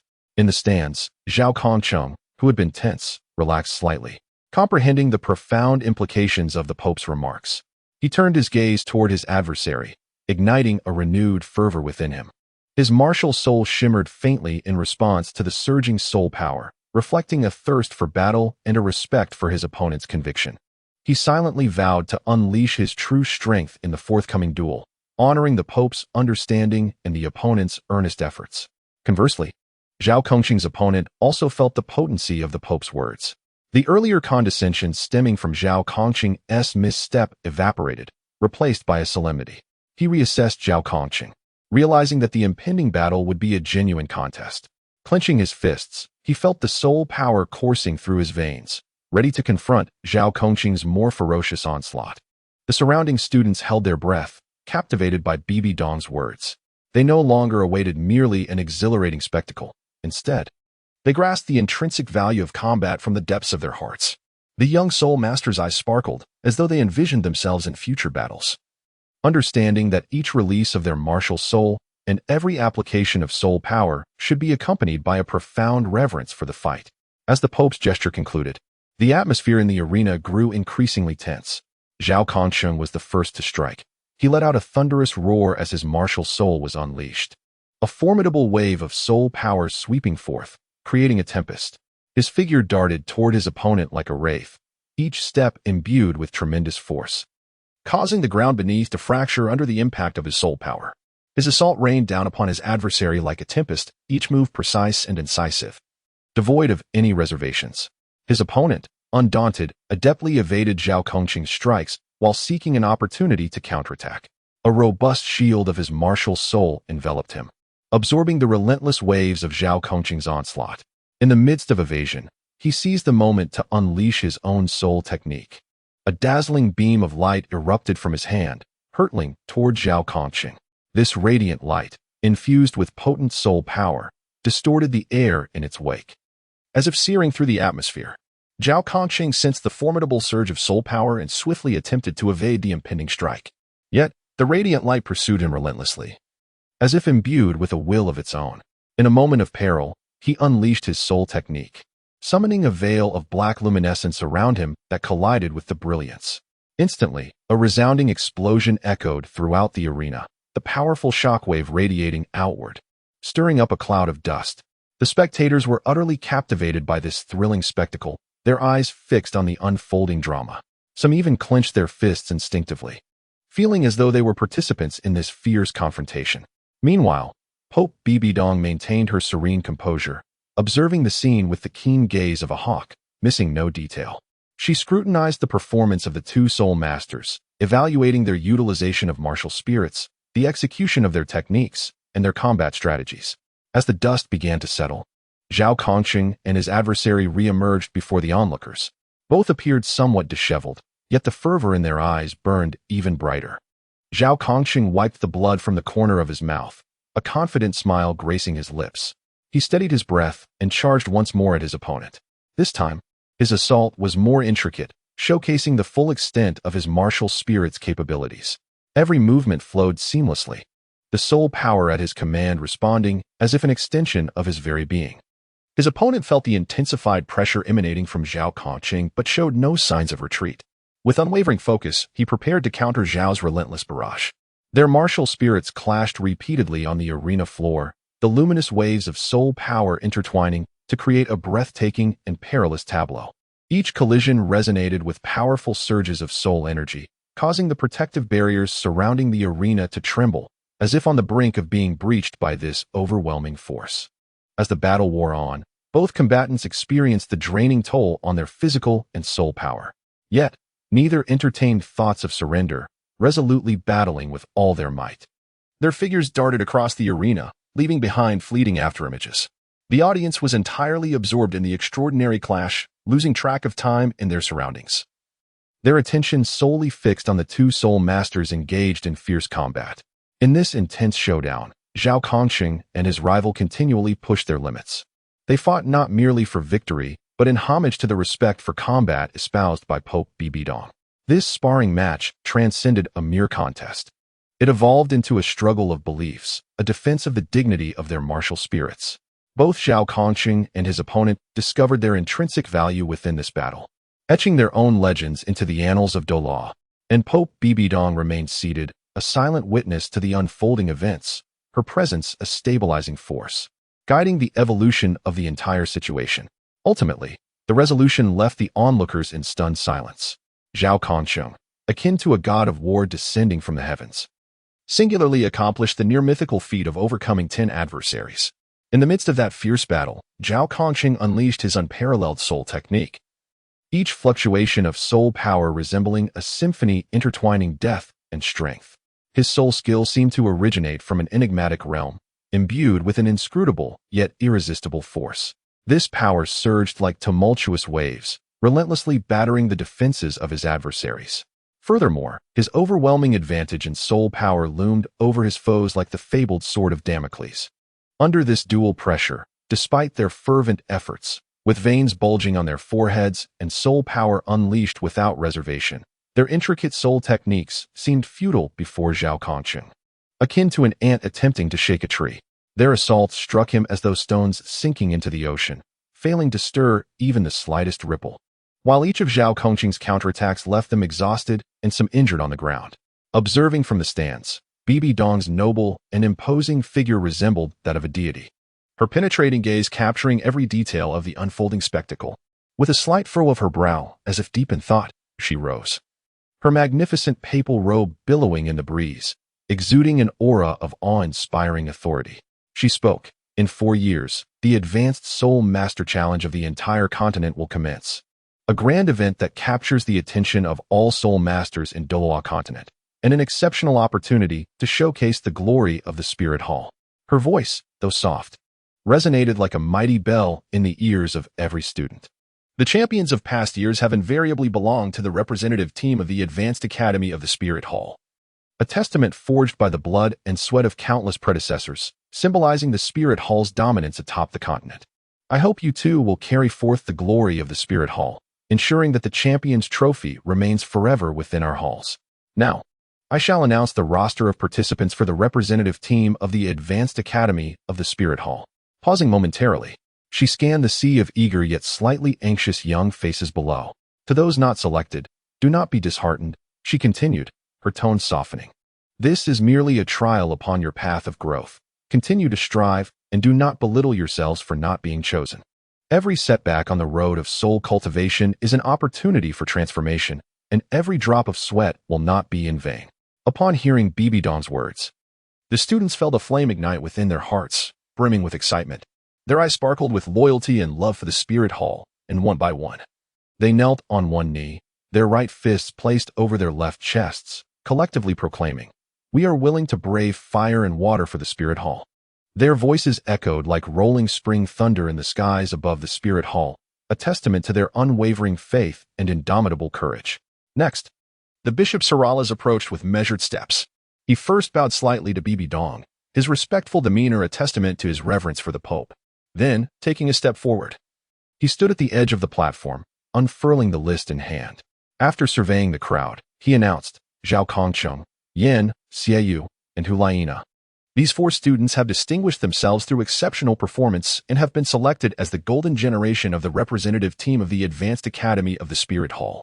His voice was imbued with a hint of pride. "The 4 of you stand as the elite of the new generation within the Spirit Hall, endowed with extraordinary talent and potential. It is my fervent hope that you may serve as exemplary role models, akin to the most resplendent stars in the night sky, guiding countless other disciples in their quest to forge a glorious future for the Spirit Hall. You embody the hopes of the Spirit Hall, destined to become legends of tomorrow. Harness your strength and wisdom to inscribe a magnificent chapter that belongs to the Spirit Hall in the Grand Spirit Master Championship across the continent." Upon hearing their names, Zhao Kongsheng and his 3 companions beamed with pride. They exchanged determined glances, each reflecting unwavering resolve. In his heart, Zhao Kongsheng silently vowed to showcase their utmost strength in the upcoming challenge, striving to meet the expectations of the Pope and the Bishop. He clenched his fists, his fervent soul power seemingly invigorated by excitement, as if eager to unleash his might on the arena. Xieyu slightly lifted his chin. Beneath his austere visage lay absolute confidence in victory. The moon-blade martial soul in his grasp flickered subtly, responding to its master's fighting spirit. Hulaina flashed a charming smile, yet her gaze revealed a piercing sharpness that was not to be underestimated. As the only female in the team, She possessed strength and ambition that rivaled anyone. The other students regarded the four with a mix of envy and blessing. They recognized that these four were truly deserving of their selection and viewed them as aspirational figures. In this realm of martial spirits, brimming with competition and challenges, everyone labored to grow stronger. The Spirit Hall functioned like a large family, uniting these young soul masters, each harboring dreams, as they embarked on a journey towards greater glory. Bibi Dong observed this scene, nodding slightly. She understood that the future of the Spirit Hall rested upon these young soul masters. Although the Continental Senior Soul Master Challenge would be brutal, it also presented the finest opportunity for their refinement. She believed that under her leadership and through the efforts of these exceptional students, the Spirit Hall would reclaim the championship, further solidifying its dominion over the Douluo Continent. The chosen golden generation would become the Spirit Hall's sharp blade, severing all thorns that obstructed its path. At this moment, a solemn yet fervent atmosphere enveloped the Spirit Hall's advanced academy. Each individual prepared for the imminent challenge, whether they were part of the golden generation or other students, sowing seeds in their hearts to bring glory to the Spirit Hall. This seed would flourish in the days to come, nurtured by sweat and fervor, blossoming into a resplendent flower of honor. As time progressed, the training grounds of the Spirit Hall's advanced academy became a daily sight of diligent students honing their skills. Zhao Kongqing and his companions stood out as the focal point, their training intensity surpassing that of their peers. Every movement was meticulously refined, and each application of soul power was pursued with perfection. They were acutely aware of the weight of their responsibilities, leaving no room for complacency. Meanwhile, other students endeavored to elevate themselves, yearning for the day they could stand on the stage of the Continental Senior Soul Master Challenge, fighting for the Spirit Hall. Time slipped by like fine sand through one's fingers, the delicate yet relentless grains resembling the most minuscule and elusive sprites of the universe. Embarking on their swift journey unnoticed, unbound by external forces, they disregarded the longing gazes of those wishing to retain them, flowing unceasingly in their own course. Regardless of the effort exerted to retain them, no matter how instinctively the fingers tightened in an attempt to construct a dam to prevent their departure, they flowed away as if propelled by a mysterious and formidable force, one seemingly originating from the very essence of the world itself. This force exuded an irresistible majesty, causing fine grains of sand to slip swiftly through the gaps between his fingers. The speed was akin to a meteor streaking across the night sky, ablaze in its own brilliance, leaving behind a dazzling and resplendent trail upon the dark canvas above. Yet, this trail was fleeting. Just as one is momentarily captivated by its beauty, eager to etch that moment of splendor into memory, it dissipates, leaving only a vague shadow of light before vanishing entirely. The passage of time mirrors this phenomenon, evading one's grasp as it gently caresses the soul, leaving no time to savor the exquisite moments it carries away, nor to even recognize their existence until one looks back, only to realize that the years have etched profound marks upon the river of life. 2 years, in the grand and profound river of history, are but a fleeting instant, akin to a small wave that rises briefly before swiftly merging into the endless tide. Yet, for Zhao Kongqing and his companions, these 2 years felt like a painting fast-forwarded, with scenes rapidly transitioning, each frame bursting with passion, struggle, and growth.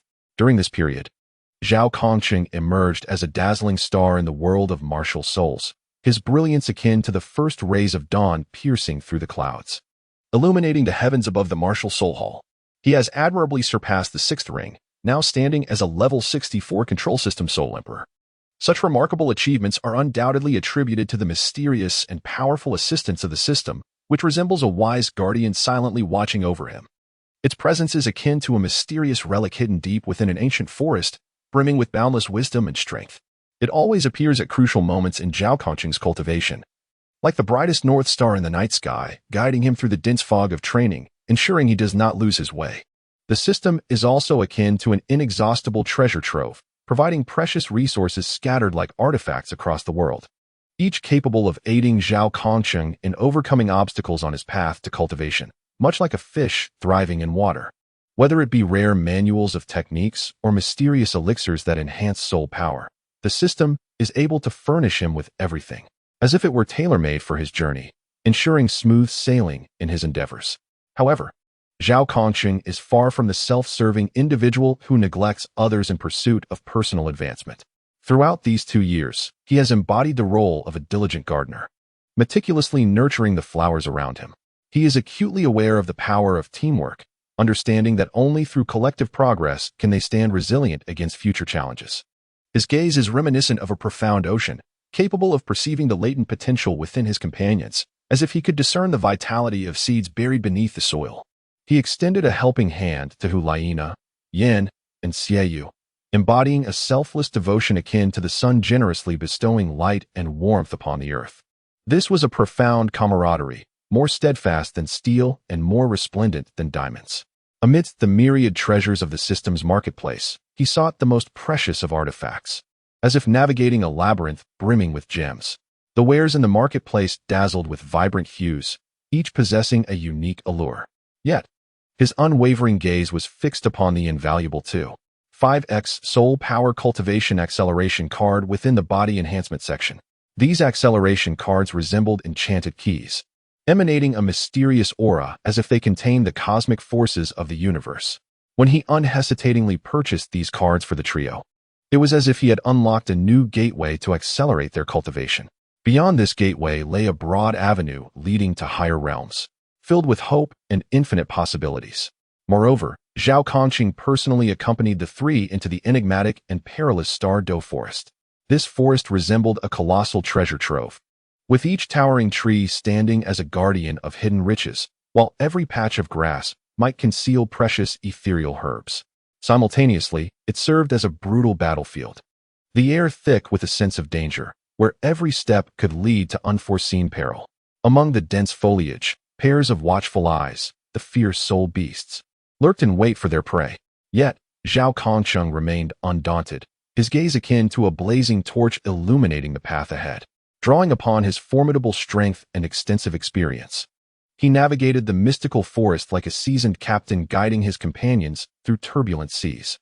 They moved with utmost caution, leaving no clue overlooked. Every rustle of leaves and every chirp of insects or call of birds could be the key to discovering a soul ring. Their steps were light and deliberate, akin to dancers treading upon thin ice. Their quest for the most suitable soul ring was a gamble with fate, each decision standing at the crossroads of destiny, where a single misstep could plunge them into an abyss of irretrievable despair. This was also a contest against the soul beasts. Each battle was a heart-stopping spectacle.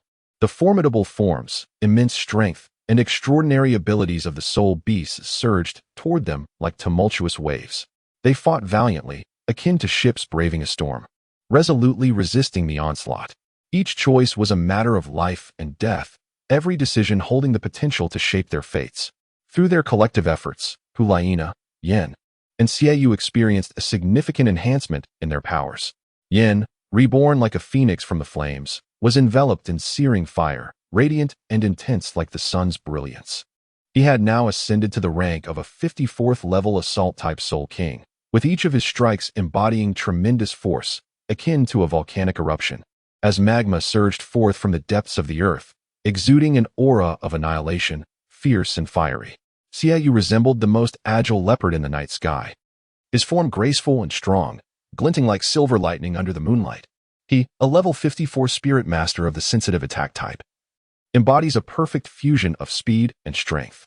The crescent blade in his hand gleams like the sharpest of moons in the night sky, emanating a chilling radiance that, when wielded, seems capable of slicing through the very fabric of reality, instilling fear in the hearts of onlookers.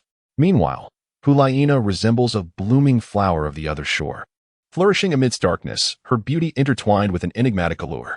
As a level 53 control-type spirit master, she weaves an invisible net with her captivating charm and formidable control abilities, ensnaring enemies unaware in the traps she has crafted, rendering them as helpless as beasts caught in a quagmire.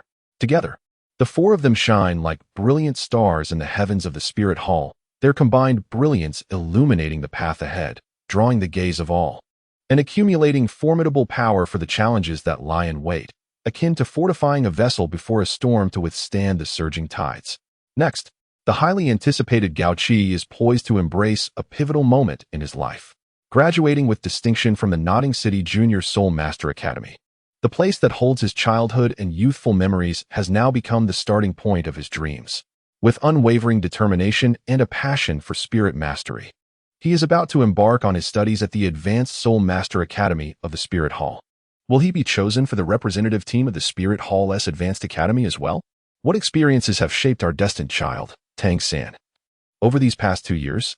Stay tuned for the next chapter. Chapter 17. A long-awaited reunion having graduated from the Nodding City Junior Soul Master Academy. Gao Qi shines forth like a newly emerging star, now a level 49 Auxiliary Spirit Master. His journey of growth is marked by sweat and perseverance. During his days at the academy, he exhibited extraordinary talent in support roles. Each session of spirit cultivation and every simulated battle showcased his exceptional auxiliary abilities, earning the admiration of his instructors. Now, standing at a higher starting point, his gaze is resolute, and his aspirations resemble a lighthouse that never dims, guiding him forward. If Zhao Kongsheng is the brain of the team, orchestrating its strategies and rhythms, then Gao Qi is determined to become the inexhaustible wellspring of strength that invigorates the team. Aspiring to be Zhao Kongqing's most trusted ally, he understands Zhao Kongqing's capabilities and ambitions and recognizes his own worth within the team. To him, Zhao Kongqing is not merely an elder brother, but also a role model and a target to aspire to. For this aspiration, he has repeatedly pushed his limits in arduous training, honing his auxiliary skills to perfection. Standing before the Spirit City, Gao Qi resembles a devout pilgrim, with eyes gently closed. He savors the breeze wafting from within the city. This wind carries the unique essence of Spirit City, as if narrating the long history and glorious achievements of this esteemed place.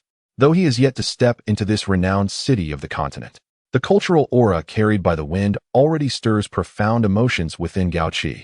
He could envision the bustling streets of the city, where soul masters from various regions of the continent showcased their formidable martial spirits or traded precious soul beast materials. The shops lining the streets were a dazzling array of items related to martial spirits, offering everything from potions that enhance soul power to tomes inscribed with soul techniques. The Spirit Hall in the city stood majestically, its towering structure reaching for the heavens, exuding an air of solemnity and grandeur. Around the Spirit Hall, a lively scene unfolded as young soul masters underwent assessments and challenges, aspiring to make their mark within the hall and secure better resources and opportunities. Gao Qi seemed to see his own image striving within the Soul City, ready to pen a legend alongside Zhao Kongqing. He understood that the Soul City was a pivotal stage for realizing his dreams, where he would encounter formidable adversaries and meet like-minded companions. Each gust of wind felt like the city's call to him, urging him to take steps forward toward the unknown challenges that awaited, to embark on a glorious chapter of his own. With a deep breath, he opened his eyes, a resolute light gleaming within, and with visions of the future in his heart, he strode purposefully toward the gates of the Soul City. Beneath the ancient and solemn gates of the Soul City, Zhao Kongsheng could no longer contain his excitement, standing still like a statue that had awaited a millennium. His gaze was fixed intently on the path leading outside the city, his eyes burning with a fervor that seemed capable of igniting the very air. With each whisper of the breeze, ripples of anticipation stirred within him, weaving a tapestry of urgency and expectation in his eyes.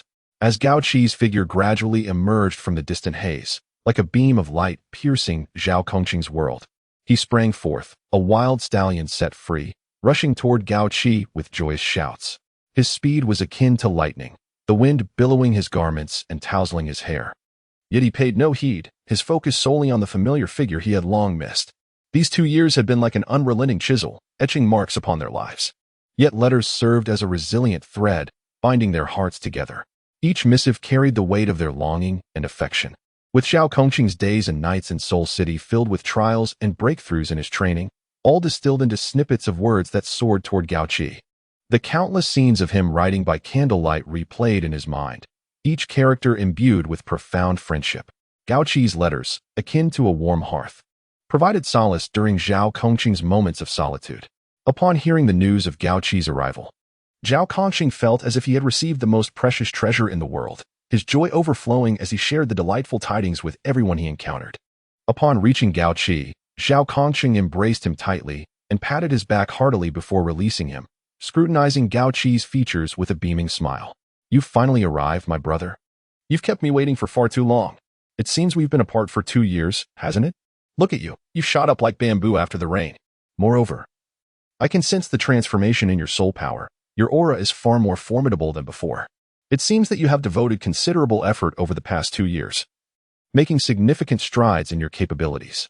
His gaze brimmed with satisfaction, reminiscent of an elderly farmer beholding his thriving crops.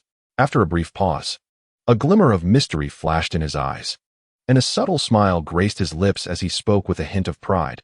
Let us set aside our discussions of cultivation for today, as it is a rare occasion for us brothers to reunite. I have made a momentous discovery in the Spirit City, a most extraordinary restaurant. To locate it, I traversed every nook and cranny of the city. It lies hidden within a particularly secluded alley, much like a mystical treasure awaiting a fortunate soul to uncover it. The first time I passed by, I was captivated by the enticing aromas wafting from within. Upon entering, I was utterly astounded. The flavors were simply exquisite. Each dish appeared to be a masterpiece, meticulously crafted by the chef, with an impeccable balance of color, fragrance, and taste. The ingredients were astonishingly fresh, as if plucked directly from the garden behind the kitchen or harvested from the nearby river. Today, I must extend my hospitality and take you to savor this earthly delight. I am certain you will adore it. With a hearty laugh, Zhao Kongqing spoke while eagerly pulling Gao Qi along, almost desperate to whisk him away to the restaurant. And who might this be? Yin, having appeared silently behind Zhao Kongqing, inquired with a graceful step. He gently placed a hand on Zhao Kongqing's shoulder. His gaze filled with curiosity as he followed the direction of Zhao's finger to look at Gao Qi.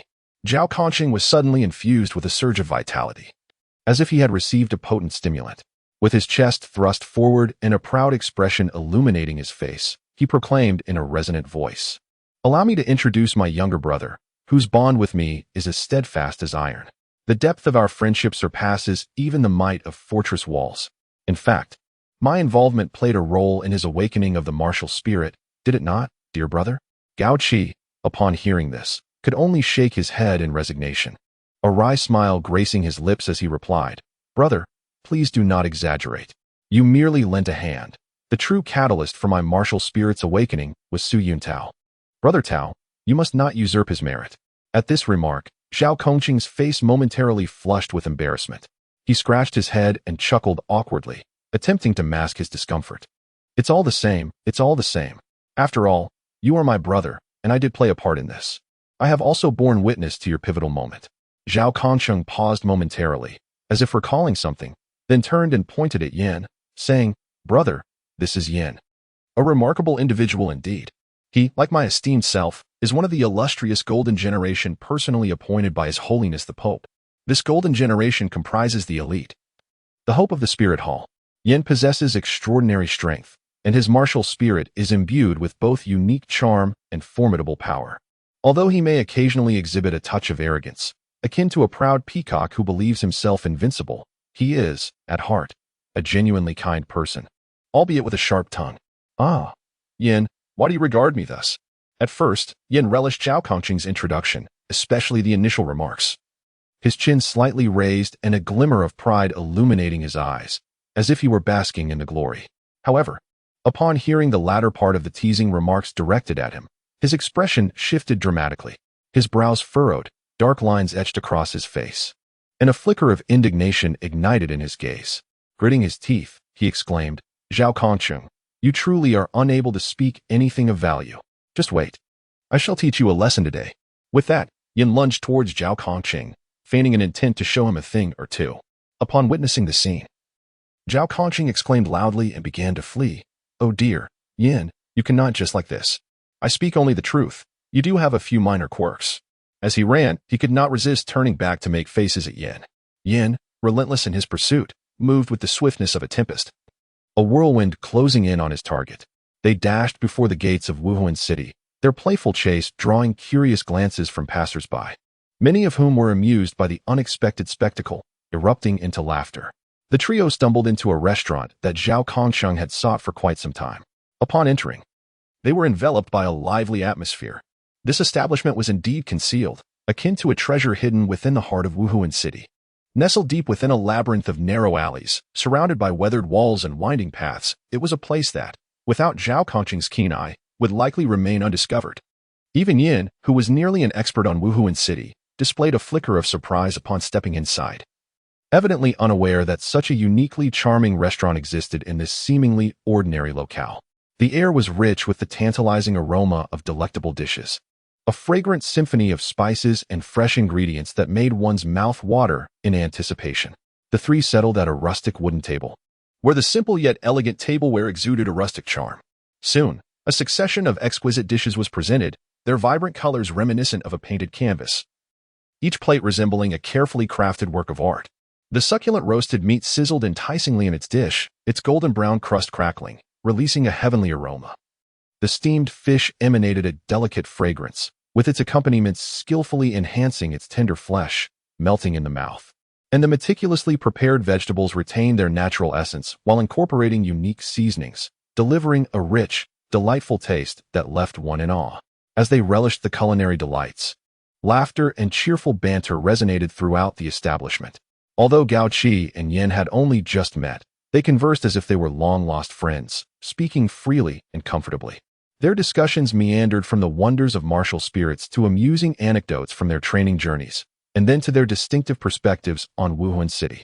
Yin animatedly recounted his valorous exploits in battle, gesticulating as if reliving those thrilling moments. Gao Qi listened intently, occasionally interjecting his thoughts, his eyes sparkling with a yearning for such experiences. To amplify the joy of the moment, Yin suddenly seemed to recall something and boisterously ordered a barrel of wheat beer.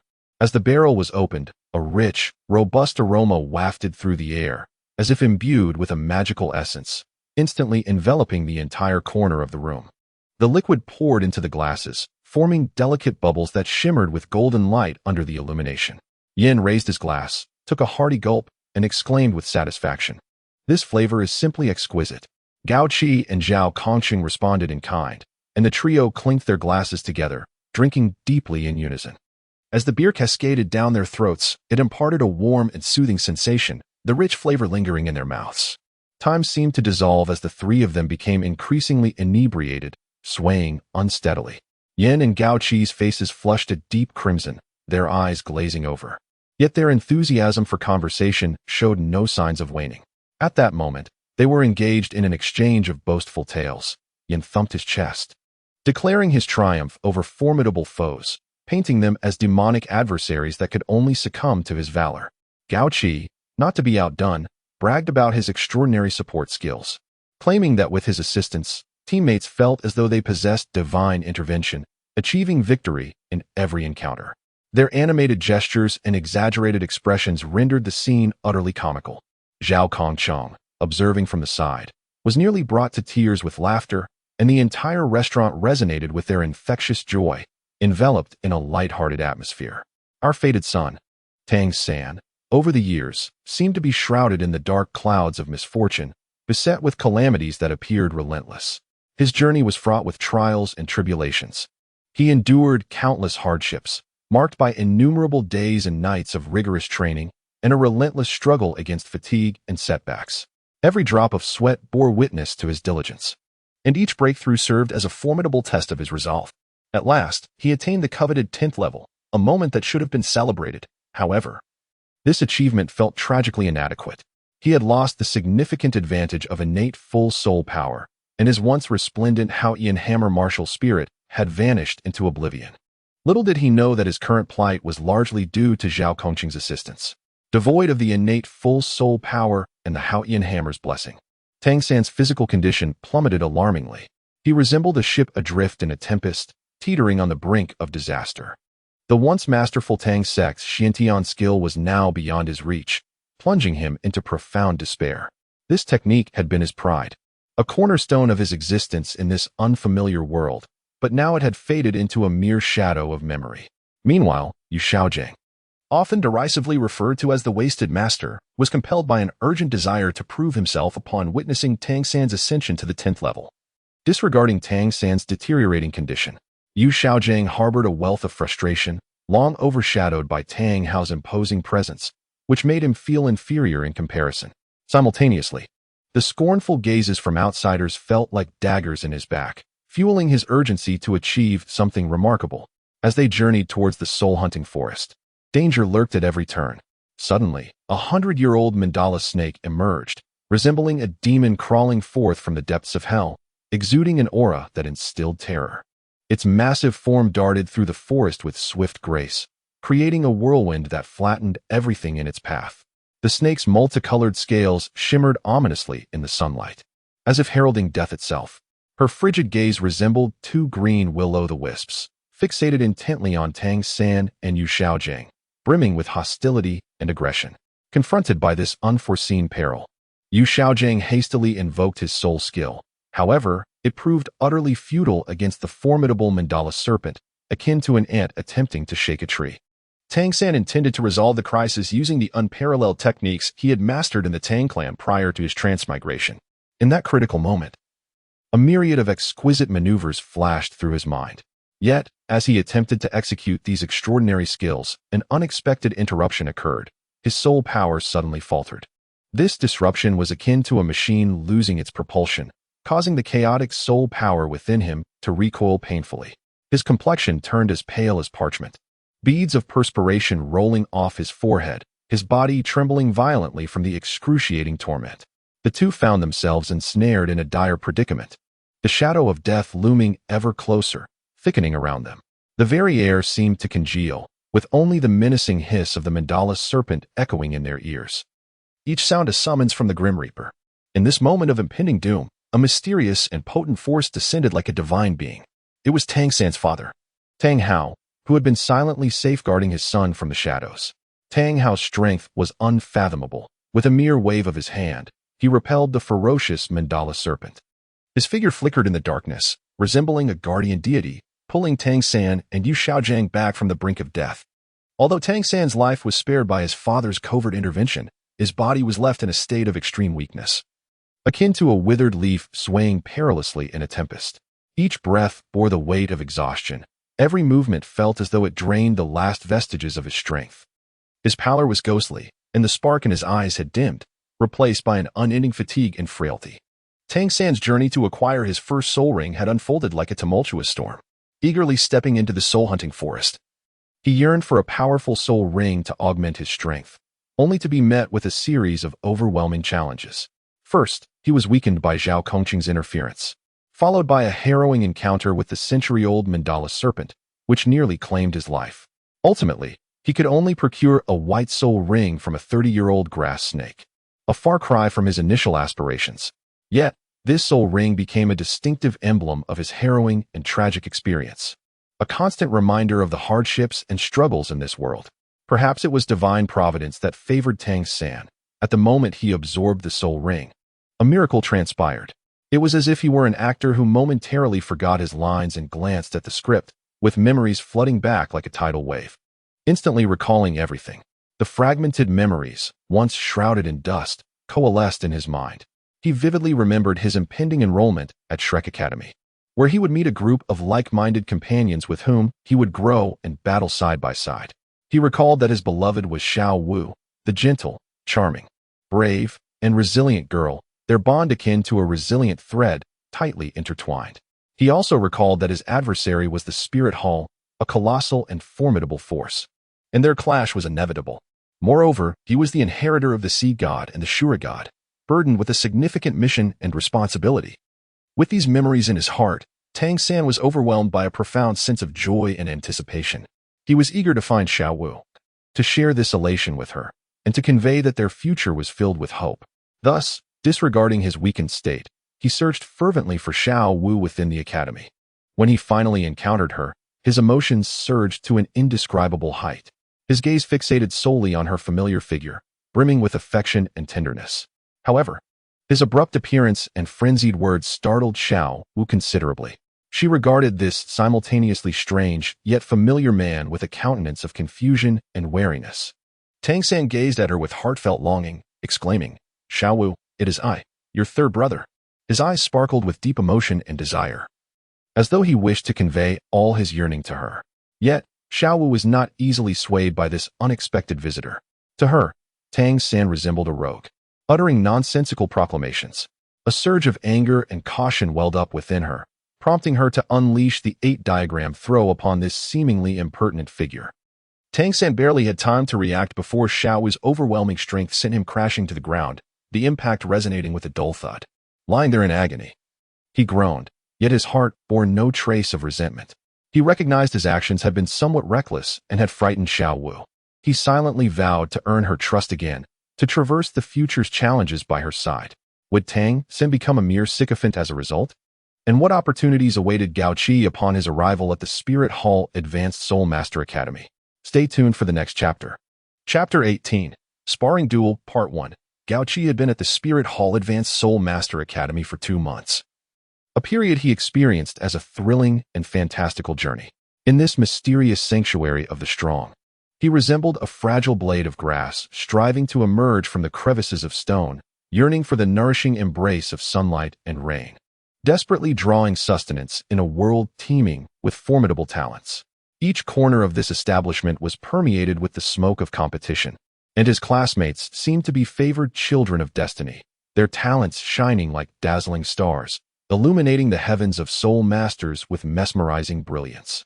Gao Qi was acutely aware that his own talent paled in comparison to these prodigious individuals. He felt like a dim star amidst a resplendent galaxy. When his soul awakened, he did not exhibit the extraordinary potential displayed by others, and his soul power grew at a sluggish pace akin to a snail's crawl. The disparity in ability glaringly apparent against his gifted peers. Consequently, upon his enrollment, he was naturally placed in the ordinary class. The resources of the ordinary class were limited, and the quality of training facilities and instructors could not be compared to those of the elite class. Yet Gao Qi bore no grievances against fate. To him, the hierarchical structure of the academy's classes was akin to mere clouds, utterly inconsequential. As long as he could spend each day in the company of Zhao Kongqing, he felt as though he were enveloped in the warmth of a spring day, with the world aglow with sunshine and his heart brimming with joy. This pure delight flowed through him like a crystal-clear stream, nourishing his soul. In Gao Qi's life, Zhao Kongqing stands as an unwavering lighthouse, radiating warmth and steadfast brilliance. Every gesture and word from Zhao captivates Gao deeply.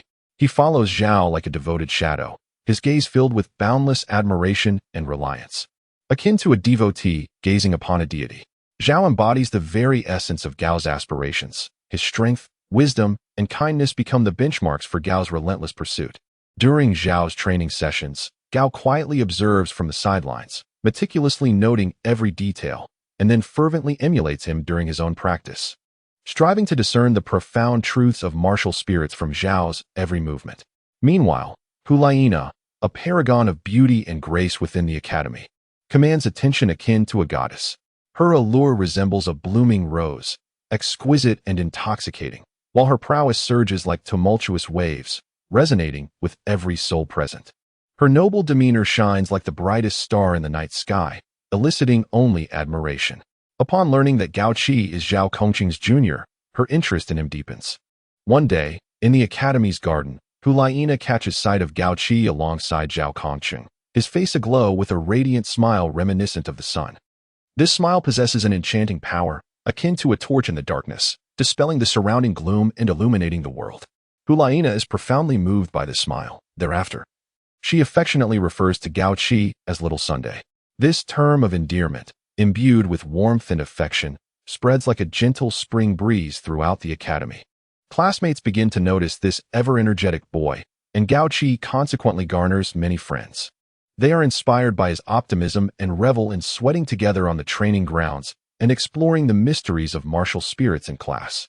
Gao Qi's life blossoms into a vibrant tapestry, unfurling before him in splendid hues. Amidst the academy's rigorous training and academic life, as tense as a taut bowstring, Gao Qi remains unwavering in his diligence. He resembles a tireless bee, tirelessly flitting between the library, training grounds, and classrooms. At dawn, when the first rays of sunlight grace the academy's playground, Gao Qi has already commenced his physical training, every movement infused with strength and resolve. At night, under the twinkling stars illuminating the sky, he diligently practices his soul power alone in the dormitory, his eyes reflecting an unwavering dedication to becoming stronger. Whether grappling with the complex and obscure theories of martial spirits or enduring the rigors of practical training, he remains wholly focused, seizing every opportunity to enhance his abilities. He understands that lacking innate advantages necessitates compensating with double the effort. In the preliminary selection competition, he faces a brutally challenging trial. The arena, teeming with skilled competitors, resembles a pack of wolves encircling their prey. Each participant harbors dreams and ambitions, their martial spirits shimmering with kaleidoscopic brilliance. powerful soul energy reverberating through the air. Gao Qi encountered countless formidable opponents during the competition, some wielding offensive soul weapons that struck with the force of a devastating deity, their assaults akin to cataclysmic upheavals. Others excelled in defense and control, resembling impregnable fortresses that thwarted any attempts at breach. Yet, through diligent training and indomitable will, Gao Qi consistently sought opportunities for survival amid dire circumstances. In the heat of battle, he moved with the agility of a nimble leopard, deftly evading his adversary's strikes during brief interludes, and with remarkable precision, he identified and exploited their vulnerabilities. In a pivotal match, Gao Qi faced an opponent whose strength far surpassed his own. As soon as the adversary entered the arena, they unleashed a tempestuous barrage of attacks, their formidable soul power driving Gao Qi to the brink of despair, causing the audience to hold their breath in suspense. Nevertheless, Gao Qi refused to yield. Images of Zhao Kongsheng encouraging him flooded his mind, reminding him of countless nights spent in relentless effort. At the critical moment, he unleashed a remarkable potential, executing a unique strategy that combined various techniques, successfully turning the tide of the battle. Ultimately, Gao Qi emerged victorious, being selected as a preliminary member of the Soul Master Academy's elite team. This news rippled through the academy like a stone cast into a tranquil lake, stirring a significant commotion. His classmates gaped in astonishment. Gao Qi, once underestimated, had risen like a dark horse to achieve such a miracle, his name swiftly becoming a topic of fervent discussion. Upon hearing this news, Zhao Kongqing's eyes brimmed with pride, resembling a father witnessing his child's monumental achievement. He understood the immense toil Gao Qi had invested for this moment. It was all well-deserved. Pulling Gao Qi aside, he gazed upon the young man's face, still somewhat innocent yet resolutely determined, and spoke earnestly, "Do not lose heart. Though you are merely a preliminary member now, remember, there are still 2 years until the Continental Advanced Soul Master Challenge. This period resembles a lengthy marathon, fraught with numerous challenges and tribulations. You will feel exhaustion, encounter setbacks, and may even contemplate giving up. However, as long as you remain steadfast, taking each step with purpose and treating every training session as a challenge to yourself, you can harness these 2 years to strengthen your resolve. Perhaps you might ascend to a full member." Gao Qi nodded appreciatively, his bright eyes shimmering with unwavering determination akin to the most radiant star in the night sky. In truth, Gao Qi had already matched Zhao Kongqing in stature. Yet before him, he still bore the psychological essence of a child. He continued to approach Zhao Kongsheng with that innocent smile, seeking his counsel at the first sign of trouble, and freely expressing his joys and sorrows, as naturally as a child would before a parent. During his days at the academy, Gao Qi lived a fulfilling and joyous life, akin to a carefree bird soaring in the vast sky. He eagerly shared his experiences and emotions with Zhao Kongsheng, like a jubilant songbird, unable to contain his excitement, as he mastered a new soul technique during his training. A clever method to instantaneously enhance his speed, he would excitedly dash towards Zhao Kongqing, his eyes sparkling with enthusiasm, animatedly recounting how he discovered this technique after countless attempts. His gestures were exuberant, as if he had unearthed not merely a soul skill, but the most precious treasure in existence, far more valuable than gold and silver. Yet, when confronted with the perplexities of intricate theoretical knowledge, such as the profound relationship between martial souls and spiritual power, he would furrow his brow, his gaze filled with a yearning for understanding, confiding in Zhao Kongqing about his confusion. He would listen intently to Zhao Kongqing's explanations, each word akin to a key unlocking the door to wisdom, clutching tightly to every detail until the fog of confusion gradually dissipated from his mind, like sunlight piercing through the clouds. He would also laugh heartily over amusing anecdotes shared with his classmates. For instance, one time while exploring the academy's ancient ruins, they inadvertently triggered a comical mechanism that doused them in colorful powder, their joyous laughter echoing through the corners of the campus, uplifting everyone around them. Upon hearing his laughter, his classmates would inevitably join in, as if all their troubles had been cast away in that moment. Of course, he would occasionally droop his head in response to minor setbacks, such as when a mistake during a practical exercise led to his team's defeat, or when he encountered a bottleneck in his soul power cultivation, struggling to make any progress despite his efforts. However, he never lingered in such negativity for long. Much like the sun breaking through the clouds, he would quickly rally himself, reflecting on his shortcomings and striving even harder to improve. In the world of Gao Qi, with Zhao Kongsheng by his side, Every difficulty seemed trivial. Zhao Kongcheng was like his pillar of strength, a beacon guiding him through the darkness, providing him with courage and fortitude. He pursued his goal of becoming a core team member with steadfast determination, his small figure weaving a remarkable narrative within the prestigious academy of the Martial Soul Hall. His diligence and perseverance illuminated his path, allowing him to shine with his unique brilliance amidst the challenges of the academy, becoming a distinctive landscape in that vibrant setting. On that day, the sunlight cascaded like golden threads, illuminating every corner of the Martial Soul Hall's Advanced Soul Master Academy. The dazzling rays pierced through the dense foliage, creating patches of light upon the ground, resembling a mysterious tapestry crafted by nature. The air was infused with a tense yet vibrant energy, as if every speck of dust trembled in anticipation of the captivating stories about to unfold. Yin and Xiaoyu, akin to explorers wandering through the profound labyrinth of martial soul cultivation, after countless trials and tribulations, finally gleaned newfound insights in that shadowy realm. That sensation was akin to laboriously groping through an impenetrable darkness for what felt like an eternity, only to be suddenly illuminated by a blinding radiance piercing through the gloom like a sword, illuminating the path ahead. The fervor within them surged like tumultuous ocean waves, crashing relentlessly against the dam of reason, difficult to contain. This force propelled them eagerly through the corridors and courtyards of the academy, their footsteps quick and vigorous, stirring a gentle breeze that rustled the flowers and grass along the way. They fervently sought the figure of Zhao Kongqing, their gazes keen and unwavering, leaving no potential hiding place overlooked. Yin, with his tall and athletic frame, resembled a blazing flame, infused with strength and passion. Upon his appearance before Zhao Kongqing, his eyes sparkled with excitement, radiant as the brightest star in the night sky, akin to the discovery of a rare treasure. He exclaimed with enthusiasm, "I've been thinking we haven't sparred in quite a while. My hands have grown a bit rusty. Since we have no classes this afternoon, let us engage in some practice and exchange ideas." As he spoke, he vigorously swung his arms, leaving behind blurred traces in the air that showcased his might. Each movement was imbued with a thirst for combat, as if an invisible force burned within him, his fervor akin to a roaring inferno, capable of igniting the very air around him and raising the temperature of the surroundings. Upon hearing Zhao Kongqing's words, the corners of his mouth twitched slightly. He understood Yin all too well. It was evident that Yin was merely seeking an excuse to spar with him, a common tendency of his whenever he experienced a new breakthrough. With a hint of sarcasm and disdain, Zhao remarked, "Spare me your theatrics. If you possess the skill, why not challenge a title Douluo? I once faced one myself. Why don't you give it a try?" He crossed his arms over his chest, his posture exuding pride as he recalled the fierce encounter with the title Douluo, a contest where mere hands could suffice. At that moment, Zhu Douluo, serving as a guard beside Pope Bibidong, inexplicably sneezed, his elegant form trembling slightly.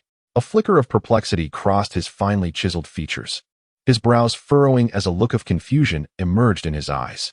Internally, he pondered whether someone was speaking ill of him, his sharp senses extended outward, attempting to detect any unusual presence, yet all he encountered were the quiet, diligent guards and the solemnity of the papal palace. Scanning his surroundings yielded no anomalies, compelling him to shake his head in resignation and continue fulfilling his duties, his resplendent attire glimmering in the sunlight, a testament to his nobility and enigma. Listening to Zhao Kongqing, Xiaoyu wore a mischievous grin, his deep-set eyes sparkling with a glint of cunning, akin to a sly fox that had detected a flaw in its prey. He leaned in, the corners of his mouth curving upward with a hint of provocation as he spoke. "Fear not. We are not launching a righteous ambush against you. Besides, your little brother has arrived as well. Why not have the two of you join forces against me, Yin and Nana?" His tone carried a playful mockery, mingled with an anticipation for the ensuing battle. He knew this combination would render the conflict far more intriguing and unpredictable. Nana's involvement would add a layer of agility to their team, while Gao Qi, being Zhao Kongqing's Jr., despite his slightly inferior strength, possessed a fearless spirit and boundless potential that might conjure unforeseen complications. Standing behind Zhao Kongqing, Gao Qi's eyes sparkled with newfound excitement upon hearing Xiaoyu's words, his bright gaze reminiscent of twinkling stars in the night sky, brimming with eagerness and an insatiable desire to engage. His focus was unwaveringly fixed on Zhao Kongqing, the yearning in his eyes akin to a blazing inferno, fervent and intense, as if that fire were poised to erupt from within. Gao Qi felt his heartbeat quicken, his blood surging with fervor, as if a formidable force was urging him onward. Zhao Kongqing gazed at Gao Qi, whose eyes brimmed with indomitable spirit, feeling a profound sense of helplessness within. He understood that once this young lad ignited his fervor for battle, he resembled a stubborn calf, impossible to restrain. Gao Qi's body trembled slightly, a manifestation of his overwhelming excitement. He sensed his martial soul joyfully pulsating within him, as if beckoning him to join the fray. The power of his martial soul coursed through his veins, bestowing upon him an unprecedented sense of strength, making him eager to unleash it. "Brother, this is incredible. Let us accept the challenge." Gao Qi tugged at Zhao Kongqing's sleeve, his voice quivering with exhilaration, his youthful visage radiating an ardent yearning for combat. He longed to prove himself in battle, even more so to fight alongside Zhao Kongqing. Such an opportunity felt like a coveted treasure to him. He envisioned himself executing dazzling soul techniques in the heat of battle, triumphing over adversaries with his brother, and the sheer exhilaration of such an accomplishment thrilled him immensely. Zhao Kongqing let out a gentle sigh as he gazed into Gao Qi's expectant eyes, a warm feeling blossoming in his heart. He understood that this sparring session was inevitable, and perhaps it would serve as a rare opportunity for Gao Qi's growth. He could discern from Gao Qi's gaze an unwavering determination to become stronger, reminiscent of his own past. "Very well, let it commence," Zhao Kongqing proclaimed loudly, as his soul power began to surge forth, flowing like a roaring river within him. A formidable aura radiated from his being, expanding outward, causing the surrounding air to tremble slightly, creating visible waves of soul power that stirred the hair and clothing of those nearby. Gao Qi erupted in excitement, his martial spirit's energy surging within him like a river breaching its banks, filling him with an exhilarating strength. A faint glow began to shimmer around his body, signaling the imminent release of his martial spirit. Yin, Xiaoyu, and Hulina, upon witnessing their agreement, also displayed confident smiles, each preparing in their own way. Yan's flames blazed brighter, Xiaoyu's moon blade glinted with a chilling light in his hand, while Hulina stood beside them, her beautiful visage adorned with a self-assured smile, her martial spirit stirring restlessly. A spectacular duel was poised to unfold, the tension in the air thickening as if a storm were on the horizon. Would Zhao Kongqing and Gao Qi's camaraderie prevail over the synergy among Hulina and the trio? Stay tuned for the next chapter. Chapter 19. The Sparring Duel, Part 2. The atmosphere was taut, like a bowstring on the verge of snapping, as the two contenders prepared for battle. On this battlefield thick with tension, Zhao Kongqing and Gao Qi were the first to act, unleashing their martial spirits. In an instant, brilliance erupted, dazzling and extraordinary. Behind Zhao Kongqing, a simulated martial spirit flickered with strange luminescence, its radiance seemingly emanating from the depths of the cosmos, harboring endless mysteries. With each flicker, strands of spatial fluctuations accompanied it, as if countless pathways to unknown realms were being forged within this confined space. Simultaneously, 6 pitch-black soul rings, resembling ancient and majestic guardians, materialized, revolving slowly around the martial spirit. Each ring bore the marks of time, emanating a formidable wave of soul power that surged forth like crashing ocean waves, suffusing the air with a weighty gravity. On the other side, Gao Qi was equally impressive as his demonic martial spirit emerged, a formidable presence that seemed to have crawled forth from the abyss of hell. Its massive, fearsome form emanated a chilling aura, with every detail, from its twisted visage to its sharp claws and broad wings, rendered vividly as if it were poised to break free and launch a devastating assault upon its foes. The sheer intensity of its presence was enough to instill terror in the hearts of onlookers. Alongside his martial spirit appeared 2 yellow soul rings, symbolizing a century of power, and 2 purple rings, signifying a millennium of strength. The soul rings fluctuated above and below, shimmering with a distinctive luminescence, as if they were performing a mysterious symphony. The yellow soul ring exuded a gentle yet resilient aura, reminiscent of the Earth's protective force. The purple soul ring, on the other hand, radiated depth and enigma, with soul power undulating like a howling tempest. Together, these 3 elements intertwined, creating a unique rhythm that showcased Gao Qi's formidable prowess. Meanwhile, Hulina was equally impressive, with the trio forming a triangular formation poised for action. The first to unleash their martial soul was Yin, who stood at the forefront. Behind him materialized his martial soul, the Flame Lord, causing the temperature of the arena to soar dramatically. This martial soul possessed both fire and earth attributes, erupting forth like a volcanic explosion, shaking the very ground beneath. Torrents of flames gushed from the Flame Lord, resembling a roaring dragon, wreaking havoc upon everything in its vicinity. The searing flames mingled with molten lava, splattering like meteors, scorching the earth into charred cracks. The fierce inferno painted half the sky crimson, enveloping the battlefield in a sea of fire. Not to be outdone, Xiaoyu simultaneously unleashed his martial soul. His martial soul was the Moonblade, which manifested in his hands, radiating a terrifying brilliance. The moon blades appeared like two cold moons, their surfaces smooth as mirrors yet imbued with a chilling aura. Under the sunlight, they reflected a cold light that seemed capable of penetrating one's very soul, inducing shivers. Xiaoyu wielded the moon blades, carving silver trajectories in the air, each line infused with potent soul power, as if it could slice through the fabric of space itself. In contrast, Hulaina activated her martial soul with a languid grace, embodying the demeanor of a queen in command, exuding calm confidence. A five-tailed celestial fox emerged behind her, its form elegant and its fur resplendent like silk, each strand shimmering with a gentle glow. Yet its eyes sparkled with a mesmerizing, otherworldly light, akin to a vortex that could ensnare one's soul. As they unleashed their martial souls, accompanying them were two yellow, two purple, and one black top-tier soul ring configuration. These soul rings were vibrant and interwoven, releasing a formidable wave of soul power that resonated with Yin and Xiaoyu's energies, creating a suffocatingly powerful aura. With Hulaina's crisp and resonant command, reminiscent of a battle drum's call, the atmosphere became palpably tense in an instant. Zhao Kongqing's eyes flashed with determination as he unhesitatingly activated his second soul skill, Infinite Flow. A brilliant light radiated from him, expanding outward like ripples in water. Zhao Kongqing had mastered Infinite Flow to an extraordinary level, allowing it to extend within a 50-meter radius centered on him. Within this domain, an independent world seemed to form, every inch suffused with soul power. The amplification effect was astounding, achieving a total attribute enhancement of 50. This signifies a substantial enhancement in all attributes such as strength, speed, defense, and soul power intensity. Akin to a sword that, already remarkably sharp, has been further tempered to an exquisite edge. Concurrently, Zhao Kongqing unleashed his third soul skill, God's Perspective. In that fleeting moment of activation, mysterious runes seemed to flicker within his eyes, transforming the entirety of the world as perceived by him. The movements of Yin, Shiyue, and Hulaina appeared to slow dramatically in Zhao Kongqing's gaze, each subtle action seemingly pressed into slow motion. He could distinctly observe the contraction of their muscles, the flow of their soul power, and the changes in their expressions. This mastery over the rhythm of combat afforded him a significant advantage.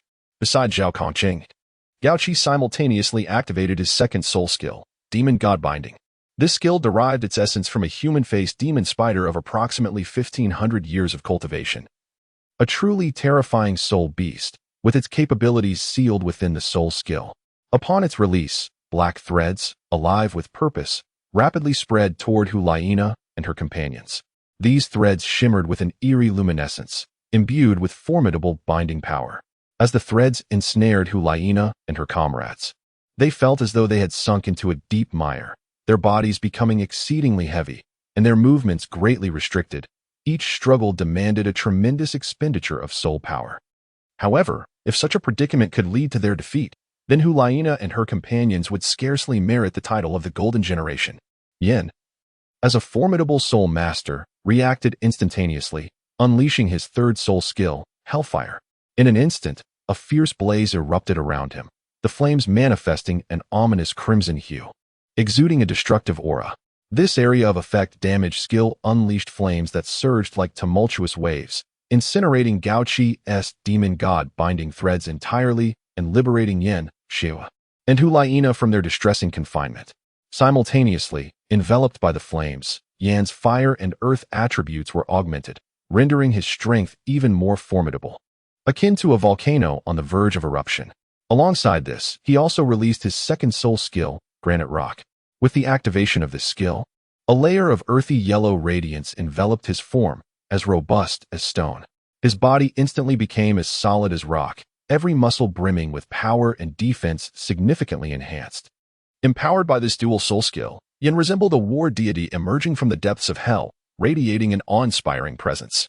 In tandem, Shiyue swiftly summoned his soul power to activate his fourth soul skill, Strength. This skill infused his body with a powerful energy, enveloping him in a soft glow. This luminescence augmented Shiyue's attack power, speed, and soul power output by 20, granting him a formidable prowess in a brief span of time. Nevertheless, even so, when compared to Zhao Kongqing's extraordinary and seemingly limitless soul skill enhancement, it still appeared somewhat inferior. Yet, Xiaoyu remained undaunted, for he understood that the battle had only just commenced. As he unleashed his fourth soul skill, he simultaneously activated his first soul skill, Slash. The crescent blade in his hand glimmered with a chilling brilliance, and with each sweep, crescent-shaped energy blades surged towards Zhao Kongqing and Gao Qifei. These energy blades, imbued with formidable power, could deliver multiple devastating slashes, carving silvery arcs through the air and inflicting immense damage upon their foes. Hyena, fully aware of the ineffectiveness of her mental-type soul skills against Zhao Kongqing, immediately invoked her third and fourth soul skills, Fox Transformation and Intangible Body. At the moment of the Fox Transformation's activation, the five-tailed celestial fox spirit behind her radiated a brilliant light, which melded into her being. Her form began to transform. Her eyes elongated and took on an enchanting, otherworldly quality, reminiscent of a fox's, sparkling with enigmatic luminescence. Her nails sharpened to a lethal point, resembling the claws of a fox. Both her speed and strength surged dramatically, exuding a captivating yet perilous aura. The intangible body skill rendered her form ethereal, as if she had seamlessly merged with the surrounding air.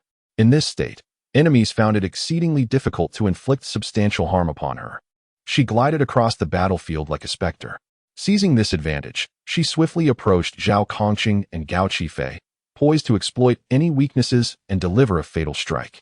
Her agile figure danced across the battleground like a phantom, eluding detection. Observing the unfolding situation, Gao Qifei's gaze revealed no hesitation. His resolve was as steadfast as rock. Fully cognizant of the dire circumstances, he unreservedly unleashed his fourth soul skill, Demon God as Protection. This was his most potent soul skill to date, akin to a trump card, deployed at this critical juncture. This soul skill served as a group defensive ability, originating from an ancient Xianming beast approximately 8,000 years old. Renowned for its formidable defense and unique capabilities in the spirit beast realm, the power of this creature was encapsulated within this skill. As the soul skill activated, Gao Qifei's imposing and fearsome demon god spirit seemed to come alive, slowly extending its arms in a gesture imbued with solemnity and mystery, akin to an ancient deity safeguarding its followers. Once its arms were fully extended, they enveloped Gao Qifei, forming an impenetrable fortress around him. Concurrently, a faint spherical shield began to coalesce around him, emanating a soft yet enigmatic glow. Although seemingly weak, this light harbored an unyielding strength. The surface of the shield appeared to shimmer with flowing energy, reminiscent of rippling water, continuously adjusting and reinforcing its defense.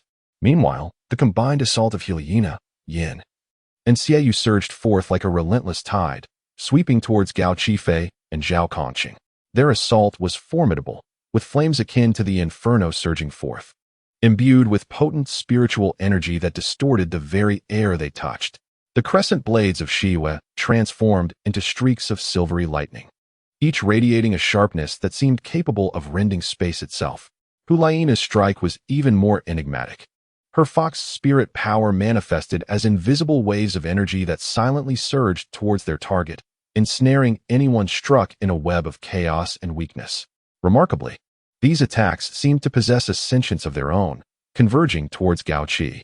Indeed, Gao Qi's fourth soul skill, the Demon God as Protection, bore an extraordinary ability to attract enemy assaults, converting their energy into his own spiritual strength. It functioned like an intricate trap, the mightier the enemy's strike, the more nourishment it provided for Gao Qi's power. As each blow met the barrier, the surface of the shield would flicker brilliantly, reminiscent of stars twinkling in the night sky. Each impact was steadfastly absorbed by the shield, with the energy flowing gently into Gao Qi's being, transforming into his own spiritual essence. He could distinctly sense his power ascending, a sensation that bolstered his confidence. He understood that as long as he could endure, the tide of battle might shift due to this miraculous soul skill. Under the aegis of the shield, he stood as an unyielding lighthouse amidst the storm, weathering the relentless onslaught of adversaries.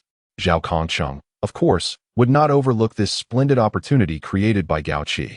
Just moments ago, his divine perspective was not merely for the purpose of observing the movements of Hyena, and her companions. This wondrous soul skill granted him an insight that allowed him to perceive every action of the enemy while simultaneously marking Hulaina, Yin, and Xie with special spiritual imprints. These marks acted as hidden trackers, laying the groundwork for subsequent attacks. Zhao Kongqing seized the opportune moment and bellowed, "Fifth soul skill, Heaven's Descent." His voice resonated like thunder, exuding immense power. This was the only truly offensive soul skill he possessed, its might beyond imagination, bestowed by a rare and invaluable 80,000-year soul ring. This skill harbored cataclysmic energy. Its most remarkable attribute was its versatility, capable of delivering a lethal blow to a single adversary or transforming into a terrifying area attack, akin to a versatile blade that could adapt to any combat scenario. At this moment, Zhao Kongqing's third soul skill, Divine Perspective, functioned like a modern-day navigation system, providing precise intelligence for targeting enemies with his fifth soul skill. The synergy between the two was flawless. As Zhao Kongqing's voice echoed, the heavens underwent a dramatic transformation. The once clear sky seemed to be torn asunder by an invisible hand. A colossal black soul power array materialized, swirling ominously like a vast black hole, exuding a chilling aura. Within this array, the black soul energy surged like a tumultuous tide, its magnitude astronomical, enveloping the sky in darkness. Suddenly, a formidable black beam of light, as stout as a pillar of heaven, descended from the heart of the array, resembling a great black dragon plunging from the heavens. Wherever the beam struck, the air was violently compressed, producing a cacophony of explosions, as space itself seemed to warp under the weight of its power. The impact zone was precisely where Hulaina and her companions stood. They had no time to evade effectively and were instantly engulfed by the black beam. Within the beam, the searing heat and potent soul energy assaulted their bodies and martial souls. Time stretched interminably in that moment, each second feeling like a century. As time trickled by, the brilliance of the beam gradually dimmed, and the smoke of battle began to dissipate. The appearance of Hulaina and her companions was one of utter disarray. Their once pristine uniforms were reduced to mere tatters by the searing heat, their exposed skin marred by burn marks, and their hair disheveled. The three sat on the ground, gasping for breath in a state of utter dishevelment. Had Zhao Kongqing not meticulously controlled the power of his soul skill, calibrating its might to strike the enemy without delivering a fatal blow, Hulaina and her companions would likely have been on their way to meet their fate, and this battle would have concluded in a tragically brutal manner. Zhao Kongqing reacted with remarkable swiftness, raising his hand in a decisive and agile motion. In an instant, a barrier composed of soul energy materialized with astonishing rapidity, enveloping the group like a vast, transparent dome. This barrier was extraordinary from within. One could clearly observe the external surroundings, akin to peering through a sheet of clear glass. However, from the outside looking in, everything appeared shrouded in a hazy blur, as if obscured by a veil of enigmatic mist. At this moment, the situation had become even more perilous than before. Yin and Xie, battered by the formidable impact of the soul technique, found their garments reduced to mere ashes. The two men stood exposed, their vulnerability accentuated by their nakedness. While the scene was undeniably awkward, being men, they would only be jestingly labeled as lecherous. In stark contrast, Hulaina's predicament was vastly different. As an unmarried young lady, she held her image and reputation in high regard. Now, under the gaze of many, she was nearly devoid of clothing. Should someone catch sight of her, the consequences would be utterly dire, jeopardizing her purity and dignity. Meanwhile, Gao Qi, still immersed in the overwhelming power of Zhao Kongqing's soul technique, stood frozen in place, his mind replaying the breathtaking spectacle he had just witnessed. He could scarcely fathom the sheer strength of his brother's soul technique, so potent that it left him momentarily dazed. Just then, he felt a sharp pain at his rear, propelling him uncontrollably forward. It was Zhao Kongqing, who, without uttering a word, had delivered a powerful kick that sent Gao Qi flying 2 meters away, his slight frame tracing an arc through the air before landing just outside the barrier. Zhao Kongqing's actions were driven by his own concerns. He was acutely aware that Gao Qi was merely an innocent youth, and exposing him to Hulaina's current state would be far too premature. Such inappropriate imagery could leave indelible marks on Gao Qi's pure heart. He wished to shield Gao Qi from such experiences at this tender age. As an elder brother, it was his duty to preserve Gao Qi's innocence and kindness. Outside the barrier, Gao Qi sat on the ground, utterly bewildered, struggling to comprehend the unfolding events. He only felt a searing pain in his backside while his mind was engulfed in chaos. Within the barrier, Zhao Kongqing swiftly shed his outer garment and hurled it toward Hulaina, urgently exclaiming, "Put this on." He endeavored to avert his gaze from her, maintaining the requisite respect. Yin and Shiyue, having regained their composure from the previous disarray, exchanged awkward glances, attempting to shield their bodies with their hands. Their reverence for Zhao Kongqing's soul skill deepening in the wake of this unexpected turn of events. The sudden upheaval cast the entire scene into an atmosphere rife with both awkwardness and tension. Hulaina gradually awakened, her consciousness returning, only to discover that she was devoid of clothing. Her attire inexplicably vanished, leaving her nearly exposed.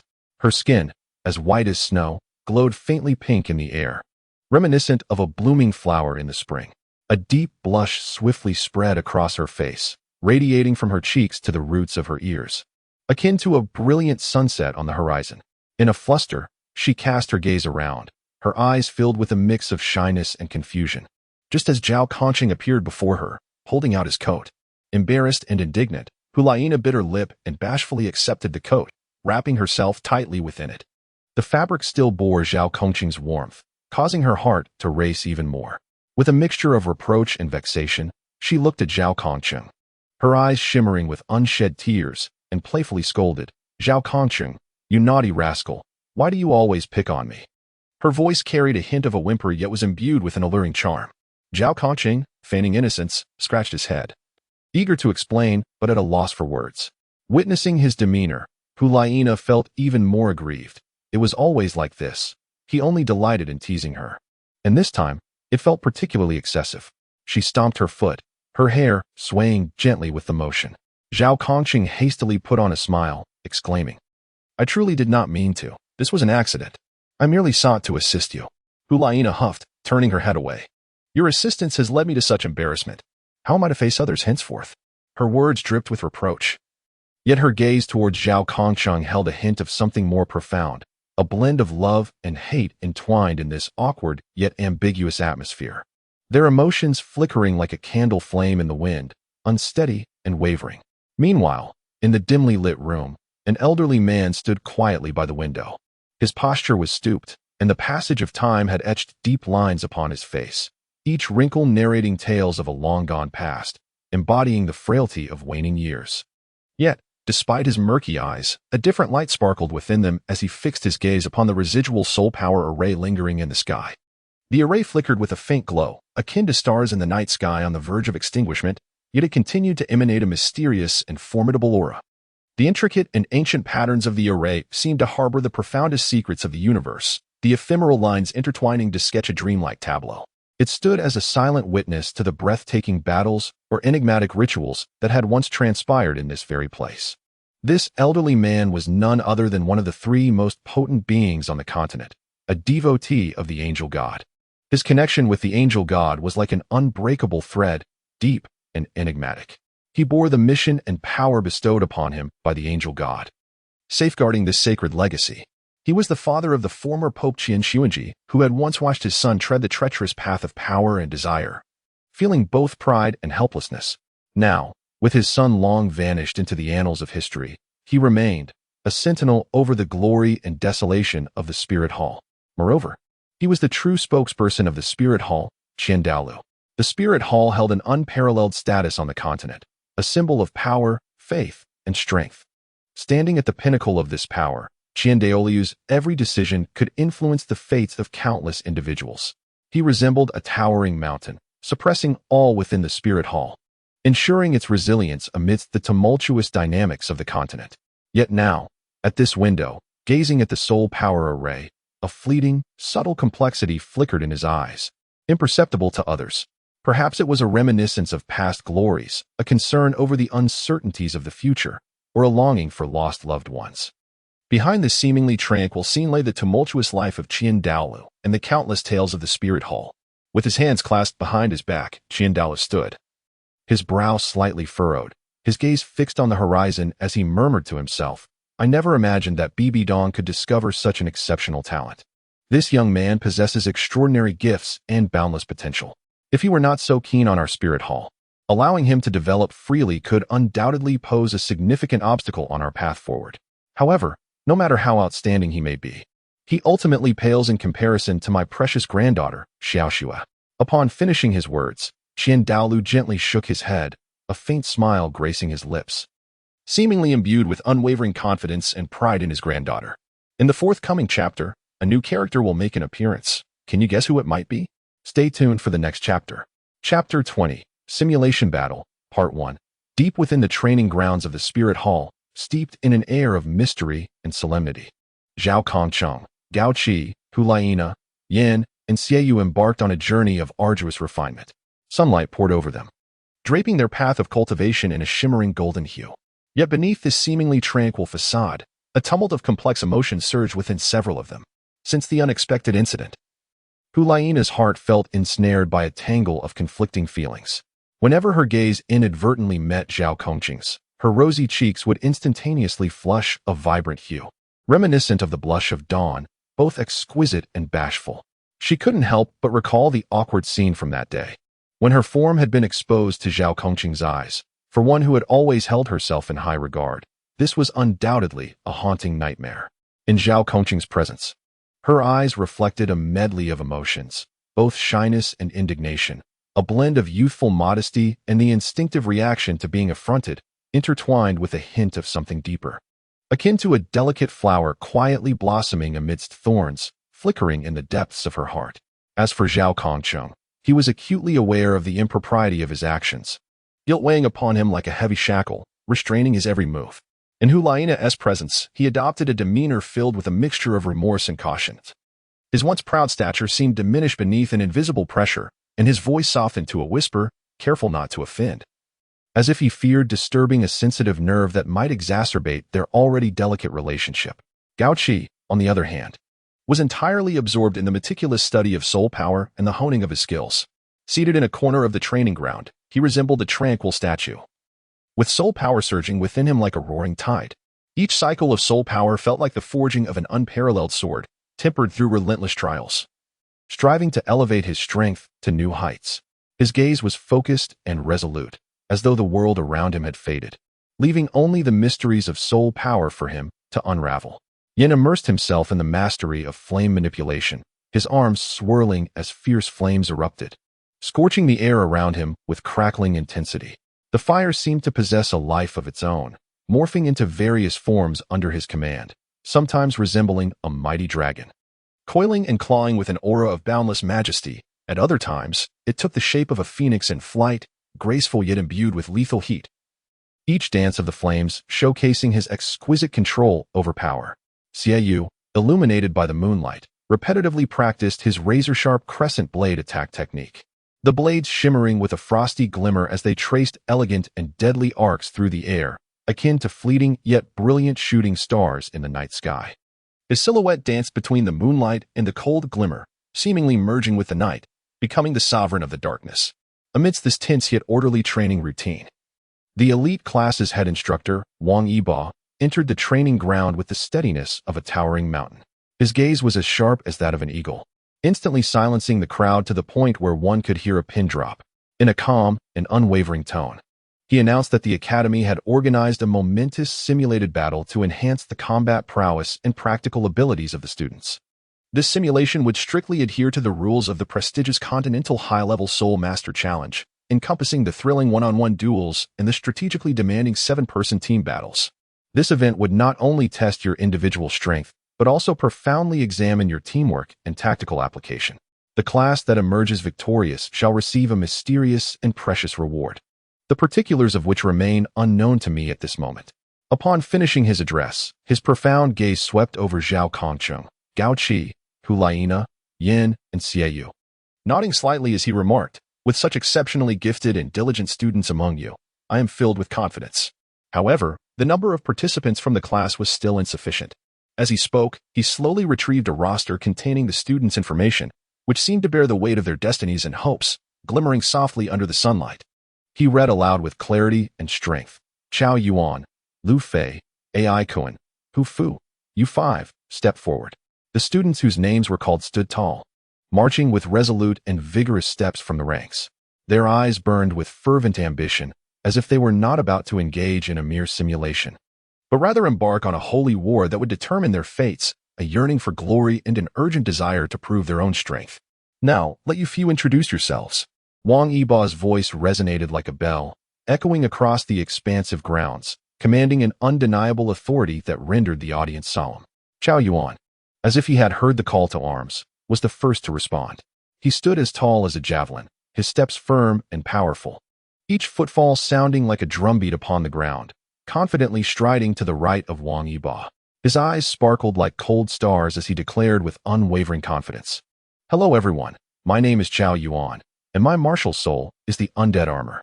As he spoke, his soul power surged like a roaring tide within him, and in an instant, an eerie suit of armor slowly materialized behind him.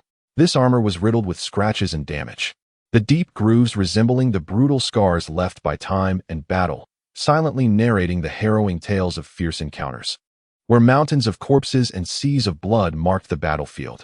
Each scratch contained a gripping story, whether it involved a life-or-death struggle against a formidable soul beast or perilous skirmishes among soul masters. Within the armor, an almost imperceptible mysterious force seemed to coalesce, as if it truly sealed the remnants of a once defiant spirit who had steadfastly endured until the last moment amidst the smoke and flames of war. The essence of that spirit seemed to transcend the river of time, permeating the air and instilling a sense of reverence. Zhao Kongqing witnessed this breathtaking spectacle, and within his heart, it felt as though a colossal stone had been cast, instantly stirring an inexplicable and profound reverence. The indomitable spirit emanating from the armor seemed to transcend the infinite boundaries between life and death, akin to a blazing blade piercing deep into his soul, compelling his body to lean forward almost uncontrollably, as if on the verge of rendering a precise military salute. He envisioned the valiant warriors of yore, who fought valiantly on the battlefield, unwavering in their commitment to protect their beliefs and dignity, resolute even to the last drop of blood. Following this, Luffy approached with a somewhat frail physique, his steps hesitant yet imbued with a hint of stubbornness. His youthful visage bore the innocence and naivete of adolescence. However, within his eyes burned a fierce, unyielding light, reminiscent of a solitary star in a frigid night. "I am Luffy, and my martial spirit is skin." His voice resonated in a manner that seemed extraordinary to the ears of the onlookers, as though it originated from a realm both mysterious and unique. As he gradually summoned his soul power, a gentle, ethereal glow enveloped his skin, not dazzling like the sun, yet possessing a unique resilience akin to bulrushes, silently proclaiming his distinctive identity as a martial soul master. Though his martial spirit appeared ordinary, it harbored boundless potential, much like the powerful and tenacious heart concealed beneath his frail exterior. He may have faced countless doubts and ridicule on his path of cultivation, yet his stubbornness compelled him to remain true to himself, continually exploring the mysteries of his martial soul. Next to make an entrance was Ikuin, striding in with a lively and energetic gait. His signature center-parted hair and fashionable suspenders stood out strikingly among the diverse array of students, as if illuminated by a spotlight. Ikuin's face could hardly conceal his excitement, flushed and exuberantly proclaiming, "I am Ikuin, and my martial spirit is the Phoenix." His eyes sparkled with an enthusiasm bordering on fervor, akin to a child showcasing their most treasured possession. As he spoke, he unleashed his soul power wholeheartedly, and in an instant, a magnificent bird engulfed in flames materialized behind him. This creature, immense and peculiar in appearance, stood firmly on three legs, its fiery plumage dancing gracefully like spirited sprites. The intense heat warping the surrounding air, creating a distinct realm of searing flames that deterred any daring approach. Each feather of the phoenix seemed to burn with the fire of life, embodying immense power and an indomitable will for rebirth, as if it could rise anew from any injury inflicted upon it, soaring once more into the heavens. Ikuin and his phoenix martial spirit appeared as one, his confidence and excitement resonating with those around him, imparting a palpable sense of love and pride for his martial spirit. Finally, Hufu made his entrance, approaching with the steady gait of a moving hillock. The fiery red hair blazed like a consuming flame, shimmering with dazzling brilliance under the sun, forming a striking and intense contrast against his ebony skin. His robust muscles bulged prominently beneath his garments, each sinew seemingly brimming with boundless strength, epitomizing his masculine prowess. With exuberance, he bellowed, "I am Hu Fu, known as Black Tiger A Fu, and my martial spirit is the demon-sealing Vajra." Upon uttering these words, he inhaled deeply, then thundered, "Vajra demon-sealing." The sound waves rippled through the air. Shortly thereafter, an imposing 8-armed Vajra statue gradually materialized behind him. The statue exuded a solemn majesty, its hands clasped in prayer at its chest, as if silently reciting sacred verses. Behind it, 6 robust arms emerged, each grasping a distinct weapon: the Vajra sword, the Vajra pestle, the Vajra chains, the Vajra bowl, the Vajra gem, and the Vajra axe, all shimmering with an enigmatic and sanctified luminescence. The statue's eyes remained closed, its countenance serene yet imbued with a sense of awe-inspiring sanctity, as if the mere act of opening its eyes would obliterate all malevolence in its gaze. Hu Fu's martial spirit emanated an overwhelming pressure, evoking thoughts of his fearless valor in battle, while the 8-armed Vajra statue seemed to embody his strength, bearing the dual mission of safeguarding righteousness and subduing evil. As the introductions concluded, Wang Yiban nodded slightly and remarked, "In this simulated battle, you must exert every effort. In individual combat, leverage the advantages of your martial spirits, discern your opponent's weaknesses, and achieve victory through wisdom. In team battles, your synergy and cooperation will be put to the test. The combination of different martial spirits and the application of tactics will ultimately determine the outcome of the conflict." His gaze swept across the students, continuing, "Chao Yuan's undead armor can withstand assaults in the front lines, creating opportunities for teammates. Lu Fei's skin martial spirit, though unique, requires clever utilization of its resilience for defense and auxiliary attacks. AI Kuan's Phoenix can launch a surprise assault at critical moments, delivering a fatal blow to the enemy. And Hu Fu's demon-sealing Vajra is undoubtedly the core strength in team battles, capable of both fierce offense and steadfast protection. As for Zhao Kongqing, Gao Qi, Hulaina, Yin, and Xie, your respective strengths and characteristics are well known, and you are expected to play leading and pivotal roles in the fray." Zhao Kongqing furrowed his brow slightly, contemplating the tactical arrangements, and spoke, "Teacher, I am confident in my individual combat abilities, but in team battles, we require more time to harmonize our soul abilities and fighting styles." Wang Yiban nodded in agreement. "Time is of the essence, yet in the coming days, you all may engage in targeted training." Thus, in the ensuing days, the students embarked on an intense regimen of simulated battle preparation. Zhao Kongqing proactively engaged in discussions with Chao Yuan, seeking to comprehend the intricacies of the undead armor soul in combat, thereby facilitating better synergy during team battles. Chao Yuan elaborated on the defensive limits of the undead armor and how to harness the power of the spirits within the armor to unleash special attacks. Luffy conversed with Gao Qi about how to utilize the flow of soul power to augment the defensive capabilities of his skin-based soul and to counterattack at opportune moments. Gao Qi offered Luffy some professional advice based on his understanding of soul power, assisting him in mastering his soul more adeptly. Ikuin, surrounding Yin, continuously released the flames of the Phoenix, merging and colliding with Yan's fiery powers, striving to discover the optimal method for their flames to work in concert. During their cooperative training, Yin discerned that the Phoenix's flames possessed a unique spirituality, capable of obscuring the enemy's vision to a certain extent, and he pondered how to integrate this characteristic into their team battle tactics. On the other side of the training ground, Xie and Hu Fu engaged in drills combining offense and defense. Xieyu's moonblade attacks were as sharp as a tempest, while Hu Fu's demon-suppressing Vajra countered with formidable defense and powerful retaliation. In their repeated exchanges of attack and defense, they gradually discovered their rhythm. Hulaina quietly observed the training of her peers, her heart still entangled in her relationship with Zhao Kongqing. However, under the pressure of the impending simulated battle, she recognized the significance of teamwork. She began to attempt to set aside her burdens and actively participate in the tactical discussions of the team. She proposed employing her enchanting skills to disrupt the enemy's actions in the early stages of combat, creating opportunities for her teammates to strike. This suggestion garnered unanimous approval, further refining the team's strategy. As the training progressed, the camaraderie among the students gradually heightened.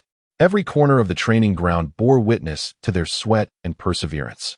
The day of the simulated battle drew ever closer, promising a fervent clash on the stage of the Soul Palace.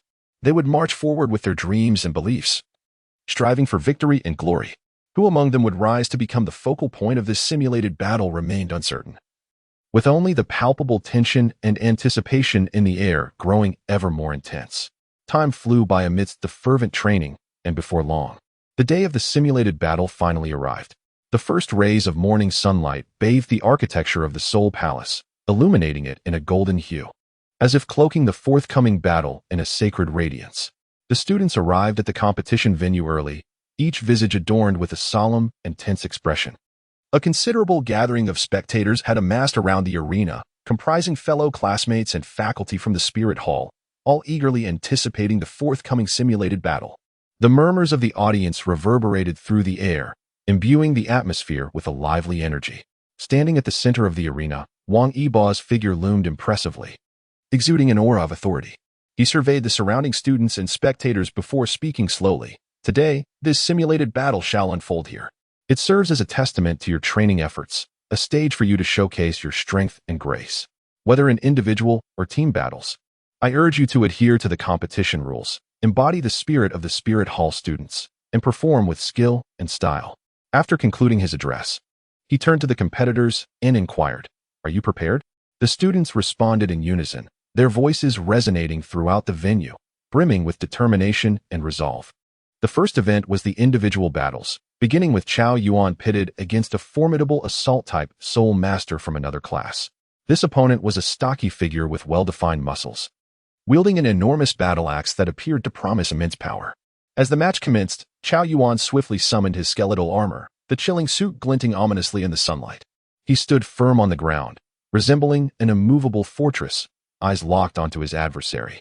The opponent swung his battle axe with a mighty roar, charging towards Chao Yuan. The axe sliced through the air with a whistling sound, as if intent on cleaving Chao Yuan in two. Remaining composed, Chao Yuan raised his arm, using the shield of his skeletal armor to deflect the axe's assault. The collision ignited a shower of sparks, echoing a resounding thud. Seizing the brief moment of his opponent's recovery, Chao Yuan initiated his counterattack. Chanting incantations, the power of the spirits within his armor surged forth, unleashing a jet of black energy that flew towards his foe. The adversary, sensing the impending danger, attempted to evade by sidestepping, yet the dark energy grazed his body, causing a slight tremor and rendering him momentarily unsteady. Meanwhile, on the opposite side of the arena, Lu Fei faced his own opponent, a swift attack-type Soul Master whose spirit manifested as a cheetah. As the match began, the cheetah Soul Master darted towards Lu Fei like a bolt of lightning, aiming to exploit his speed advantage for a quick victory. Lu Fei, however, focused intently, channeling his soul power to enhance the shimmering glow upon his skin. When the cheetah Soul Master lunged at him, Lu Fei deftly sidestepped, utilizing the resilience of his skin spirit to evade the assault, while simultaneously grasping the opponent's arm. Caught off guard by Lu Fei's agile response, the cheetah Soul Master struggled to break free, but Lu Fei maintained his grip, channeling soul power through the arm, sending a wave of paralysis coursing through his opponent's body. Ikuan's performance in the individual battle was equally impressive. His adversary was a control-type Soul Master whose spirit manifested as a vine. The control-type Soul Master wasted no time, unleashing his spirit as countless vines erupted from the ground, ensnaring towards Ikuan. Upon witnessing the unfolding scene, Ikuan promptly summoned the Phoenix of Immortality, enveloping himself in a blaze of flames. The creeping vines, upon nearing the fire, were swiftly incinerated, yet the control-type Soul Master relentlessly amplified his soul power, causing a deluge of vines to surge forth. Ikuan remained unperturbed, guiding the Phoenix skyward before launching an aerial assault. A colossal pillar of flame erupted from the Phoenix's beak, hurtling towards the control-type Soul Master. In haste, the Soul Master wove a barrier from the vines to defend himself, but the might of the flame was too formidable, and the vine barrier was quickly consumed, forcing the Soul Master to stagger back from the fiery onslaught. Meanwhile, Hufu exhibited tremendous offensive prowess in his individual duel. His opponent was a defense-type Soul Master, whose martial spirit manifested as a stone tortoise. The tortoise Soul Master withdrew into his shell, rendering it exceedingly hard, impervious to Hufu's relentless attacks. Observing this, Hufu inhaled deeply and unleashed the diamond-subduing demon technique. The 6 arms of the 8-armed Diamond Buddha statue brandished their weapons in unison, launching a barrage of fierce strikes against the stone tortoise Soul Master. The diamond sword clashed against the shell, sparking a shower of embers, the diamond pestle descended with force, causing the shell to quiver. And the diamond chains ensnared the shell in an attempt to pry it apart. Under Hu Fu's unyielding assault, the stone tortoise soul master finally revealed a flaw. Seizing the moment, Hu Fu wielded the diamond axe with fervor, vanquishing his adversary. As the individual battles escalated in intensity, each participant showcased their unique strengths and characteristics. The anticipation for the forthcoming events looms. Stay tuned for the next chapter. Chapter 21. Simulation Battle, Part 2. The scorching sun poured down relentlessly, transforming the arena into a colossal steamer. The atmosphere was taut, reminiscent of a bowstring on the verge of snapping, with tension palpable in the air. Zhao Kongqing stood tall, his demeanor calm and composed, his deep-set eyes radiating a sense of steadiness and confidence, much like a towering mountain exuding an indescribable pressure. Opposite him stood the captivating figure of Yi Qiuer, a girl whose brilliance shone like the stars. Agile and poised, she wore a form-fitting outfit that accentuated her graceful physique, elegantly outlining her curves and displaying her inherent vigor. Her lustrous black hair was tied back in a high ponytail, swaying gently with her movements, adding an element of liveliness. Gripped firmly in her hands was a long spear, glinting ominously under the sunlight, as if proclaiming its extraordinary nature to the world. Surrounding the spear, 3 soul rings, 2 yellow and 1 purple, rose and fell in an orderly fashion, each emanating a powerful and unique wave of soul energy, like surging ocean tides radiating outward, causing the surrounding air to tremble ever so slightly. With a swift and respectful gesture, Yi Qiuer clasped her fists and saluted Zhao Kongqing, saying, "Greetings, I am Yi Qiuer, wielding the spear as my martial spirit. I am a level 39 assault-type soul master. I kindly ask for your mercy in our forthcoming match." Her voice rang clear and melodious, yet imbued with a resolute determination, echoing through the vast arena. Upon witnessing the scene, Zhao Kongqing politely performed a bow in return, a gentle smile gracing his face as he spoke warmly. "Thank you, Junior Sister Yi."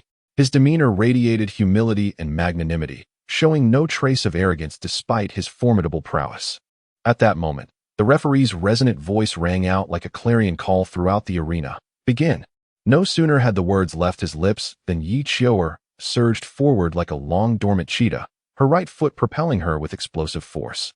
Akin to an arrow released from its bow, her movements were as swift as lightning, nearly impossible to track. The spear she grasped tightly in her hand became an extension of her very being, its tip unwaveringly aimed at Zhao Kongqing, as if intent on piercing him through. Simultaneously, she issued a fierce cry. First soul skill, Dragon Spear emerges. In an instant, a wondrous and magnificent sight unfolded before the eyes of all. A dragon, adorned with scales of black and white, gradually materialized upon her spear. The creature was strikingly lifelike. Each scale shimmered with a mysterious radiance, seemingly infused with boundless power. It roared, its presence commanding and formidable, as if poised to break through the heavens and soar into the skies. With a powerful flick of her wrist, the dragon appeared to be imbued with life, darting forth with incredible speed. It rushed toward Zhao Kongqing, accompanied by the sound of howling winds. The air itself seemed to tear asunder in the wake of its immense force, producing a chilling cacophony reminiscent of wailing specters. Faced with such a fierce onslaught, Zhao Kongqing did not dare to exhibit any negligence. In this critical moment, he swiftly unleashed his third soul skill, Divine Perspective.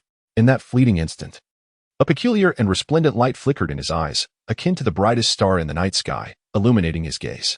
Under this brilliance, he felt as though he could penetrate the veil of illusion and perceive the essence of reality itself. His focus honed in on Yi Qiuer's position, capturing every subtle movement and fluctuation of her soul power without omission. As the dragon neared, he shifted his form, ghost-like and elusive. Skillfully leveraging the advantages bestowed by Divine Perspective, he effortlessly evaded Yi Qiuer's overwhelming assault. The dragon, thwarted, let out a frustrated roar before dissipating into the air, leaving behind a faint ripple of soul energy as testament to its former existence.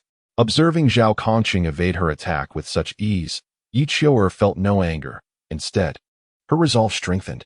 She recognized the formidable strength of her opponent and understood that overcoming him would not be a trivial task.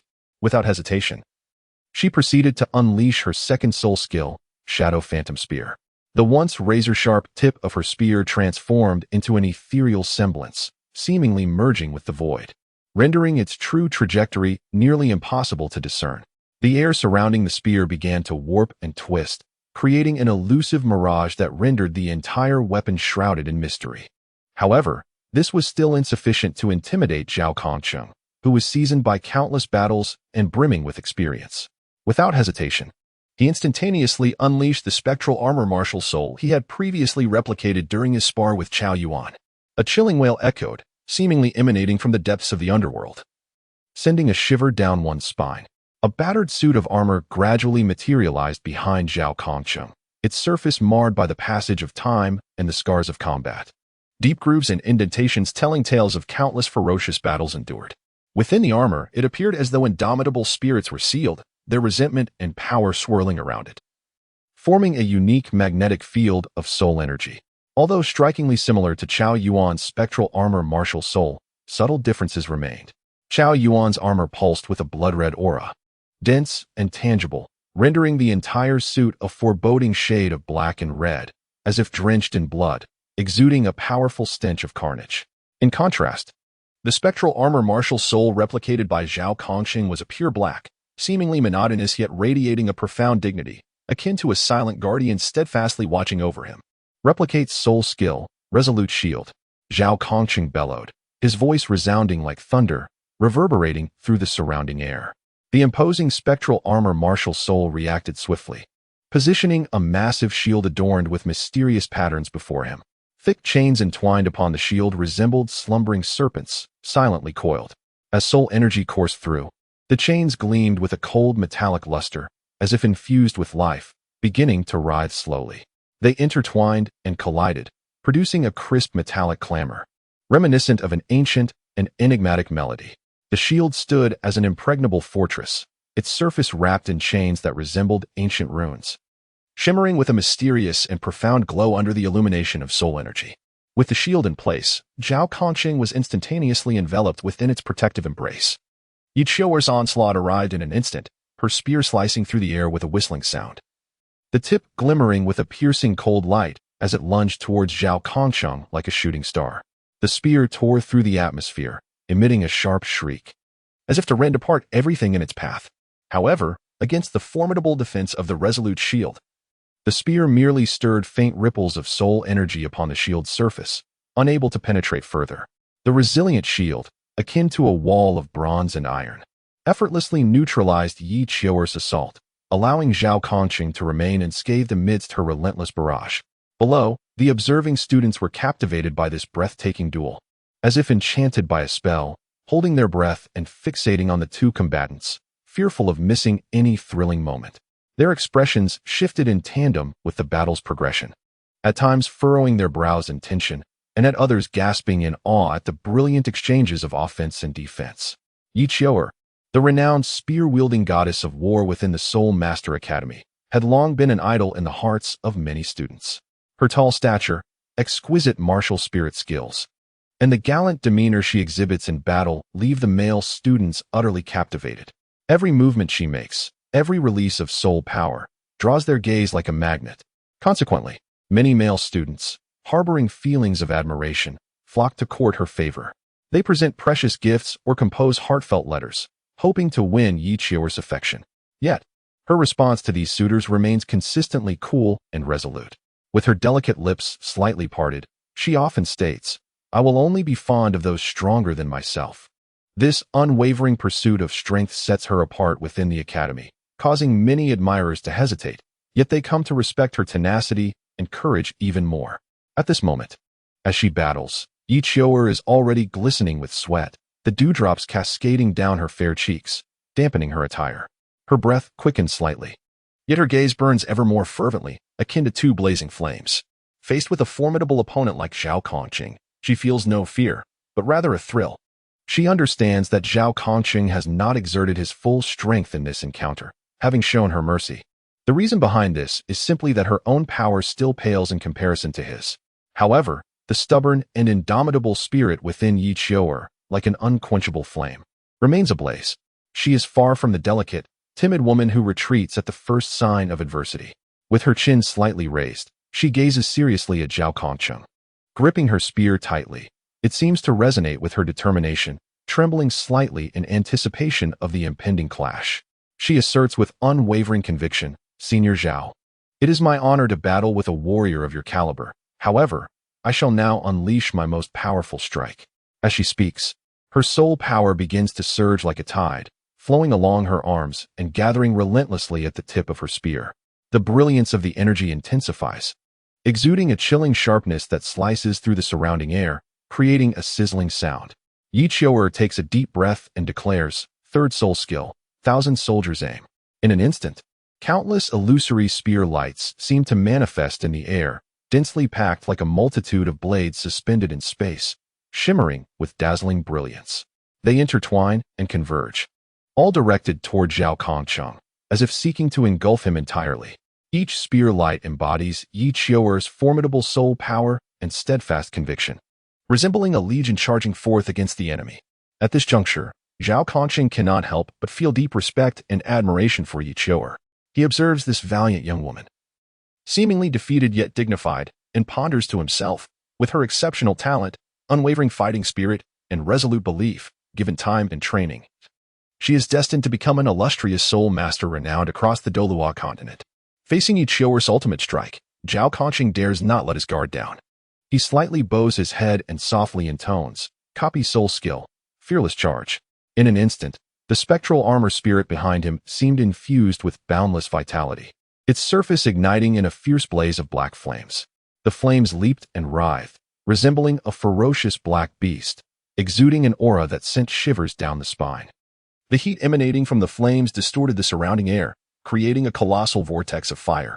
Seizing this formidable power, Zhao Kongcheng surged towards Yi Qiu'er like a bolt of black lightning, traversing the distance between them in the blink of an eye. Their attacks collided mid-air with a thunderous roar, resonating like a clap of thunder throughout the arena. The powerful fluctuations of soul energy surged like tumultuous waves, scattering dust into the air. The dust enveloped the battlefield, obscuring the view and rendering the situation indecipherable. Moments later, as the dust settled, the outcome of the battle became clear. Yi Qiu'er had ultimately succumbed to defeat. Her body swayed slightly, evidently affected by the force of their earlier clash. Breathing heavily, Yi Qiu'er grasped her spear firmly and gradually rose to her feet. Though fatigue and disappointment etched across her face, her eyes sparkled with neither defeat nor despair. Rather, they brimmed with anticipation and hope for the future. She raised her gaze to Zhao Kongcheng and spoke, "Senior brother Zhao, please show mercy. I am grateful, and I hope that one day I may engage you in earnest combat." Zhao Kongcheng regarded Yi Qiu'er with a hint of a reassuring smile, nodding gently. He recognized her immense potential, and he mused that such a day might not be far off. However, perhaps by that time, he would have ascended to the realm of the divine.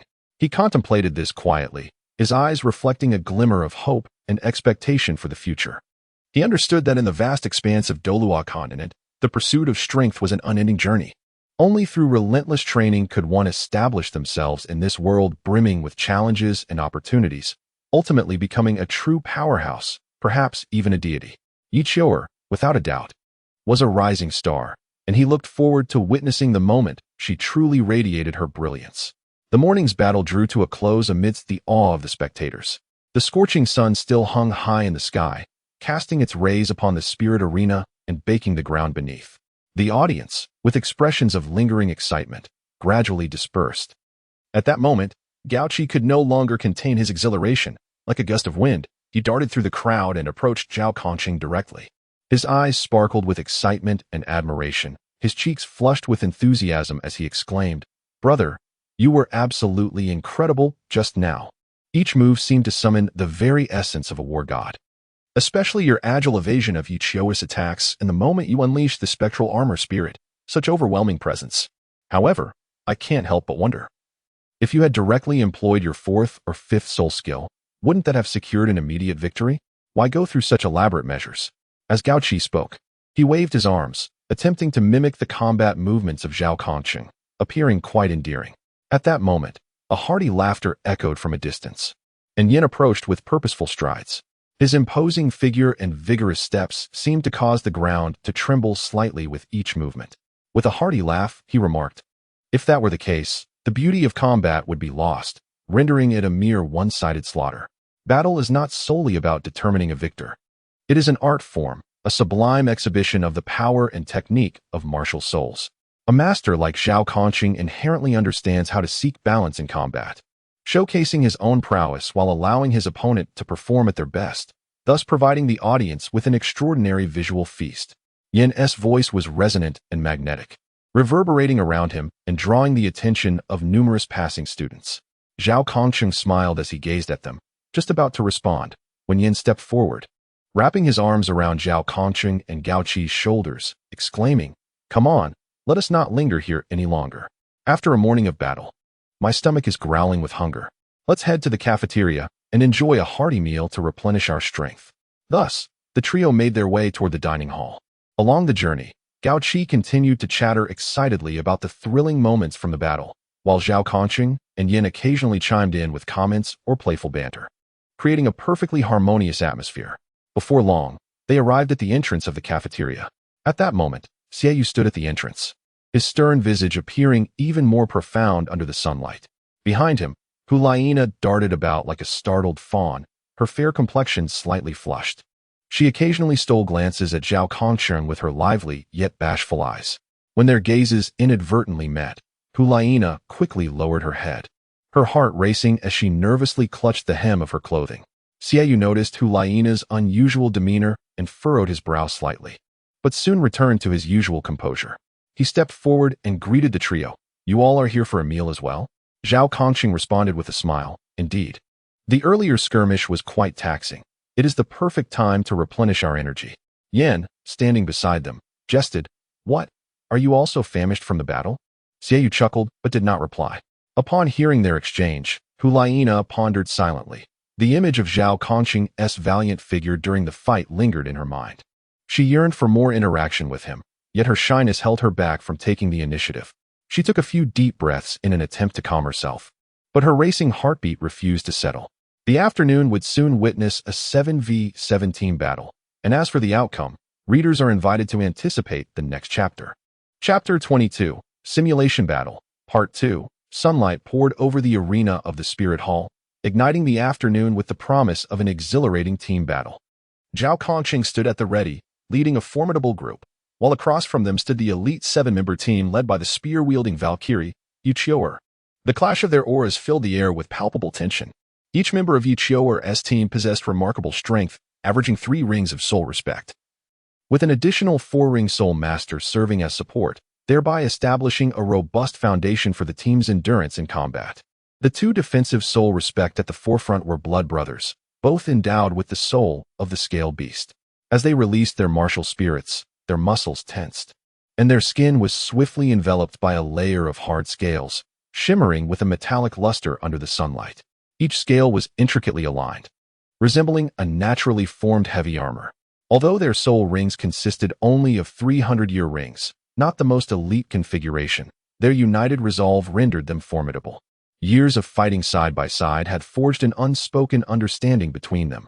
A mere glance or slight movement was enough to convey intentions, allowing for seamless cooperation. On either side of the team, 2 agile offensive soul respect moved like ethereal wraiths. The figure wielding the dagger, though slight of stature, emanates an aura of remarkable tenacity. His dagger-wielding soul manifests with a mere decade-old soul ring and 2 century-old ones. Nonetheless, his speed reaches unparalleled heights. When he strikes, it is akin to a bolt of black lightning traversing the battlefield, the dagger dancing in his grasp, casting a glimmering chill that renders its trajectory elusive to the eye. In stark contrast, the agile assault-type soul master, possessing the Wind Eagle spirit, is a vision of brilliance, with wings that extend over 2 meters. Each feather is as resilient as iron. Upon unleashing his spirit, the formidable soul rings, 2 yellow and 1 purple, unleash a potent wave of soul power. As the Wind Eagle lets out a piercing cry that reverberates across the expanse, utilizing the advantage of altitude and remarkable speed, he can dive towards his adversaries in an instant, his sharp talons and formidable beak serving as his most lethal weapons, akin to a harbinger of death from the skies, poised to deliver a decisive blow. At the core of the team stands Yuqiuer, exuding grace and confidence, her spear firmly gripped and aimed skyward as if to pierce the heavens. The 2 yellow and 1 purple soul rings adorning her radiate a soft, yet formidable glow. each shimmering light accompanied by a surge of soul power, showcasing her profound reservoir of strength. With a steadfast gaze filled with confidence, she regards Zhao Kongqing, her lips curling into a slight smile, one that conveys both respect for her opponent and unwavering self-assurance, silently proclaiming that victory in this battle is destined to be hers. Positioned behind Yi Qiu'er is the control-type Soul Master, whose spirit, the thunderous Hellvine, is both rare and intimidating. The vine extends from his palm, thick as a bowl, adorned with sharp barbs that flicker with a ghostly blue electric light. Zhao Kongqing had encountered an introduction to this spirit in the system's compendium of celestial herbs, yet had not anticipated encountering it here. Even more astonishing is the soul ring configuration, 1 century-old and 2 millennium-old rings, a remarkable distinction among soul masters. As he wields the thunderous Hellvine, the air becomes suffused with a scent of singed earth, arcs of electricity dancing between the tendrils, crackling ominously as if heralding judgment from the underworld. Any enemy ensnared by the vine is rendered momentarily incapacitated by the overwhelming current, creating an opportune moment for Yi Qiu'er's team to strike. Bringing up the rear is the support-type weapon Soul Master, a spirited girl with short hair, clad in a youthful miniskirt that radiates vitality. Her healing staff emanates a gentle golden glow, its light flowing like a babbling brook. Surrounding her are 3 century-old soul rings and 1 millennium-old ring, which, with her infusion of soul power, become increasingly brilliant. Her gaze is focused and resolute, ever vigilant of her teammates' conditions on the battlefield. Should any ally sustain injury or experience excessive soul power depletion, she is prepared to swiftly wield her healing staff, unleashing a powerful restorative force to rejuvenate her comrades, ensuring the team's endurance in combat. The formidable Zhao Kongqing stood resolutely, exuding an aura that could not be underestimated. Yin positioned himself at the forefront of the team, inhaling deeply before unleashing the fiery essence of his Flame Lord spirit. In an instant, a wave of searing heat engulfed the arena, distorting the very air around him as if it had ignited. The ground beneath Yin fractured violently, with molten lava erupting like a fountain from the fissures, cascading across the surface and creating a sea of flames. His remarkable configuration of 2 yellow, 2 purple, and 1 black soul rings accentuated the potency of the Flame Lord to its zenith. The black 10,000-year soul ring emanated a profound and enigmatic aura, pulsating with an overwhelming soul force that seemed to narrate the terrifying power it contained. Under his command, the flames morphed into colossal fire serpents, lunging at foes with ferocious claws, or coalescing into blazing fireballs that barreled towards adversaries like cannonballs, incinerating everything in their path, the intense heat rendering enemies unable to approach. Standing shoulder to shoulder with Yin, Chao Yuan and Hu Fu wielded spirits that starkly contrasted with one another, creating a striking visual disparity. Chao Yuan's spirit of the undying armor exuded an eerie chill. As he summoned it, he became enveloped in a suit of ebony armor, inscribed with bizarre runes that radiated a ghostly aura. The surrounding light seemed to be devoured by the armor, plunging the area into shadow, with faint wails of spirits echoing from within, sending shivers down the spine. In his hand, he wielded a long blade that gleamed with a cold light, each swing unleashing a black arc of soul power, as if capable of rending the fabric of space and harvesting the souls of his enemies. Conversely, Hu Fu's demon-slaying Vajra spirit embodied righteousness, a towering figure that emanated a resplendent golden light. His muscles, as solid as rock, brimming with explosive power. He clenched his fists and struck the ground with a thunderous roar that trembled the earth beneath him. A powerful force radiated from him, effortlessly sending nearby foes sprawling. Akin to a celestial Vajra descending from the heavens, vanquishing demons and safeguarding his comrades. Standing behind Yin, Xiaoyu wielded his moon blade spirit, radiating a chilling luminescence. The dual blades resembled crescent moons, slender yet extraordinarily sharp, seemingly capable of severing all earthly ties. The configuration of 2 yellow, 2 purple, and 1 black soul rings elevated the moon blade's might. As he wielded them, he could instantaneously unleash countless crescent-shaped arcs of soul power, weaving a dense net of attacks that obstructed the foe's paths of movement. Xiaoyu's gaze remained focused and composed, ever vigilant for the slightest opening in the enemy's defenses. Poised to deliver a fatal strike, akin to an assassin lurking in the shadows, ready to launch a surprise attack and pave the way to victory for his team. In the center of the formation stood Hu Laiina, and as she unleashed her celestial fox spirit, She seemed to be enveloped in a halo of sacred and enchanting radiance, reminiscent of a celestial fox maiden descending to earth. Her beauty was transcendent, her eyes shimmering with boundless allure and cunning. Every glance seemed imbued with an intangible magic capable of piercing through the defenses of her enemies' hearts, disorienting their minds. The exquisite configuration of 2 yellow, 2 purple, and 1 black soul rings surrounding her form greatly enhances the allure and control capabilities of her celestial fox martial spirit. Hulaina gracefully sways her figure, her soul power rippling outward like gentle waves. Once an adversary falls within the radius of her enchantment, they experience a momentary daze, their movements becoming sluggish. And they may even lose the ability to distinguish friend from foe, resulting in self-inflicted chaos, thus providing her allies with splendid opportunities for attack. When Zhao Kongqing's martial soul simulator emerged, the surrounding space quaked violently, as if the very world trembled in response. 6,000-year soul rings hovered around his form, emanating an enigmatic and profound radiance. Each soul ring resembled a tome imbued with boundless mysteries and formidable power, awaiting interpretation. Zhao Kongqing's expression was grave. He was acutely aware of his pivotal role within the team.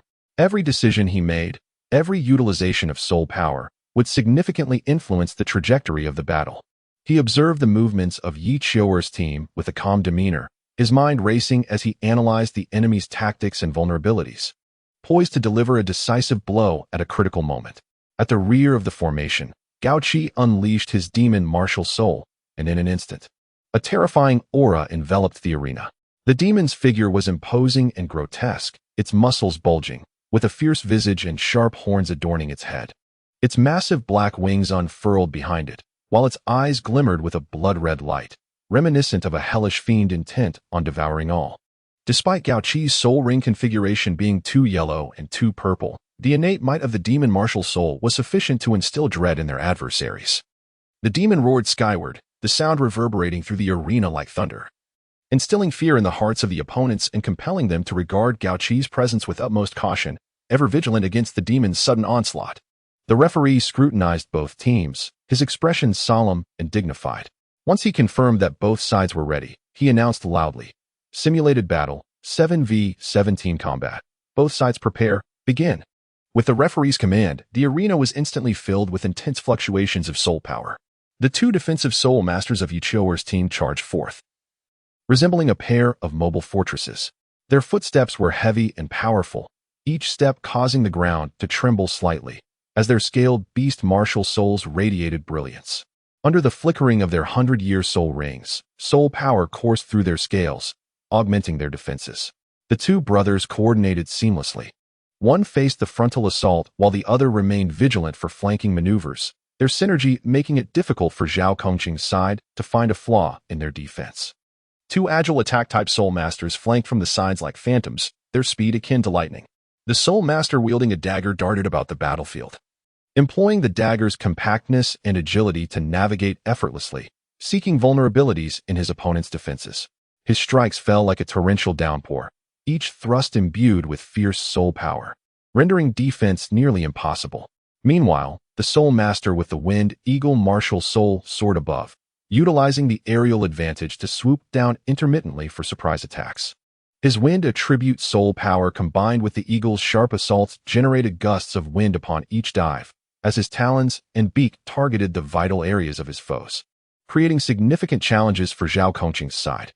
Yi Qiuer trailed closely behind the defensive soul masters, her spear flickering with a chilling light as she thrust it towards Zhao Kongqing's position. Her attacks were swift and precise, each thrust imbued with formidable soul power, slicing through the air with a piercing whistle. The long spear in her grasp seemed to come alive, resembling a nimble dragon, weaving and spiraling through the air, executing a myriad of exquisite maneuvers that left onlookers entranced. The control system soul master was equally formidable, wielding the thunderous Hellvine, its brilliance from the Millennium Soul rings illuminating the battlefield. The tendrils, akin to ethereal serpents, slithered towards Zhao Kongqing's side, where they sparked with electricity, intent on ensnaring the opponent's movements. Such formidable control compelled Zhao Kongqing's team to proceed with utmost caution, fearful of becoming ensnared by the creeping vines and finding themselves on the defensive. He skillfully manipulated the tendrils, at times dispersing them into multiple slender vines to assault the enemy from various angles. At other moments, he concentrated them into a robust main vine, crashing it against the enemy's defenses like a battering ram, each strike imbued with potent soul power and control effects. Meanwhile, the auxiliary system Soul Master, positioned at the rear of the formation, brandished her healing staff, allowing its gentle radiance to cascade upon her comrades. The energies from her century and millennium soul rings flowed ceaselessly into her allies, replenishing their soul power and healing their wounds, thereby ensuring the team's sustained combat efficacy. Her gaze was focused and resolute, ever vigilant to the condition of her teammates on the battlefield, should any ally suffer injury or experience significant soul power depletion. She would promptly wield her healing staff, unleashing formidable restorative energies. She possessed the capability not only to mend her teammates' physical injuries, but also to dispel negative afflictions imposed by foes, such as poison and paralysis, thereby providing a solid logistical backbone for the team's endeavors in battle.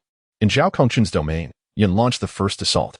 With a sweeping motion of his hands, the flames of the Flame Lord surged forth like a tumultuous tide, engulfing Yi Qiuer and her companions. Wherever the flames touched, the air ignited instantaneously, the searing heat warping the surrounding space. Enhanced by the formidable power of 2 yellow, 2 purple, and 1 black soul rings, the flames became terrifyingly potent. As if intent on reducing all to ash, Yin manipulated the fire, conjuring various forms of assault, such as flame storms and fiery spears, directing them towards the densely packed ranks of Yi Qiuer's team, aiming to disrupt their formation. Chao Yuan and Hu Fu charged headlong at the defensive Soul Master opposing them. Chao Yuan's necromantic armor exuded an aura of death as he wielded his weapon, each strike imbued with a chilling soul force, seeking to penetrate the defenses of his foe. His attacks were slyly angled, often launching ambushes from unexpected quarters. The soul blade of his black long knife resembled the scythe of the Grim Reaper, reaping the vitality of his enemies. Hu Fu's Vidra demon engaged the adversary with overwhelming strength, his attacks powerful enough to dent the ground with each blow. Together, they formed a harmonious blend of offense and defense, with Hu Fu drawing enemy fire through his immense strength and durability, creating opportunities for Chao Yuan, who, with his agility and cunning assault techniques, sought out vulnerabilities to deliver fatal strikes. Seizing the opportune moment, Xie unleashed his crescent blade, sending it slicing towards Yi Qiuer's flank. His strike was cunningly angled and executed with remarkable speed, the power of his 2 yellow, 2 purple, and 1 black soul rings leaving a dark trace in the air, as if capable of tearing through space itself. Xieyu's objective was not to directly vanquish Yi Qiuer, but rather to create a feint, disrupting her rhythm and providing his allies with openings. He continuously shifted his attack patterns and positions, weaving the crescent blade through the air to form a dense web of assaults, compelling Yi Qiuer to divide her attention, thereby impacting her command and support for her entire team. Meanwhile, Hulaina harnessed the enchanting power of her celestial fox martial soul, her gaze shimmering with captivating light as waves of soul force radiated towards Yi Qiuer's side. She sought to bewitch her opponent's minds, hoping to induce errors in their combat. Her control abilities complemented Xieyu's feigned attacks, forming an invisible net of assault. With graceful movements, she spread her soul energy like ripples, ensnaring any enemy that fell within her alluring range, causing them to experience fleeting moments of distraction, sluggishness in their actions, and even confusion, leading to friendly fire. She skillfully utilized her charm to disrupt the coordination and movements of Yi Qiuer's team. Zhao Kongqin stood at the center of the formation, calmly surveying the battlefield. Though his simulator martial soul had yet to unleash an active attack, the power embodied within its 6 10,000-year spirit rings was quietly at work, ever ready to respond to unforeseen circumstances. He contemplated the weaknesses of his adversaries, searching for the opportune moment to strike decisively. Through keen observation and analysis of the battlefield dynamics, Zhao Kongqin continually adjusted his comrades' strategies and positions, acting as the cerebral core of the team, directing each member's actions to ensure the collective force of the team was maximized. At the rear, Gao Qi's demon god martial soul roared, its terrifying presence instilling fear in their opponents. Although his spirit ring configuration was relatively weak, the inherent power of the demon god was sufficient to evoke trepidation. The demon god unleashed a thunderous roar that reverberated across the training ground, intimidating the enemy and compelling them to regard Gao Qi with respect. Ever wary of the demon god's sudden assaults, Gao Qi maneuvered the demon god, intermittently launching minor disruptive attacks, such as the demon god's claw and the demon god's eye, to impede the enemy's rear support and rhythm of attack, thus alleviating pressure on his teammates at the front.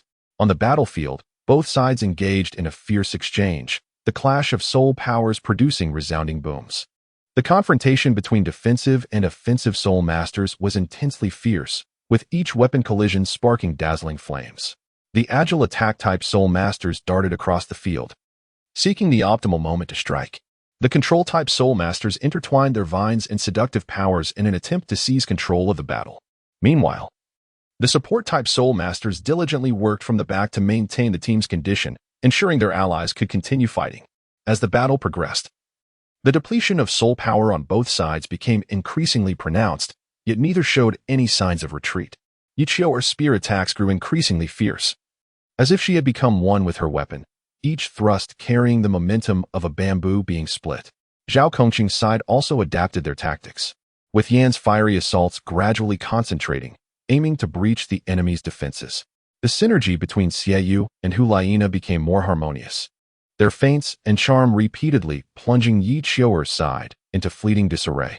In a pivotal moment, Zhao Kongqing finally activated the special ability of his simulator martial soul. With hands forming intricate seals, the sixth spirit ring radiated brilliantly, manifesting Zhao Kongqing's sixth soul skill, temporal mastery. A mysterious spatial force enveloped a portion of the battlefield, where time and space seemed to warp, causing the opponent's movements to slow. This sudden turn of events caught Yichioer's side off guard, completely disrupting their rhythm of attack. Zhao Kongqing seized the opportunity, and Yan, the Lord of Flames, launched a formidable assault, with flames sweeping toward the opponent like a colossal dragon. Chao Yuan and Hu Fu took advantage of the chaos to breach the defenses established by the enemy's soul master, advancing towards Yichioer. The moonblade of Xieyu traced a graceful arc in the air, aiming for Yichioer's back. Hulaina's enchanting power was unleashed once more, ensnaring the members of Yichioer's side in a fleeting haze of confusion. Sensing an overwhelming threat, Yichioer gritted her teeth, her spear dancing with relentless precision as she endeavored to fend off the onslaught from all directions. Yet, under the seamless coordination of Zhao Kongqing's team, she gradually found herself ensnared in a dire predicament. At that critical moment, the support soul master behind Yichioer played a pivotal role. Unmindful of her own safety, she concentrated the healing power of her staff entirely on Yichioer, providing her with formidable soul energy and protective shields. Feeling the surge of strength from behind, Yichioer's spirit reignited with fervor. Her beautiful eyes widened in determination, her ruby lips parting as she bellowed, "Take this." Her voice resounded like thunder, deafening in its intensity. Simultaneously, the three soul rings of 2 yellow and 1 purple upon her shimmered with an unprecedented brilliance, as if to illuminate the entire world. In the next moment, she shook her spear fiercely, an unparalleled force of soul energy flooding into it. In an instant, a piercingly sharp lance of light, as swift as lightning, shot forth, racing towards Zhao Kongqing with breathtaking speed. The sheer velocity of the spear was astonishing. As it passed, even the surrounding space could not withstand the terrifying energy impact, tearing open a narrow yet unfathomably deep black fissure, resembling a monstrous beast gaping wide, exuding a chilling aura. Undoubtedly, this strike embodied the entirety of Yichioer's strength, representing her most formidable offensive maneuver to date. Its power was so extraordinary that it would instill fear in any adversary. However, just as the moment hung in the balance, Yin suddenly intervened. With a dazzling radiance from his 4th soul ring, a torrential flow of searing magma erupted forth, surging directly toward the formidable lance of light. The two forces collided in midair with a cataclysmic roar, unleashing a tempest of energy that radiated outward, creating powerful shockwaves that churned the air into a cloud of dust. Ultimately, the spear of light, despite Yichioer's full exertion, could not withstand Yan's 4th soul skill, lava surge, and after a momentary stalemate, it gradually dissipated into nothingness. As the battle approached its climax, the entire arena seemed engulfed by a tempest of soul power, the air thick with the acrid scent of smoke. Both teams had poured forth their utmost, soul energy clashing like a surging tide, resonating throughout the battlefield. In the realm of Zhao Kongqing, the Flame Lord Yin continued to unleash torrents of blazing fire. Although the intensity and height of the flames had diminished, the luminescence of his 2 yellow, 2 purple, and one black soul rings remained steady and formidable. His breathing was calm, with only a few beads of sweat trickling from his forehead, indicating his composure in the face of adversity. Chao Yuan's skeletal armor bore slight scratches, yet its integrity remained unscathed. The runes shimmered with relentless brilliance, and each sweep of his long blade was imbued with fierce momentum, the black soul power slicing through the air with a howling rush. Hu Fu's demon suppression form stood tall, the golden light upon him slightly dulled, yet still exuding an air of authority. Each punch he delivered resonated powerfully, causing the ground to tremble subtly beneath him. The moonblade of Xiaoyu traced precise arcs in the air, its speed unwavering as the two yellow, two purple, and one black soul rings rotated with effortless grace, his gaze sharp and frosty, as though scrutinizing his adversaries. Huoliena's celestial fox spirit radiated a soft and steady glow, her enchanting visage devoid of fatigue. Although the range of her allure had not expanded, its effects persisted, sowing confusion among her foes. Zhao Kongcheng himself experienced a gradual consumption of soul power, his hands, deft and resolute, skillfully manipulating his simulated spirit. The 6 10,000-year soul rings continued to shine brilliantly, and he remained unflustered, akin to a sage wielding dominion over the situation. Gao Qi's demon god spirit grew even more formidable through the fusion of soul rings, his imposing form agile in movement, delivering impactful assaults that threw Yi Qiuer's formation into disarray. Conversely, Yi Qiuer's side found themselves ensnared in dire straits, struggling to endure. The scales of the two defensive soul masters bore numerous damages, their scales shedding and stained with blood, the radiance of their century-old soul rings precariously flickering. Their steps faltered, yet they supported one another, tenaciously resisting the onslaught of their adversaries. The agile dagger-wielding soul master had lost his once elusive presence, the frequency of his attacks drastically reduced. The aura of his decade-long and 2-century-old soul rings nearly extinguished. The Wind Eagle soul master plummeted from the sky, his wings hanging limply. The brilliance of his 2 yellow and 1 purple top-tier soul rings faded into obscurity. Yi Qiuer herself felt the fluctuations of soul power from her spear grow weak. The rotation of her 2 yellow and 1 purple soul rings slow and laborious. Her eyes were filled with determination and defiance, despite her extreme fatigue. She persisted in launching attack after attack. The control-type soul master, Lei Ming Yanyu, had withered significantly, the remaining sparks of electricity swaying in the wind.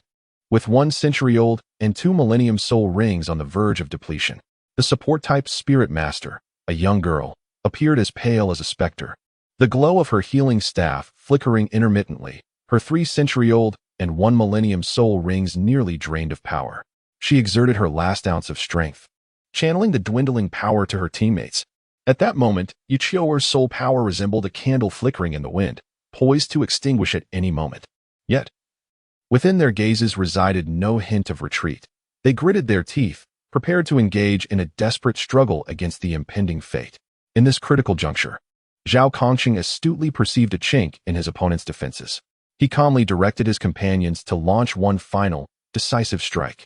Yin gently waved his hands, and the Flame Lord unleashed a searing pillar of fire, accurately aimed at Yi Qiuer's side. Chao Yuan and Hu Fu simultaneously summoned their forces, intertwining the powers of the undead and demon suppression into a formidable surge that followed closely behind the fire pillar. With a flick of his wrist, Xiaoyu transformed the moonblade into a flurry of icy beams, sealing off any escape routes for Yi Qiuer's team. Huoliena concentrated her alluring power, disrupting the enemy's resistance.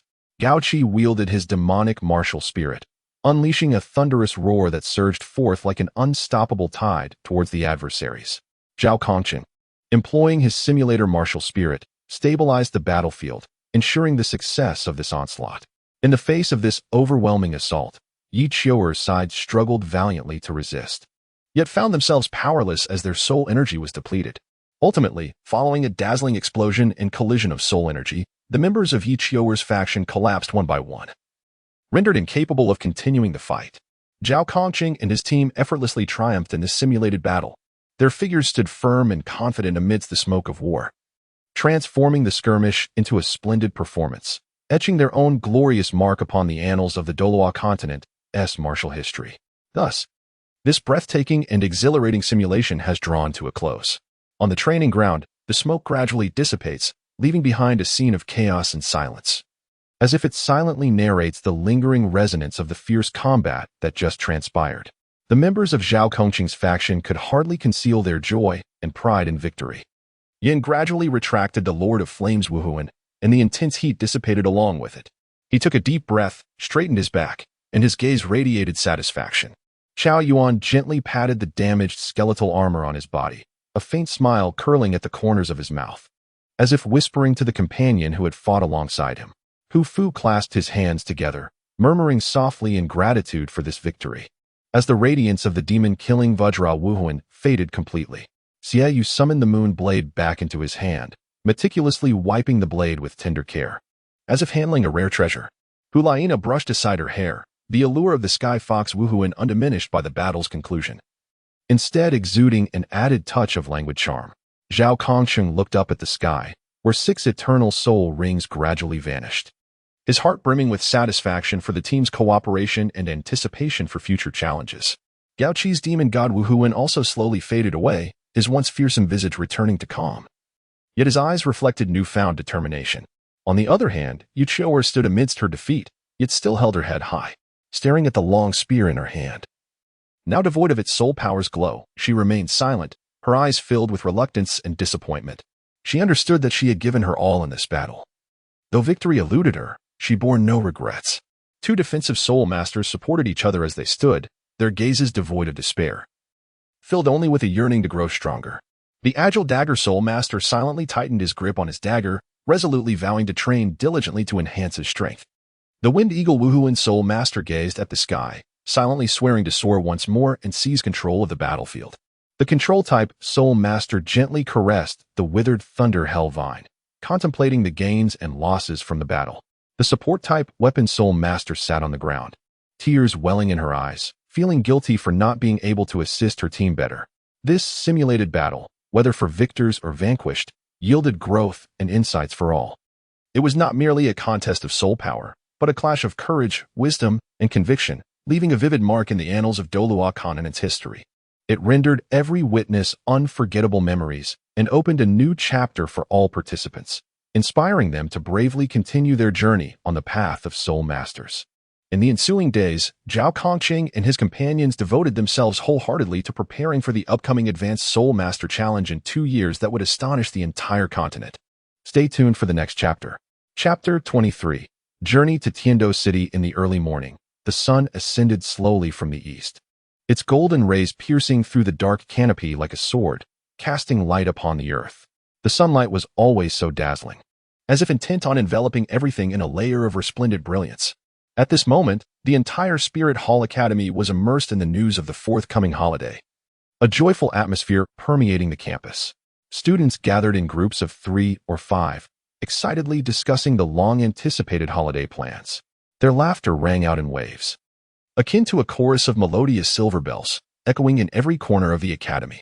Following a recently concluded fierce simulated battle, the elite class team showcased extraordinary strength and impeccable coordination. They galloped through the arena like a pride of valiant lions, vanquishing their opponents with the might of a thunderous storm. Ultimately, they rightfully claimed victory in the competition, becoming the focal point of all attention. Standing upon the podium, Bishop Salas wore a smile, representing the Supreme Pope Bibidong, as he solemnly announced the rewards of this contest. His voice resonated powerfully and robustly as he declared, "After fierce competition, our elite class team has excelled, triumphing as champions. Therefore, as a testament to their exemplary performance, the elite class will be granted a luxurious 7-day holiday to relish this rare leisure time. Conversely, the ordinary class participants, though they too have exerted considerable effort, shall receive a reduced 3-day holiday. I hope all of you will continue to strive, enhancing your abilities to achieve even greater results in the next competition." As his words concluded, thunderous applause erupted from the audience, with cheers rising in waves. Upon hearing this news, whether in the ordinary or elite class, students leaped from their seats, ignited with excitement. In daily life, the diligent efforts of dedicated students like Zhao Kongqing had fostered an intensely competitive atmosphere within the elite class. Each individual devoted themselves wholeheartedly to enhancing their abilities, enduring rigorous courses, stringent training, and frequent combat simulations, leaving them little opportunity to catch their breath. Now, This unexpected 7-day holiday felt more exhilarating than winning a lottery of 10 million gold spirit coins. It signified a temporary reprieve from the pressures of academics and training, allowing them to unwind their taut nerves. Upon hearing this announcement, the students erupted into animated discussions about their holiday plans. Some expressed their joy at the prospect of returning home to see their family, yearning for the warmth and tranquility of home-cooked meals. Others viewed this as a rare opportunity for self-improvement, opting to remain at the academy for further training, acutely aware that in the fiercely competitive world of spirit masters, even a moment of negligence could set them back, while a portion of students, fueled by curiosity and longing for the world beyond, planned to travel and experience the diverse cultures of Douluo Continent, broadening their horizons. Yin, glancing at Hulaina and Xieyu, sparkled with excitement as he proclaimed, "Let us vote. Are we going out to play or continuing our training? Just to be clear, I want to go out." His vibrant demeanor suggested he could hardly await the journey ahead. Xieyu furrowed his brow slightly, responding with a hint of resignation, "You are only thinking about having fun. As the golden generation of the Spirit Hall Advanced Soul Master Academy, we ought to set a leading example. While our prowess may stand out among our peers, there remains ample room for growth. We must not allow momentary indulgence to hinder our training." He was acutely aware of the expectations resting upon him from the Spirit Hall, and he understood the paramount importance of continuous cultivation for their future. However, Hulaina was relentless. She clung to Xieyu's arm, her eyes sparkling as she implored, "Brother, cultivation should be balanced with leisure. Let's go out and have some fun, shall we?" Her endearing demeanor was hard for anyone to resist. Just as Xieyu was about to offer further persuasion, he was met with his sister's eager gaze, and his resolve crumbled in an instant, leading him to nod in acquiescence. Upon receiving her brother's consent, Hulaina leapt with joy, exclaiming, "Brother, you're the best. You are the greatest brother in the world." Gao Qi, equally excited, turned to Zhao Kongqing, his eyes brimming with enthusiasm that rivaled Hulaina's. Zhao Kongqing met Gao Qi's gaze with a gentle smile and declared, "Let us go out and enjoy ourselves." For Zhao Kongqing, while he was diligent in his pursuits, he also recognized the indispensable role of proper relaxation in restoring both body and mind. Moreover, embarking on an adventure with companions not only deepens their bonds, but also enriches their experiences, which may yield unexpected benefits for their future growth. As for Chao Yuan and the others, they too expressed their desire for an outing. Yin glanced at the consensus among the group and cheerfully proclaimed, "The majority prevails. Let us go. Off we go for some fun." At that moment, joy and anticipation radiated from everyone's faces. Gao Qi then inquired, "Where shall we go for our outing? I've always wanted to see Heaven-Do City. I've never had the time to visit it."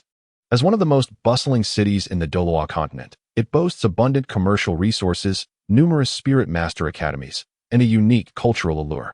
It is a melting pot of merchants and adventurers from all corners, filled with an array of rare treasures, and the exchange and sparring among spirit masters are quite frequent. For students who have been engrossed in their cultivation, Heaven-Do City is undoubtedly an enticing destination. Hulaina's eyes lit up as she remarked, "Heaven-Do City sounds delightful. I've heard there are many beautiful clothes and accessories, along with a variety of delicious foods." Naturally, as a girl, she had a keen interest in such things. Yin, however, rolled his eyes and stated, "I have little interest in those." Xieyu pondered for a moment and cautioned, "Although Heaven-Do City is vibrant, it is also a place where good and bad intermingle. We must exercise caution and refrain from revealing our identities as students of the Spirit Hall, especially given the delicate relationship between the Spirit Hall and the Heaven-Do Empire." The group nodded in agreement. As they contemplated the daunting journey of 2.5 days to Heaven-Do City, expressions of reluctance and concern surfaced among them, leading to a moment of indecision and silence. Just then, Zhao Kongqing, unfazed and wearing a confident smile, slowly spoke up, "You need not worry about the journey. My sixth spirit ability, time-space mastery, can directly transport us there." At this revelation, the group was taken aback, their gazes converging on Zhao Kongqing in astonishment. Indeed, Zhao Kongqing's remarkable sixth spirit ability was known as time-space mastery. It is important to note that the Soul Skill's Soul Ring has an astonishing lifespan of 99,999 years, imbued with powers and mysteries that far surpass ordinary imagination. The effects of this soul skill can only be described as extraordinary, encompassing miraculous temporal abilities such as time reversal, time stasis, and time acceleration, allowing the user to traverse the currents of time at will, commanding the flow of its passage. Moreover, its spatial capabilities are equally astounding. Spatial teleportation can span infinite distances, arriving at destinations instantaneously. Spatial rending can disrupt the very fabric of space, creating perilous and unpredictable fissures. While spatial compression exerts tremendous force within a specified area, imposing immense pressure and threat upon adversaries. Possessing such a formidable and comprehensive soul skill, Zhao Kongqing seems to have become the sovereign of time and space. Before him, what seemed an insurmountable distance to ordinary soul masters now appears but a trivial obstacle. He can effortlessly utilize his spatial teleportation ability, allowing his companions to transcend spatial limitations, instantly materializing from the Soul Master City to the bustling streets of Heaven-Do City. This not only significantly reduces their travel time, sparing them the exhaustion of a lengthy journey, but also transforms what once seemed an impractical visit to Heaven-Do City into an enticing and viable endeavor.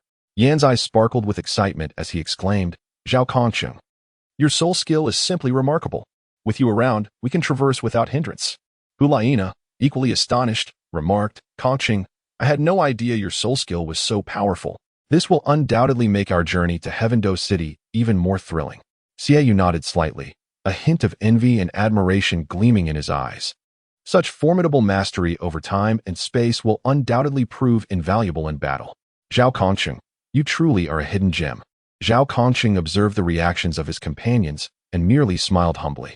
Though this soul skill is formidable, it must be wielded with caution, after all. The power of time and space is exceedingly enigmatic, and even the slightest misstep could yield unforeseen repercussions. Nevertheless, it will certainly alleviate the weariness of our journey to Tiando City. With that, he began to concentrate his soul power, preparing to unleash the remarkable spatial teleportation skill. While the others gathered around him, their hearts brimming with anticipation and excitement for the impending adventure to Tiando City. As Zhao Kongqing's soul energy surged, the surrounding space shimmered slightly, the initial ripples akin to gentle waves upon a tranquil surface. Yet, in an instant, it contorted and morphed dramatically, exuding an aura of mystery and profundity. Suddenly, a flash of brilliance enveloped them, and they felt as though an invisible force had grasped them, transporting them effortlessly across a vast expanse, until they found themselves standing steadily beneath the gates of Tiando City. Yin was the first to recover from the brief disorientation, his eyes wide as saucers, filled with astonishment and disbelief. Overcome with excitement, he exclaimed, "This soul skill of yours is nothing short of divine." He danced exuberantly in place, his hands flailing as if trying to express the exhilaration surging within him. Hyena, too, was left speechless, her cheeks flushing a rosy hue as her gaze brimmed with admiration and infatuation for Zhao Kongqing. Her fervent eyes fixated on him as if he were the most radiant star in the universe. "Kongqing, your soul skill is truly extraordinary. I have never witnessed such miraculous power," she stammered, her voice quivering slightly with barely concealed enthusiasm. Chao Yuan and the others also raised their thumbs in genuine admiration, expressing their heartfelt respect. Amidst the chorus of accolades, they slowly entered Tiando City. Upon stepping into the city, they were immediately struck by the breathtaking sights before them, their eyes widening in awe. The broad streets were paved with smooth stone slabs, flanked by a plethora of shops, each one nestled closely against the next. The exquisite signs swayed gently in the breeze, producing a melodious chime. The shelves of the stores were brimming with an array of dazzling goods, including soul-guiding devices that emitted a soft glow, their intricate craftsmanship eliciting admiration. Rare herbs perfumed the air with their rich aromas, and vibrant garments showcased exquisite embroidery, each stitch seemingly narrating the artisan's dedication. The streets bustled with a vibrant throng of pedestrians. Nobly attired youths wielded folding fans, exuding charm and grace as they mingled in jovial conversation. Meanwhile, hurried merchants, laden with their wares, displayed shrewdness in their keen eyes, as if calculating their next business venture. Ordinary citizens, dressed in humble attire, radiated the essence of daily life, some perusing items at street stalls, while others exchanged warm greetings with familiar faces. Further ahead lay the commercial heart of Tiando City, where the cacophony of voices intertwined with the calls of vendors, creating a unique symphony of bustling activity. The enticing aromas of various delicacies wafted through the air, with steaming buns whose delectable fillings tantalized the taste buds, succulent meats roasted to a golden crisp, sizzling with juices and emanating an irresistible fragrance, and sweet pastries, their exquisite forms resembling works of art. A few souls meander through the bustling city of Tiando. Captivated by its unique charm, their hearts brimming with anticipation and longing for this journey.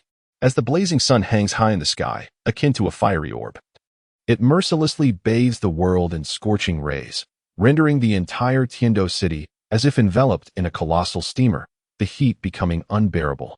Zhao Kongqing and his companions find themselves parched and drenched in sweat beneath the midday sun, the cobblestone path beneath their feet radiating intense warmth, as if threatening to melt their souls. Walking under such relentless heat becomes a torment, prompting them to seek refuge in the nearest tavern, hoping to find a semblance of coolness and solace within. Zhao Kongqing gently pushed open the somewhat antiquated door of the tavern, and with a creaking sound, a refreshing breeze infused with the mingling scents of wine and cooked dishes enveloped him. Yet, the scene that greeted his eyes was a stark contrast to the bustling marketplace outside. The interior was desolate, with only a few patrons seated in the corners, each quietly sipping their drinks. The arrangement of tables and chairs appeared somewhat haphazard, as if they had not been meticulously arranged in quite some time. Dimly lit by a few flickering oil lamps hanging on the walls, the tavern was imbued with an atmosphere of somber tranquility. At that moment, the keen-eyed waiter perked up, as if he had heard the voice of salvation, instantly revitalizing his demeanor. A broad smile spread across his previously listless face as he dashed over with the speed of a sprinter, his obsequiousness palpable as he bowed deeply and inquired, "Esteemed guests, what would you like to eat?"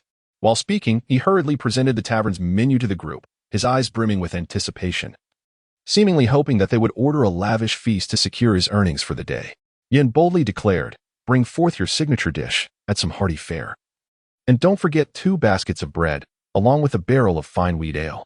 His voice resonated powerfully throughout the otherwise tranquil tavern, drawing the attention of the surrounding patrons. After making his order, Yin pointed at Zhao Kongqing and proclaimed, "P.S. treating."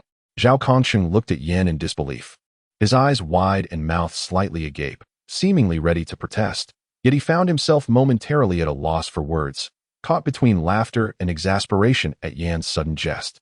With a resigned shake of his head, he inwardly lamented, "This fellow, he does this every time.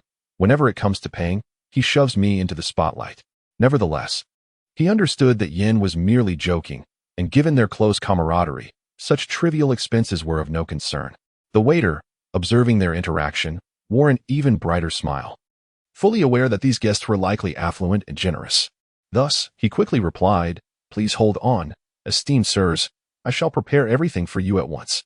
With that, he turned and hurried towards the kitchen, shouting along the way, "Kitchen staff, hurry and prepare the signature dishes.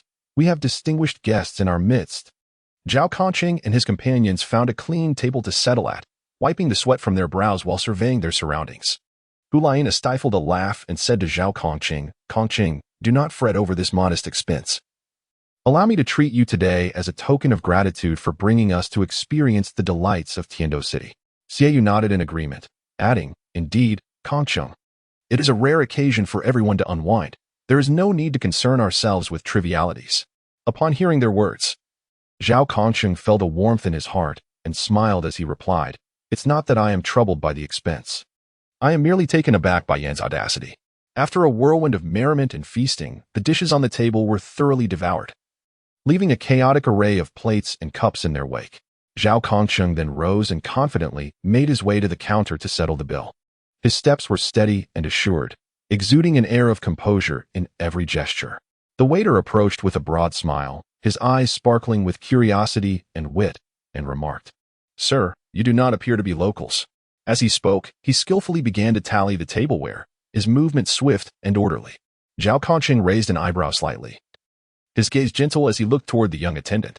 He nodded politely and said, "Indeed, we are here for leisure. As newcomers, we are not yet familiar with Tiando City. Might you have any recommendations?" His voice, deep and resonant, carried a magnetic quality that naturally invited closeness and assistance. Upon hearing this, the attendant's eyes brightened with enthusiasm, as if he had encountered a splendid opportunity to showcase his vast knowledge. He eagerly replied, "You have truly arrived at an opportune moment. It is said that tonight, the Tiando City Auction House will host a treasure auction." His words quickened, infused with excitement and an air of mystery, as he leaned slightly forward, as if to share an extraordinary secret. The Tiando Auction House is indeed a grand event in our city, held only once a month. Each occasion featuring an array of extraordinary and invaluable items that attract affluent merchants and powerful spirit masters from far and wide. You are remarkably fortunate. At this juncture, the attendant paused briefly, swallowing hard, his eyes shimmering with longing. Before continuing, in past auctions, they have featured the inner core of a 10,000-year-old spirit beast. The moment that core appeared, the entire auction hall erupted in fervor, radiating brilliance, as various factions vied for possession, driving the price to astonishing heights. The atmosphere was more vibrant than during the New Year festivities. On another occasion, a sword forged by an unparalleled blacksmith was presented, its blade adorned with enigmatic runes, said to harbor immense power capable of amplifying a spirit master's attack. Many spirit masters shed blood in fierce competition for it. Zhao Kongqing, intrigued by the description provided by the shopkeeper, crossed his arms thoughtfully and inquired, "Oh, might there be any revelations regarding the auction items for tonight?" A glimmer of anticipation sparkled in his eyes, for as a soul master, he possessed an innate curiosity and desire to explore the allure of the unknown treasures. The shopkeeper scratched his head, a hint of regret etched upon his face, and replied, "Unfortunately, I am not privy to the specifics of the auction items. The auction house maintains an exceptionally strict confidentiality. However, following the customary practice of the past, one can be assured that the offerings will undoubtedly consist of priceless treasures. There may even be rare soul technique manuscripts or extraordinary natural materials capable of enhancing one's soul power cultivation speed." Zhao Kongqing gently nodded, his mind already contemplating whether to take his companions to witness the upcoming auction. At that moment, Yin, Hulaina, and others approached, catching wind of their conversation. Yin, brimming with excitement, clapped Zhao Kongqing on the shoulder and exclaimed, "Zhao Kongqing, this sounds intriguing. Let us join the festivities tonight." Hulaina's eyes sparkled with enthusiasm as she added, "Indeed, we might encounter something beneficial for our cultivation."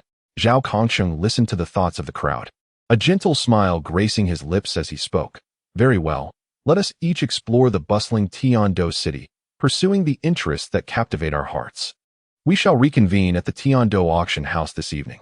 I urge everyone to exercise caution and avoid any unnecessary trouble, for we are but guests in another's domain." The group nodded in agreement, then dispersed into the throngs of Tiando city, each individual carrying a sense of curiosity and anticipation for the unknown. Ready to embark on a unique journey of their own, they awaited the fall of night, eager to gather once more at the auction house to share their experiences and discoveries. What treasures might Zhao Kongqing and his companions acquire at the auction? What extraordinary encounters await them in the city of Tiando? Stay tuned for the next chapter. Dear readers, I sincerely apologize for the interruption. Yesterday, I was suddenly struck by a high fever, leaving me in a state of disarray and unable to update. I feel deeply remorseful. However, rest assured, I am gradually recovering and shall strive to produce a new chapter this evening. Your unwavering support fuels my progress, and I earnestly hope to continue receiving your generous affection. Thank you. Chapter 24. Shen Miao. Beneath the scorching sun of Tiando City, Zhao Kongqing and Gao Qi, two vibrant and youthful members of the Spirit Hall, embarked on their journey to the Spirit Hall branch after a brief separation from their companions. They were acutely aware that their identities transcended those of mere students at the prestigious Spirit Hall Academy. They were esteemed members of the Golden Generation, conferred by His Holiness the Pope. This unique status not only bestowed upon them unparalleled honor, but also entailed a weighty responsibility and mission. Thus, venturing into the territory of the Spirit Hall branch in Tiando City was not merely a formality, but an essential step rooted in respect for the rigorous internal structure of the Spirit Hall, as well as a vital means to strengthen connections and facilitate the exchange of information within the organization. Zhao Kongqing and his companion leisurely strolled through the bustling streets of Tiando City. Flanking the thoroughfare were numerous shops, each brimming with an array of exquisite merchandise that dazzled the eye. From the soul-guiding devices shimmering with an enigmatic glow to the vibrant, high-quality garments, and the tantalizing aromas wafting from delectable foods, everything one could desire was present. A diverse crowd of pedestrians navigated the scene, elegantly dressed nobles, holding delicate folding fans, exuded an air of refinement as they engaged in light-hearted conversation. Hurried merchants, burdened with satchels, displayed keen intelligence and shrewdness in their eyes, seemingly calculating their next lucrative deal. And the ordinary citizens, clad in simple attire, wore genuine smiles as they either perused affordable necessities at street stalls or exchanged warm greetings with acquaintances, sharing the simple joys of life. Zhao Conqing and Gao Qi, with delightful curiosity, admired the bustling scenes along the way while politely and humbly inquiring of passers-by the route to the Spirit Hall branch in Tiando City. Their demeanor was gentle and amiable, and with each inquiry, they accompanied their words with sincere and friendly smiles, a smile imbued with a magical charm that was difficult to refuse. Under the enthusiastic guidance of the locals, they strode lightly, their spirits lifted, and soon, a magnificent edifice came into view. This was the Tiando City Spirit Hall branch, resembling a colossal beast majestically resting upon the land, emanating an aura of reverence. The two paused momentarily, instinctively straightening their garments before advancing towards the branch with a robust and confident gait. The architectural style of the branch was solemn and imposing, with towering, substantial walls constructed from extraordinarily sturdy stone, each block seemingly bearing the weight of the Spirit Hall's ancient history and profound cultural heritage. The walls were adorned with exquisite engravings of the Spirit Hall emblem and various enigmatic runes, which shimmered softly in the sunlight, akin to ancient codes quietly narrating the glorious history and formidable power of the Spirit Hall. At the entrance of the Tiando City Spirit Hall branch stood two sentinels, tall and resolute as pines, their expressions serious and stern, clad in resplendent armor and wielding long spears. The tips of their weapons gleamed with a chilling light under the sun's rays, instilling a sense of awe. The guards resembled lifelike sculptures, immovable in their posts, their vigilant gazes sweeping the surroundings like hawks, leaving no suspicious sign unexamined. Upon noticing Zhao Conqing and Gao Qi approaching steadily, they called out in unison, "This is the Tiando City Spirit Hall branch. No unauthorized individuals may disturb." Their voices were loud and harmonious, resonating through the air above the branch like the tolling of a great bell, lingering long after. Zhao Conqing's demeanor was as tranquil as still water, as he leisurely retrieved the token possessed by the members of the Spirit Hall from his storage soul guide. The token, crafted from exquisite materials, felt smooth to the touch and emitted a faint golden glow. Engraved upon it were the images of a crown, a long sword, a hammer, and a pair of angelic wings, each design intricately carved with lifelike precision, as if imbued with vitality. The crown, resplendent and majestic, was adorned with dazzling jewels, symbolizing the supreme authority of the Pope, serving as the core emblem of power within the Spirit Hall. It shone like the sun, illuminating the entire Spirit Hall and guiding its path forward. The longsword, straight and razor-sharp, glimmered with a cold light along its blade, representing one of the titled Douluos of the sword spirit recorded by the Spirit Hall. Embodying immense martial strength and honor, it stood as one of the solid guarantees of the Spirit Hall's enduring presence on the Douluo Continent. The hammer, ancient and substantial, bore engravings of archaic patterns, symbolizing the illustrious Haotian sect, the foremost sect of the era. Though the relationship between the Haotian sect and the Spirit Hall was complex, marked by both collaboration and rivalry, this emblem undeniably highlighted the pivotal role of the Haotian sect in the realm of spirits, akin to a towering mountain that commands respect. As for the angelic wings, pure as freshly fallen snow, with each feather distinctly delineated, they represented the Elder Hall, a place where the esteemed and formidable elders of the Spirit Hall convene to deliberate and make decisions, symbolizing the confluence of wisdom and experience. Serving as the brain, trust, and backbone of the Spirit Hall, Zhao Conqing held the token aloft, slightly elevating it so that the guards could clearly discern the intricate design upon its surface.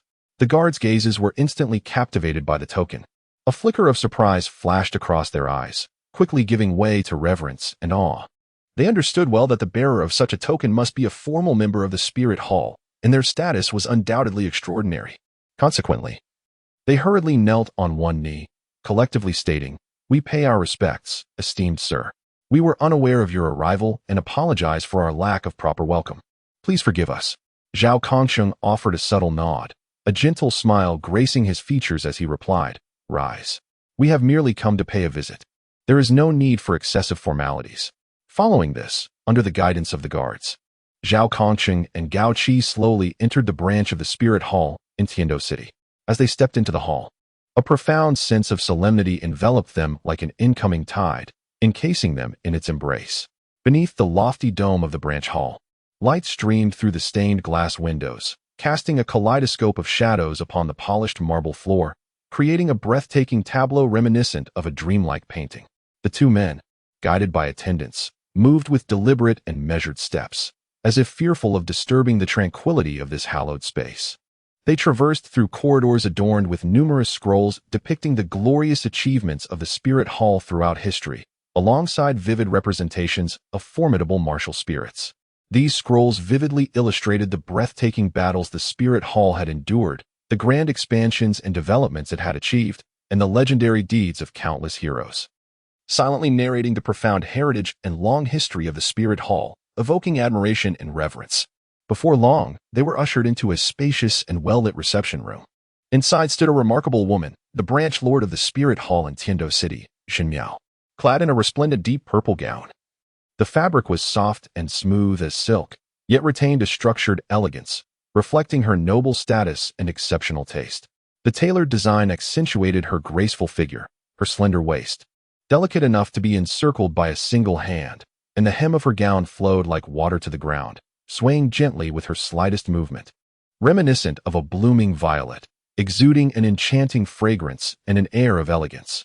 Her features were exquisitely crafted, akin to a masterpiece sculpted by divine hands.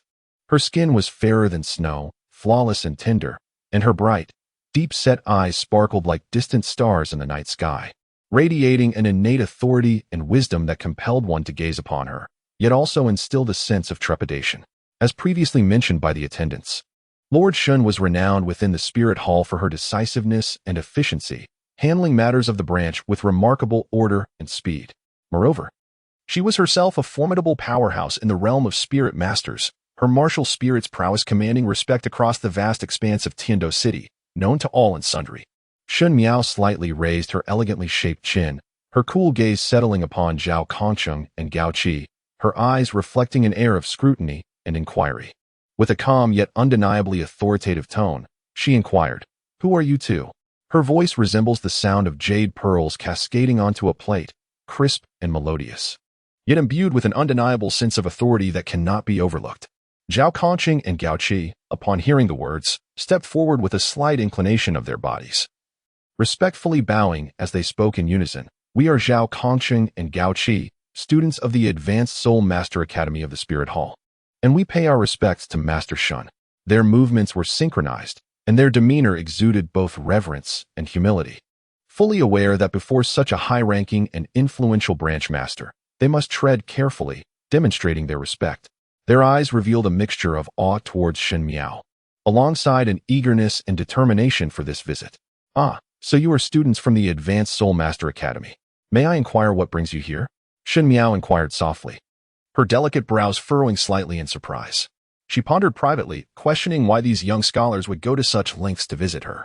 Was it due to a special directive from the academy, or did they have personal motivations? Her gaze swept back and forth between the two, searching for subtle clues in their expressions and demeanor. Reporting to Master Shun, "Not only are we students of the Advanced Soul Master Academy, but we are also members of the Golden Generation, bestowed by His Holiness the Pope. We have come today to take advantage of the Academy's break to gain some practical experience and broaden our horizons. Upon arriving in Heaven-Do City, it is only natural for us to visit the branch hall and report to you, while also seeking to gain a deeper understanding of the specific circumstances at the Spirit Hall in Heaven-Do City, so that we may better serve the Spirit Hall in the future," Zhao Kongqing stated earnestly, his tone neither subservient nor arrogant, as he slightly raised his head to meet Shen Miao's gaze, conveying his genuine intentions. His voice was steady and powerful, each word seemingly infused with his loyalty and passion for the Spirit Hall, as well as his appreciation for this opportunity for growth. Shen Miao nodded slightly, gaining an initial understanding of their purpose. Just as she was about to respond, Zhao Kongqing continued, "Additionally, we have a humble request. We have heard that there is an auction taking place at the Heaven-Do City Auction House today, and we naturally hope that Master Shun could accompany us to broaden our horizons." A glimmer of anticipation and curiosity shone in Zhao Kongqing's eyes. For the reputation of the Heaven-Do City Auction House was well known, and it was said that rare treasures often appeared at these auctions. For young soul masters like them, it would undoubtedly be a splendid opportunity for enlightenment. His eyes sparkled with desire, as if he could already envision those precious items dazzling upon the auction stage. After a moment of contemplation, Shun Miao smiled gently and replied, "As future stars of the Spirit Hall, it is only natural for you to have such aspirations. The Heavendo City Auction House indeed holds considerable influence within the city, attracting figures from various factions to its auctions. I have also heard whispers regarding this auction, mentioning the appearance of some rare soul-guiding devices and valuable soul beast materials. However, the auction house is rife with intrigue. You must exercise caution when attending." Her smile held a hint of tender indulgence, seemingly filled with anticipation and trust in these two promising students. At the same time, she did not forget to remind them to stay safe, for the situation in Heavendo City was complex, and the auction house was a place fraught with unpredictability. Zhao Kongqing promptly expressed his gratitude, saying, "Thank you, Lord Shun, for your reminder. We will certainly act with caution. We are acutely aware that this opportunity for experience is rare, not only allowing us to witness various extraordinary treasures at the auction, but also providing a chance to observe the movements of different factions. This will greatly aid our future development within the Spirit Hall and in navigating various complex situations." His tone was resolute and sincere, reflecting his full understanding of the significance of this opportunity and his commitment to seizing it wholeheartedly. Shun Miao nodded slightly and remarked, "It is commendable that you possess such awareness. The Spirit Hall branch in Tiando City bears numerous vital responsibilities in this city and its surrounding areas. On a daily basis, we oversee the registration and ranking of Soul Masters, ensuring that each one operates within the legal framework set by the Spirit Hall. This is fundamental to maintaining order within the Spirit Hall. Only when every Soul Master adheres to the rules can the Spirit Hall steadily flourish on the Douluo Continent. Furthermore, we must remain vigilant to the dynamics within the Soul Master community, guarding against the infiltration and destruction by evil Soul Masters, thereby preserving the esteem and image of the Spirit Hall in the hearts of the populace. Evil Soul Masters pose a significant threat to the Spirit Hall. Their existence not only endangers the lives of ordinary citizens but also tarnishes the Spirit Hall's reputation. Hence, we must remain ever watchful. Recently, the situation in Tiando City has grown rather delicate, with various factions stirring beneath the surface. Our branch is closely monitoring any signs of unrest." A hint of concern flickered in her eyes, clearly indicating her anxiety regarding the current state of affairs in Tiando City. Yao Qi could not help but inquire, "Lord Shen, when you speak of the undercurrents among various factions, which specific aspects are you referring to?" His gaze was filled with curiosity and a thirst for knowledge, akin to a child eager to learn. He understood that grasping this information was crucial for their actions in Tiando City.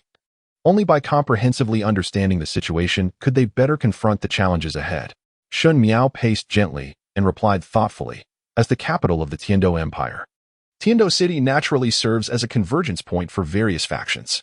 In addition to the Spirit Hall, there exists the imperial family of the Tiando Empire, numerous prominent Soul Master clans, and several enigmatic organizations. The relationship between the imperial family and the Spirit Hall has always been intricate, characterized by both cooperation and competition in certain matters. For instance, disagreements often arise concerning the allocation of Soul Master resources. Each major Soul Master family has its own sphere of influence and interests. Some maintain close ties with the Spirit Hall, while others operate more independently.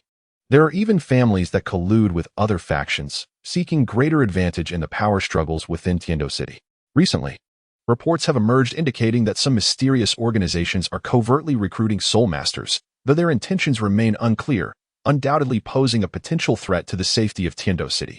These clandestine organizations operate in secrecy, and our understanding of them is still quite limited. We do not know what forces support them or what their ultimate objectives are. However, it is certain that their presence will inevitably disrupt the existing balance of power in Tiando City. Her pace was slow and steady, each step seemingly laden with the weight of contemplation. Her words served as a key, unlocking the door to understanding the situation in Tiando City for Zhao Kongqing and Gao Qi.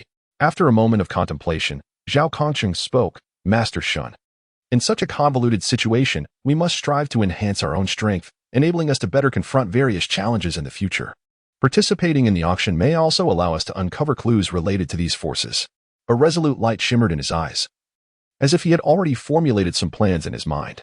He understood deeply that in this intricate scenario, only through continuous self-improvement could one secure a foothold within the Spirit Hall and contribute significantly to its development.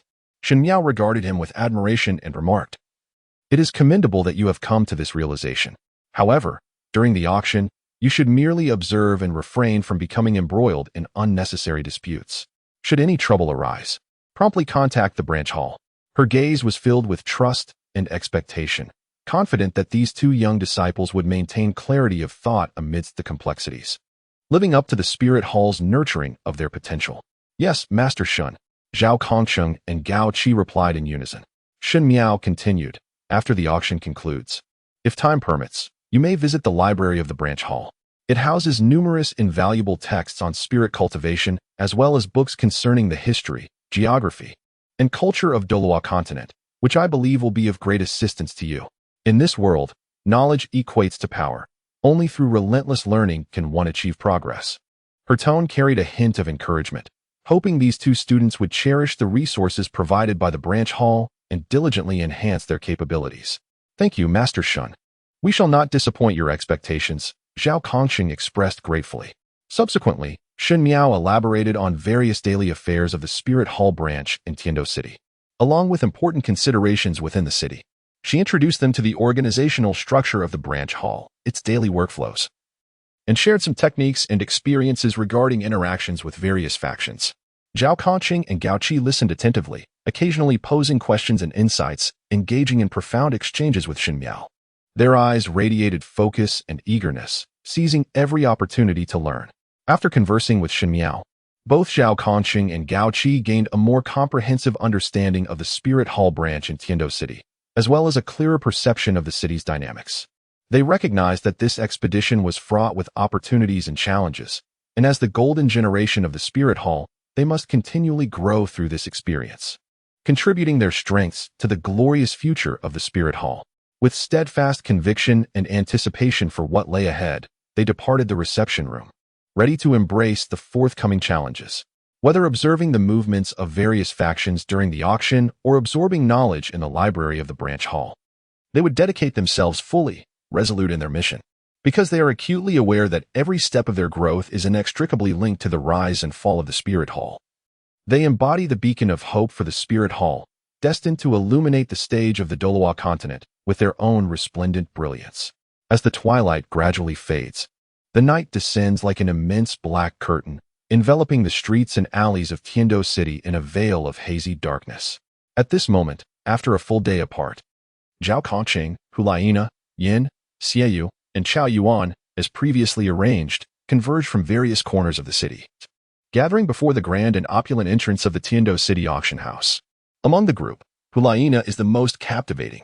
She has adorned herself in an exquisitely beautiful dress, a long gown crafted from the finest silk, whose texture is as soft as clouds, shimmering with a faint luster reminiscent of a river flowing with moonlight. The gown is a vibrant and noble red, akin to a blazing flame, passionate and unrestrained. The hem is embroidered with intricate golden patterns, winding and twisting like mysterious ancient runes, or lively vines, sparkling against the crimson backdrop, showcasing unparalleled luxury and nobility. The neckline of the dress is ingeniously designed, perfectly revealing Hulaina's alluring collarbone and fair skin, smooth and delicate like mutton fat jade. A belt adorned with gemstones cinches her waist, refracting a kaleidoscope of colors in the dim light, resembling the twinkling stars in the night sky, accentuating her slender figure. Her long, flowing hair is meticulously styled, with part of it elegantly pinned atop her head with a hairpin embedded with luminous pearls, which radiate a gentle glow. The remainder cascades naturally over her shoulders, swaying gracefully with her movements, akin to black satin dancing in the wind. Her makeup is both refined and striking, her bright eyes sparkling like two profound black gemstones, with long, curled lashes that seem to flutter like the wings of a gentle breeze. Her lips are painted a vivid red, reminiscent of luscious rose petals, exuding an irresistible charm. Undoubtedly, her attire has become a splendid sight before the auction house, capturing the attention of many passers-by who pause to admire her, their expressions reflecting awe and admiration. The attendant stationed at the entrance of the auction house is graceful and fair, yet upon seeing Zhao Kongsheng and his companions in such splendid attire, a flicker of barely perceptible surprise crosses her features. She slightly bows and politely inquires, "Welcome to the auction house. May I ask if you are members?" Her voice is soft and melodious, akin to a babbling brook. "No, but we are members of the Spirit Hall," Hulaina replies with a sweet smile, elegantly extending her hand to retrieve the token of the Holy Maiden bestowed upon her by Pope Bibi Dong from her waist pouch. The moment the token appears, it emanates a subtle air of sanctity. Crafted from a mysterious metal, the token is hard and cold to the touch, its surface intricately engraved with detailed patterns. The pattern depicts the formidable visage of the Pope, adorned with a crown and wielding a scepter, his gaze emanating an unparalleled authority. Surrounding him is the iconic architecture of the Spirit Hall, with its towering spires and grandiose halls, symbolizing the splendor and glory of the institution. Enigmatic runes encircle the scene, shimmering with a faint luminescence, as if whispering tales of the ancient history and immense power of the Spirit Hall. In the vast and fantastical land of Douluo Continent, the renown of the Spirit Hall resonates like a thunderous roar, instilling awe across the realms. Its influence stretches over numerous kingdoms and duchies, populated by formidable elites and a plethora of soul masters. The resources and intelligence networks they command are intricately woven, resembling an invisible net that envelopes the entire continent. Consequently, no soul dares to impersonate a member of the Spirit Hall lightly, for such an act would undoubtedly lead to self-destruction. At this moment, before the auction house in Heavendo City, the gaze of the attendant was fixated upon the unique, gleaming symbol of the Holy Maiden of the Spirit Hall held tightly in Hulaina's hand. In an instant, she felt an overwhelming pressure, akin to a surging tide, nearly suffocating her. Her complexion shifted dramatically, the once rosy cheeks, reminiscent of blooming peach blossoms, now drained of color, becoming as pale as parchment, ravaged by the biting winds of winter. Her lips began to tremble uncontrollably, akin to fragile leaves in the breeze, each quiver accompanied by a deep-seated fear and unease. It was, after all, the presence of several dignitaries from the Spirit Hall, and she regretted her lack of discernment. With great difficulty, she managed to articulate a few words, her voice trembling with anxiety, reminiscent of a weary bellows gasping for breath. Her eyes were filled with reverence and trepidation, reflecting a fear that penetrated to her very core, as though standing before her were not mere youths, but demons emerging from the abyss of hell. In the realm of Douluo Continent, the reputation of the Spirit Hall is deeply ingrained in the hearts of its inhabitants, and the Holy Maiden of the Spirit Hall stands as a deity of exalted status, symbolizing the authority and honor of the institution. The attendant was acutely aware of her insignificance within the auction house. A slight misstep could plunge her into an irretrievable abyss. "Esteemed dignitaries, please, come inside," she stammered, suppressing her internal fears, her voice quivering. She leaned slightly forward, almost bending at a right angle, her bowing posture precise and humble, each movement betraying her profound respect for the members of the Spirit Hall. Her hands trembled subtly, uncertain of where to rest, ultimately hanging helplessly at her sides. She dared not meet the eyes of Zhao Kongqing and the others, lowering her gaze, stealing glances from the corners of her eyes to gauge their reactions, fearful that any misstep might provoke their displeasure once more. Zhao Kongqing nodded slightly, a faint smile gracing his lips as he spoke. "Lead the way." His voice was calm and steady, imbued with an undeniable authority. He was acutely aware of the influence wielded by the Spirit Hall in such a context, and understood that the attendant's trepidation was not without justification. However, he made no effort to intimidate her, instead approaching the situation with a tranquil demeanor. Hulaina gently linked her arm with Zhao Kongqing's, her face illuminated by a hint of pride. She was already accustomed to the special treatment afforded by her status, perceiving it as a rightful reflection of the honor and position of the Spirit Hall. With a light step, she followed closely behind the attendant as they entered the auction house, her eyes sparkling with curiosity and anticipation, eager to discover the rare treasures that awaited them at today's auction. Yin, unabashedly trailing behind, muttered, "The Spirit Hall's insignia certainly holds weight. We receive preferential treatment wherever we go." Though his voice was not loud, it resonated distinctly at the serene entrance of the auction house. His expression radiated excitement and pride, as if the accolades bestowed upon the group were his own. Under the attendant's guidance, Zhao Kongqing and his companions gradually stepped into the Tiando City auction house. The interior was adorned with opulence, the walls encrusted with various precious gems and metals, glimmering under the illumination of the lights.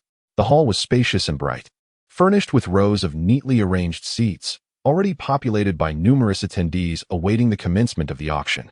The arrival of Zhao Kongqing and his party drew many curious glances, their eyes filled with speculation about the actions of these Spirit Hall members during the auction. Seated as per the attendance arrangement, Zhao Kongqing and his companions awaited the official start of the auction in silence, each harboring their own hopes and intentions. For them, this auction might unfold as a wondrous journey filled with surprises and challenges. What treasures would the next few individuals acquire at the auction house? Stay tuned for the next chapter. Chapter 25, Tiando Auction House. In the bustling Tiando city, Zhao Kongqing and his companions, under the attendant's guidance, slowly entered the remarkable auction house.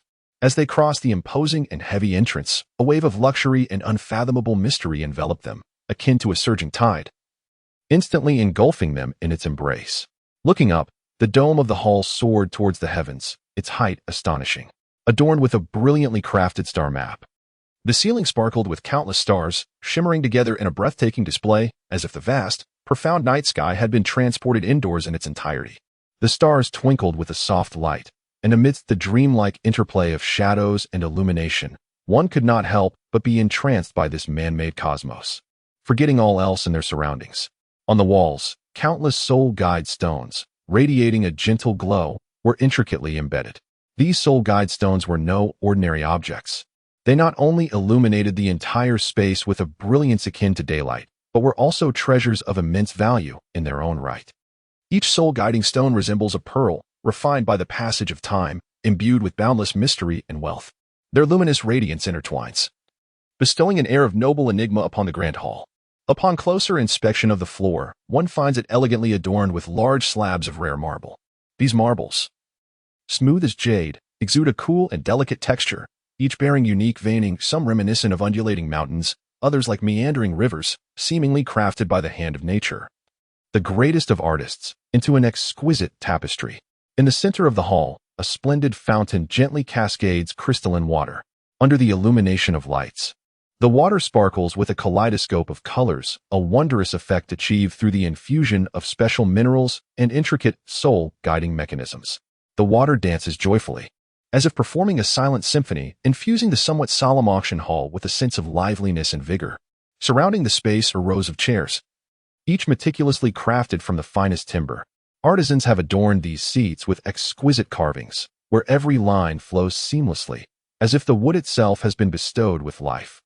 The chairs are further embellished with soft cushions, and the moment one sits upon them, an overwhelming sense of comfort envelopes the body, as if all weariness has been utterly dispelled. At this moment, the auction house has become a gathering place for a diverse array of individuals. The elegantly dressed nobles, exuding an air of aristocracy, each wielding a beautifully crafted folding fan, adorned with either scenic landscapes by renowned artists or timeless literary quotes. They engage in hushed conversations, their voices soft yet unable to mask the pride and confidence that permeate their words. Occasionally, they tilt their chins slightly, casting disdainful glances at the surrounding crowd, as if considering themselves the most exalted beings in existence. Conversely, a group of robust, resolute soul masters stands nearby. Among them are solitary wanderers, radiating an aura of cold detachment, seemingly indifferent to the world around them. Others represent prominent families or sects, standing tall and exuding powerful waves of soul energy, akin to brilliant lighthouses, drawing attention and demanding respect. The arrival of Zhao Kongqing and his companions was akin to a colossal stone cast into a tranquil lake, instantly captivating the attention of all present. Particularly striking was Hulayina, whose breathtaking beauty resembled the resplendent blossoms of spring, radiating an intoxicating allure. Her noble demeanor seemed innate, emanating an effortless grace. She shone like the most brilliant star in the night sky, illuminating her surroundings and drawing countless gazes. Upon first seeing her, the noble youths exhibited expressions of awe and infatuation, furtively observing her or whispering inquiries about her identity, as if merely obtaining a fragment of information about her would be an immense privilege. Conversely, some soul masters regarded them with vigilance, fully aware of the formidable reputation of the Spirit Hall.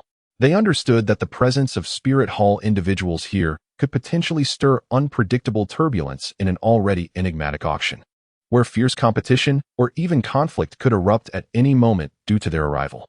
The attendants escorted Zhao Kongqing and his companions to the front row of the VIP section, respectfully stating, "Esteemed guests, this seating is specially designated for distinguished patrons, offering an excellent view. The auction is about to commence. Please take a moment to rest." Zhao Kongqing nodded slightly, his expression tranquil, and merely gestured for the attendants to withdraw. Once everyone was seated, Yin could no longer contain his excitement, akin to a curious child, eagerly looking around and exclaiming, "This place is truly magnificent. I wonder what treasures will be auctioned today." His eyes sparkled with anticipation, as if he could already envision countless rare treasures shimmering before him. In stark contrast, Xie maintained a composed demeanor, his gaze imbued with calmness and wisdom. He spoke slowly, "Let us not grow complacent. This auction house is a lang of diverse factions, and we must remain vigilant to our surroundings. At any moment, hidden dangers may quietly approach."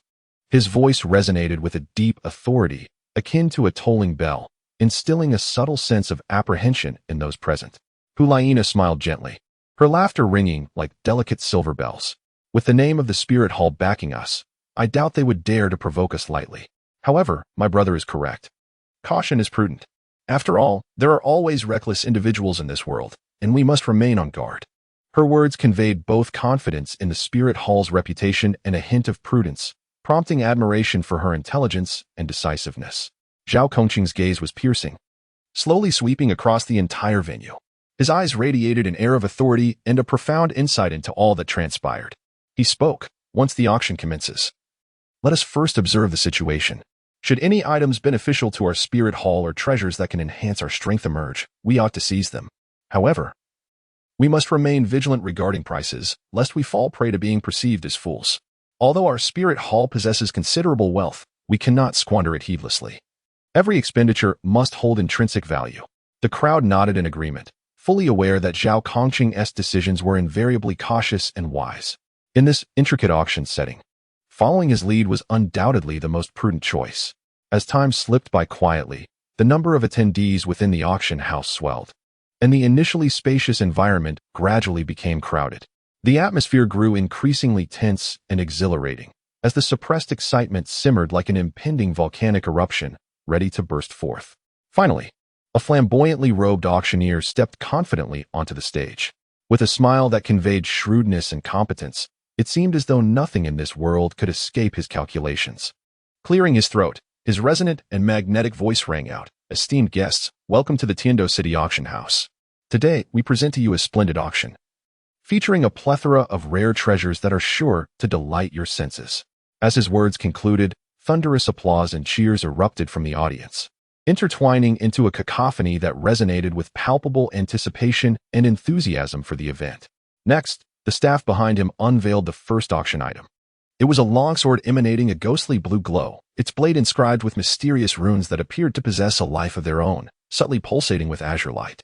The hilt was adorned with a large blue gemstone, deep and clear, resembling an expansive ocean swirling within, radiating endless mystery and allure. The auctioneer passionately elaborated, "This sword is named the Blue Abyss Sword, crafted with the utmost dedication by a reclusive master blacksmith over several years. Its blade is exceptionally sharp, reputed to slice through gold and stone with ease, a true testament to its unparalleled sharpness. The runes harbor a potent amplification effect for water attribute soul power, promising substantial enhancement for water attribute soul masters. In battle, this sword will serve as an invaluable ally, exponentially increasing their combat prowess. Moreover, this blue gemstone is not only aesthetically pleasing, but can absorb the opponent's soul power during combat, transforming it into one's own strength. Possessing it equates to having an inexhaustible supply of soul power." The starting bid was set at 5,000 gold coins. Instantly, the audience began to murmur, with many soul masters exhibiting signs of eagerness. A middle-aged soul master was the first to call out, 5,500 gold coins. His voice carried a note of urgency and desire, as if fearing the sword would be snatched away by another. Shortly thereafter, another voice chimed in, 6,000 gold coins. The price soared, akin to an intense competition, with each participant unwilling to concede, eager to claim the enigmatic and formidable Blue Abyss sword for themselves. Zhao Kongqing gazed at the long sword upon the stage, shaking his head slightly, and addressed the assembly, "Though this sword possesses its merits, It offers little enhancement to our endeavors and should not be pursued at auction. The treasures sought by our spirit hall must either significantly bolster our overall strength or play a crucial role in addressing the challenges we currently face. While this sword has its uniqueness, it does not meet our requirements. Upon hearing his words, the crowd unanimously concurred. Well aware of Zhao Kongqing's discerning eye and his precise judgment regarding the value of treasures. Subsequently, several more auction items were presented in succession. There were elixirs capable of enhancing soul power recovery, radiating a gentle luminescence, as if imbued with boundless vitality and vigor. There existed special soul-guiding devices that could obscure one's presence, exquisite and compact, their flickering light hinting at an extraordinary origin. Additionally, rare soul beast offspring graced the stage. Some adorably clever, others exuding majestic power, each captivating the attention of numerous soul masters. Each auction item ignited fierce competition among the attendees, with bidding calls echoing throughout the hall. Yet, Zhao Kongqing and his companions remained steadfast, seated calmly in the VIP section, their gazes composed and unflinching. Silently observing the unfolding dynamics, akin to leopards lurking in the shadows, poised for the opportune moment. Within the dimly lit auction hall, the atmosphere, already charged with excitement from the previous bidding, intensified further. At this moment, several burly staff members from the auction house, each bearing serious expressions and taut muscles, collaboratively maneuvered a massive cage, meticulously forged from heavy iron, into view. The cage was concealed beneath a large curtain, yet it could not hinder the mingled curiosity and greed emanating from the crowd. In an instant, many esteemed guests seemed irresistibly drawn by an unseen force, involuntarily raising their eyes, which sparkled with avarice, brimming with desire and longing for the unknown goods. Among these guests were individuals who had prior knowledge of the contents of the cage through various clandestine channels. Some wore subtle smirks of triumph, while others exhibited impatience in their gazes, as if on the brink of acquiring the world's most precious treasure. The auctioneer approached the cage with a confident and steady gait, his face adorned with the hallmark smile of his profession, though beneath this smile lay a hint of imperceptible indifference. With a swift motion, he yanked down the curtain concealing the cage, the action sharp and decisive, devoid of hesitation. As the curtain fell away, the contents of the cage were finally revealed to the audience. Therein were several young maidens in the bloom of youth. Though their features were beautiful, they appeared pallid as a result of their grim fate, their bodies, which ought to be attired appropriately and exuding youthful vitality, were now barely covered, relying only on tattered strips of fabric for meager modesty. They huddled in the corners of their cage, trembling with fear, their wide, terrified eyes reflecting a profound sense of helplessness and despair as they gazed at the ravenous onlookers outside, who resembled wolves and tigers. The auctioneer cleared his throat and, with a voice imbued with seductive allure, proclaimed, as ancient wisdom suggests, a woman should indeed exist beneath the dominion of man. In the order of this world, women possess a distinct purpose and mission. Behold, these young ladies exhibit exquisite figures, alluring curves, and captivating beauty. Their fair skin and delicate demeanor are nothing less than a divine gift from the Creator. For a mere 1 million gold soul coins, you can claim them as your own and become their sovereign. You may purify their souls in your own way, liberating them from their confusion and helplessness, allowing them to experience redemption from the great Creator. What an extraordinary opportunity this is, a splendid chance to ascend to greatness and indulge in the blessings of the elite. His words echoed through the hall, yet the resolute and audacious undertones within them served as a clarion call, inspiring every ambitious soul present. As the auctioneer's beguiling words settled in, the atmosphere of the auction hall transformed into a boiling cauldron of noise and fervor. I bid 1,110,000 gold soul coins, bellowed a corpulent middle-aged man, his face flushed, veins bulging in his neck, and eyes wide with insatiable greed, fixated on the young women within the cage, whose gazes he seemed intent on devouring. Beside him stood a scantily clad woman, fanning him with an air of servility, her vacant stare and sycophantic smile indicating her familiarity with such scenes. I bid 1,115,000 gold soul coins, cried a scrawny man with a sharp face, eager to outdo the previous bidder. His hands rubbed together nervously as his body quivered with excitement. Resembling a rat that had spotted food, he was accompanied by 2 similarly dressed women, who submissively offered him drinks. displaying no signs of compassion or aversion to this grotesque violation of humanity. "I bid 1,116,000 gold soul coins," announced a brutish figure, his face marred by excess flesh, exuding an aura of menace and determination. His corpulence jiggled with each movement, and despite his opulent attire, the ugliness of his intentions was unmistakable. The scantily clad women behind him stood like mere appendages, numbly witnessing this abhorrent transaction between wealth and humanity. At that moment, every participant in the bidding was blinded by their insatiable desires. The glint of greed in their eyes resembled the grotesque will-o'-the-wisps of the dark, revealing the depravity within their souls. They were consumed by their yearning to possess these youthful maidens, utterly oblivious to the cruel and inhumane nature of their actions.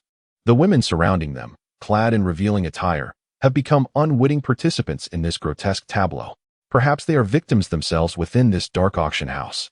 Yet they have insidiously devolved into accomplices, losing their sense of self and dignity in this distorted environment. They find themselves dependent on these avaricious men, providing various services while numbly witnessing this moral debacle unfold. The auction hall is permeated with a foul stench, the odor of human depravity. A dark haze woven from greed and ugliness, enveloping the few present, including Zhao Kongqing. In the shocking auction house, Gao Qi, witnessing such a vile spectacle for the first time, wears an expression of disbelief and confusion upon his youthful countenance. Instinctively, he leans closer to Zhao Kongqing, lowering his voice to inquire, "Brother, isn't human trafficking a violation of imperial law? How can it be conducted so brazenly here?" His gaze betrays a hint of innocent bewilderment, as if he cannot fathom that what unfolds before him is indeed real. Hyena slightly raises her head, her eyes reflecting a profound understanding of the world. She speaks slowly. "This is merely the tip of the iceberg that is the dark underbelly of the empire. Beneath the seemingly tranquil facade of the empire lies a myriad of illicit dealings, far graver than we perceive. Do you know that even the imperial royalty supports these machinations? In the intertwining of power and profit, some individuals have long since cast aside both law and morality. Young Gao Qi, never underestimate the ugliness of human nature. Those in positions of power will stop at nothing to satiate their desires. They regard human life as insignificant, treating these innocent girls as mere commodities, all because they possess the authority and status to act with impunity." Xiaoyu gently nods, echoing her sister's sentiments. Greed and desire resemble an abyss. Once ensnared, it becomes increasingly difficult to extricate oneself. Some individuals, in their quest to fill this void, choose to take dangerous risks, even at the expense of universal principles of justice. They revel in darkness, believing they can evade retribution, unaware that their nefarious deeds will one day drag them into an irretrievable abyss. Each bid in this auction rings like a resounding toll on the bell of humanity's demise, deafening in its proclamation of moral collapse and the degradation of the human spirit. Those involved, be they buyers or sellers, are blinded by the enchantment of greed, straying further down this path of sin, utterly oblivious to the tragic fates of the girls they have harmed. Zhao Kongqing's countenance was grave as he gently patted Gao Qi's shoulder. "Little Qi," he said, "this is the cruel aspect of our world. While we may not be able to change everything immediately, we must never succumb to the tide of corruption. We must steadfastly cling to our principles and seek the light amidst this dark vortex, using our strength to protect what deserves safeguarding. One day, we shall expose this underground empire of darkness and restore justice to the world." Gao Qi clenched his fists tightly, determination flashing in his eyes. "Brother, I understand. I will not allow this darkness to erode my spirit. I shall stand with you all and resist this grotesque phenomenon to the bitter end." The gazes of the crowd met, their resolve akin to a faint yet unwavering beam of light flickering defiantly in the malevolent and shadowy auction venue. Within the opulent yet foul-smelling auction house, the eyes of the attendees followed the rising bids with keen interest. Finally, a seemingly influential young nobleman stepped forward. Adorned in lavish attire, the golden embroidery shimmering under the lights, each intricate pattern proclaiming his extraordinary status. After surveying the room with an arrogant glance, he announced a price that reluctantly propelled this absurd auction to its next phase. The auctioneer cleared his throat in an attempt to regain composure and said, "The next item for bidding is a ring intricately engraved with sword-like patterns. Ladies and gentlemen, please observe. This ring, due to its considerable age, is encrusted with a thick layer of dirt, which cannot be removed by any means. To be frank, even with my extensive experience in this auction house, I cannot discern any unique or exquisite qualities about this item. Following the unanimous assessment of our professional team, we can only set the starting bid at 1 gold soul coin. The bidding begins now. As he cast an excited glance toward the distinguished guests, internally he mused, "This inconspicuous item will likely go unsold. What a waste of time." At that moment, the previously silent system unexpectedly pulled Zhao Kongqing's consciousness into its realm. A resonant voice echoed in his mind, "Ding dong." Following precise evaluation by this system, the ring on stage is none other than the long-lost ancient artifact, the Wheel of Judgment. Although it is not the most powerful among the ancient artifacts, the power it harbors is crucial for you, the host, to break through to level 70. These short-sighted jungle dwellers are truly blind to such treasures. Upon hearing this, Zhao Kongqing was initially taken aback, followed by an overwhelming surge of joy. He understood that reaching level 70 was a pivotal threshold for soul masters. A successful breakthrough would result in a qualitative leap in strength. The sudden appearance of this ancient artifact was undoubtedly a magnificent opportunity bestowed upon him by fate. He endeavored to calm himself within the system space, pondering how to discreetly acquire the ring without drawing attention. After all, within this chaotic auction house, where various forces lurk in the shadows, displaying excessive eagerness would undoubtedly arouse suspicion and covetousness from others. A flurry of plans and strategies raced through his mind. An irresolute yet profound light began to shimmer in his eyes. Meanwhile, the other attendees remained blissfully unaware of the monumental secret concealed behind the ring they dismissed as worthless. The nobles continued to whisper among themselves, engrossed in discussions regarding the previous auction of a young girl, showing no interest in the newly introduced ring. Most of the soul masters were preoccupied with the unfolding dynamics within the venue, calculating their next moves, neglecting the ring with a mere starting price of 1 gold soul coin. Only Zhao Kongqing, in the confines of the system's space, was anxiously devising a plan. Poised to seize the moment and acquire the ancient artifact, the Wheel of Judgment, capable of altering his destiny. An unspoken contest was set to quietly unfold amidst this seemingly ordinary auction. Would Zhao Kongqing successfully bid for the Wheel of Judgment? What significance does this will hold for his ascension to level 70? Stay tuned for the next chapter. Chapter 26. Eternal Whale Glue within the solemn and austere auction hall. Time seemed enchanted, flowing by in slow, deliberate seconds. The dazzling crystal chandelier illuminated the entire hall as brightly as day. However, the radiant light failed to dissipate the somewhat oppressive atmosphere that lingered in the air. On the auction stage, the auctioneer, clad in a crisp formal attire, revealed a hint of barely perceptible anxiety in his gaze. His previously composed demeanor had tightened slightly due to the awkward silence of no bids being placed. He raised his hand to wipe the fine beads of sweat from his forehead, which sparkled under the light, reflecting the turmoil of his inner tension. Taking a deep breath, he endeavored to maintain a calm and professional tone, then spoke softly. "Is there no one bidding? I will count down the last 10 seconds. If there are still no bids, we shall proceed to the next item." His words echoed in the silent hall, resonating like the final countdown in a rather stagnant auction. As he began the countdown, each number struck heavily against the hearts of the attendees. 19, 18, 17, 16. The auctioneer's voice grew somewhat hoarse. And just as he reached 6, his eyes suddenly brightened, a look of surprise illuminating his face as he exclaimed, "Wait, this esteemed guest has raised a paddle." The guests in the other VIP seats, who had initially come to observe the spectacle, could not help but burst into laughter. The cacophony of laughter, some high, some low, some sharp, some coarse, intertwined, filling the entire hall, as if mocking the previous awkward silence and deriding the actions of the guest who had just bid. Amidst the collective gaze, Zhao Kongqing sat firmly in his seat, his demeanor calm, and his eyes exuding an air of poise and confidence. He rose calmly, the exquisite auction paddle in his hand reflecting a soft glow under the light. He slightly lifted his head, surveying the diverse gazes cast upon him, and then, with a measured tone and a resonant voice, declared, "I bid 2 golden soul coins." His voice, clear and resounding, pierced through the cacophony of derisive laughter, silencing the entire hall like a flash of lightning illuminating the night sky. Within the auction hall, the atmosphere intensified as the auctioneer's words resonated. Once, 2 golden soul coins. Twice, 2 golden soul coins.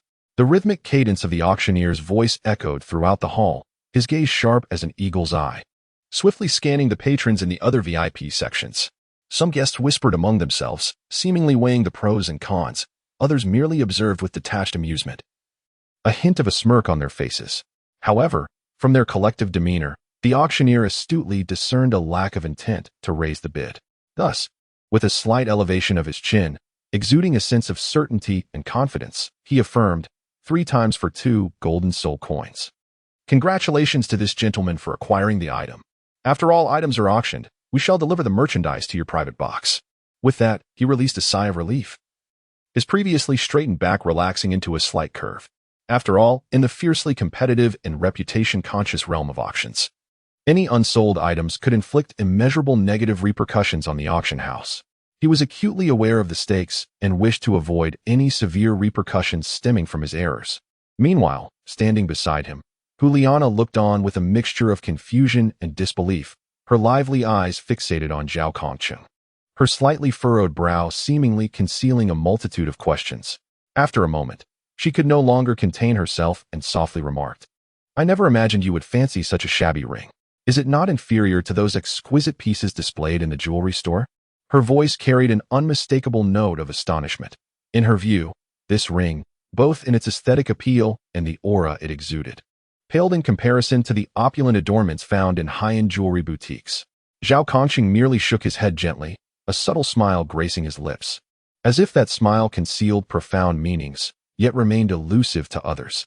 He opted for silence, guarding a secret that seemed to belong solely to him. Hulayina, observing his reaction, felt her curiosity intensify. Just as she considered pursuing further inquiries, she realized that such questioning was inappropriate in the current setting. Meanwhile, the diligent master Shen Miao had just extricated herself from a myriad of cumbersome tasks. She moved with urgency, beads of perspiration still glistening on her forehead. Yet her gaze radiated competence and resolve. Upon hearing the news of the current Holy Maiden of the Spirit Hall arriving in Tiando City and presently at the auction house, she was consumed with urgency and, without a moment's pause, hastened towards the venue. Inside the auction house, the atmosphere was palpably tense. Master Shen Miao hurriedly arrived at her destination. With a forceful push, she swung open the door, the impact echoing like a thunderclap, shattering the previous tranquility. Instantly alert, Yin and Xie turned towards the unexpected visitor, their eyes sharp and penetrating, their soul power subtly fluctuating, as if prepared to confront any imminent threat. Zhao Kongqing and Gao Qi recognized Master Shen at once. Zhao Kongqing spoke first, his tone tinged with both confusion and concern. Master Shen, what brings you here? However, Shen Miao's attention was entirely captivated by Hulayina, and she did not respond to Zhao Kongqing's inquiry. Memories surged within her like a tidal wave. Years ago, she had been merely an ordinary member of a branch of the Spirit Hall, her identity humble and her presence unremarkable. By a fortunate chance, she had accompanied her master to the Spirit Hall to pay homage to the Pope. That was her first encounter with the Sacred Heart of the Spirit Hall, and it was then that she beheld Hulayina.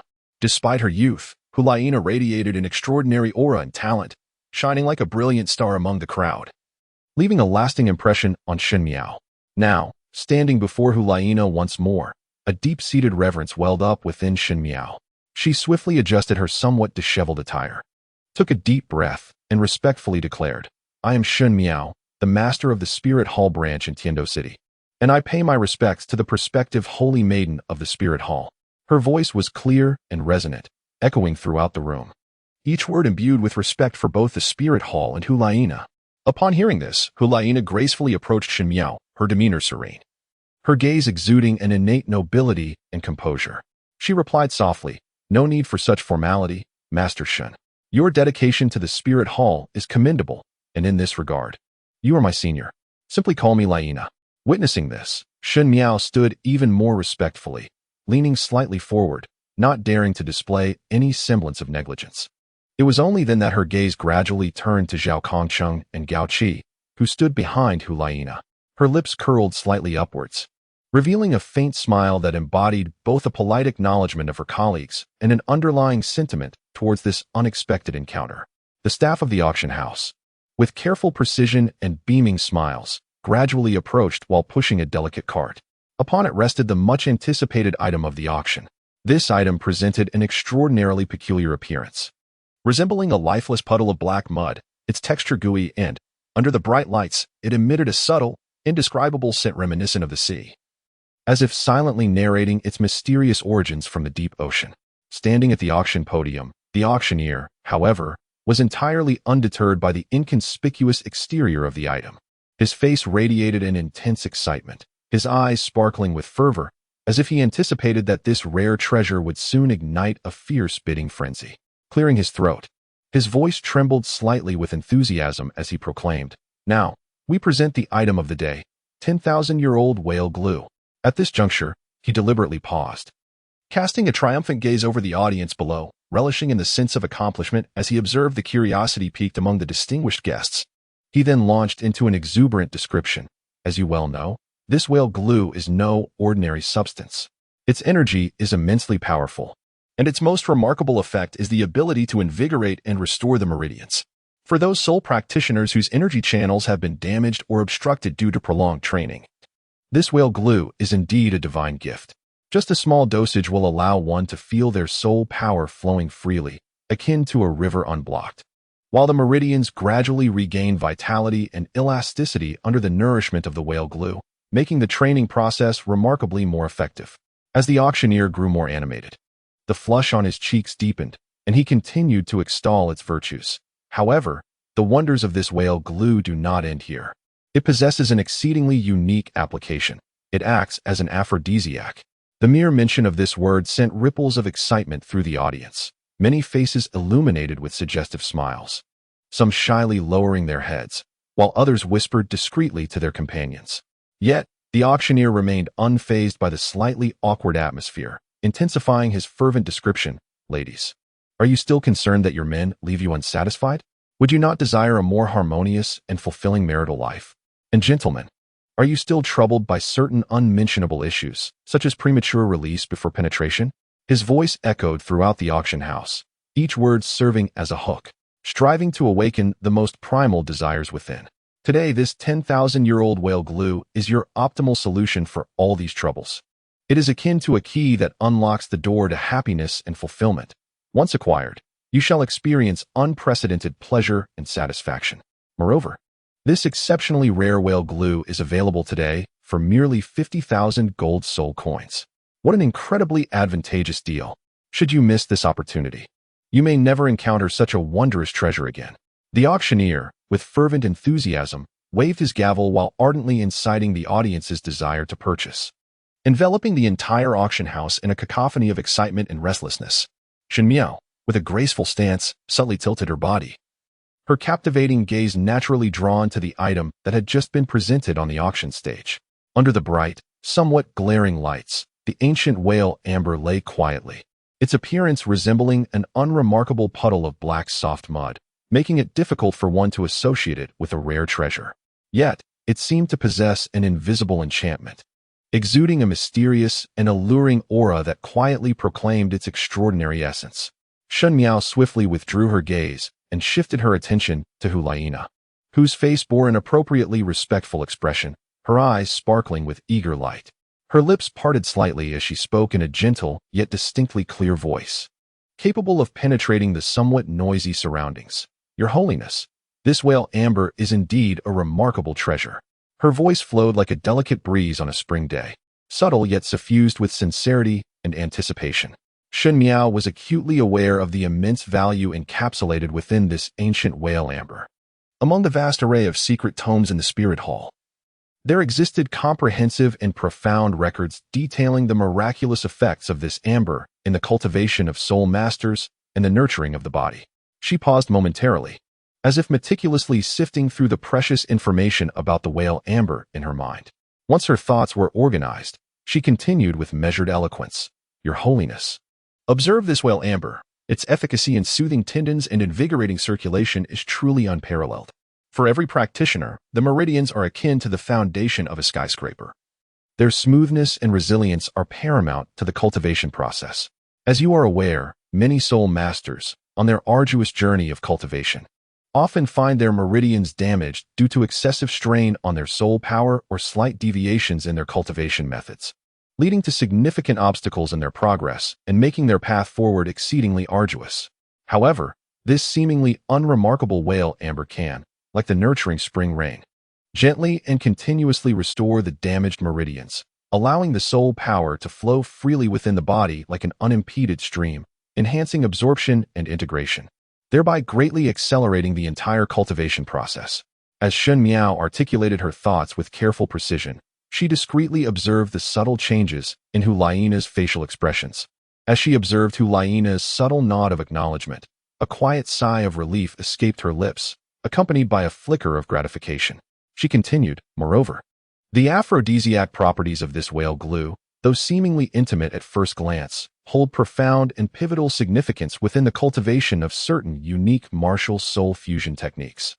Should male and female soul masters achieve a higher level of emotional and physical harmony, the enhancement of the martial soul fusion technique's ultimate power would be immeasurable. When Shun Miao broached this subject, a delicate blush crept onto her fair cheeks. Yet, her gaze remained earnest and resolute.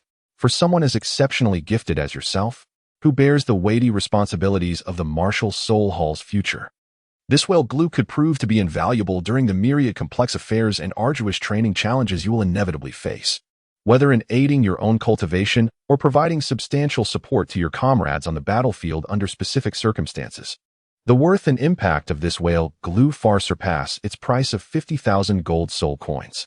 At this moment, Shun Miao's words resonated with sincerity and eloquence, as if she were not merely advocating for an auction item, but rather presenting a pivotal asset that could influence not only your personal development, but also the destiny of the entire martial soul hall.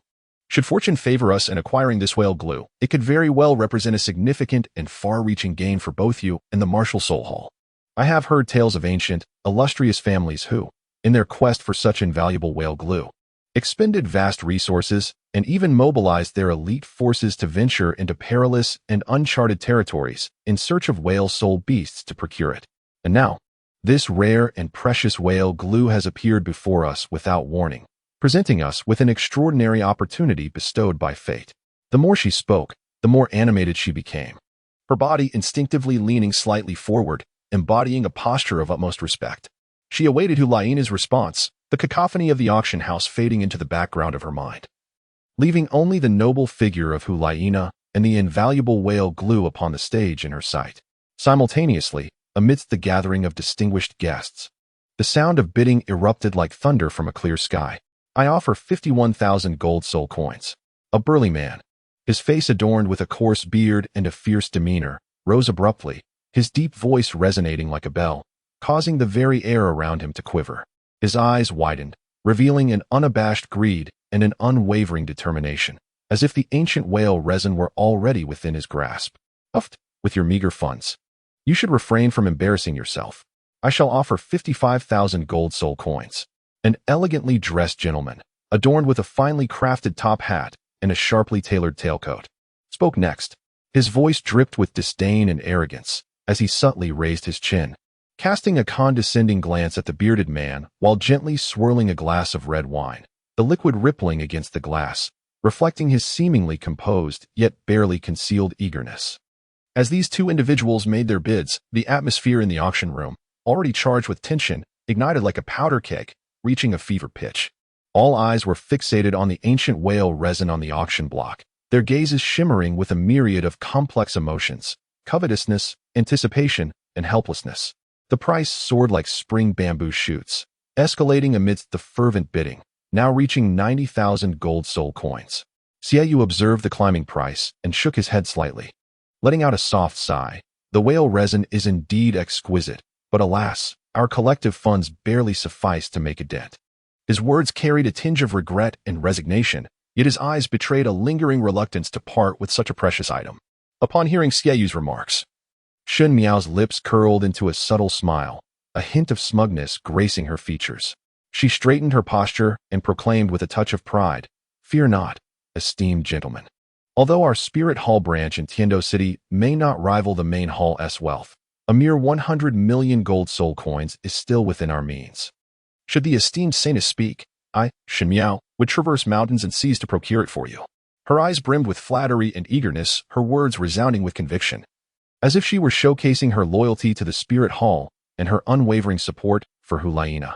In truth, Shun Miao was calculating her own ambitions. She recognized this as a once-in-a-lifetime opportunity. In her eyes, If she could successfully secure a commendation for herself from the saintess before the Pope, future wealth and glory would be effortlessly within reach. She envisioned her status within the spirit hall soaring, granting her greater power and resources, allowing her to indulge in endless honor and luxury. For this goal, she was willing to spare no expense, even if it meant exhausting the financial resources of the Tiando City Spirit Hall branch, all to make a favorable impression on Hulaina, hoping to earn the favor and recognition of the esteemed saintess, thus paving a grand pathway to the pinnacle of power. Hulaina gently waved her hand, her delicate wrist tracing an elegant arc in the air. Her ruby lips parted as she spoke with a gentle tone. "Thank you for your kindness." Her gaze emanated an innate nobility and serenity, as if she held little desire for the exorbitantly valued ancient whale resin. However, Shun Miao completely misinterpreted Hulaina's intentions. In Shun Miao's perspective, Hulaina, as the saintess of the Spirit Hall, would undoubtedly have reservations in a public setting, making it imprudent for her to overtly accept assistance. Perhaps she wished to avoid being perceived as dependent on her subordinates, thereby preserving her dignity. Thus, without hesitation, Shun Miao raised her well-maintained jade hand and held aloft her bidding paddle, her voice ringing clear and resolute. "I bid 15 million gold soul coins." This declaration resonated like a thunderclap within the auction house, instantly captivating the attention of all present. Those who had been engrossed in bidding or observing from the sidelines turned their gazes toward Shun Miao, as if compelled by a shared force. Their expressions a mixture of astonishment and curiosity. When they realized that the bidder was indeed Shun Miao, a profound silence enveloped the space, akin to a deathly hush. Everyone was aware that the Spirit Hall held a colossal stature on this continent, its vast influence and reach far surpassing that of mere ordinary factions. Any family, regardless of its deep-rooted heritage or formidable strength, appeared as insignificant as ants before the Spirit Hall. To harbor enmity with the Spirit Hall, even over a trivial dispute, could potentially precipitate calamity sufficient to annihilate a family. Thus, in this moment, no one dared to utter a sound, fearful that any action might be misinterpreted by the Spirit Hall, endangering their family's safety. "Ah, is that not Master Shun?" A middle-aged man, adorned in resplendent attire, broke the suffocating silence. He approached Shun Miao with a steady and confident stride. This man was none other than Prince Xuesheng, the younger brother of the Snow Knight Emperor of the Tiando Empire. His garments, crafted from exquisite materials, shimmered under the light, each intricate pattern reflecting his noble status. His countenance bore an air of authority, yet beneath it lay a subtle hint of cunning. "Ah, it is indeed Prince Xuesheng. I did not expect you to grace the Tiando auction house with your presence." Shun Miao performed a slight bow, her expression somewhat aloof, though it was tinged with an undeniable respect. After all, as a member of the royal family, Prince Xuesheng wielded significant power and status within the Tiando Empire. Although a delicate balance existed between the Spirit Hall and the imperial family, Shun Miao dared not act recklessly in the presence of the prince. Her gaze remained fixed on him, attempting to discern the true intent behind his words, her mind alert and strategizing for the potential variables he might introduce. At this moment, the auction house appeared calm on the surface, yet beneath lay turbulent undercurrents, as an invisible struggle seemed to unfold beneath the guise of casual pleasantries. What could Prince Xuesheng's motives be? To whom would the coveted 10,000-year whale glue ultimately belong? Stay tuned for the next chapter. Chapter 27. The Game of Strategy. Prince Xuesheng, a figure of considerable influence and cunning within the royal court of the Tiando Empire, presently sat poised in the distinguished seats with an excellent view. Dressed in an opulent robe, intricately embroidered with shimmering golden threads that sparkled under the light, he was adorned with a jade belt encrusted with precious gemstones, accentuating his noble stature. His gaze, laced with mischief, fixated on Shun Miao, standing resolutely in the center of the hall. A slight smirk curled at the corners of his mouth, revealing a sinister semblance of amusement, as if his smile concealed a multitude of poisoned daggers, sending chills down the spine. He spoke in a tone dripping with sarcasm. "If my memory serves me right, Master Shun, you have remained in a state of singlehood, have you not? This millennia-old whale resin is a rare treasure with extraordinary effects for cultivation or healing, seemingly of little use to an ordinary single person." His lingering intonation hung in the air like an invisible noose, attempting to bind Shun Miao to the cross of scrutiny cast by the onlookers. In his eyes, this remark was sufficient to thrust Shun Miao into an embarrassing predicament before the crowd, inciting baseless speculation about her intentions for bidding on the whale resin, thereby disrupting her pace in the auction. As the master of the Spirit Hall branch in Tiando City, Shen Miao was not oblivious to the nefarious intentions of Prince Xuexing. Standing tall, her black robe billowed with the wind, outlining her poised and resolute figure. Her expression remained unchanged as she returned his sardonic smile with one of her own, her exquisite features seemingly masked by a frigid veneer. In a voice that was cool and undeniably assertive, she replied, "There is no need for your highness to concern yourself. I have my reasons.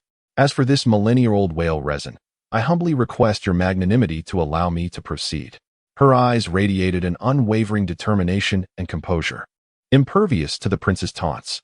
Years of experience within the Spirit Hall had accustomed her to navigating various schemes and adversities, and she understood that at such a critical juncture, she must not reveal any sign of weakness. Prince Xuexing let out a brief, sharp laugh, reminiscent of an owl's hoot, echoing jarringly in the quiet hall, drawing curious glances from those nearby. Naturally, he had encountered countless treasures and lacked for none. However, this was the Tiando auction house, where rules dictated that the highest bidder would prevail. With a subtle gesture, he signaled to his attendant, who, clad in meticulously tailored attire and well-trained, promptly understood the cue. He swiftly raised his bidding paddle and announced loudly, "Prince Xuexing offers 20 million gold soul coins." This declaration instantly captured the attention of the entire audience, marking the official commencement of the bidding war for the millennia-old whale resin. The auctioneer, a seasoned veteran of this world of fame and fortune, donned a sharply tailored black suit, his hair meticulously styled, and his eyes reflected shrewdness and worldly wisdom. He swiftly grasped the situation and, with great acumen, called out, 20 million gold soul coins going once. Is there any further bidding?" His gaze seemed to scan the crowd. Yet he already knew that few would dare to challenge Prince Xuexing. The others in attendance exchanged wary glances, choosing silence, their expressions rife with trepidation. After all, both the Tiando Empire's royal family and the Spirit Hall were formidable forces, looming over them like two colossal mountains, stifling their breath. In the power dynamics of the Douluo City on this day, these two factions wielded substantial resources and influence, neither desiring to be unwittingly embroiled in the ensuing conflict for fear of being scorched by the flames of war. Shen Miao observed the onlookers, her lips curling into a disdainful smirk. With graceful steps, her movements exuded an intangible aura. She personally raised the bidding paddle, her voice ringing clear and resounding, shattering the oppressive silence. As the Snowstar Prince wisely stated, precious treasures belong to the highest bidder. This treasure shall be mine. I bid 30 million gold soul coins. Her words were emphatic, her gaze radiating determination and authority, as if proclaiming to the entire auction house that this 10,000-year-old whale gelatin was destined to be hers. Undeterred even by the Snowstar Prince himself, she understood the significance of the 10,000-year-old whale gelatin, not only for herself but for the Spirit Hall, as it represented not merely intrinsic value but also the prestige and standing of the Spirit Hall within Douluo City. In this arena of power play, retreat was not an option. Any withdrawal could inflict immeasurable repercussions on the Spirit Hall. Within the auction house, a space saturated with wealth and desire, the auctioneer bellowed, 30 million gold soul coins going once. Is there any further bidding? His voice echoed throughout the hall, tinged with anticipation and excitement. For this lofty price had propelled the auction into a fervent climax. The atmosphere in the hall grew increasingly tense, with all present holding their breath, fixated on the clash between these two formidable forces. The Snowstar Prince sat in the VIP section, his eyes gleaming with determination as he slightly raised his hand, signaling to his attendant. Upon receiving the cue, the attendant straightened his posture and declared, "The Snowstar Prince bids 40 million gold soul coins." His voice resonated like a thunderclap, causing the air around them to tremble slightly, prompting gasps of astonishment from the crowd. This price increase further highlighted the Snowstar Prince's insatiable desire for the 10,000-year-old whale gelatin, revealing the fierce intensity of their contest. 40 million gold soul coins going once. The auctioneer called again, his gaze swiftly scanning the crowd, though he was already convinced that this price would be challenging to surpass. At this moment, Hulaina moved with light and elegant steps, akin to a spirit gliding through the night, swiftly approaching Shen Miao. Dressed in a resplendent red gown that billowed with the wind like a blooming red lotus, her exquisite features bore a hint of worry and counsel as she softly spoke. "Mistress Shun, there is no need for such fervor. Though I am the prospective saintess of the Spirit Hall, the branch in Do City is equally vital. Her eyes reflected concern for Shen Miao, as well as a thoughtful consideration of the overall situation of the Spirit Hall. In Do City, although the Spirit Hall was a formidable force, it was essential to gauge the circumstances carefully to avoid unnecessary conflict, lest it disrupt the Hall's strategic positioning and foundation in this region. She was acutely aware that if this bidding war escalated further, it might provoke even more intense discord between the imperial family of the Dou Empire and the Spirit Hall, which would be exceedingly detrimental to the Hall's long-term prospects in Do City. Shen Miao slightly turned her gaze, her eyes meeting Hu Lai's, imbued with unwavering resolve and tenacity. She replied softly, "Your Highness the Saintess, while that may be the case, we cannot afford to lose face for the Spirit Hall, otherwise everyone will feel free to trample upon us." She understood that this was not merely a simple auction, but rather a contest of dignity and prestige. In the spotlight, if the Spirit Hall were to retreat, it would undoubtedly convey a message of weakness to the outside world, leading to greater challenges and difficulties in future dealings. With that, she gracefully stepped forward, her arm raised high with the bidding paddle, her movement exuding an undeniable determination. A clear voice resonated throughout the hall once more. "I bid 50 million. This proclamation felt like a direct declaration of war against Prince Xuexing and a defense of the Spirit Hall's honor. Instantly, the auction house was enveloped in a tense yet exhilarating atmosphere, with all eyes fixed in anticipation, eager to witness the outcome of this clash between two formidable forces. Prince Xuexing sat regally upon his ornate chair adorned with dragons and phoenixes, resembling a cunning fox, a fleeting glimmer of shrewdness flashing in his eyes. He weighed the pros and cons in his mind, fully aware that while continuing to raise the bid might secure the coveted 10,000-year whale resin, it would also infuriate the Spirit Hall, leading to potentially dire consequences. Slowly, he raised his hand adorned with a jade ring, nonchalantly waving it as he boisterously declared, "Haha, look at this. Lord Shun is determined to acquire this whale resin. I am known for my magnanimity. I shall not quibble over such trifles. Let Lord Shun have the resin." With that, the corners of his mouth curled upward in a victor's smile, reminiscent of an owl relishing its catch. As if weaving countless threads of conspiracy, already envisioning the Spirit Hall ensnared in his meticulously crafted trap. He understood that relinquishing the whale resin at this moment was akin to placing a hidden piece on the chessboard of power, allowing the Spirit Hall to owe him a subtle debt of gratitude, while simultaneously earning the admiration and affection of the populace, thus laying the groundwork for future clandestine maneuvers against the Spirit Hall and quietly positioning the Tiandou Empire in an advantageous position within this delicate equilibrium. The auctioneer, invigorated by this dramatic scene, became animated, like a firecracker ignited, vociferously announcing 50 million gold soul coins for the second time. His voice echoed like a bell in the spacious, opulent auction hall, where undercurrents of tension flowed, causing the onlookers to tense, their gazes laser-focused on the stage. 50 million gold soul coins for the third and final time. Sold.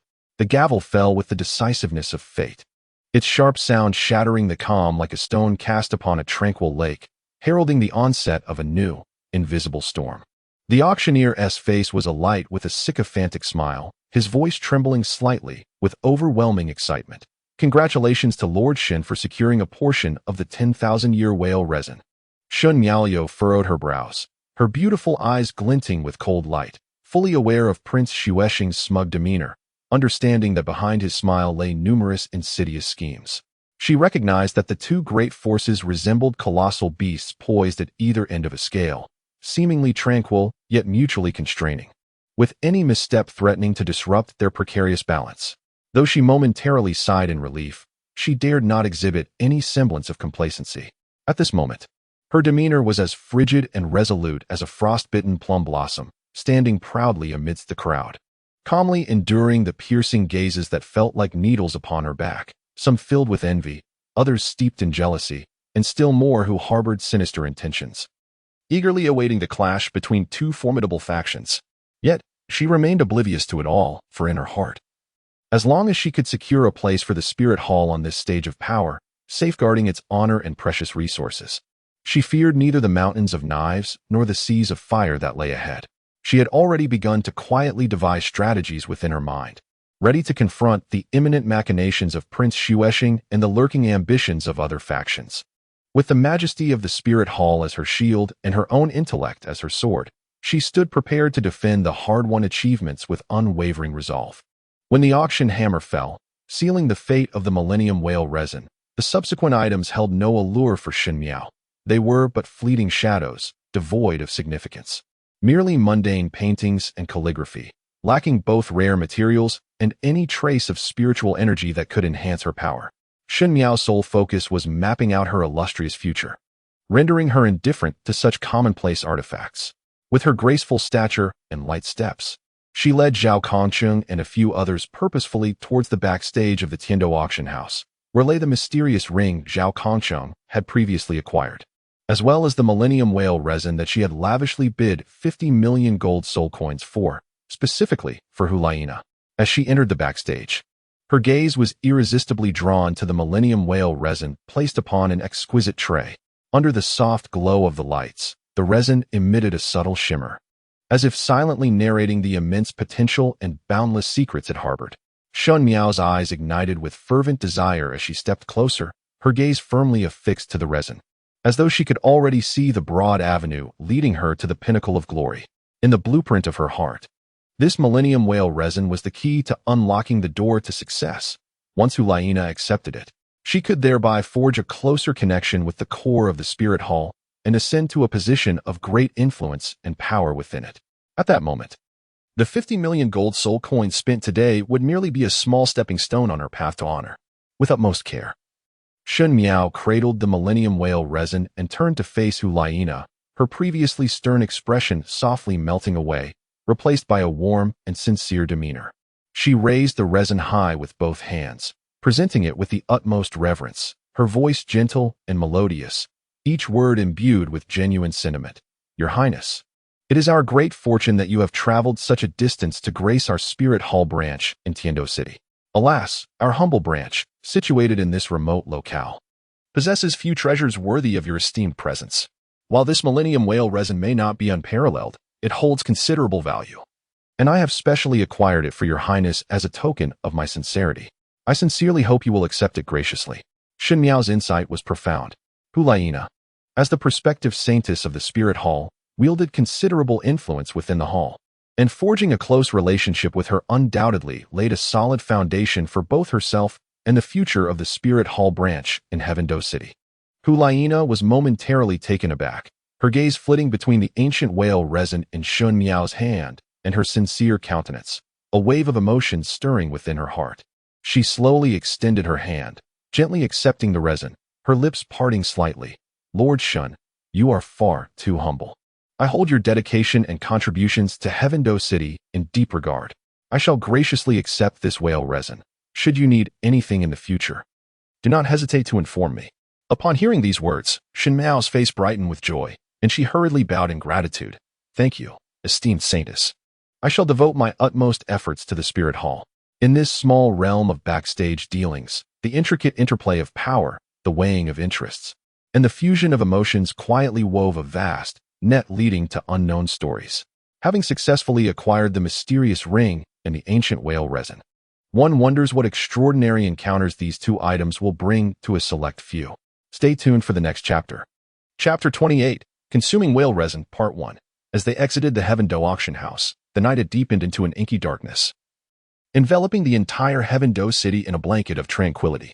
Outside, the wind howled fiercely, akin to icy blades, carrying a chill that mercilessly pierced through to the skin. Hulaina, already clad in relatively thin attire, couldn't help but let out a loud sneeze, her body shivering slightly from the cold. Noticing her discomfort, Shen Miao stepped forward with a concerned expression and inquired, Might I ask, esteemed saintess, do you have accommodations in Heavendo City? The nights here are far less hospitable than those at our Spirit Hall, and with this biting wind, should you lack a suitable refuge, you are most welcome to rest at our branch.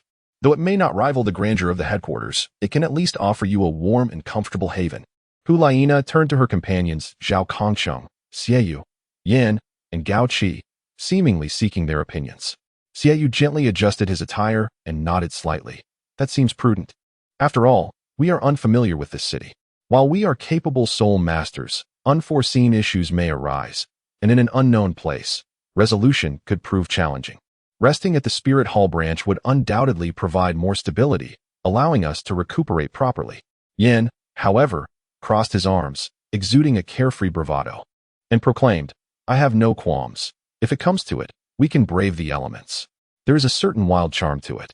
In my past travels, I faced far greater hardships and emerged unscathed. This wind and rain evoke memories of my fervent youth." With that, he pounded his chest with vigor, embodying an audacious spirit.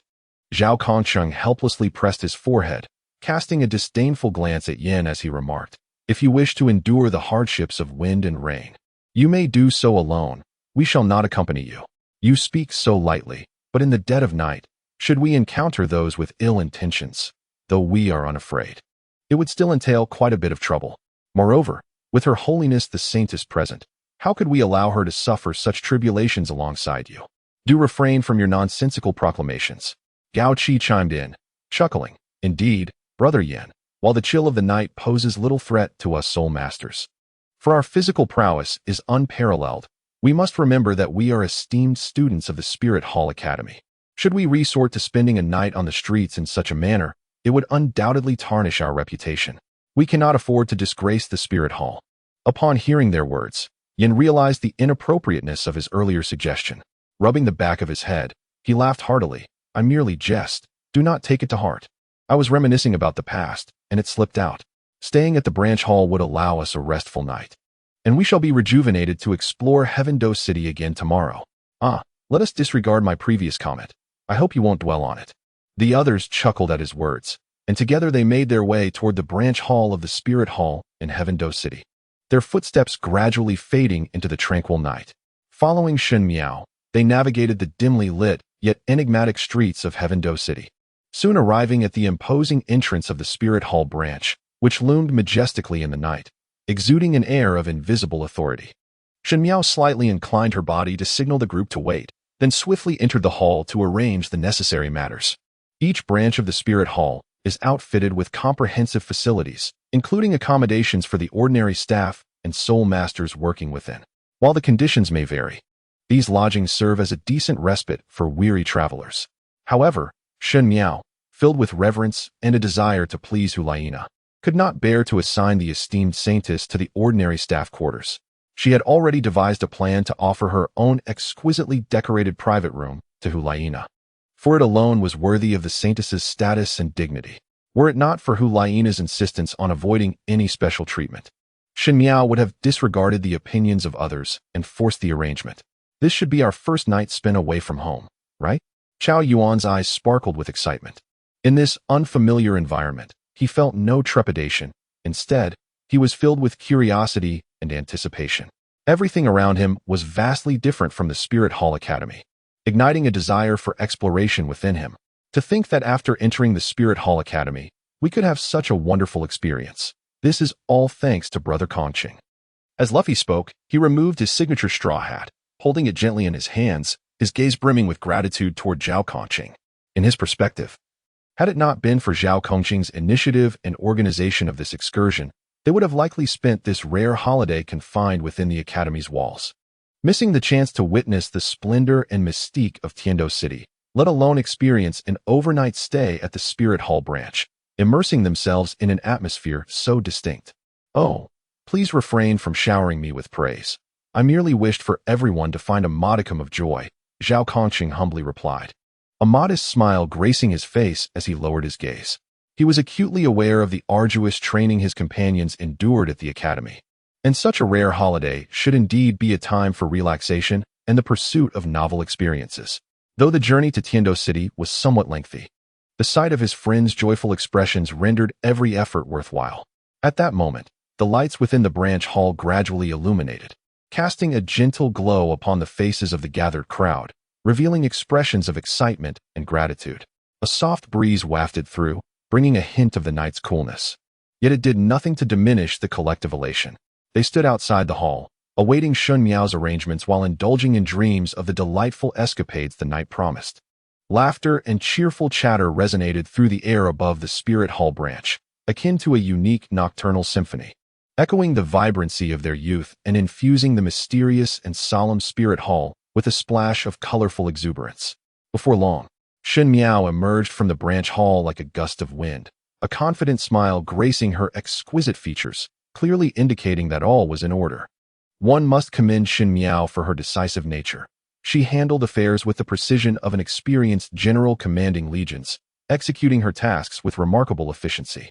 From coordinating with relevant personnel to prepare the rooms, to inspecting the facilities for completeness, and ensuring that all necessary supplies were provided. Every aspect was flawlessly managed under her direction, with no detail overlooked. Thus, under Shen Miao's guidance, they entered the staff dormitory of the Tiando City Spirit Hall branch. Upon stepping inside, the bright lights instantly dispelled the slight gloom brought by the night outside. The illumination was akin to daylight, filling the room with radiance and uplifting the spirits of all present.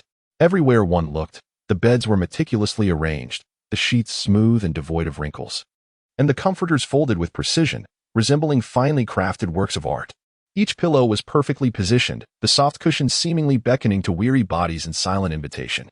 The floor was impeccably clean, free of dust, reflecting the silhouettes of those within. It was evident that prior to their arrival, the space had been painstakingly cleaned, with every corner receiving thorough attention. Along the walls stood simple yet functional tables and chairs, their surfaces as smooth as glass, without a single stain or scratch. The arrangement of furniture was orderly, with ample space between the beds and seating, ensuring neither a cramped atmosphere nor inconvenience in usage. The glass of the window gleamed with clarity, allowing a glimpse of the indistinct scenery in the courtyard outside.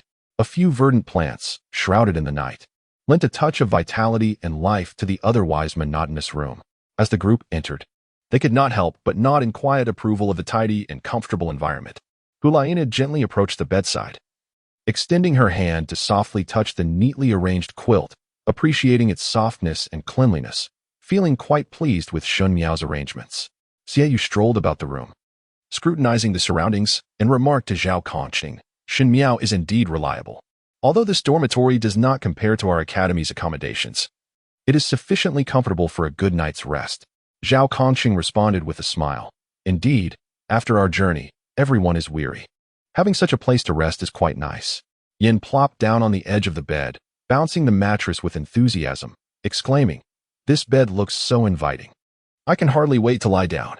Gao Qi teased from the side, "Brother Yin, please don't mess up the neatly made bed. If Shen Miao sees it, she might be dismayed." Yin chuckled, stood up, and brushed off non-existent dust from his clothes. At that moment, the atmosphere in the room was light and cheerful. In this unfamiliar yet warm staff dormitory, the group temporarily set aside their travel fatigue and mental clutter, eagerly anticipating the forthcoming experiences in Tiando City. Whether facing unknown challenges or encountering novel sights, the bright lights and tidy surroundings began to sketch a vibrant tapestry in their hearts.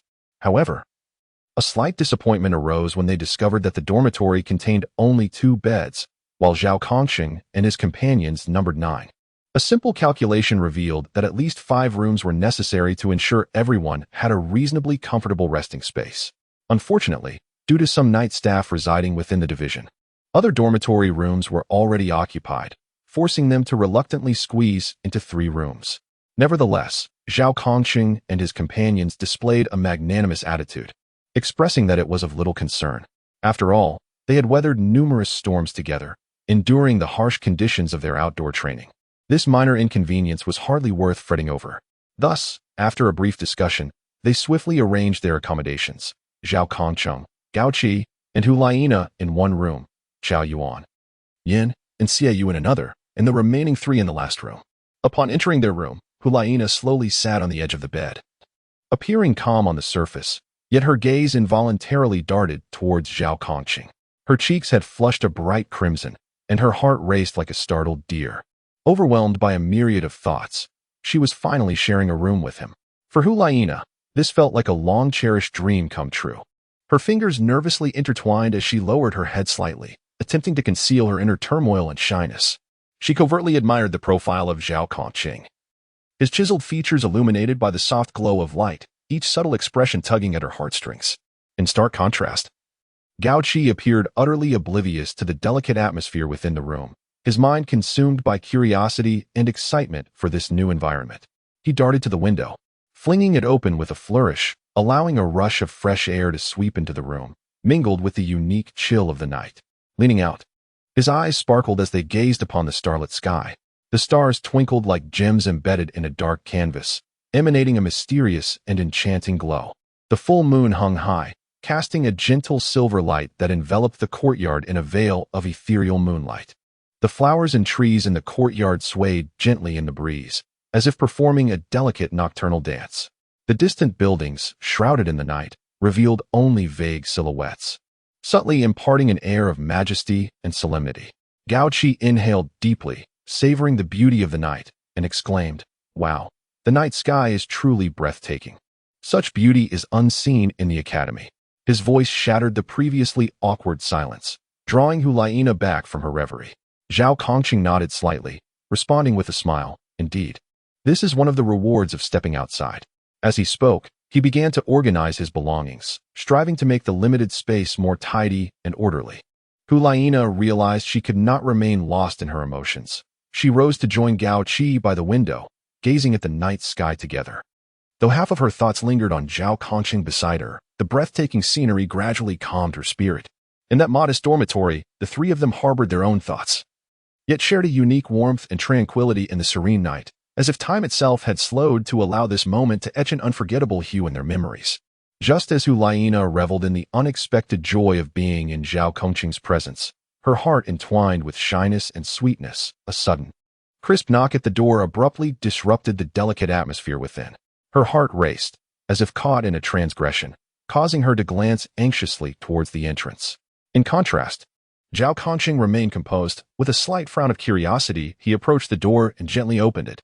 To his surprise, it was the esteemed mistress Shen, who carefully cradled a container made of a special metal, its surface faintly radiating an extraordinary sheen, hinting at the remarkable value of its contents.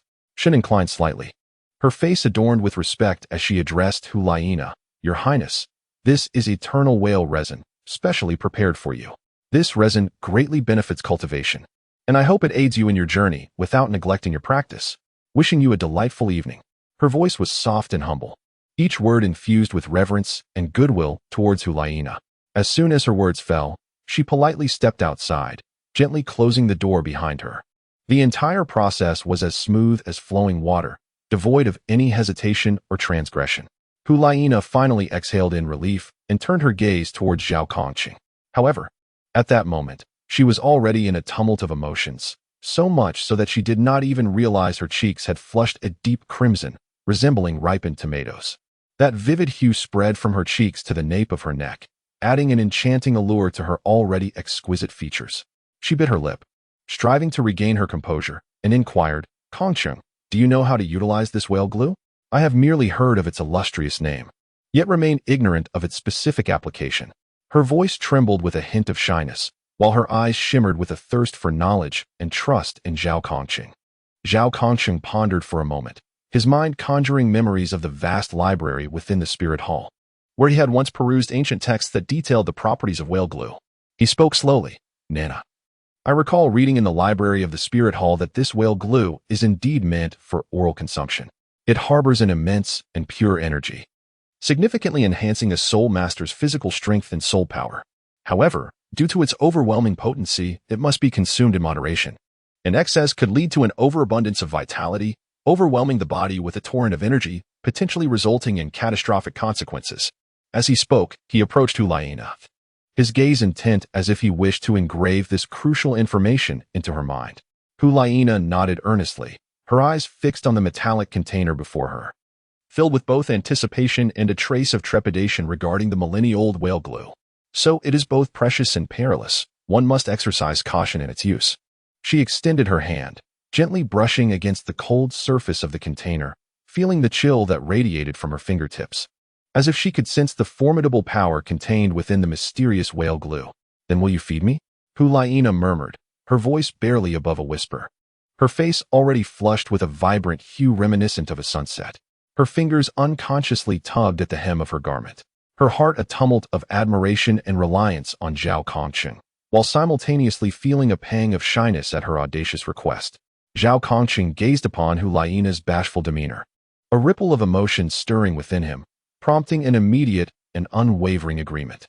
He gradually approached the vessel containing the whale resin, his movements gentle and deliberate, as if he were partaking in a profoundly sacred ritual. With great care, he lifted a small spoon and delicately immersed it into the radiant whale resin. Scooping a generous portion, the resin quivered slightly within the spoon, seemingly imbued with boundless vitality. Zhao Kongsheng turned to Hulaina, gently crouching to meet her gaze. His eyes brimming with tenderness and affection. He delicately offered a small spoon to her lips, and Hulaina slightly parted her mouth, softly enveloping the spoon as the whale gel gradually slid into her mouth. In an instant, a surge of fervent energy coursed through her body like a roaring tide, igniting a warmth within her, as if every cell rejoiced, awakened by this potent force. Her cheeks flushed with heat, revealing a hint of surprise and discomfort in her eyes. Observing this, Zhao Kongqing gently grasped Hulaina's hand, channeling a modicum of soul power to help stabilize the tumultuous energy within her, softly encouraging, "Nana, do not panic. Calm your mind and feel the flow of this power." Heeding his words, Hulaina slowly closed her eyes, striving to adjust her state. Her previously flustered expression, now calmed, retained only a faint blush on her cheeks, a testament to that shy yet empowering moment. What actions would Hulaina undertake after consuming the whale gel? And could Zhao Kongqing maintain control? Stay tuned for the next chapter. Chapter 29, Consumption of Whale Gel, Part 2. Within that tranquil room, after partaking of the whale gel, Nana's demeanor appeared markedly transformed. Her complexion grew increasingly radiant, her delicate skin now seemingly enveloped in a soft rosy hue, akin to the resplendent sunset reflecting upon her. Particularly her face, flushed as if imbued with the effects of wine, exuded a unique charm and allure. "Is it truly so warm in here?" Hulaina could not help but voice her confusion and discomfort. As she spoke, she reached for her outer garment, slowly peeling it off with an urgency, as if each additional second wearing it would exacerbate her discomfort. Even after discarding her coat, she still felt the oppressive heat, occasionally fanning herself, resembling a delicate bird trapped in a stifling environment, eagerly seeking a breath of cool air. Hold your breath and focus, relax and attune yourself to the whale gel, attempting to dissolve its medicinal properties with your soul power, Zhao Kongqing stated earnestly, fully aware of the extraordinary potency of the whale gel, knowing that the absorption process allowed for no negligence. As he spoke, he gently placed his hand on Hulaina's back, a continuous flow of pure soul power emanating from his palm. His gaze was intense and serious, ever vigilant of Hulaina's condition, prepared to offer support at the moment she required assistance. At that critical juncture, a loud crash reverberated through the room as the door was forcefully kicked open. Yan's tall figure appeared in the doorway, his face alight with excitement as he boisterously inquired, "Are you guys playing cards? Sleeping so early feels rather dull. Why not unwind with a game?" His voice resonated distinctly in the quiet room, shattering the previously heavy atmosphere. "No, Nana must absorb the whale resin, and I shall provide her protection. Gao Qi, you can go play cards with them. Don't mind us." Zhao Kongqing frowned slightly, glancing at Gao Qi with a hint of helplessness. His thoughts were entirely consumed by Hulaina's absorption of the whale resin. He had no inclination to indulge in card games. Upon hearing this, Gao Qi nodded, rose to his feet, and addressed Yan. "Very well. I shall join you for a while, but do keep your voices down so as not to disturb Nana during her absorption." It was only then that Yan realized the situation in the room. Scratching his head, he said somewhat sheepishly, "Oh, I didn't know Nana was absorbing whale resin. All right then, we'll play next door and won't disturb you." With that, he and Gao Qi carefully exited, ensuring the door was quietly closed behind them. The room returned to its previous tranquility, marked only by the steady rhythm of Zhao Kongqing's breathing and the occasional subtle movement from Hulaina. With the assistance of Zhao Kongqing's soul power, Hulaina focused intently on sensing the potency of the whale resin, striving to merge her soul power with it. Beads of sweat began to form on her forehead, yet her expression remained resolute, determined to perfectly absorb the resin essence and elevate her abilities to new heights. Zhao Kongqing remained steadfastly by her side, wholly attentive, waiting quietly for the moment Hulaina would successfully absorb the whale resin.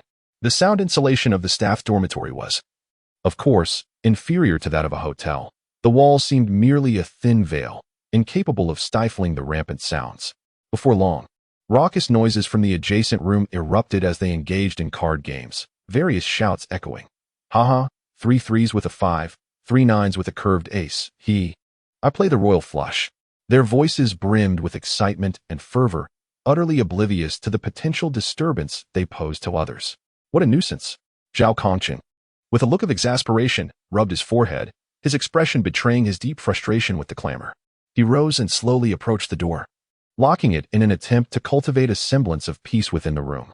He then returned to his bedside, crossed his legs, and began to meditate. Though termed meditation, it was, in fact, his consciousness immersing itself in the enigmatic space of the system. Hey, system, I've acquired that so-called Wheel of Judgment you mentioned. What exactly is it? A divine artifact? Zhao Kongqing conversed with the system within his mind, filled with curiosity and bewilderment. Congratulations, host, you have obtained the ancient divine artifact, the Wheel of Judgment. It is said to be one of the many divine artifacts of the Creator God. The system's mechanical voice resonated in his consciousness.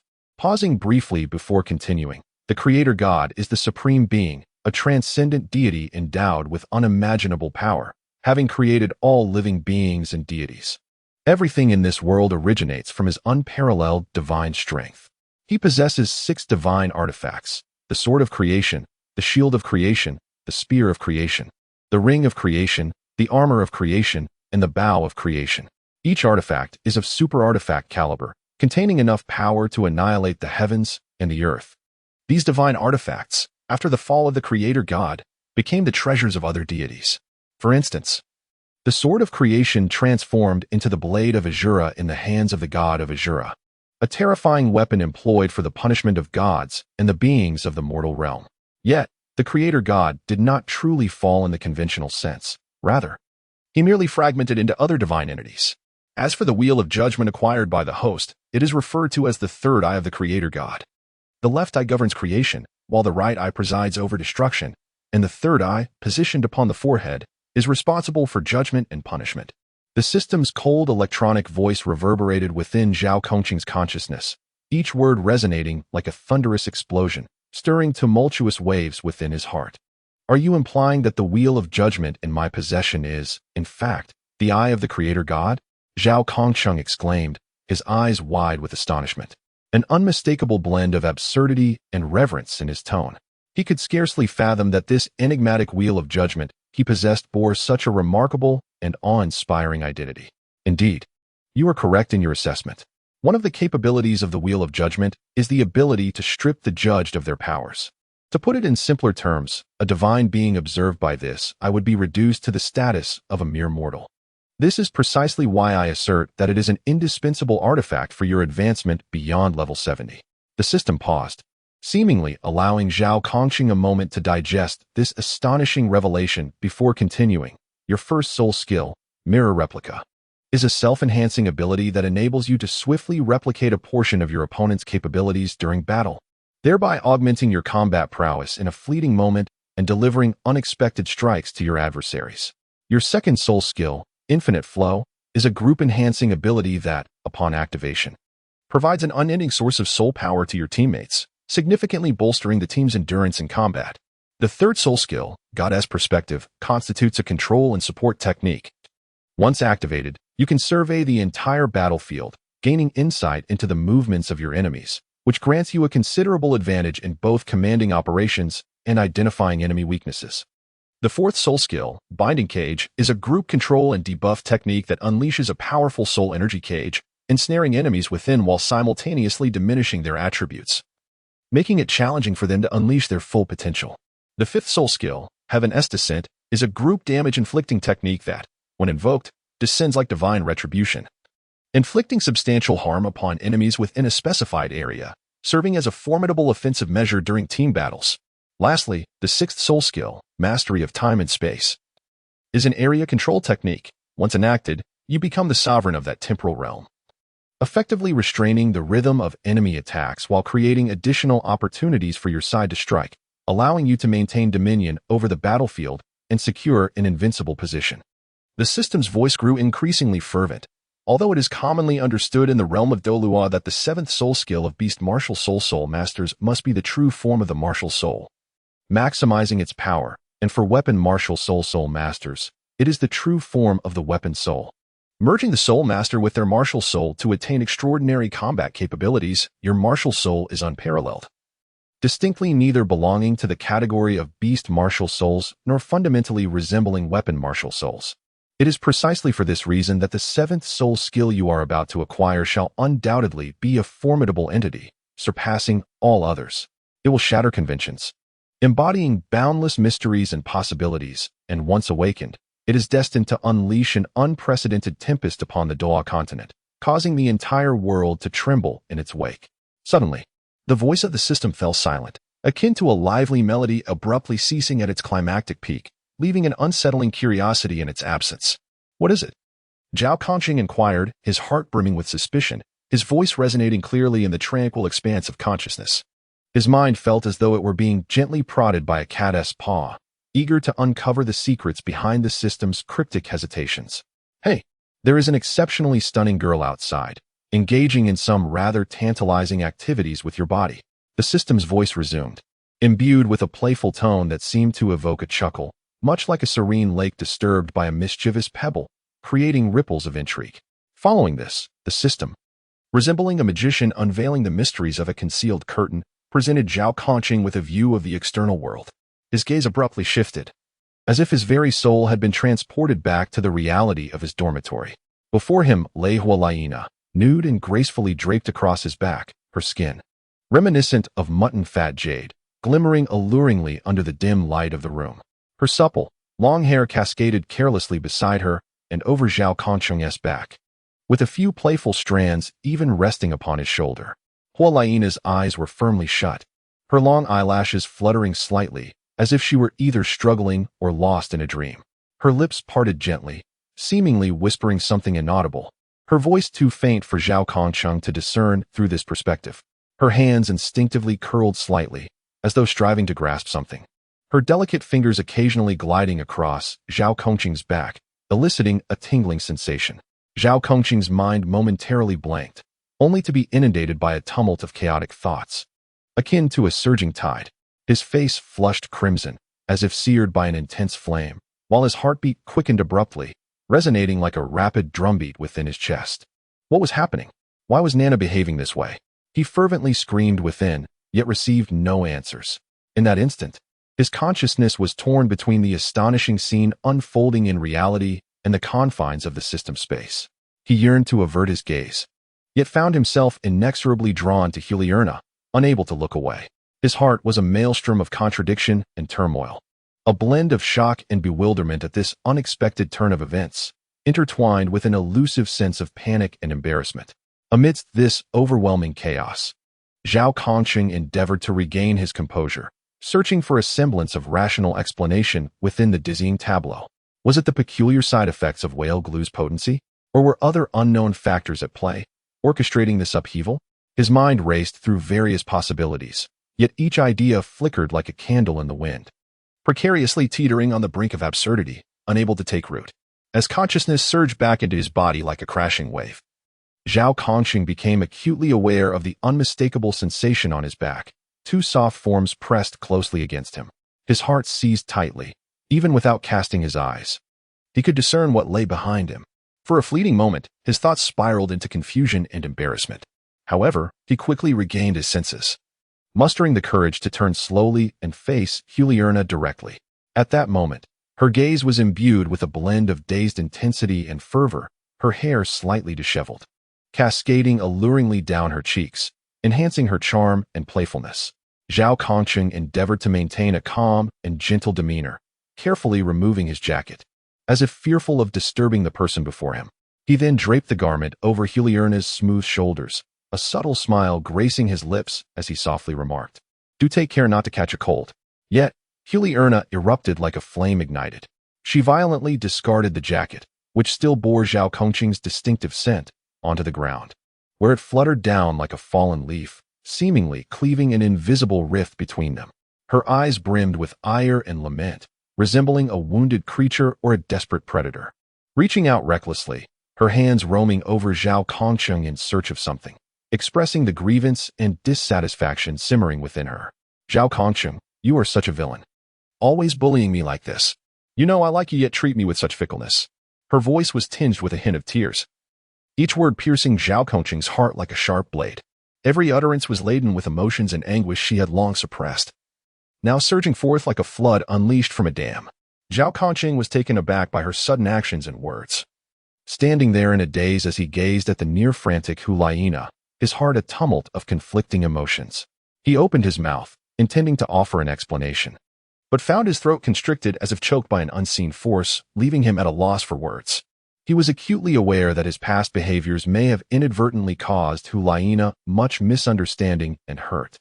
Yet the turmoil and contradictions within him were far too complex to be articulated in mere phrases. In that confined space, the atmosphere grew intensely heavy and awkward. Hulaina's sobs rang out clearly in the silence, each sound striking like a hammer upon Zhao Kongqing's conscience and the emotional defenses deep within him. He slowly raised his hand, wishing to comfort Hulaina, only to hesitate mid-air, as if this simple gesture bore the weight of the world. In that room, suffused with a delicate ambience, a flicker of fervent yet playful light danced in Hulaina's eyes. She had been keenly observing Zhao Kongqing's every move, awaiting the moment when she could fully unleash the emotions that lay buried within her heart. Just as Zhao Kongqing's thoughts began to drift and his focus wavered, Hulaina, like a nimble little cat, swiftly and deftly made her move. She tilted her head slightly, her luscious cherry lips parting with a blend of determination and shyness. As she delicately enveloped Zhao Kongqing's somewhat rough finger with her mouth, her actions were gentle yet imbued with strength, as if this small gesture were meant to convey 1,000 unspoken words. Kongqing, I like you, she mumbled around his finger, her voice reminiscent of a distant dream, infused with an indescribable charm that intertwined innocence and allure. Her eyes narrowed slightly, long lashes fluttering like two delicate butterflies. Her cheeks flushed with a vibrant hue from this audacious act, akin to a peach blossom blooming in the spring, captivatingly beautiful. Zhao Kongqing was taken aback by this sudden turn of events, his eyes widening in astonishment as his body froze and his mind became a blank slate. His gaze fixated on Hulaina, captivated by her intoxicated and fervent demeanor. A tempest of emotions surged within him, a cacophony of surprise, bewilderment, and an elusive flutter of affection that quietly spread in the depths of his heart. Hulaina appeared wholly absorbed in her emotional realm, delicately brushing her tongue against Zhao Kongqing's fingertips. The exquisite warmth of her touch sent his heart racing. Unconsciously, her hands tightened around his arm, as though fearful he might suddenly break free. Her slender fingers gripped with a subtle intensity, the tips paling from the pressure, suggesting that, in this moment, Zhao Kongqing was the epicenter of her universe, her sole anchor and longing. Time seemed to stand still, the room resonating solely with Hulaina's indistinct murmurs and Zhao Kongqing's increasingly rapid breaths. Her eyes sparkled with love and anticipation, yearning to convey her deeply buried, fervent emotions to him in this unique manner, an affection long suppressed, now impossible to conceal.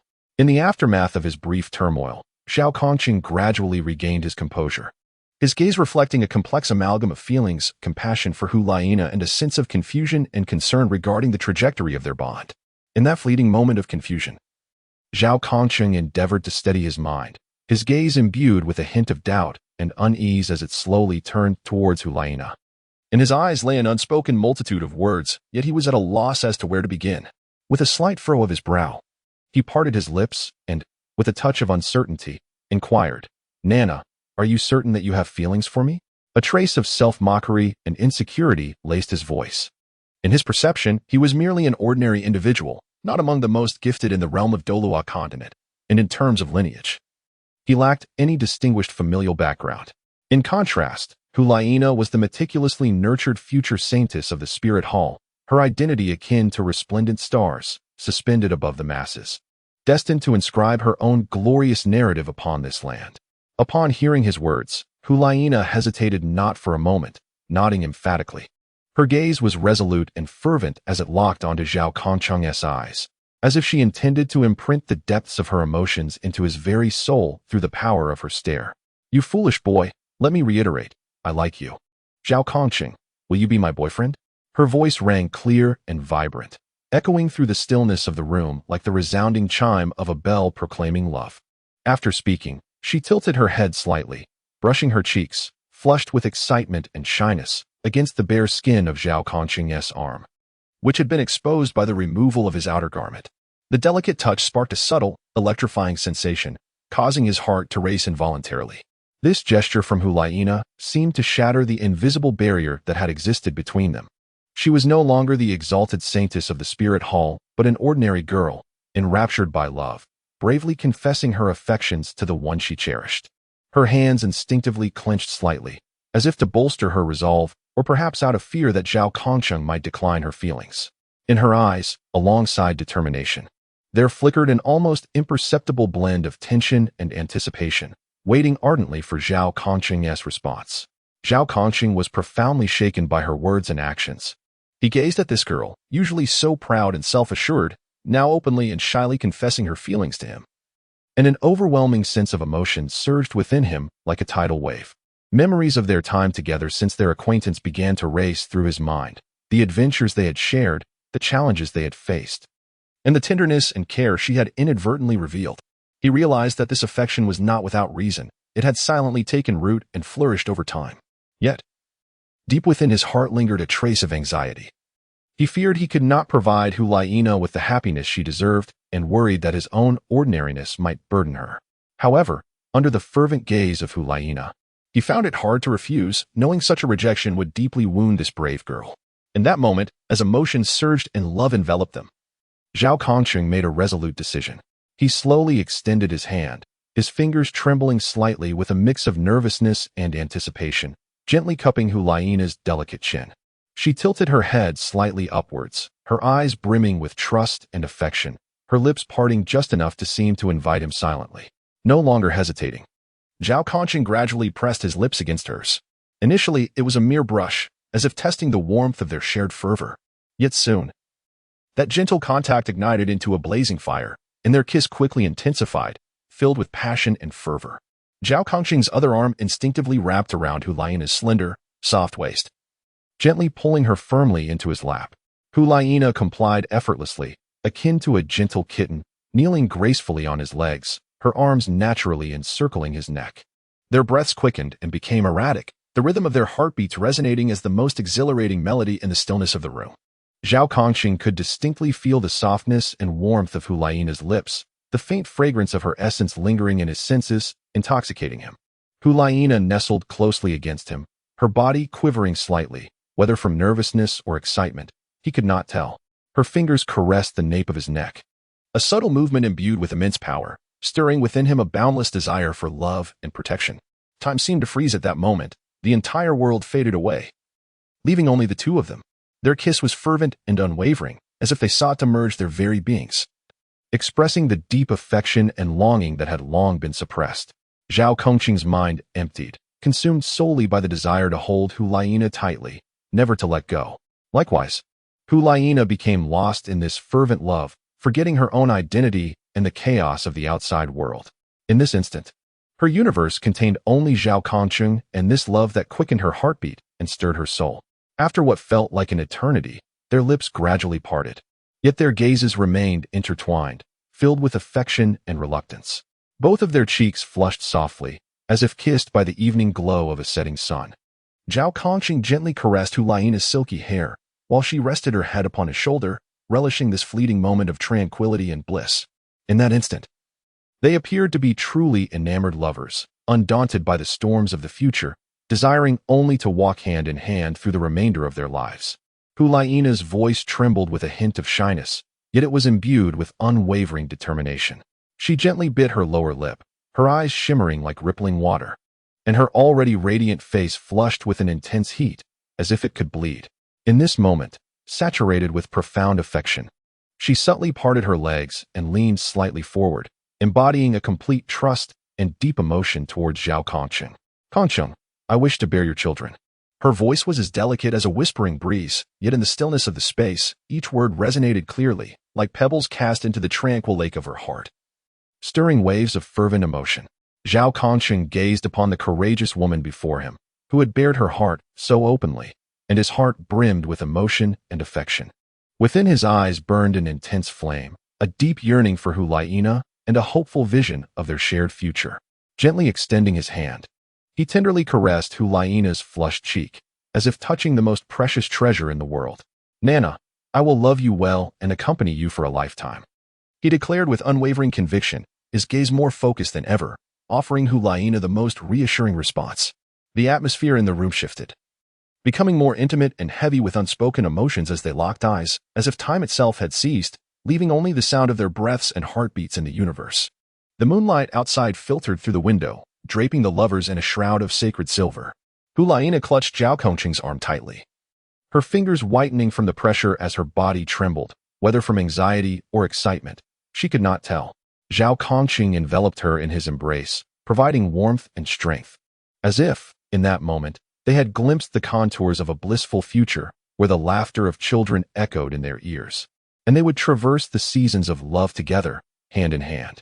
As dawn broke, the rising sun emerged like a resplendent pearl, gradually ascending from the horizon, its golden rays spreading rapidly like a tide, enveloping the world in brightness and warmth. Sunlight streamed through the crevices of the window, gently illuminating the entwined figures of Hulaina and Zhao Kongqing, who lay asleep in each other's arms. After a night filled with passion and tenderness, they were now immersed in a sweet dream, their bodies nestled closely, as if in this world, only each other provided solid solace. Hulaina's head tilted slightly against Zhao Kongqing's chest, her hair cascading like black satin across the pillow and his arm. Her lips still curled in a subtle smile of lingering happiness, her serene countenance rendered even more enchanting by the sunlight. Zhao Kongqing held her tightly, his arms forming an unyielding barrier, safeguarding the precious love and sweetness they had found. It is worth noting that the revelers in the adjoining room experienced a rather different auditory feast the previous night. During their card game, ambiguous and unutterable sounds occasionally emanated from Zhao Kongqing and Hulaina's room. Yan, with his carefree disposition, merely paused momentarily upon hearing these noises, then chuckled heartily, returning to the game as if nothing had transpired. The others followed suit, either coughing awkwardly or exchanging knowing smiles, before collectively redirecting their focus to the card table, treating it as if it were of no consequence, while only Xiaoyu displayed a look akin to that of a farmer witnessing his prized cabbage being devoured by swine. After all, in the realm of adulthood, such intimate matters are often left unspoken. As the early hours approached, the card game finally concluded. Gao Qi, dragging his weary body, yearned to return to his room for a well-deserved rest. He staggered to the door, reached out to push it open, only to find it firmly locked. He was momentarily taken aback, then rapped insistently on the door. Yet, within the room, there was utter silence. With a resigned sigh, he understood that the two inside were likely ensconced in a peculiar state, rendering his entry utterly impossible. Reluctantly, he turned away, dragging his heavier footsteps toward Yin and the others' room, where they huddled together for the night. On the not-so-spacious bed, Gao Qi tossed and turned, his mind inevitably conjuring images of the events transpiring in the adjacent room. However, fatigue swiftly ushered his thoughts into the realm of slumber. Alas, our dear little son. Gao Qi, if only for a fleeting moment. At last, our Zhao Kongqing has united with Hulaina. What will become of their relationship in the days to come? What experiences await them in the immediate future? Stay tuned for the next chapter. Chapter 30, The Soul Skill Lottery Machine, Part 1. Zhao Kongqing slowly massaged his waist, which ached from an entire night of vigorous exertion. His gaze inadvertently swept over the still slumbering Hulaina, and he couldn't help but marvel internally at her remarkable stamina. Perhaps the assistance of whale glue played a role in her vitality. Yet, could it be that my own vitality is truly so weak? A frown creased his brow, revealing a hint of perplexity and resentment. At that moment, Hulaina resembled a slumbering fairy, her serene countenance illuminated by the morning light, rendering her even more enchanting. Zhao Kongqing cautiously maneuvered his body, carefully descending from the bed, as if fearful of disrupting her sweet dreams.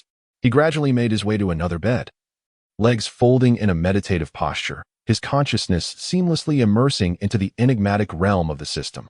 Last night, the host had indulged in an exquisite exchange of passion with that fair maiden, a perfect display of fervor and exhilaration. Yet, at present, it seemed his vitality was somewhat lacking.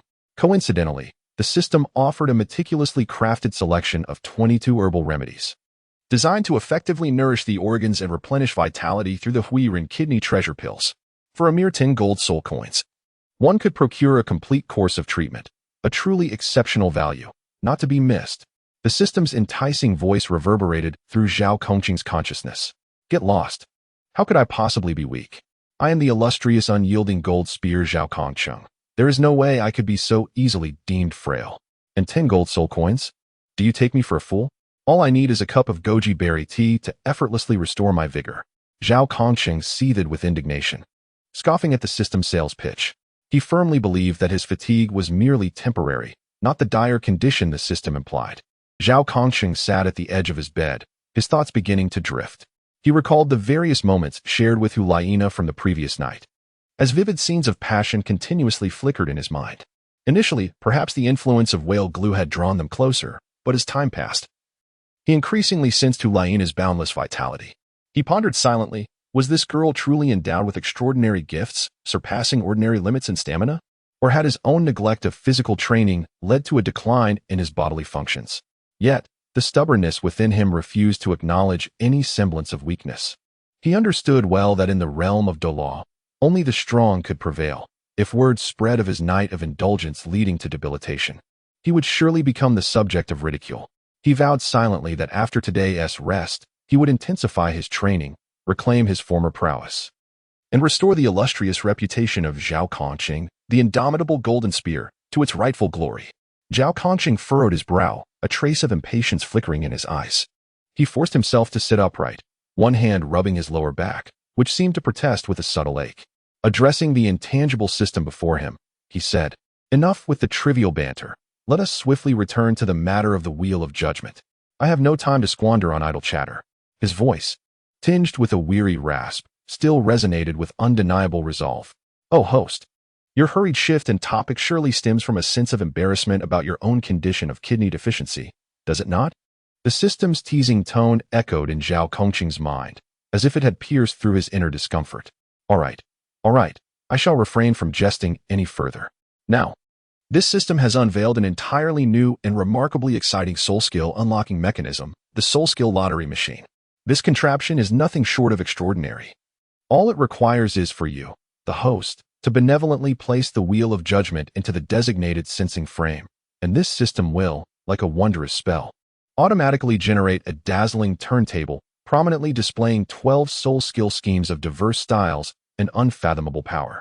Zhao Kongsheng was momentarily taken aback, a flicker of curiosity and anticipation gleaming in his eyes, though he endeavored to maintain an outward semblance of composure. Such lofty claims. Yet who can truly ascertain their veracity? He muttered defiantly, while inwardly contemplating the potential opportunities and transformations that this so-called soul skill lottery machine might bestow upon him. Given that you are my host, I shall extend a unique favor, permitting you to draw 3 times free of charge. These 3 opportunities are a priceless gift. Afterward, however, should you wish to continue indulging in the exhilarating thrill of the lottery, you will need to expend gold soul coins to acquire further chances. Yet, consider this. A mere expenditure of gold soul coins could lead to the acquisition of extraordinarily powerful soul skills. Is this not an exceptionally lucrative transaction? Perhaps with just one draw, you could ascend to the ranks of the elite, at which point, the Douluo Continent would be yours to command. And those who once underestimated you would be compelled to grovel at your feet.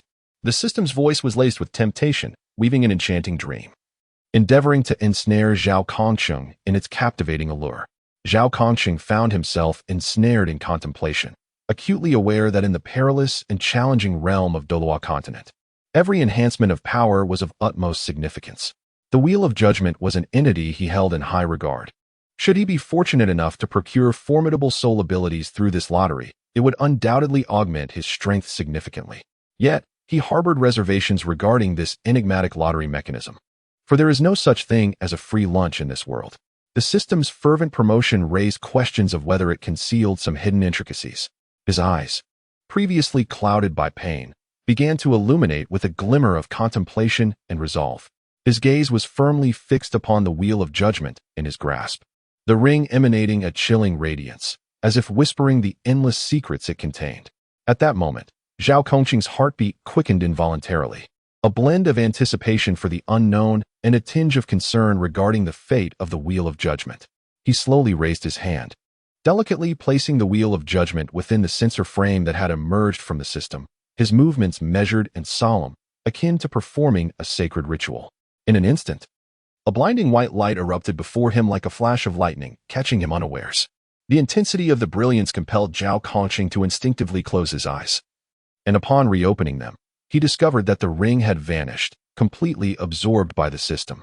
In the void where the ring once resided, a colossal turning wheel gradually materialized, radiating an astonishing aura. The surface of the wheel was adorned with a plethora of inscriptions, the first to capture his attention being the golden letters spelling extraordinary procreation. These 4 characters seem to encapsulate the mysteries and miracles of life, prompting Zhao Kongqing to speculate whether, if he were to draw this skill, he could master the principles of life's propagation. Would it enable the Baron to regain fertility or bestow extraordinary talents and qualities upon their offspring? The emergence of this skill provided him with a renewed understanding of the capability system embodied by this lottery, revealing that the realm of soul abilities could indeed extend into the most fundamental aspects of existence. Next, the words "indomitable spear" glimmered with resplendent gold, causing an immediate blush to rise to Zhao Kongqing's cheeks. He inwardly chastised the system for its peculiar sense of humor, presenting such an ambiguous and teasing skill amidst the solemnity of soul ability lotteries. Nevertheless, he recognized that in combat, enduring stamina and power output might be the key to victory, suggesting that this skill could harbor profound implications for the enhancement of physical capabilities. Albeit its blunt expression proved somewhat awkward to address. The omen of the Guardian conveyed an aura of solemnity, as if a divine being from the distant heavens was softly whispering the mission of protection. Zhao Kongqing envisioned that should he acquire this skill, he could shield himself and his companions in the face of danger, akin to a deity descending to offer sanctuary. What formidable power that would be! Capable of repelling all malevolence and harm, becoming a steadfast bastion of trust for all. The emergence of the Turtle School energy wave astonished Zhao Kongqing as this skill, imbued with an exotic anime flair, starkly contrasted with the traditional soul abilities of the Douluo Continent. In his mind, a vivid image of a powerful energy wave from an anime suddenly materialized. Could it be that within this world of Douluo, he too could harness such a skill to gather formidable energy and, with a force akin to a tidal wave, repel his adversaries? This interdimensional fusion of abilities filled him with an abundance of imagination and curiosity regarding the outcome of the lottery. The name Mamba Elbow Strike alone conveyed a sense of its fierce attacking style. Zhao Kongqing envisioned himself in battle, moving like lightning, his elbows transforming into lethal weapons. Each strike imbued with the swiftness and precision of a mamba snake, capable of breaching enemy defenses in an instant and delivering a crushing blow. This skill was undoubtedly a potent weapon in close combat. If mastered, it would grant him a significant advantage in melee encounters. The name Backstrap Shield struck him as particularly peculiar. Zhao Kongqing pondered whether it was a shield taking the form of a special backstrap. What sort of defensive mechanism would it possess? Could it flexibly adjust its defensive angles based on his movements, or perhaps absorb and rebound attacking energy? The unique nomenclature of this defensive skill filled him with anticipation for its actual effects. The demonic fury radiated a potent aura of malevolence, causing Zhao Kongqing's heart to skip a beat. Yet, he understood that in the brutal realm of Douluo Continent, sometimes unleashing the wild and sinister forces within could turn the tide in dire situations. Once activated, this skill might envelop his body in a strange, demonic power, significantly enhancing his strength while instilling fear and oppression deep within the souls of his foes. The name Shameful Defeat Ray elicited an involuntary chuckle from Zhao Kongqing. The system was indeed quite inventive. He found it difficult to imagine the scene of firing a ray to humiliate the vanquished after a victorious battle. However, he recognized that in the increasingly significant psychological warfare of Douluo Continent, a skill capable of assaulting an enemy's pride and confidence could yield unexpectedly advantageous effects in certain contexts. The milk dragon body was imbued with childlike whimsy and fantastical elements, leaving Zhao Kongqing utterly perplexed regarding its precise efficacy. Would it render his physique as adorable as a milk dragon while bestowing formidable resilience against blows, or would it confer other special enhancements? This skill resembled a mysterious blind box, brimming with unknown surprises. Jie Ji's divine gaze only added to his confusion, and Zhao Kongqing curiously scrutinized the characters. What secrets could those eyes possibly conceal? Did they possess the ability to discern an enemy's weaknesses, manipulate their minds, or perhaps exhibit other extraordinary powers? Its emergence added a layer of suspense to the lottery results. The appearance of Italian canon thoroughly overturned Zhao Kongqing's understanding of soul skills. This name, infused with modern warfare elements, felt utterly absurd within the context of the Douluo Continent's lottery. He could hardly envision how this skill would manifest in the Douluo world. Could it truly summon a massive cannon? Or was it merely a peculiar energy attack that borrowed its name? The bold, italicized green option for reselection emerged like a beacon of hope amidst the darkness. providing Zhao Kongsheng with an opportunity to reconsider among the myriad of strange and enigmatic soul skills available. This moment of choice spared him from succumbing entirely to confusion and passivity in the face of the dazzling lottery results, allowing him the space for contemplation and weighing the pros and cons. In that enigmatic system space, Zhao Kongsheng focused intently on the enormous spinning wheel that had materialized before him, each soul skill inscribed upon it seemingly imbued with a unique enchantment that captivated his gaze. At that moment, the mechanical and frigid voice of the system resonated clearly within his mind. These are the complete soul skills available in this round of the wheel. You must deliberate carefully. Should you draw from the aforementioned soul skills a total of 7 times? And if none of these selections align with the soul skill you truly desire and yearn for, the system will automatically activate a refresh mechanism to present a brand new array of soul skills for your selection. Zhao Kongsheng nodded slightly, fully aware that the lottery process was fraught with uncertainty and risk. Each spin of the wheel resembled a gamble with fate. However, the system's introduction did not cease there. The voice continued, "It is imperative to note that the soul skill lottery machine has a clearly defined time limit, lasting a mere 10 days. During this brief period, you, the host, must exert every effort within this limited opportunity to pursue your desired soul skill. Should the 10 days pass silently, and you have yet to successfully draw the coveted soul skill, the system will automatically generate the 7th soul skill as your martial soul, in accordance with established rules." Upon hearing this, a complex expression flickered in Zhao Kongsheng's eyes, a blend of astonishment at this rule and trepidation regarding the future lottery results. The martial soul's true form is a manifestation of a soul master's vital and formidable capabilities, if it were to be generated automatically in such a manner. He harbored doubts about whether it would align with his original cultivation path and combat style. He began to ponder silently, recognizing that within these 10 days, the task of precisely locating and acquiring the desired skill among the myriad of extraordinary soul skills would be no small feat. The extraordinary soul skills, shrouded in mystery and the unknown, left him curious about the peculiar enhancements they might bestow upon him. Would they signify a profound fusion with the life force, or perhaps unlock a unique bloodline inheritance? The somewhat awkward yet seemingly suggestive soul skill, Unyielding Golden Spear, raised questions about the unimaginable roles it could play in actual combat.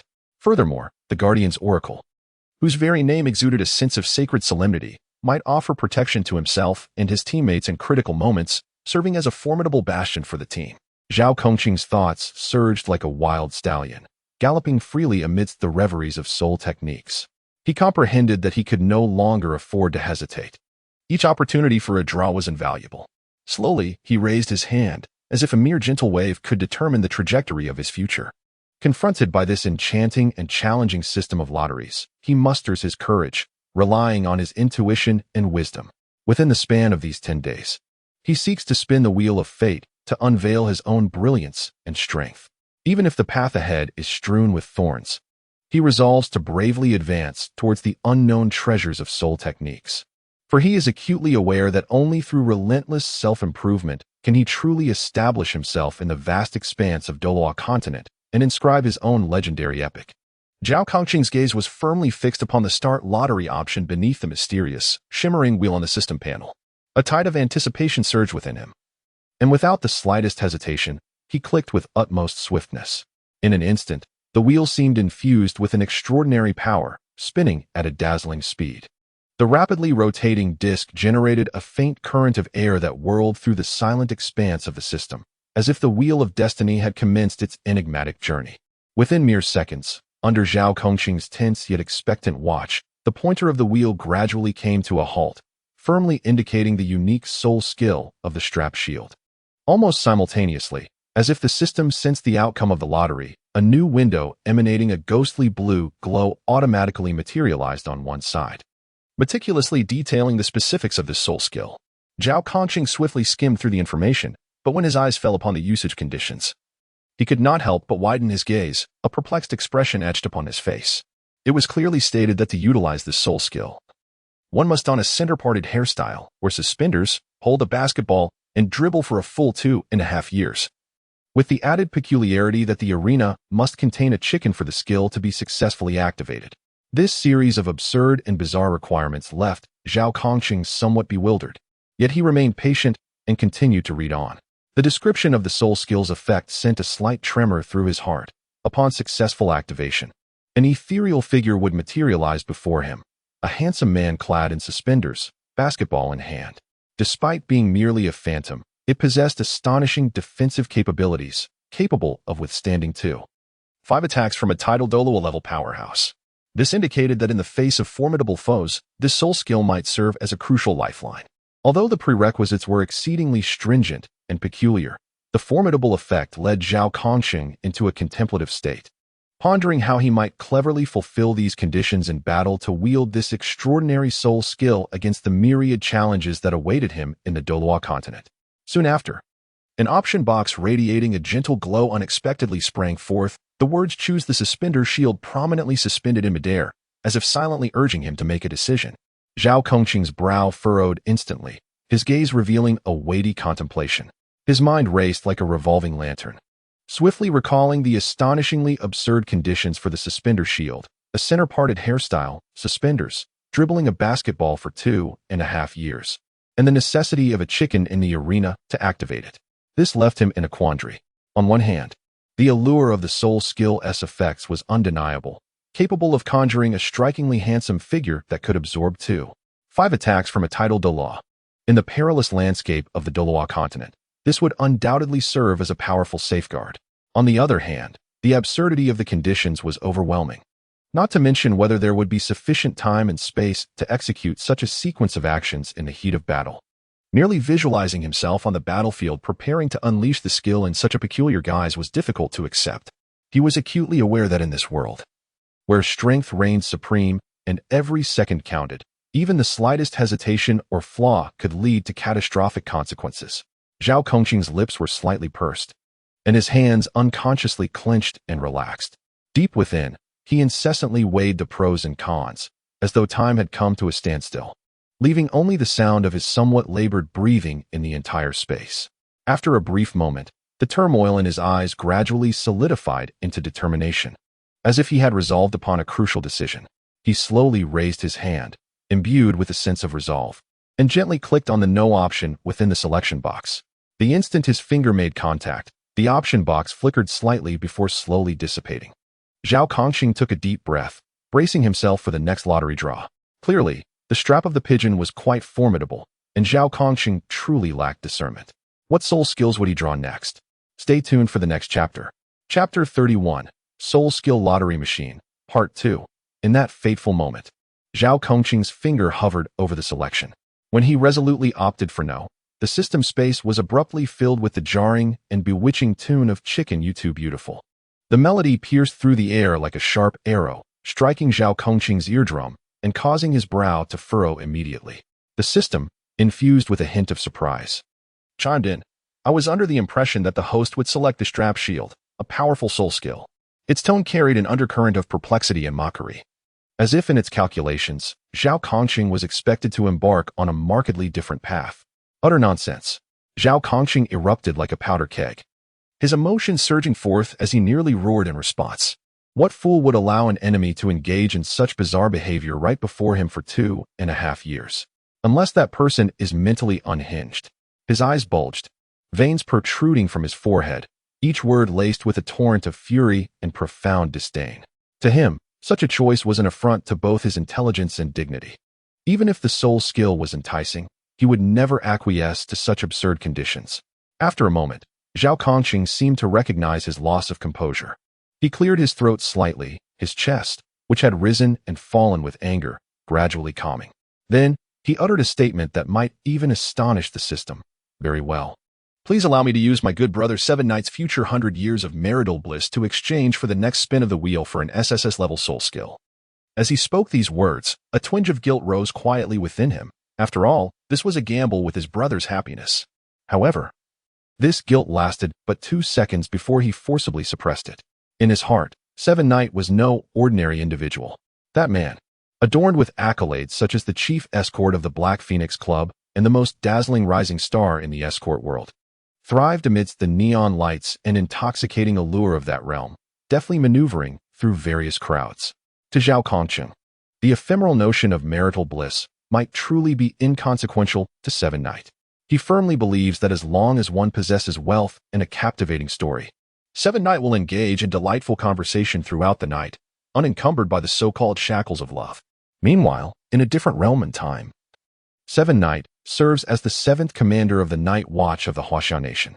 Seated regally in the imposing command room, he suddenly sneezes without warning. This unexpected sneeze leaves him somewhat perplexed. He rubs his nose, a wave of inexplicable unease surging within him, though he remains oblivious to the source of this disquiet. His gaze drifts through the window, peering into the unknown darkness beyond, his thoughts inadvertently wandering into the distance. In Zhao Kongqing's eyes, there was a resolute determination mingled with a hint of anticipation. Almost instantaneously after his words fell, his fingers darted forth like an arrow released from its string, unhesitatingly clicking on the re-emerged lottery option on the system panel. With this action, the previously tranquil system space seemed to be infused with a surge of energy.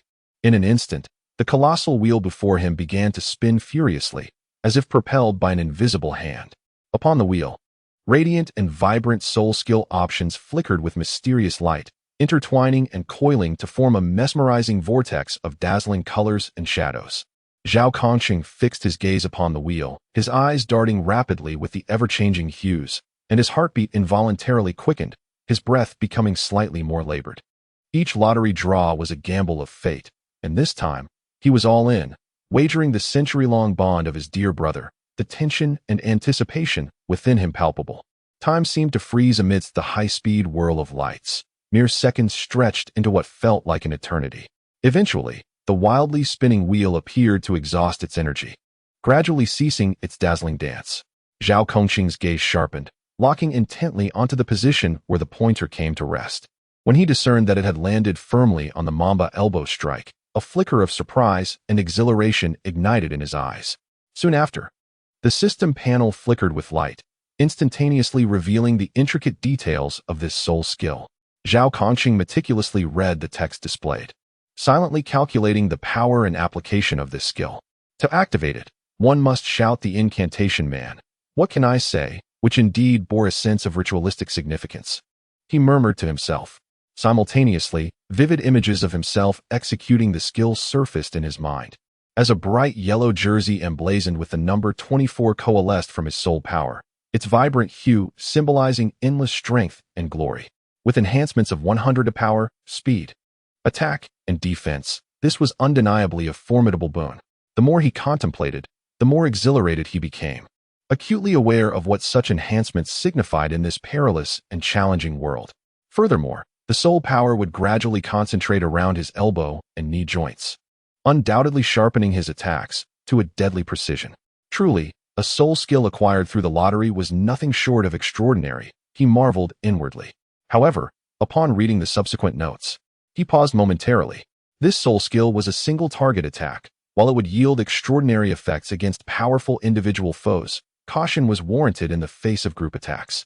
He pondered strategies to counteract this, for the tides of battle were ever-changing, and any detail could dictate life or death. Finally, the note indicating that upon concluding the use of the soul skill, a voice would resonate within a 10-kilometer radius, declaring Mamba out, made Zhao Kongqing chuckle. It resembled a proclamation of victory, albeit one that might also betray his location, advantageous yet fraught with peril. Despite the undeniable constraints that exist, they do not in the slightest diminish Zhao Kongqing's profound confidence in the newly acquired Mamba elbow strike soul technique. He is acutely aware that every formidable skill is bound to possess its flaws, and those so-called limitations are merely minor stumbling blocks on the path to growth. As long as he can fully harness the advantages of this soul technique and deftly navigate its limitations, it shall undoubtedly become a powerful weapon in his arsenal for overcoming adversaries. With this thought in mind, Zhao Kongqing's gaze grew increasingly resolute, as if he could already envision himself wielding this soul technique with devastating prowess on the battlefield, vanquishing all who stand in his way. In Zhao Kongqing's eyes flickered a hint of entanglement and helplessness. Despite the formidable allure of the Mamba elbow strike, a soul skill that exhibited tremendous potential in various aspects, he ultimately chose to gently shake his head and relinquish it after careful contemplation. He understood well that in this perilous world, rife with uncertainties, the selection of a soul skill should not solely rely on its apparent power, It must align harmoniously with one's combat style, strategic requirements, and long-term developmental aspirations. Although this soul skill might unleash astonishing might in certain specific circumstances, Zhao Kongqing felt an elusive dissonance between it and the ideal he sought deep within his heart. His gaze gradually shifted towards the roulette, where two previously radiant segments had now quietly succumbed to darkness, resembling conspicuous black spots that pierced his vision. Zhao Kongqing was acutely aware that these darkened areas corresponded to the options he had just drawn, the bandolier shield and the Mamba elbow strike that he had regrettably chosen to forego. An indescribable bitterness surged within him like a tidal wave, prompting him to murmur self-deprecatingly, "I never anticipated that even the fate bestowed by my dear brother, Seven Knight, would prove unavailing." Deep within, he had harbored lofty expectations for this all-or-nothing gamble, even wagering his brother's century-long fate as collateral. Yet, the harshness of reality delivered a chilling splash of cold water upon his hopes. Zhao Kongqing vigorously shook his head, as if attempting to dispel the shadows clouding his mind. He inhaled deeply, rekindling his spirit, the innate stubbornness and confidence reigniting in his gaze. It appeared that acquiring the desired soul skill was not a simple endeavor. However, fortune had always favored him. "O goddess of fate, bestow your blessings upon me." His voice resonated with unwavering conviction within the confines of the system's space, exuding an undeniable aura of determination. As he spoke, his finger decisively clicked on the reappeared lottery option once more. In an instant, the wheel spun with a frenzied energy, as if infused with a powerful enchantment. Amidst the interplay of light and shadow, various enigmatic soul skill options streaked by like meteors, overwhelming the senses. Zhao Kongqing's eyes remained fixated on the spinning wheel, unblinking, his heartbeat quickening with each rotation, as if it were ready to leap from his throat. This was the final opportunity of the 3 complementary lottery chances bestowed by the system, and its significance was self-evident. At that moment, his heart resembled a tempestuous sea, fraught with anxiety. On one hand, he feared that he might once again fail to obtain the soul skill he yearned for, rendering all his previous efforts, sacrifices, and hopeful anticipation meaningless. On the other hand, following his elevation in soul power, he had sensed an almost sentient presence within the system, no longer merely a cold, mechanical program. It would occasionally mock his choices, creating an unprecedented pressure within him. He was uncertain what scathing remarks the system would unleash upon him if this lottery result proved unsatisfactory once more. Yet, despite these trepidations, he refused to surrender. He firmly believed that his destiny should be in his own hands, and even when faced with the unpredictability of this lottery system, he resolved to muster his courage and perseverance, striving for that faint glimmer of hope that might belong to him. In that heart-stopping moment, the pointer of the wheel, as if guided by some mysterious force, gradually yet resolutely came to rest upon the now darkened option of the strap shield. Zhao Kongqing's eyes widened in disbelief and confusion, his mind momentarily blank, as if time itself had ceased to flow. "How is this possible?" he murmured, his voice trembling slightly, just as he was lost in thought. The system's voice, laced with evident sarcasm, echoed in the space. "Ah, congratulations to the host for having squandered your final free lottery chance." This voice pierced him like a sharp thorn, causing his brow to furrow tightly, anger surging within him. However, the system seemed intent on not letting him off easily, continuing in a leisurely tone. "Oh, by the way, I forgot to inform the host that the soul skill options which have been selected but subsequently forsaken can still be chosen again, though no new soul skills will be generated until the refresh conditions are met. It is akin to the host drawing once more the suspender's shield, a soul skill previously obtained but subsequently relinquished. Thus, drawing this option again renders the current lottery result null and void." Ha ha ha, the mocking laughter of the clandestine Marseille system resonates within the silent expanse, each note seemingly mercilessly ridiculing Zhao Kongqing's misfortune. Zhao Kongqing's countenance darkened significantly, his hands clenched into tight fists, his body trembling slightly as he bellowed in fury. "What nonsense is this rule? Why didn't you say so earlier?" Yet, the system remained unresponsive, seemingly relishing in his anger and helplessness.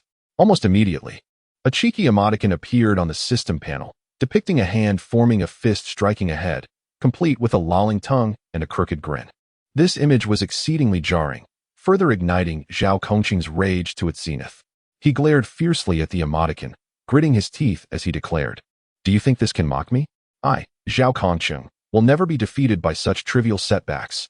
Despite the turmoil of indignation and frustration brewing within him, he understood that venting his anger at this moment would yield no results. He began to strive for composure, contemplating strategies to address the situation. Given the circumstances, he resolved to find a way to meet the refreshed conditions and reactivate the soul skill lottery. Zhao Kongqing silently vowed to discover a solution swiftly, determined not to let this unforeseen obstacle impede his progress. Drawing a deep breath, he paced within the confines of the system space, his gaze shimmering with unwavering resolve. Although this encounter left him feeling immensely stifled, it also ignited a deeper tenacity and resilience within him. Regardless of the challenges ahead, he was resolute in acquiring the soul skill most suitable for him, intending to carve out his own domain within this world. Zhao Kongqing tightened his fist, his conviction growing ever stronger, as if he could already envision himself overcoming numerous adversities and standing atop his peak in the future. The forthcoming lottery would be a paid endeavor. The host must decide whether to continue. Each attempt would require a cost of 100 gold soul coins. According to the system's calculations, the host's current savings amounted to 4,376 gold soul coins, which included the scholarship provided by the academy, the monthly salary from the spirit hall, living expenses sent by family, and the earnings from previous soul beast hunts. Fortunately, this world lacked the burden of onerous personal income tax. Otherwise, his existing savings would be further diminished. One might express gratitude that Douluo Continent is not plagued by an array of bizarre tax laws. The system's mechanical voice echoed in the silent space, imbued with an air of undeniable authority. Upon hearing the system's words, Zhao Kongqing furrowed his brow slightly, a flicker of displeasure crossing his face. He felt a profound dissatisfaction with the system's teasing and somewhat derisive demeanor, as if he were merely a pawn to be manipulated at will. Yet, despite his inner turmoil, he could not deny the veracity of the system's statements. His thoughts involuntarily drifted back to his previous life in the land of Huaxia, a place marked by a convoluted taxation system etched in his memory. In Huaxia, the variety of taxes was as diverse as it was overwhelming. From the consumption tax on daily necessities to the myriad business taxes, value-added taxes, and individual income taxes, a myriad of levies formed an invisible web that ensnared every individual. Ordinary citizens often found themselves compelled to tighten their belts, as a significant portion of their hard-earned income was devoured by these taxes, resulting in immense pressure on their livelihoods. Moreover, corruption among certain members of the ruling class exacerbated the situation. They exploited their power for personal gain, further burdening the populace. Within the prevailing social structure, a stark polarization emerged. Short-sighted and myopic decisions allowed a select few to amass wealth swiftly. Leveraging their initial advantages, they expanded their dominion over resources and market competition. Meanwhile, the general populace, deprived of equivalent opportunities and resources, fell further behind in the economic tide, leading to an increasingly pronounced disparity between the rich and the poor, where the affluent grew wealthier and the impoverished sank deeper into destitution.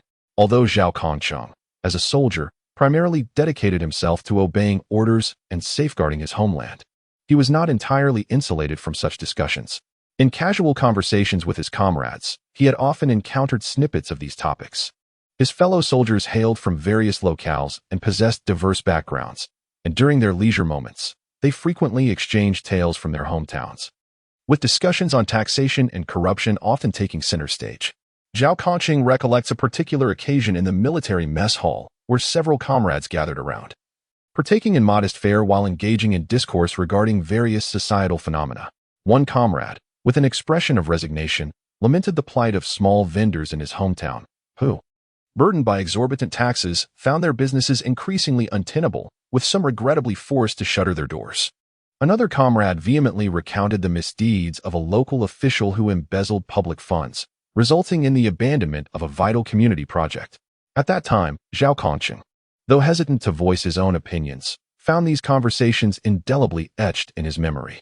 Now, immersed in the Douluo Continent, upon hearing the system reference the absence of intricate tax laws, a surge of complex emotions washed over him. On one hand, he felt a sense of relief at no longer being ensnared by the burdensome weight of taxation, allowing him to allocate more resources toward his personal growth and development, such as the present lottery, which, albeit requiring payment, at least spared him from the worry of additional deductions. On the other hand, He harbored deep sympathy and regret for the experiences of ordinary citizens in his former life in Huaxia. Gaining a profound understanding of the significance of soldiers safeguarding their homeland and protecting the happiness of the people, Zhao Kongqing slowly lifted his head, a resolute flame rekindling in his gaze. He temporarily suppressed his dissatisfaction with the system, pondering quietly, given the deposit of over 4,000 gold soul coins. Should he seize this opportunity for a paid lottery? Perhaps the next draw could bestow upon him a truly formidable soul skill, allowing him to take a more solid step forward in the perilous and opportunity-laden world of Douluo Continent. Zhao Kongqing, harboring a blend of reluctance and anticipation, embarked on a journey of consecutive 10 lottery draws. However, fate appeared to mock him, as the outcomes of these draws were nearly all disappointing. In most instances, the pointer mercilessly landed on either the now tarnished shield of the straps or the Mamba elbow strike, as if he were ensnared in an inescapable vicious cycle. Only on 2 occasions did he fortuitously select the option to redraw, which he initially perceived as a turning point, yet reality remained unforgiving. During the first redraft, a dazzling option for the Italian cannon soul skill presented itself before him. Zhao Kongqing meticulously examined the effects of this skill, discovering that it boasted commendable power and range, which ignited a flicker of satisfaction within him. However, when his gaze fell upon the chilling stipulation that accompanied it, each use would necessitate the sacrifice of a beloved, his complexion drained of color. The gentle smile of Nana instantly surfaced in his mind, prompting him to decisively reject this soul skill option. In his heart, Nana was an indispensable presence in his life. He could never risk her safety, even in the face of overwhelming temptation. The result of the second redraw left Zhao Kongqing feeling both humiliated and enraged. Upon the emergence of the unwavering spear soul skill option, the system unleashed a cruel cacophony of laughter, echoing through the space and causing his face to flush crimson.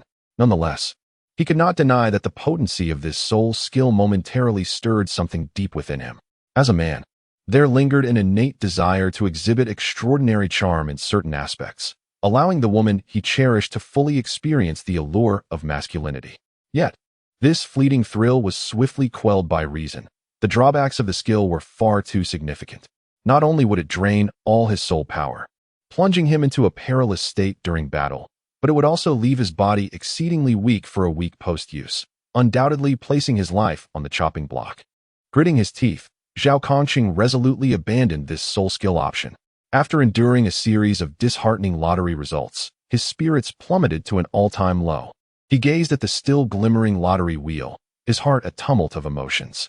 On one hand, his yearning for powerful soul skills intensified, understanding that in this perilous and challenging world, a lack of formidable skills would lead to a future fraught with obstacles and uncertainty. On the other hand, he began to question whether he could truly obtain a soul skill that was fitting for him, or if this was merely a futile struggle. Yet, the indomitable stubbornness and resilience within Zhao Kongqing fueled his unwillingness to concede defeat. He silently vowed to adjust his mindset and continue seeking opportunities. Even if the path ahead was fraught with thorns, he would bravely advance toward that glimmer of hope until he discovered the soul skill that could genuinely empower him to rise in the Douluo Continent. Would Zhao Kongqing ultimately draw the soul skill of his dreams? Please anticipate the next chapter. Chapter 32. Journey to the Sunset Forest. The first rays of dawn, akin to golden threads, gracefully filter through the crevices of the window, delicately illuminating every corner of the room.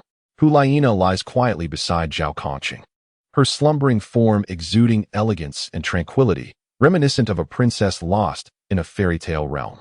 Her exquisite visage, bathed in the gentle morning light, appears as though it has been masterfully crafted by divine hands, each contour and line radiating an enchanting allure. Her long eyelashes flutter softly, reminiscent of butterflies dancing in the spring breeze, light and ethereal, seemingly lingering on the brink of dreams. Her delicate features resemble a meticulously sculpted masterpiece, each aspect perfectly balanced. The proud bridge of her nose, her alluring crimson lips, and skin as delicate as mutton fat jade, collectively forming a captivating visage that leaves one spellbound. Slowly, she stirs from her slumber, her bright eyes still holding a hint of drowsiness, akin to a clear lake shimmering under the morning sun. Her gaze inadvertently drifts towards Zhao Kongqing beside her, and in an instant, Memories of their shared slumber and the intimacy of their companionship flood her mind like a tidal wave. Tender touches, passionate glances, and soft whispers play like a film in her thoughts. A blush instantly graces her cheeks, as if the hues of the sunset have spread from her face to the nape of her neck, revealing her shyness without reservation. She gently bites her lower lip, a hint of playful reproach in her voice as she exclaims, "You naughty one, you're killing me." Her tone is as soft as a breeze caressing the strings of a harp, while her delicate hand unconsciously rubs her abdomen, suggesting a lingering discomfort. This tender gesture, paired with her bashful demeanor, evokes a sense of endearment, much like a rosebud poised to bloom, exuding a captivating fragrance and shyness under the nurturing morning dew. Zhao Kongqing gazed upon the enchanting and bashful Hulaina before him, a tide of tender affection and compassion swelling within his heart. His eyes softened, becoming as gentle as a tranquil stream, as if the entirety of the world had faded into insignificance, leaving only Hulaina as the sole focus of his existence. He approached her with hurried yet delicate strides, fearing that any sudden movement might shatter the ethereal beauty of the moment. With a gradual extension of his arms, he enveloped Hulaina in an embrace that seemed to carry an invisible force, drawing her gently into his bosom. The warmth of her soft form pressed against him, and he could distinctly feel her body heat, a soothing current that flowed into the depths of his heart, dispelling all shadows and weariness. Lowering his head slightly, he drew near to her cascading tresses, which exuded a faint, enchanting fragrance. Breathing in deeply, he felt as though he were immersed in a sea of blossoms, the intoxicating aroma coaxing him to exclaim, "Nana, you smell divine." Such simple words bore a magical quality, causing Hulaina's cheeks, already flushed like ripened apples, to redden even further. Her heart raced uncontrollably, akin to a fawn bounding within her chest, the rhythmic thumping resonating clearly in the serene morning. A unique melody heralding their love. Hulaina rested her head gently against Zhao Kongqing's chest, listening to the steady cadence of his heartbeat, her shyness and sweetness intertwining. She lifted her gaze to meet his eyes and softly remarked, "You do have a way with sweet words." Her voice was akin to the melodious song of a nightingale, clear and delightful, imbued with a hint of playful affection, like a gentle spring breeze caressing Zhao Kongqing's heart. In response, Zhao Kongqing tenderly caressed her silky hair, his fingers weaving through her locks with gentleness, his gaze filled with affection and indulgence. He replied softly, "Nana, these are not mere sweet nothings. You are, in every aspect, a marvel in my eyes. From your smile to your tears, from your courage to your gentleness, each moment is indelibly etched in my heart, rendering me utterly captivated." Thus, they stood entwined in silence, as if time itself had halted, the air around them thick with the warmth of their profound affection. Sunlight streamed through the window, casting a radiant glow upon them, creating a breathtaking tableau, as if the universe itself reveled in their love, rendering all worldly distractions and clamor irrelevant. They were immersed in a sweet sanctuary that belonged solely to one another. Amidst this tender and tranquil moment, a peculiar sound suddenly pierced the stillness from outside.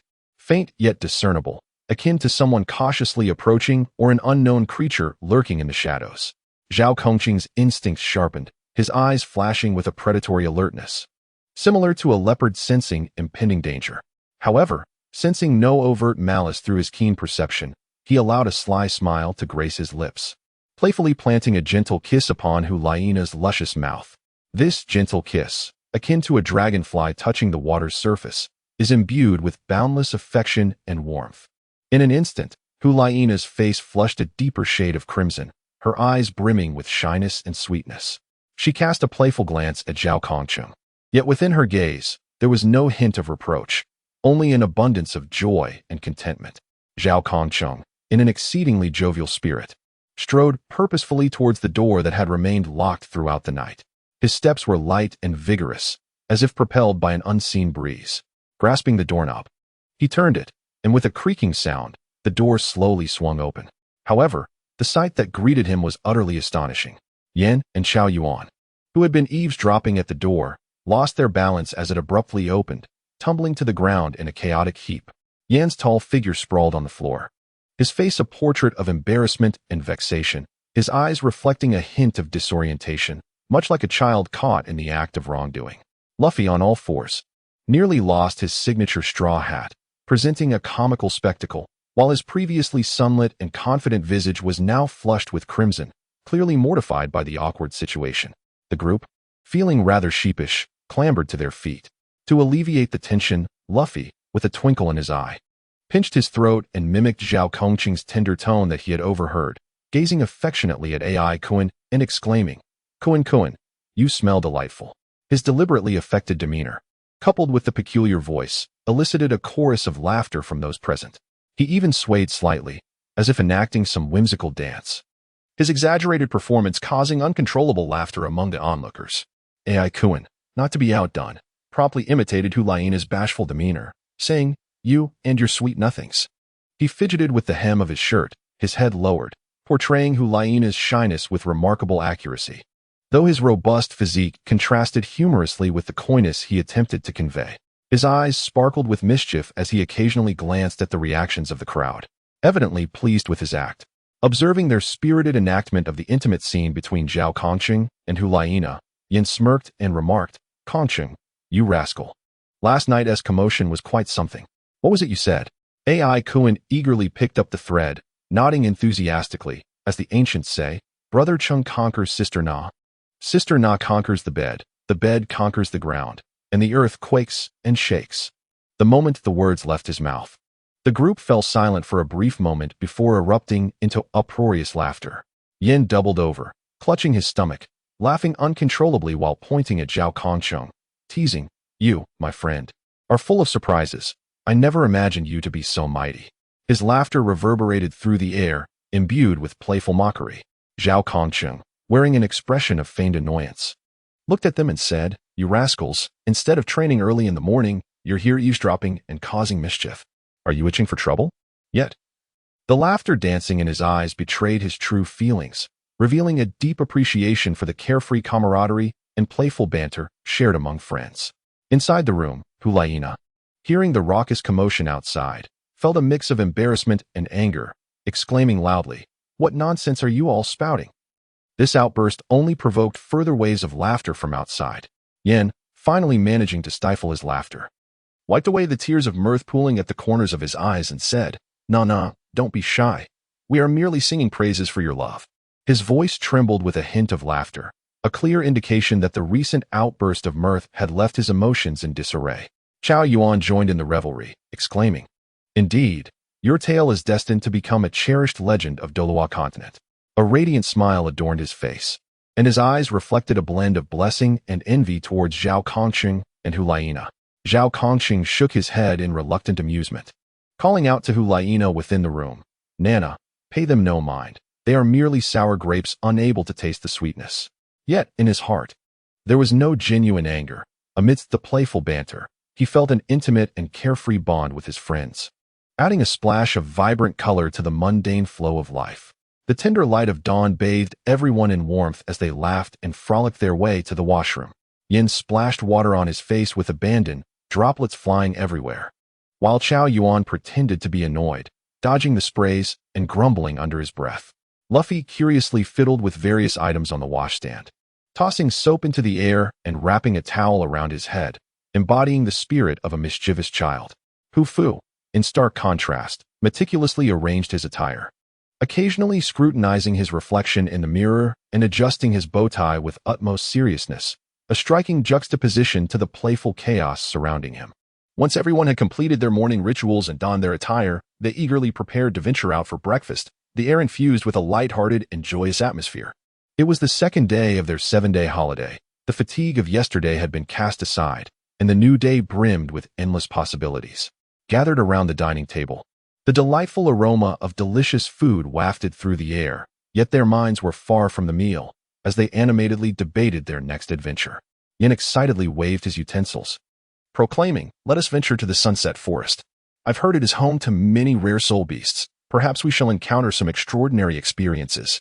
Xiaoyu shook his head, tossing his hair with a leisurely reply, though the Sunset Forest is appealing, it is fraught with danger. I believe a trip to Xinghua City would be more fitting. Its splendor will surely delight our eyes. Gao Qi, with a twinkle in his eye and a mouth full of food, mumbled, to the seaside, to the seaside.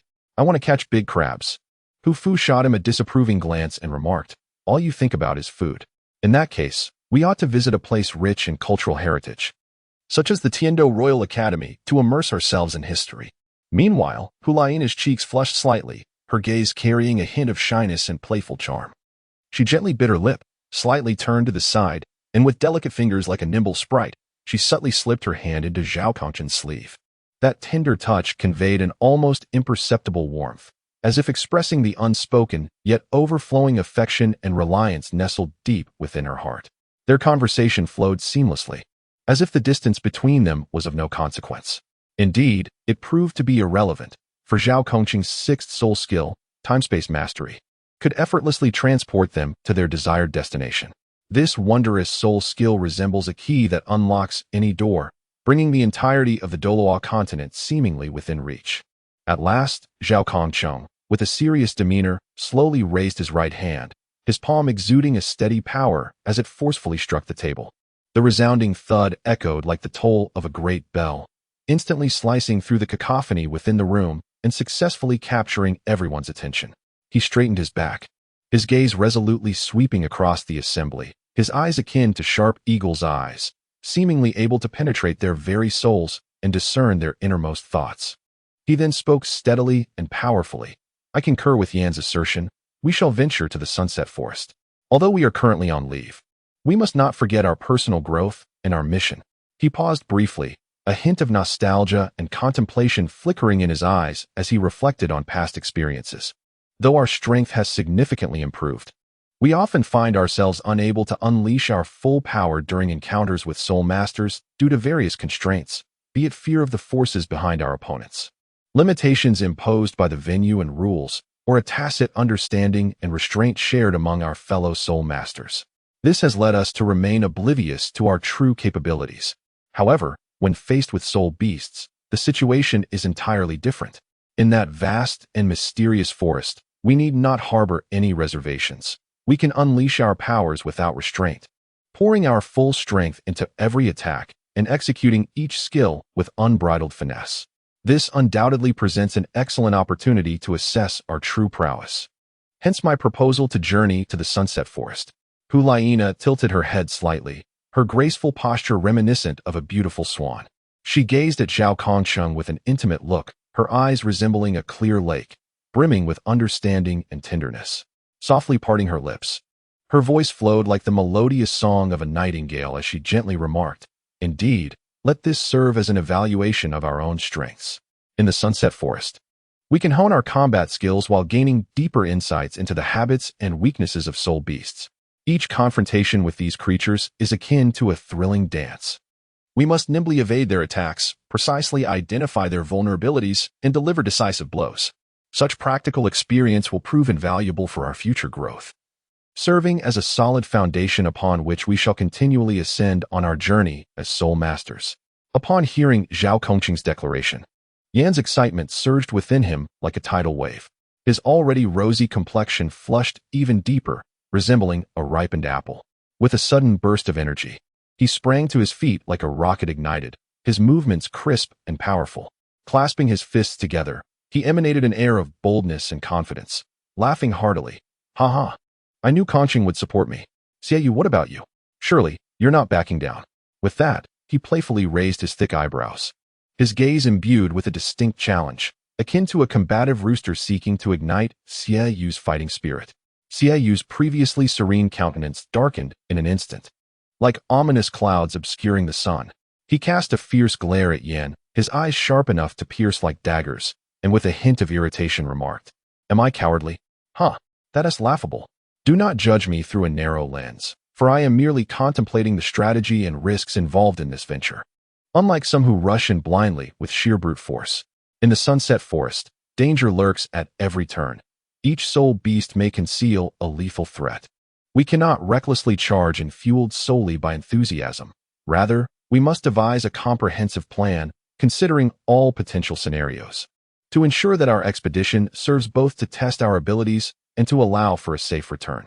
Just when everyone thought the matter was settled, dissenting voices began to emerge like ripples on a tranquil lake.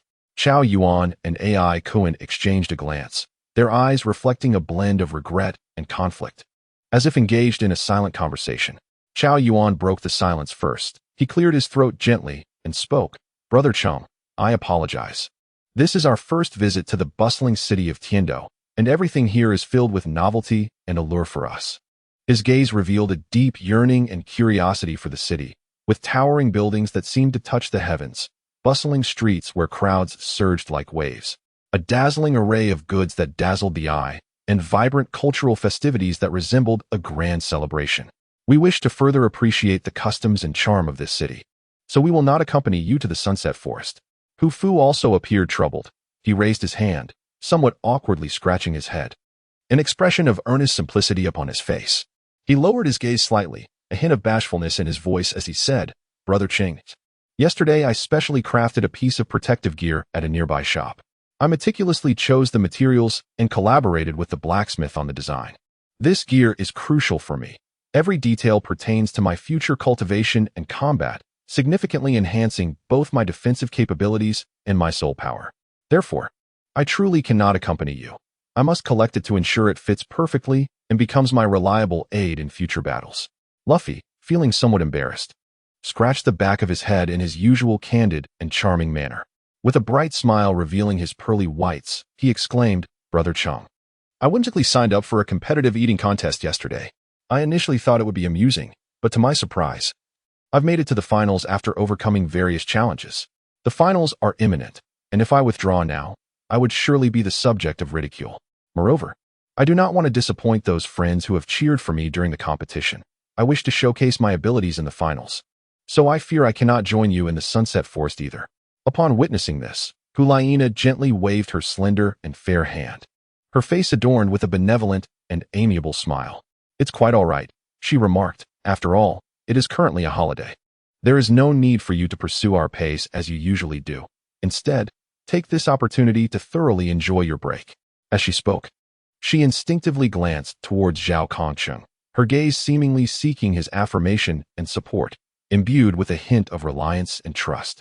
Zhao Kongcheng nodded slightly, a smile gracing his lips that radiated understanding, akin to the gentle warmth of the sun during a spring day, enveloping all in its embrace. He remarked, "Indeed, it is a rare opportunity to have a holiday. Indulging in some relaxation is certainly not amiss. Go ahead, enjoy yourselves without any burdens on your minds. We shall bring back spoils from the Sunset Forest as tokens for your holiday, whether they be precious soul beast cores, rare herbs, or other valuable treasures. Each will serve as a testament to our adventure in the Sunset Forest, shared with you in joyous camaraderie." After much deliberation and decision-making, it was ultimately Zhao Kongcheng, Hulaina, Xie Yan, and Gao Qi who resolved to journey to the Sunset Forest. The five exchanged glances, an electric current seeming to flow between them, reflecting steadfastness and anticipation in their eyes. Zhao Kongcheng's gaze exuded the calm and decisive nature of a leader, while Hulaina's eyes shimmered with a blend of tenderness and resilience. Xie Yu's expression bore a hint of coldness and depth. Yin was brimming with excitement and eagerness, and Gao Qi's eyes held a quiet determination and strength. They envisioned the thrilling adventures and fierce battles that awaited them in the Sunset Forest, a life-and-death struggle against soul beasts, a rigorous test of their own capabilities, and a significant stride in their journey as soul masters. Meanwhile, those who chose to remain harbored their own dreams and plans for the holiday, preparing to embark on their unique journeys. Chao Yuan and Ai Kuan began to conjure potential routes for exploring the city of Tiando. Hu Fu eagerly awaited the arrival of new protective gear, and Lu Fei pondered strategies to clinch victory in the grand eating competition. Each would inscribe their own distinctive stories during this holiday. As for Zhao Kongqing and his companions venturing into the Sunset Forest, what extraordinary encounters awaited them? Would they uncover the ice and fire duality eye? Stay tuned for the next chapter. Chapter 33. Into the Tiger's Den. After meticulous discussions and comprehensive planning, the group, filled with anticipation and resolve, boldly stepped into the Sunset Forest. Upon entering, they were immediately enveloped by an atmosphere strikingly different from the outside world, mysterious and serene.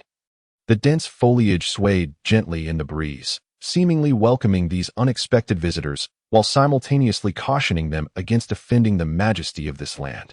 The group engaged in relentless battles throughout the morning, their high-intensity skirmishes depleting their stamina significantly, and soon waves of hunger surged within them, leaving them quite ravenous. At this moment of slight exhaustion, Zhao Kongcheng, utilizing his formidable third soul skill, divine perspective, perceived an invisible map of the forest in his mind, swiftly outlining the surrounding terrain. He soon pinpointed a suitable cave for shelter. The cave lay concealed behind a thicket, its entrance cleverly obscured by vines and underbrush, making it exceedingly difficult to discover without careful exploration. Though the cavernous space may not be particularly spacious, it is sufficient for a few individuals to momentarily evade danger and recuperate, while the soul beasts inhabiting the sunset forest, when isolated, do not pose a significant threat to Zhao Kongqing and his companions. Their sheer numbers are astonishing. Often, just as they dispatch one group, another emerges from all directions. Under the relentless assault of these densely packed soul beasts, even their formidable strength begins to wane. In a critical moment, Zhao Kongqing calmly assesses the situation and decisively suggests retreating to conserve energy for the potentially greater crisis that may arise at any moment. He understands well that in this forest filled with uncertainties, rash actions could only amplify the risks. Only by maintaining composure and rationality can they ensure their safety and achieve the purpose of their trial. Wyan stands at the cave's entrance, casually surveying the situation within the sunset forest. With a slight smirk and a hint of disdain, he shrugs and remarks, "Is this it? These soul beasts are truly weak, unable to withstand even a single blow from me. Hey, Xieyu, I believe your caution is entirely unwarranted." With arms crossed and an air of pride and confidence in his gaze, he perceives these soul beasts as mere insects, utterly failing to ignite his fighting spirit. After enduring a series of fierce battles against the soul beasts, Xieyu slowly raises his head, his profound eyes fixed on Wyan as he speaks in a calm tone.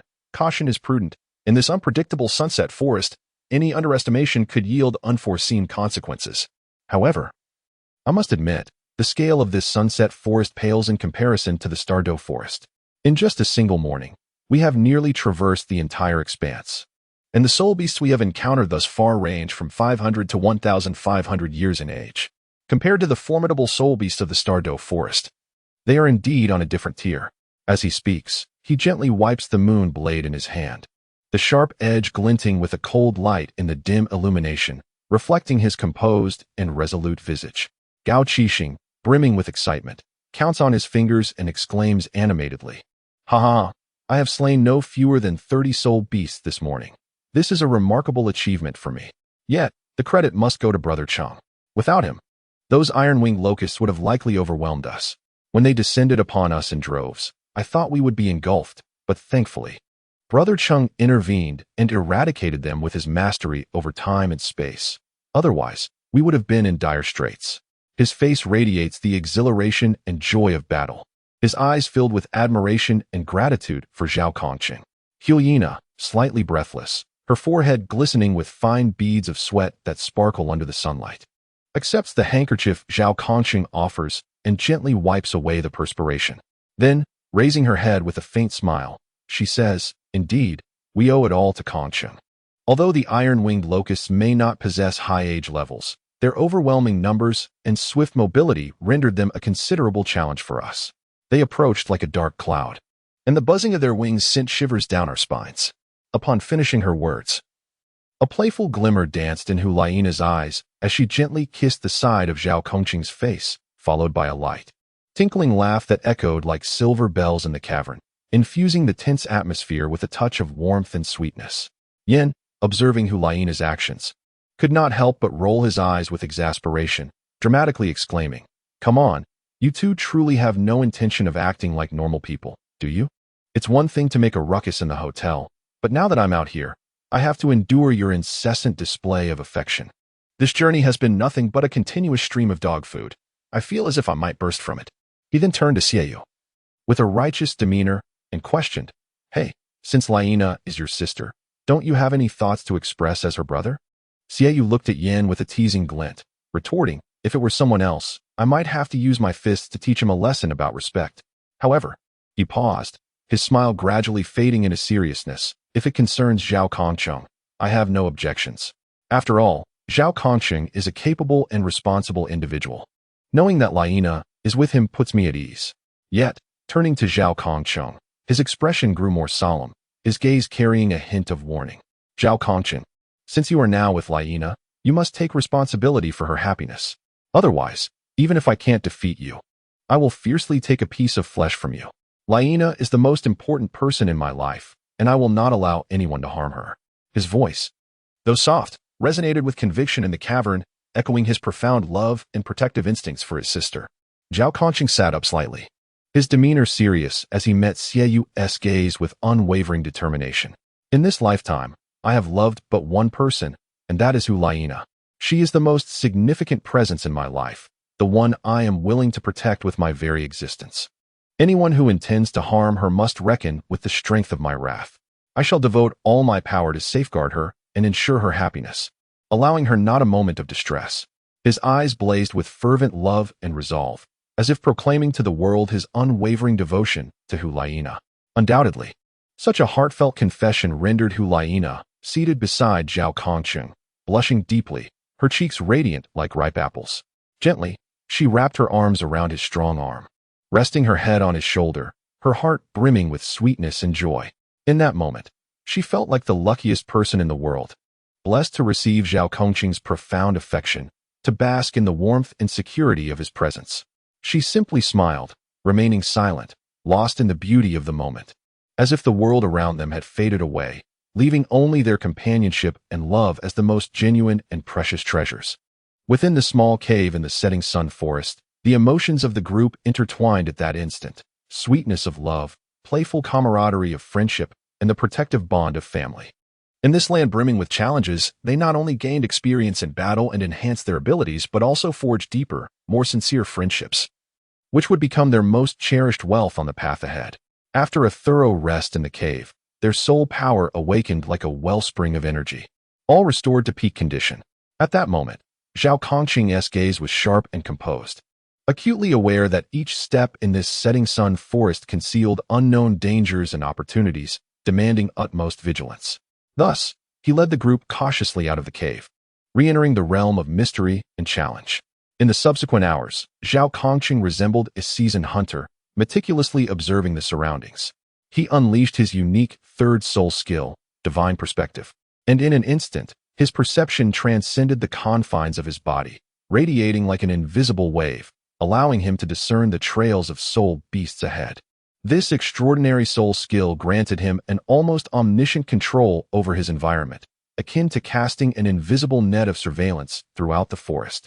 Should they encounter weaker or solitary soul beasts, Zhao Conqing would signal to his companions, who would instantly understand, moving like a coordinated pack of cheetahs to swiftly overpower their prey.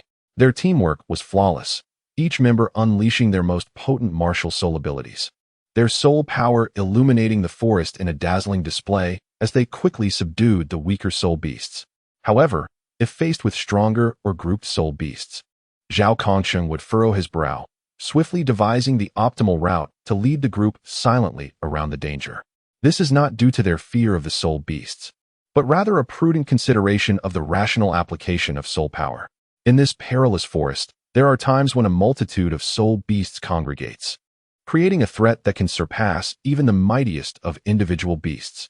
Although they possess sufficient strength to confront them directly, the ensuing battle would inevitably deplete a significant amount of soul power, which is undoubtedly their most precious resource for survival in this unknown environment. Thus, Zhao Conqing adheres to the principle of conserving soul power whenever possible, cautiously selecting his response strategies. As they cautiously traversed the forest for a while, they gradually sensed that the number of soul beasts around them had diminished. This should have been a cause for celebration. However, before they could even relax, they began to experience discomforting symptoms. Some felt a slight dizziness, while others noticed their breathing becoming somewhat labored, as if an invisible force was silently eroding their bodies. With his keen perception, Zhao Conqing immediately realized the dire situation. The air was thick with toxins. In this critical moment, he decisively unleashed his second soul skill, Infinite Flow. With Zhao Conqing's growing prowess, the benefits of this skill had become increasingly pronounced. At that moment, driven by his formidable soul power, attributes such as strength, speed, attack, defense, soul power, properties, and spirit surged by an astonishing 75. This enhancement enveloped them in a powerful energy shield, not only augmenting their combat capabilities but also fortifying their resistance against the encroaching toxins. Furthermore, after Zhao Conqing surpassed level 50, This soul skill acquired the extraordinary effect of granting group immunity to negative states. Its coverage now spanned a vast area, centered on Zhao Kongqing, with a radius of 50 meters. This zone resembled a mobile bastion of safety. As long as they remained within it, they could evade external negative influences. Unlike a fixed domain, the enhancement space created by infinite flow was dynamic, shifting in accordance with Zhao Kongqing's movements, continually enveloping him and his companions in a protective embrace. In this hazardous toxic environment, Zhao Kongqing's infinite flow soul skill became their most steadfast guardian, enabling them to press onward amidst the myriad dangers of Sunset Forest. Before long, an eerie green mist drifted toward them like a specter, ultimately blocking their path. The mist was dense, almost tangible, swirling in the air and exuding a nauseating stench, as if concealing countless lethal perils. Drawing upon his extensive knowledge and acute insight, Zhao Kongqing instantly discerned that this green mist was far from ordinary. It was a highly toxic miasma. This revelation prompted him to recall the crucial information imparted by the system prior to their departure, that in Sunset Forest, there existed a treasure trove of rare materials. The emergence of this poisonous miasma further corroborated the notion that the coveted location might be just ahead. In Zhao Kongqing's eyes, a flicker of excitement and conflict passed through as he slowly turned to the few individuals beside him. With a serious expression, he remarked, "As far as I know, this toxic miasma is likely released by a poisonous plant known as the Biling Chiju flower. Its venom is exceedingly potent. Once its toxic mist invades the human body, it rapidly erodes one's meridians and internal organs. Without timely treatment, one's life could be at grave risk. However, judging by the current situation, it seems that extraordinary encounters await us ahead. Such places rich in heavenly materials and treasures often conceal numerous rare spiritual herbs and precious soul beast cores. Should we acquire them, it would greatly enhance our strength. Yet, this miasma is difficult to dispel, and forcing our way through would undoubtedly be a perilous gamble with our lives. Therefore, let us vote on this matter. After all, it is unnecessary to lose our lives for the sake of fortune. Nevertheless, even if you choose to proceed, I possess the ability to shield you from harm. Although I cannot claim to completely resist the miasma's erosion, with my soul skills and command over soul power, I can erect a protective barrier for a time." Yan, usually brash and impulsive, displayed an unusual level of restraint at this moment. Furrowing his brow, he gazed earnestly at Zhao Kongqing and said, "What do you suggest we do?" "Kongqing, I recognize this as a rare opportunity, yet the risks are exceedingly high. I am not afraid for my own safety, but I cannot bear the thought of endangering everyone else." His voice was low and gravelly, stripped of its usual arrogance, now imbued with a sense of gravity and responsibility. Xiaoyu nodded slightly, a look of appreciation on his face as he addressed Yan. "Yan, it seems you have finally begun to think. If it weren't for Zhao Kongqing, we would likely have met our demise in this forest long ago. The Sunset Forest appears tranquil, yet it is fraught with hidden dangers. The previous assaults from soul beasts have already left us beleaguered, and now this miasma adds another layer of complexity. Thus, I believe it unwise to linger here. While taking risks may yield substantial rewards, we must also consider the consequences. We cannot act blindly out of momentary greed." His arms crossed, his expression serious. His eyes conveyed a deep respect for the dangers at hand and concern for his companions. Juliana and Gauchi also looked at Zhao Kongqing with worry etched on their faces. Fear and hesitation flickered in Juliana's eyes as she gently bit her lip and implored, "Kongqing, perhaps we should reconsider our decision. I do not wish for you to take this risk. I understand the allure of those treasures, yet your safety is my foremost concern. We have journeyed together through so much. I cannot bear the thought of losing you." Her voice trembled slightly, tinged with a hint of desperation. Her eyes glistening with unshed tears, evoking a deep sense of compassion in those who beheld her. Zhao Kongqing gazed at the concerned expressions of his companions, feeling an inner turmoil. Naturally, he was reluctant to part with those precious treasures. The invaluable celestial herbs and spirit plants represented a leap in strength and a vast expanse of future opportunities for him and his companions. Yet, he was equally averse to risking their lives due to his impulsiveness. In his heart, the lives of his comrades were of immeasurable worth. After much contemplation, Zhao Kongqing finally made up his mind. He began to channel the soul power within him, and before him, the unique simulator martial soul gradually materialized amidst a tremor of space. The martial soul emanated a captivating azure glow, as if it harbored boundless mysterious power. Alongside the manifestation of the martial soul appeared 6 ink-black soul rings, adorned with peculiar runes that radiated potent waves of soul power. At that moment, the 6th soul ring suddenly burst forth with dazzling brilliance, illuminating the dim forest like a resplendent star. 6th soul skill, temporal mastery. Zhao Kongqing proclaimed with fervor, "Forgive me, but I cannot let this opportunity slip away, nor do I wish for any of you to encounter danger. Allow me to bear this burden alone." His voice thundered like a bolt of lightning. As the soul skill was unleashed, a formidable force of time and space surged forth, enveloping Hulina and the others. They barely registered the blinding flash before Zhao Kongqing transported them to the entrance of the Spirit Hall branch in Tiando City. It is important to note that the journey from Tiando City to the Sunset Forest is a lengthy one, typically spanning around 3 days. Yet Zhao Kongqing's powerful soul skill enabled him to traverse this considerable distance in an instant. Now, standing alone before the green toxic miasma, Zhao Kongqing's gaze was resolute and fearless. He took a deep breath, summoned his soul power, and formed a thin protective membrane around his body, then resolutely stepped into the poisonous fog. The miasma, akin to a ravenous beast, swiftly engulfed him. Zhao Kongqing felt the air around him grow thick and oppressive, the toxic essence slicing through his skin and meridians like a myriad of sharp blades. Nevertheless, he gritted his teeth and persevered, relying on his formidable soul power and indomitable will to advance deeper into the miasma. He firmly believed that beyond this toxic haze lay extraordinary encounters that could alter their destinies.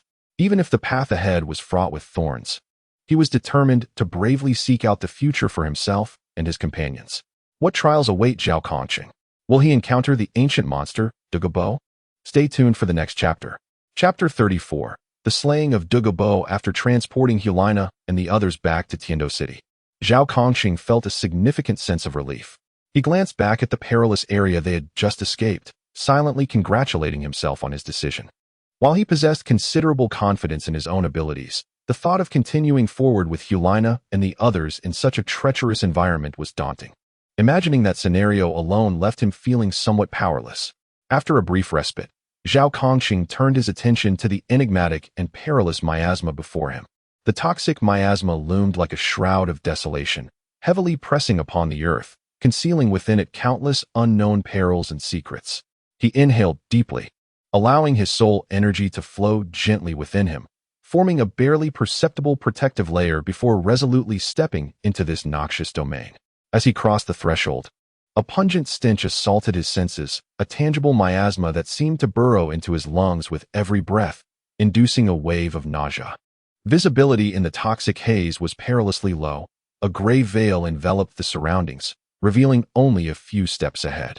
Zhao Kongqing advanced cautiously, each step akin to treading upon an unseen minefield, ever vigilant for the dangers that may emerge unexpectedly, his soul energy poised for an explosive defense.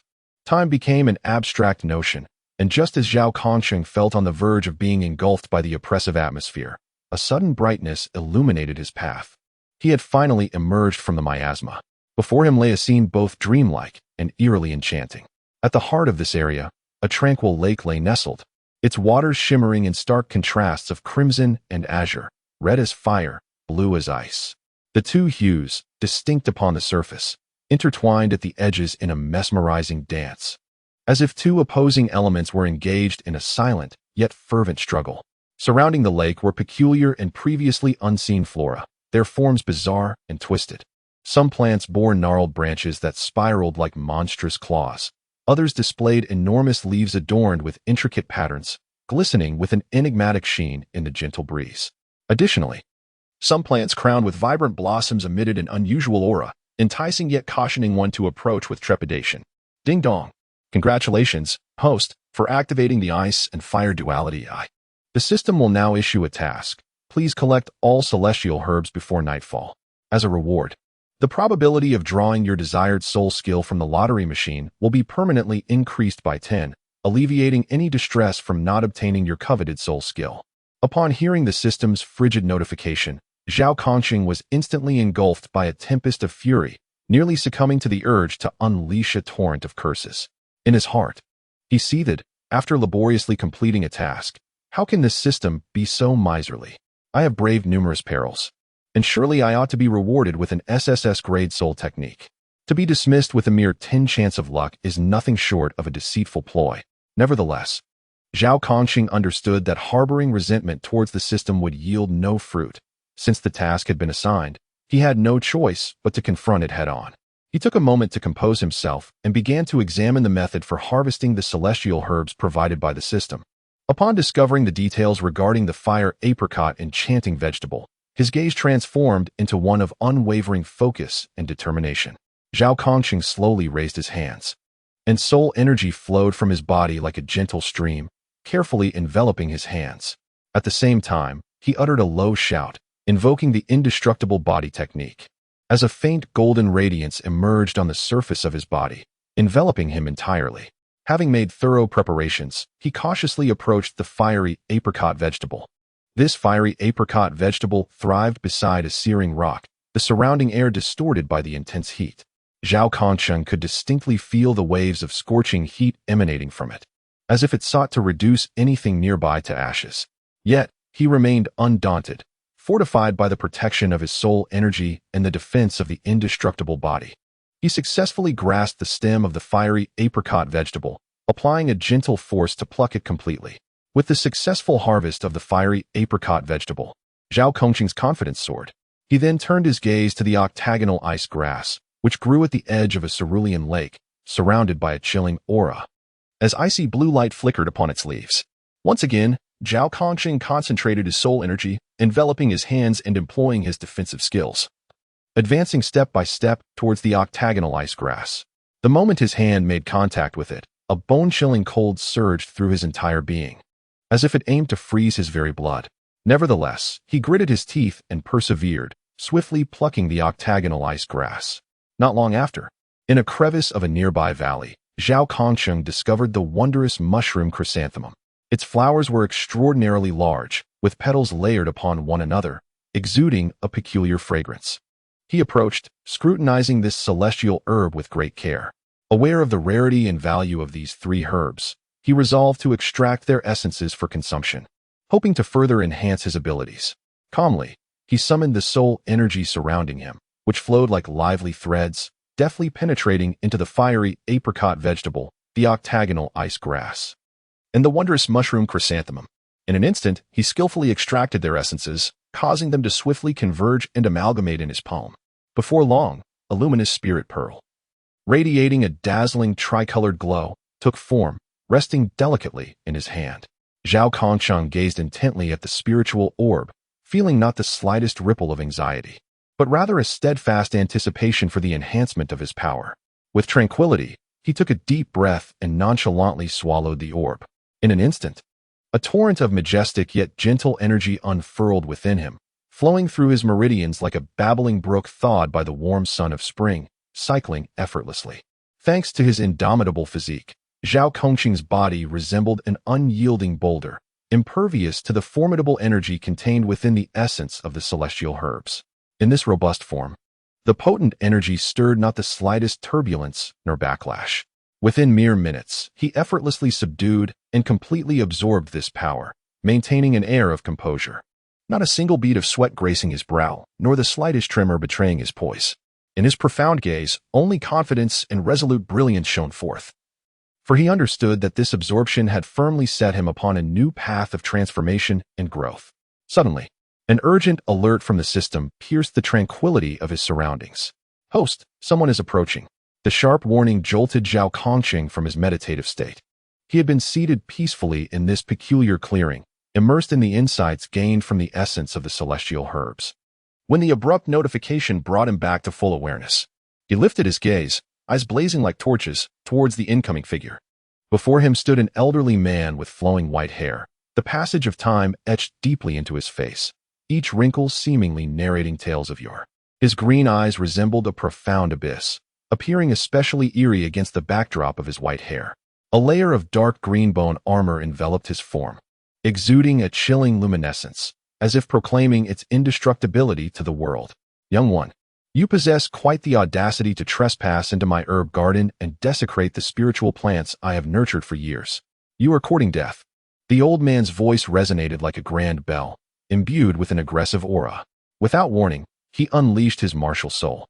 In an instant, a formidable and sinister presence enveloped the air as a colossal phosphorescent serpent emperor martial soul materialized, its sinuous body coiling gracefully in midair, the dark green scales glinting ominously. As it flicked its forked tongue, tendrils of green venomous mist wafted through the air, surrounding the old man. 2 yellow, 2 purple, and 5 black soul rings floated in an orderly fashion, their potent soul energy sending tremors through the very atmosphere. A shiver ran down Zhao Kongqing's spine. This individual was indeed a titled Douluo, his immense power unmistakable. And who might you be? Zhao Kongqing questioned, though his heart was vigilant, his demeanor remaining unruffled. Had it been an ordinary person posing such a disrespectful inquiry, he would have scarcely deigned to glance their way. Yet in this moment, he recalled through the system that the phosphorescent serpent was a martial soul of unparalleled toxicity, revered as the king of poisons. Moreover, the man before him was a titled Douluo, his strength unfathomable. He couldn't help but reflect on his previous encounter with the chrysanthemum Douluo. Although he had effortlessly defeated them, it was due to their underestimation of him and the stark contrast in their combat styles. Juju Douluo excels in a style of attack that is both resplendent and fierce, while the titled Douluo before him, evidently, will unleash a sinister and lethal assault, utilizing his venomous martial spirit. Zhao Kongqing gradually rose to his feet, his soul power quietly circulating within him. His gaze remained fixated on the elder, missing not a single subtle movement. He understood well that in the face of such a formidable adversary, he must exert every ounce of his strength. A moment's carelessness could plunge him into an abyss from which there was no return. While he silently braced himself, his mind raced to devise a countermeasure. An old man does not slay the ignorant. I am still known by my name and title, Poison Douluo. The elder's voice resonated like rolling thunder throughout the area, each word imbued with a weighty sense of oppression. He paused slightly, a glint of ferocity flashing in his dark green eyes, before coldly declaring, "Now, you shall meet your demise, by Phosphor Serpent Emperor Poison." As his words fell, the colossal and menacing by Phosphor Serpent Emperor martial spirit behind him reared its head, its gaping maw wide open, instantaneously unleashing a stream of emerald green venom. The poison surged forth like a bolt of green lightning, exuding a pungent, putrid odor as it hurtled toward Zhao Kongqing. Wherever the venom passed, the ground was swiftly eroded, forming a deep chasm, while flora and trees withered at its touch, vanishing into nothingness in the blink of an eye. Zhao Kongqing's gaze sharpened, and a surge of soul power coursed beneath his feet as he swiftly retreated like a wraith. He was acutely aware of the perilous nature of the poison from the Azure Phosphor Snake Emperor. Should he be tainted even by a mere trace, he would undoubtedly become, as Douluo had stated, nothing more than a lifeless husk. In a moment of dire urgency, he deftly evaded the lethal venomous assault, stabilizing his form several paces away. Old fool, since it has come to this, do not blame me for my lack of courtesy. Fourth soul skill, Restriction Cage. A glint of determination flashed in Zhao Kongqing's eyes as an overwhelming wave of soul power surged forth from within him, unleashing his fourth soul skill. In an instant, a pitch-black cage, inscribed with enigmatic runes, materialized out of thin air, enveloped in a formidable binding force as it descended upon Douluo. The cage expanded rapidly in midair, ensnaring him before he could react. Initially, Douluo dismissed the sudden appearance of the cage, confident that with his status as a titled Douluo, he could easily break free from what appeared to be an ordinary prison. However, as he attempted to summon his martial soul for a counterattack, he was struck with horror as he realized the connection between himself and his martial soul was gradually disintegrating, the familiar sensation of soul power communication growing increasingly faint. He struggled desperately to unleash a soul skill, only to find that an invisible force was suppressing his soul power, rendering him utterly incapable of gathering it, let alone releasing any skills. "What is this skill of yours, boy?" Douluo's countenance finally betrayed a hint of panic, the arrogance that once defined him evaporating, replaced by a profound sense of fear and bewilderment. He thrashed wildly within the cage, pounding the bars with all his might, yet they remained unyielding, each strike merely causing the runes to flicker as if mocking his futile efforts. Zhao Kongqing gazed at the struggling Douluo, who writhed in his cage like a trapped beast, the corners of his mouth curving slightly upward, revealing a faint smile, yet he chose to remain silent. In stark contrast to the previous self-satisfied demeanor of Douluo, who had boasted of easily dispatching him, the once invincible Poison Dun now resembled a comical clown, barking futilely within the confines of his prison, utterly powerless. The depths of fear within Douluo grew ever more profound. He had never imagined himself in such a dire predicament. He attempted to corrode the cage with his toxic mist, only to discover that as soon as the mist approached the bars, it was dissipated by an unseen force. He then tried to assault a corner of the cage with his formidable strength, hoping to uncover a flaw. But each strike only resulted in a backlash that left him reeling. Meanwhile, Zhao Kongxing remained unperturbed outside the enclosure, quietly observing Douluo's desperate struggles. He was acutely aware of the formidable nature of his restrictive cage. Once ensnared, escape was nearly impossible unless the captor chose to release him. He contemplated how to deal with the poisoned Douluo, who had once sought his life, whether to seize the opportunity to subdue him completely or to forge some form of agreement. For Douluo was indeed a formidable force on this continent of Douluo, and if harnessed, he could significantly bolster Zhao's future endeavors. Yet, he understood all too well that Douluo was ruthless. A moment's carelessness could lead to his own downfall, necessitating a cautious decision. At that moment, Douluo's previously frantic gaze, born of his confinement, inadvertently fell upon the dazzling emblem of the spirit hall emblazoned upon Zhao Kongqing's uniform. Instantly, his expression froze as if ensnared by a spell, his eyes fixated on the symbol, and his demeanor underwent a tumultuous transformation. First came sheer shock, as if he had encountered the most terrifying sight imaginable, swiftly followed by an overwhelming surge of rage.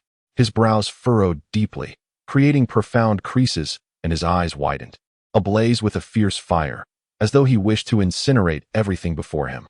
He then exclaimed in astonishment, "You are one of the spirit hall's minions. Damnable beast. Do as you will. Kill or torture me. It matters not." Deep within Douluo's heart, the spirit hall had always been a source of dread and loathing. A bitter enmity etched into his very soul like an indelible scar. Once, the spirit hall's lofty arrogance and their unscrupulous methods of expanding their influence had inflicted profound suffering upon him. He had witnessed firsthand how the spirit hall, in their insatiable greed for rare soul beasts and precious soul skills, did not hesitate to slaughter innocent soul masters, resulting in the demise of countless vibrant lives beneath their brutality. Moreover, he himself had fallen victim to the spirit hall's devious machinations, ensnared in an inescapable abyss. His family, crushed under the weight of the spirit hall's oppression and persecution, had nearly disintegrated, with their once thriving prosperity reduced to mere shadows of desolation and sorrow. In those days of struggle shrouded in darkness, the anguished cries and desperate gazes of his loved ones haunted him like a relentless nightmare, intertwining each night. Now, in this enigmatic realm of ice and fire, confronting the men of the spirit hall in a perilous deadlock, his heart was ensnared by a tempest of despair and vengeance, merging like two tumultuous rivers to forge a mightier force. This force robbed him of his sanity and compelled him to abandon all restraint, adopting a resolute stance. He ceased to contemplate the means of survival or weigh the pros and cons. His mind was solely consumed with the desire to perish alongside the spirit hall-less warriors. Even if it meant being reduced to ashes, he yearned for them to recognize that Douluo was no mere lamb to be slaughtered. His hatred, akin to a volcano buried deep underground, had finally found its outlet for eruption. Even when faced with the abyss of death, he was determined to unleash the fiercest resistance. "I had intended to spare your life, yet you dare utter insolence against the spirit hall. Today shall mark your demise." Zhao Kongqing's visage turned as frigid as ice, his gaze sharp with lethal intent.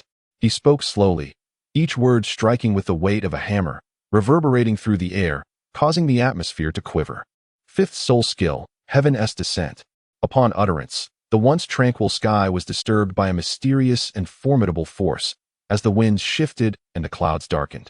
The azure expanse above appeared to be savagely torn asunder by invisible yet fearsome hands, a colossal rift stretching across the horizon, heralding a cataclysm. In that instant, a vast, ominous black soul power formation materialized in the sky without warning. This formation resembled an insatiable black hole, deep and mysterious, slowly rotating, emanating a chilling pressure that spread outward like surging tides, instilling dread and despair. Within the formation, the dense, ink-like black soul power surged perpetually, akin to an infinite ocean of darkness, rolling tumultuously.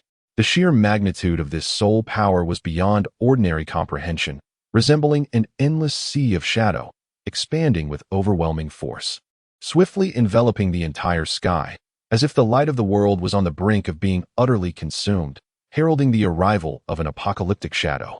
Suddenly, a stout black beam of light, akin to a pillar of heaven, descended directly from the center of the formation. This beam exuded an aura reminiscent of a colossal dragon plummeting from the heavens, carrying with it the might to annihilate. Where it passed, the air was violently compressed, erupting in a cacophony of deafening blasts, distorting the very fabric of space under the impact of such overwhelming power. Everything around was shrouded in the darkness emanating from this beam, leaving only a torrent of death's resonance in the realm. Given the proximity to Douluo Bo and Zhao Kongqing's determination to not let this insolent individual escape punishment, he refrained from employing his third soul skill, divine perspective, as he had during their previous duel. After all, at such close range, failing to hit his target would be an utter farce, akin to a short-sighted person unable to discern objects right before them, a scenario far too absurd to contemplate. In his heart, he was resolute that this strike would undoubtedly obliterate Douluo Bo from the face of the earth, thereby underscoring the formidable authority of the Spirit Hall, which brooks no offense. Meanwhile, Douluo Bo, confined within the dark prison, gazed at the swiftly descending black beam of light, filled with regret and unwillingness. He attempted a final struggle, yet found himself utterly powerless against this overwhelming force, helplessly watching death approach step by step. Trapped within the chilling confines of the pitch-black cell, Douluo Bo opened his eyes wide, fixated on the beam of light that swooped down like a black dragon heralding destruction. A torrent of emotions surged within him, with memories of the past crashing over his mind like a relentless tide. He recalled his days on the Douluo Continent, seeking the pinnacle of soul power amidst perilous peaks, searching for ethereal herbs and spiritual treasures, enduring life and death trials in the lairs of soul beasts. And for the sake of protecting his beloved family and the sanctity of that cherished land, he had navigated and resisted countless malevolent forces, spending innumerable days and nights in relentless struggle. Yet now, all of this was on the brink of being ground to dust by the overwhelming soul power of the Spirit Hall. In his gaze, there was no hint of remorse. Instead, it was a determined outpouring of long-held grievances against the Spirit Hall. He was acutely aware that this action would force him into a dire predicament, yet he had never entertained the notion of retreat. To him, the Spirit Hall's tyrannical behavior and their oppression and bullying of weaker soul masters had long since ignited his righteous indignation. Even if he were to perish today, he would make the Spirit Hall aware that not all would cower in their oppressive shadow. The flames of defiance blazed fiercely in his eyes, unwilling to accept that his legendary life could end in such a manner, unwilling to surrender the protection of those he cherished, and even less willing to allow the Spirit Hall to act with such impunity.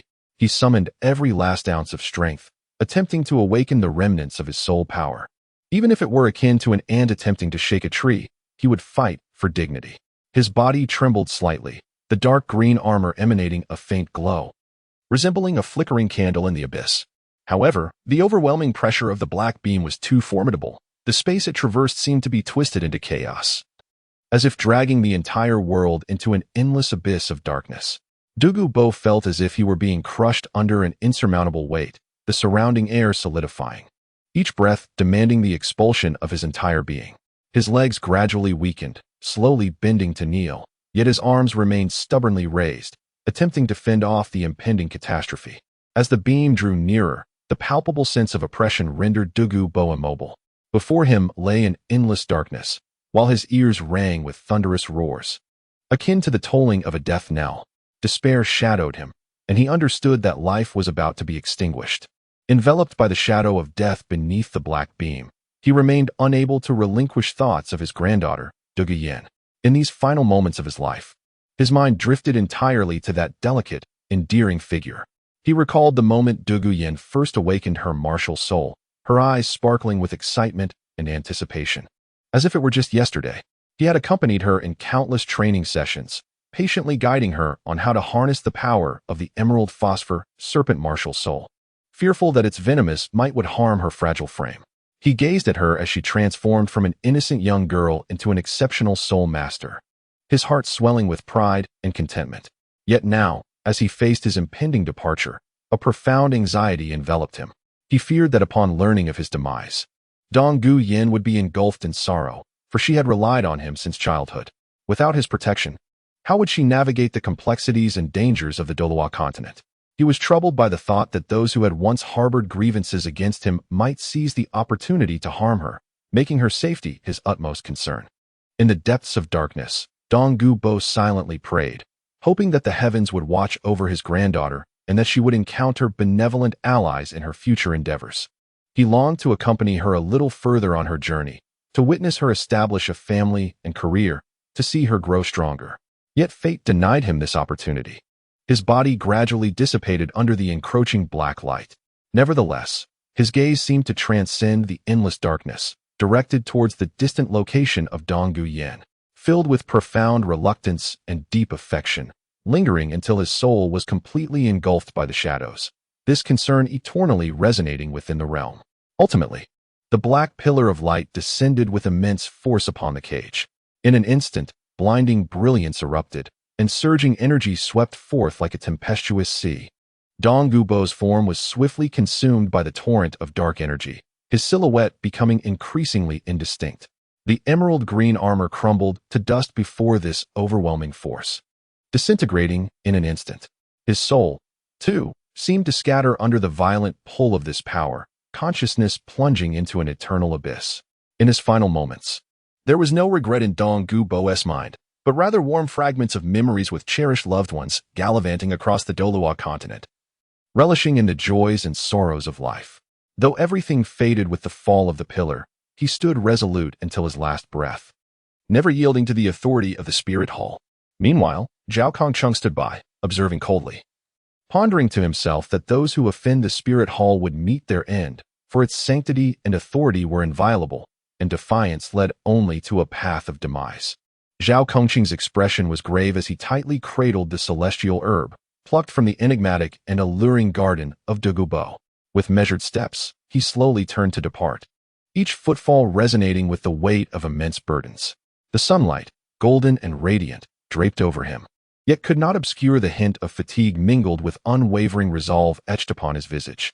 A gentle breeze stirred, lifting the corners of his garments, as if whispering the tribulations of his arduous journey.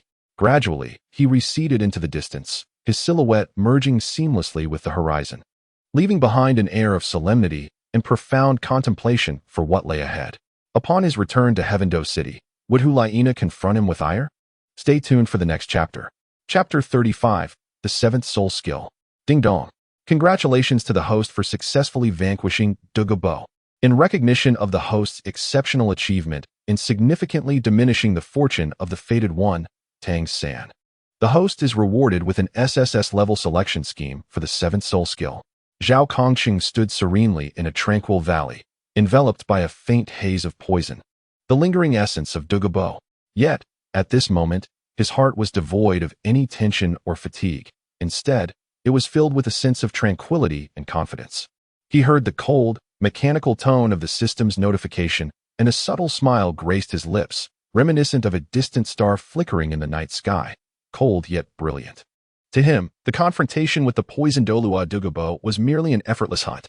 Douluo Bo, a renowned title Douluo, commanded a fearsome reputation across the Douluo Continent, his mastery of poison instilling dread in many. However, Zhao Kongcheng, with his wisdom and composure, skillfully exploited Douluo Bo's arrogance and oversight. Like a leopard concealed in the shadows, he patiently awaited the opportune moment. While Douluo Bo reveled in showcasing his poisonous arts, believing himself to be in complete control, Zhao Kongqing struck like a bolt of lightning, launching his assault with unparalleled swiftness. Each movement was executed with precision, a flawless amalgamation of power and speed. Douluo Bo scarcely had time to mount an effective defense before he was engulfed by Zhao Kongqing's onslaught. The entire process flowed smoothly, akin to a gentle stream. And without exerting much effort, Zhao Kongqing dispatched the once dreaded poisoned Douluo beneath his feet. Initially, Zhao Kongqing anticipated that the system would, as usual, bestow upon him trivial rewards, perhaps a meager increase of 10 in the luck of the soul skill lottery. In his past experiences, the system's rewards often fell short of his expectations, always lacking that crucial element to aid him in navigating the treacherous Douluo Continent. However, this time, He was utterly unprepared for the system's generosity, as it presented him with the SSS-level selection for the 7th soul skill. It was akin to finally discovering a beacon of light after wandering in darkness for so long, illuminating the path ahead. At last, you've spoken like a sensible being, Zhao Kongqing remarked softly, his words tinged with playful sarcasm, yet the thrill of surprise was unmistakable. His eyes sparkled with excitement, akin to ripples dancing upon the surface of a profound lake. In a world where strength reigns supreme on the Douluo Continent, advanced soul skills are the key to ascendance. Each formidable soul skill has the potential to alter the tide of battle and even determine a soul master's fate. An SSS-level soul skill, in particular, is a legendary entity, a treasure coveted by countless soul masters, yet often deemed unattainable. This system is truly benevolent. Everything it produces is of exceptional quality. The system's triumphant voice echoed in Zhao Kongqing's mind, as if boasting of its own generosity. Benevolent? Nonsense. You might as well rename yourself to Old Lu. Zhao Kongqing retorted with a chuckle. Having spent considerable time with the system, they had developed an understanding of each other's temperaments. Their exchanges resembled the banter of old friends, where, despite the teasing, an eagerness for the impending reward simmered beneath the surface. Zhao Kongqing was acutely aware that this could very well be a pivotal opportunity for his rise on the Douluo Continent, a chance to truly ascend to the pinnacle and gaze down upon all living beings. Host, please take a look at this SSS grade soul skill proposal. The system seemed a bit awkward, hastily shifting the topic. No sooner had the system's words faded than a panel showcasing the SSS grade soul skill and its effects materialized before Zhao Kongqing.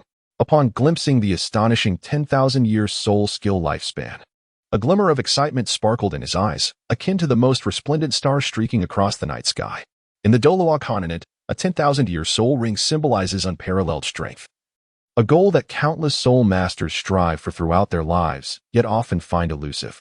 It represents not merely a soul ring, but a badge of honor, a symbol of power. Now, this coveted 10,000-year soul ring was destined to become his 7th soul skill. How could he not feel exhilarated? This signified his crossing of a monumental chasm, distinguishing himself from the multitude of soul masters and emerging as a true powerhouse. The 10,000-year soul ring not only bestowed formidable soul power, but also 2 distinctive soul skills. Zhao Kongqing tempered his inner excitement, gradually calming himself to meticulously peruse the system panel information. The first skill, World Sovereign, was a self-enhancement type soul skill. Once activated, as long as he remained within the Douluo Continent's realm, the natural forces of the entire planet would be under his command. He would become a deity of this world, with his every utterance manifesting reality, capable of summoning winds and rains with but a thought, commanding mountains and rivers at will. A mere flick of his arm could make the earth tremble and the skies shift in hue. In battle, he could unleash tempestuous winds, torrential rains, and crackling thunder at his disposal.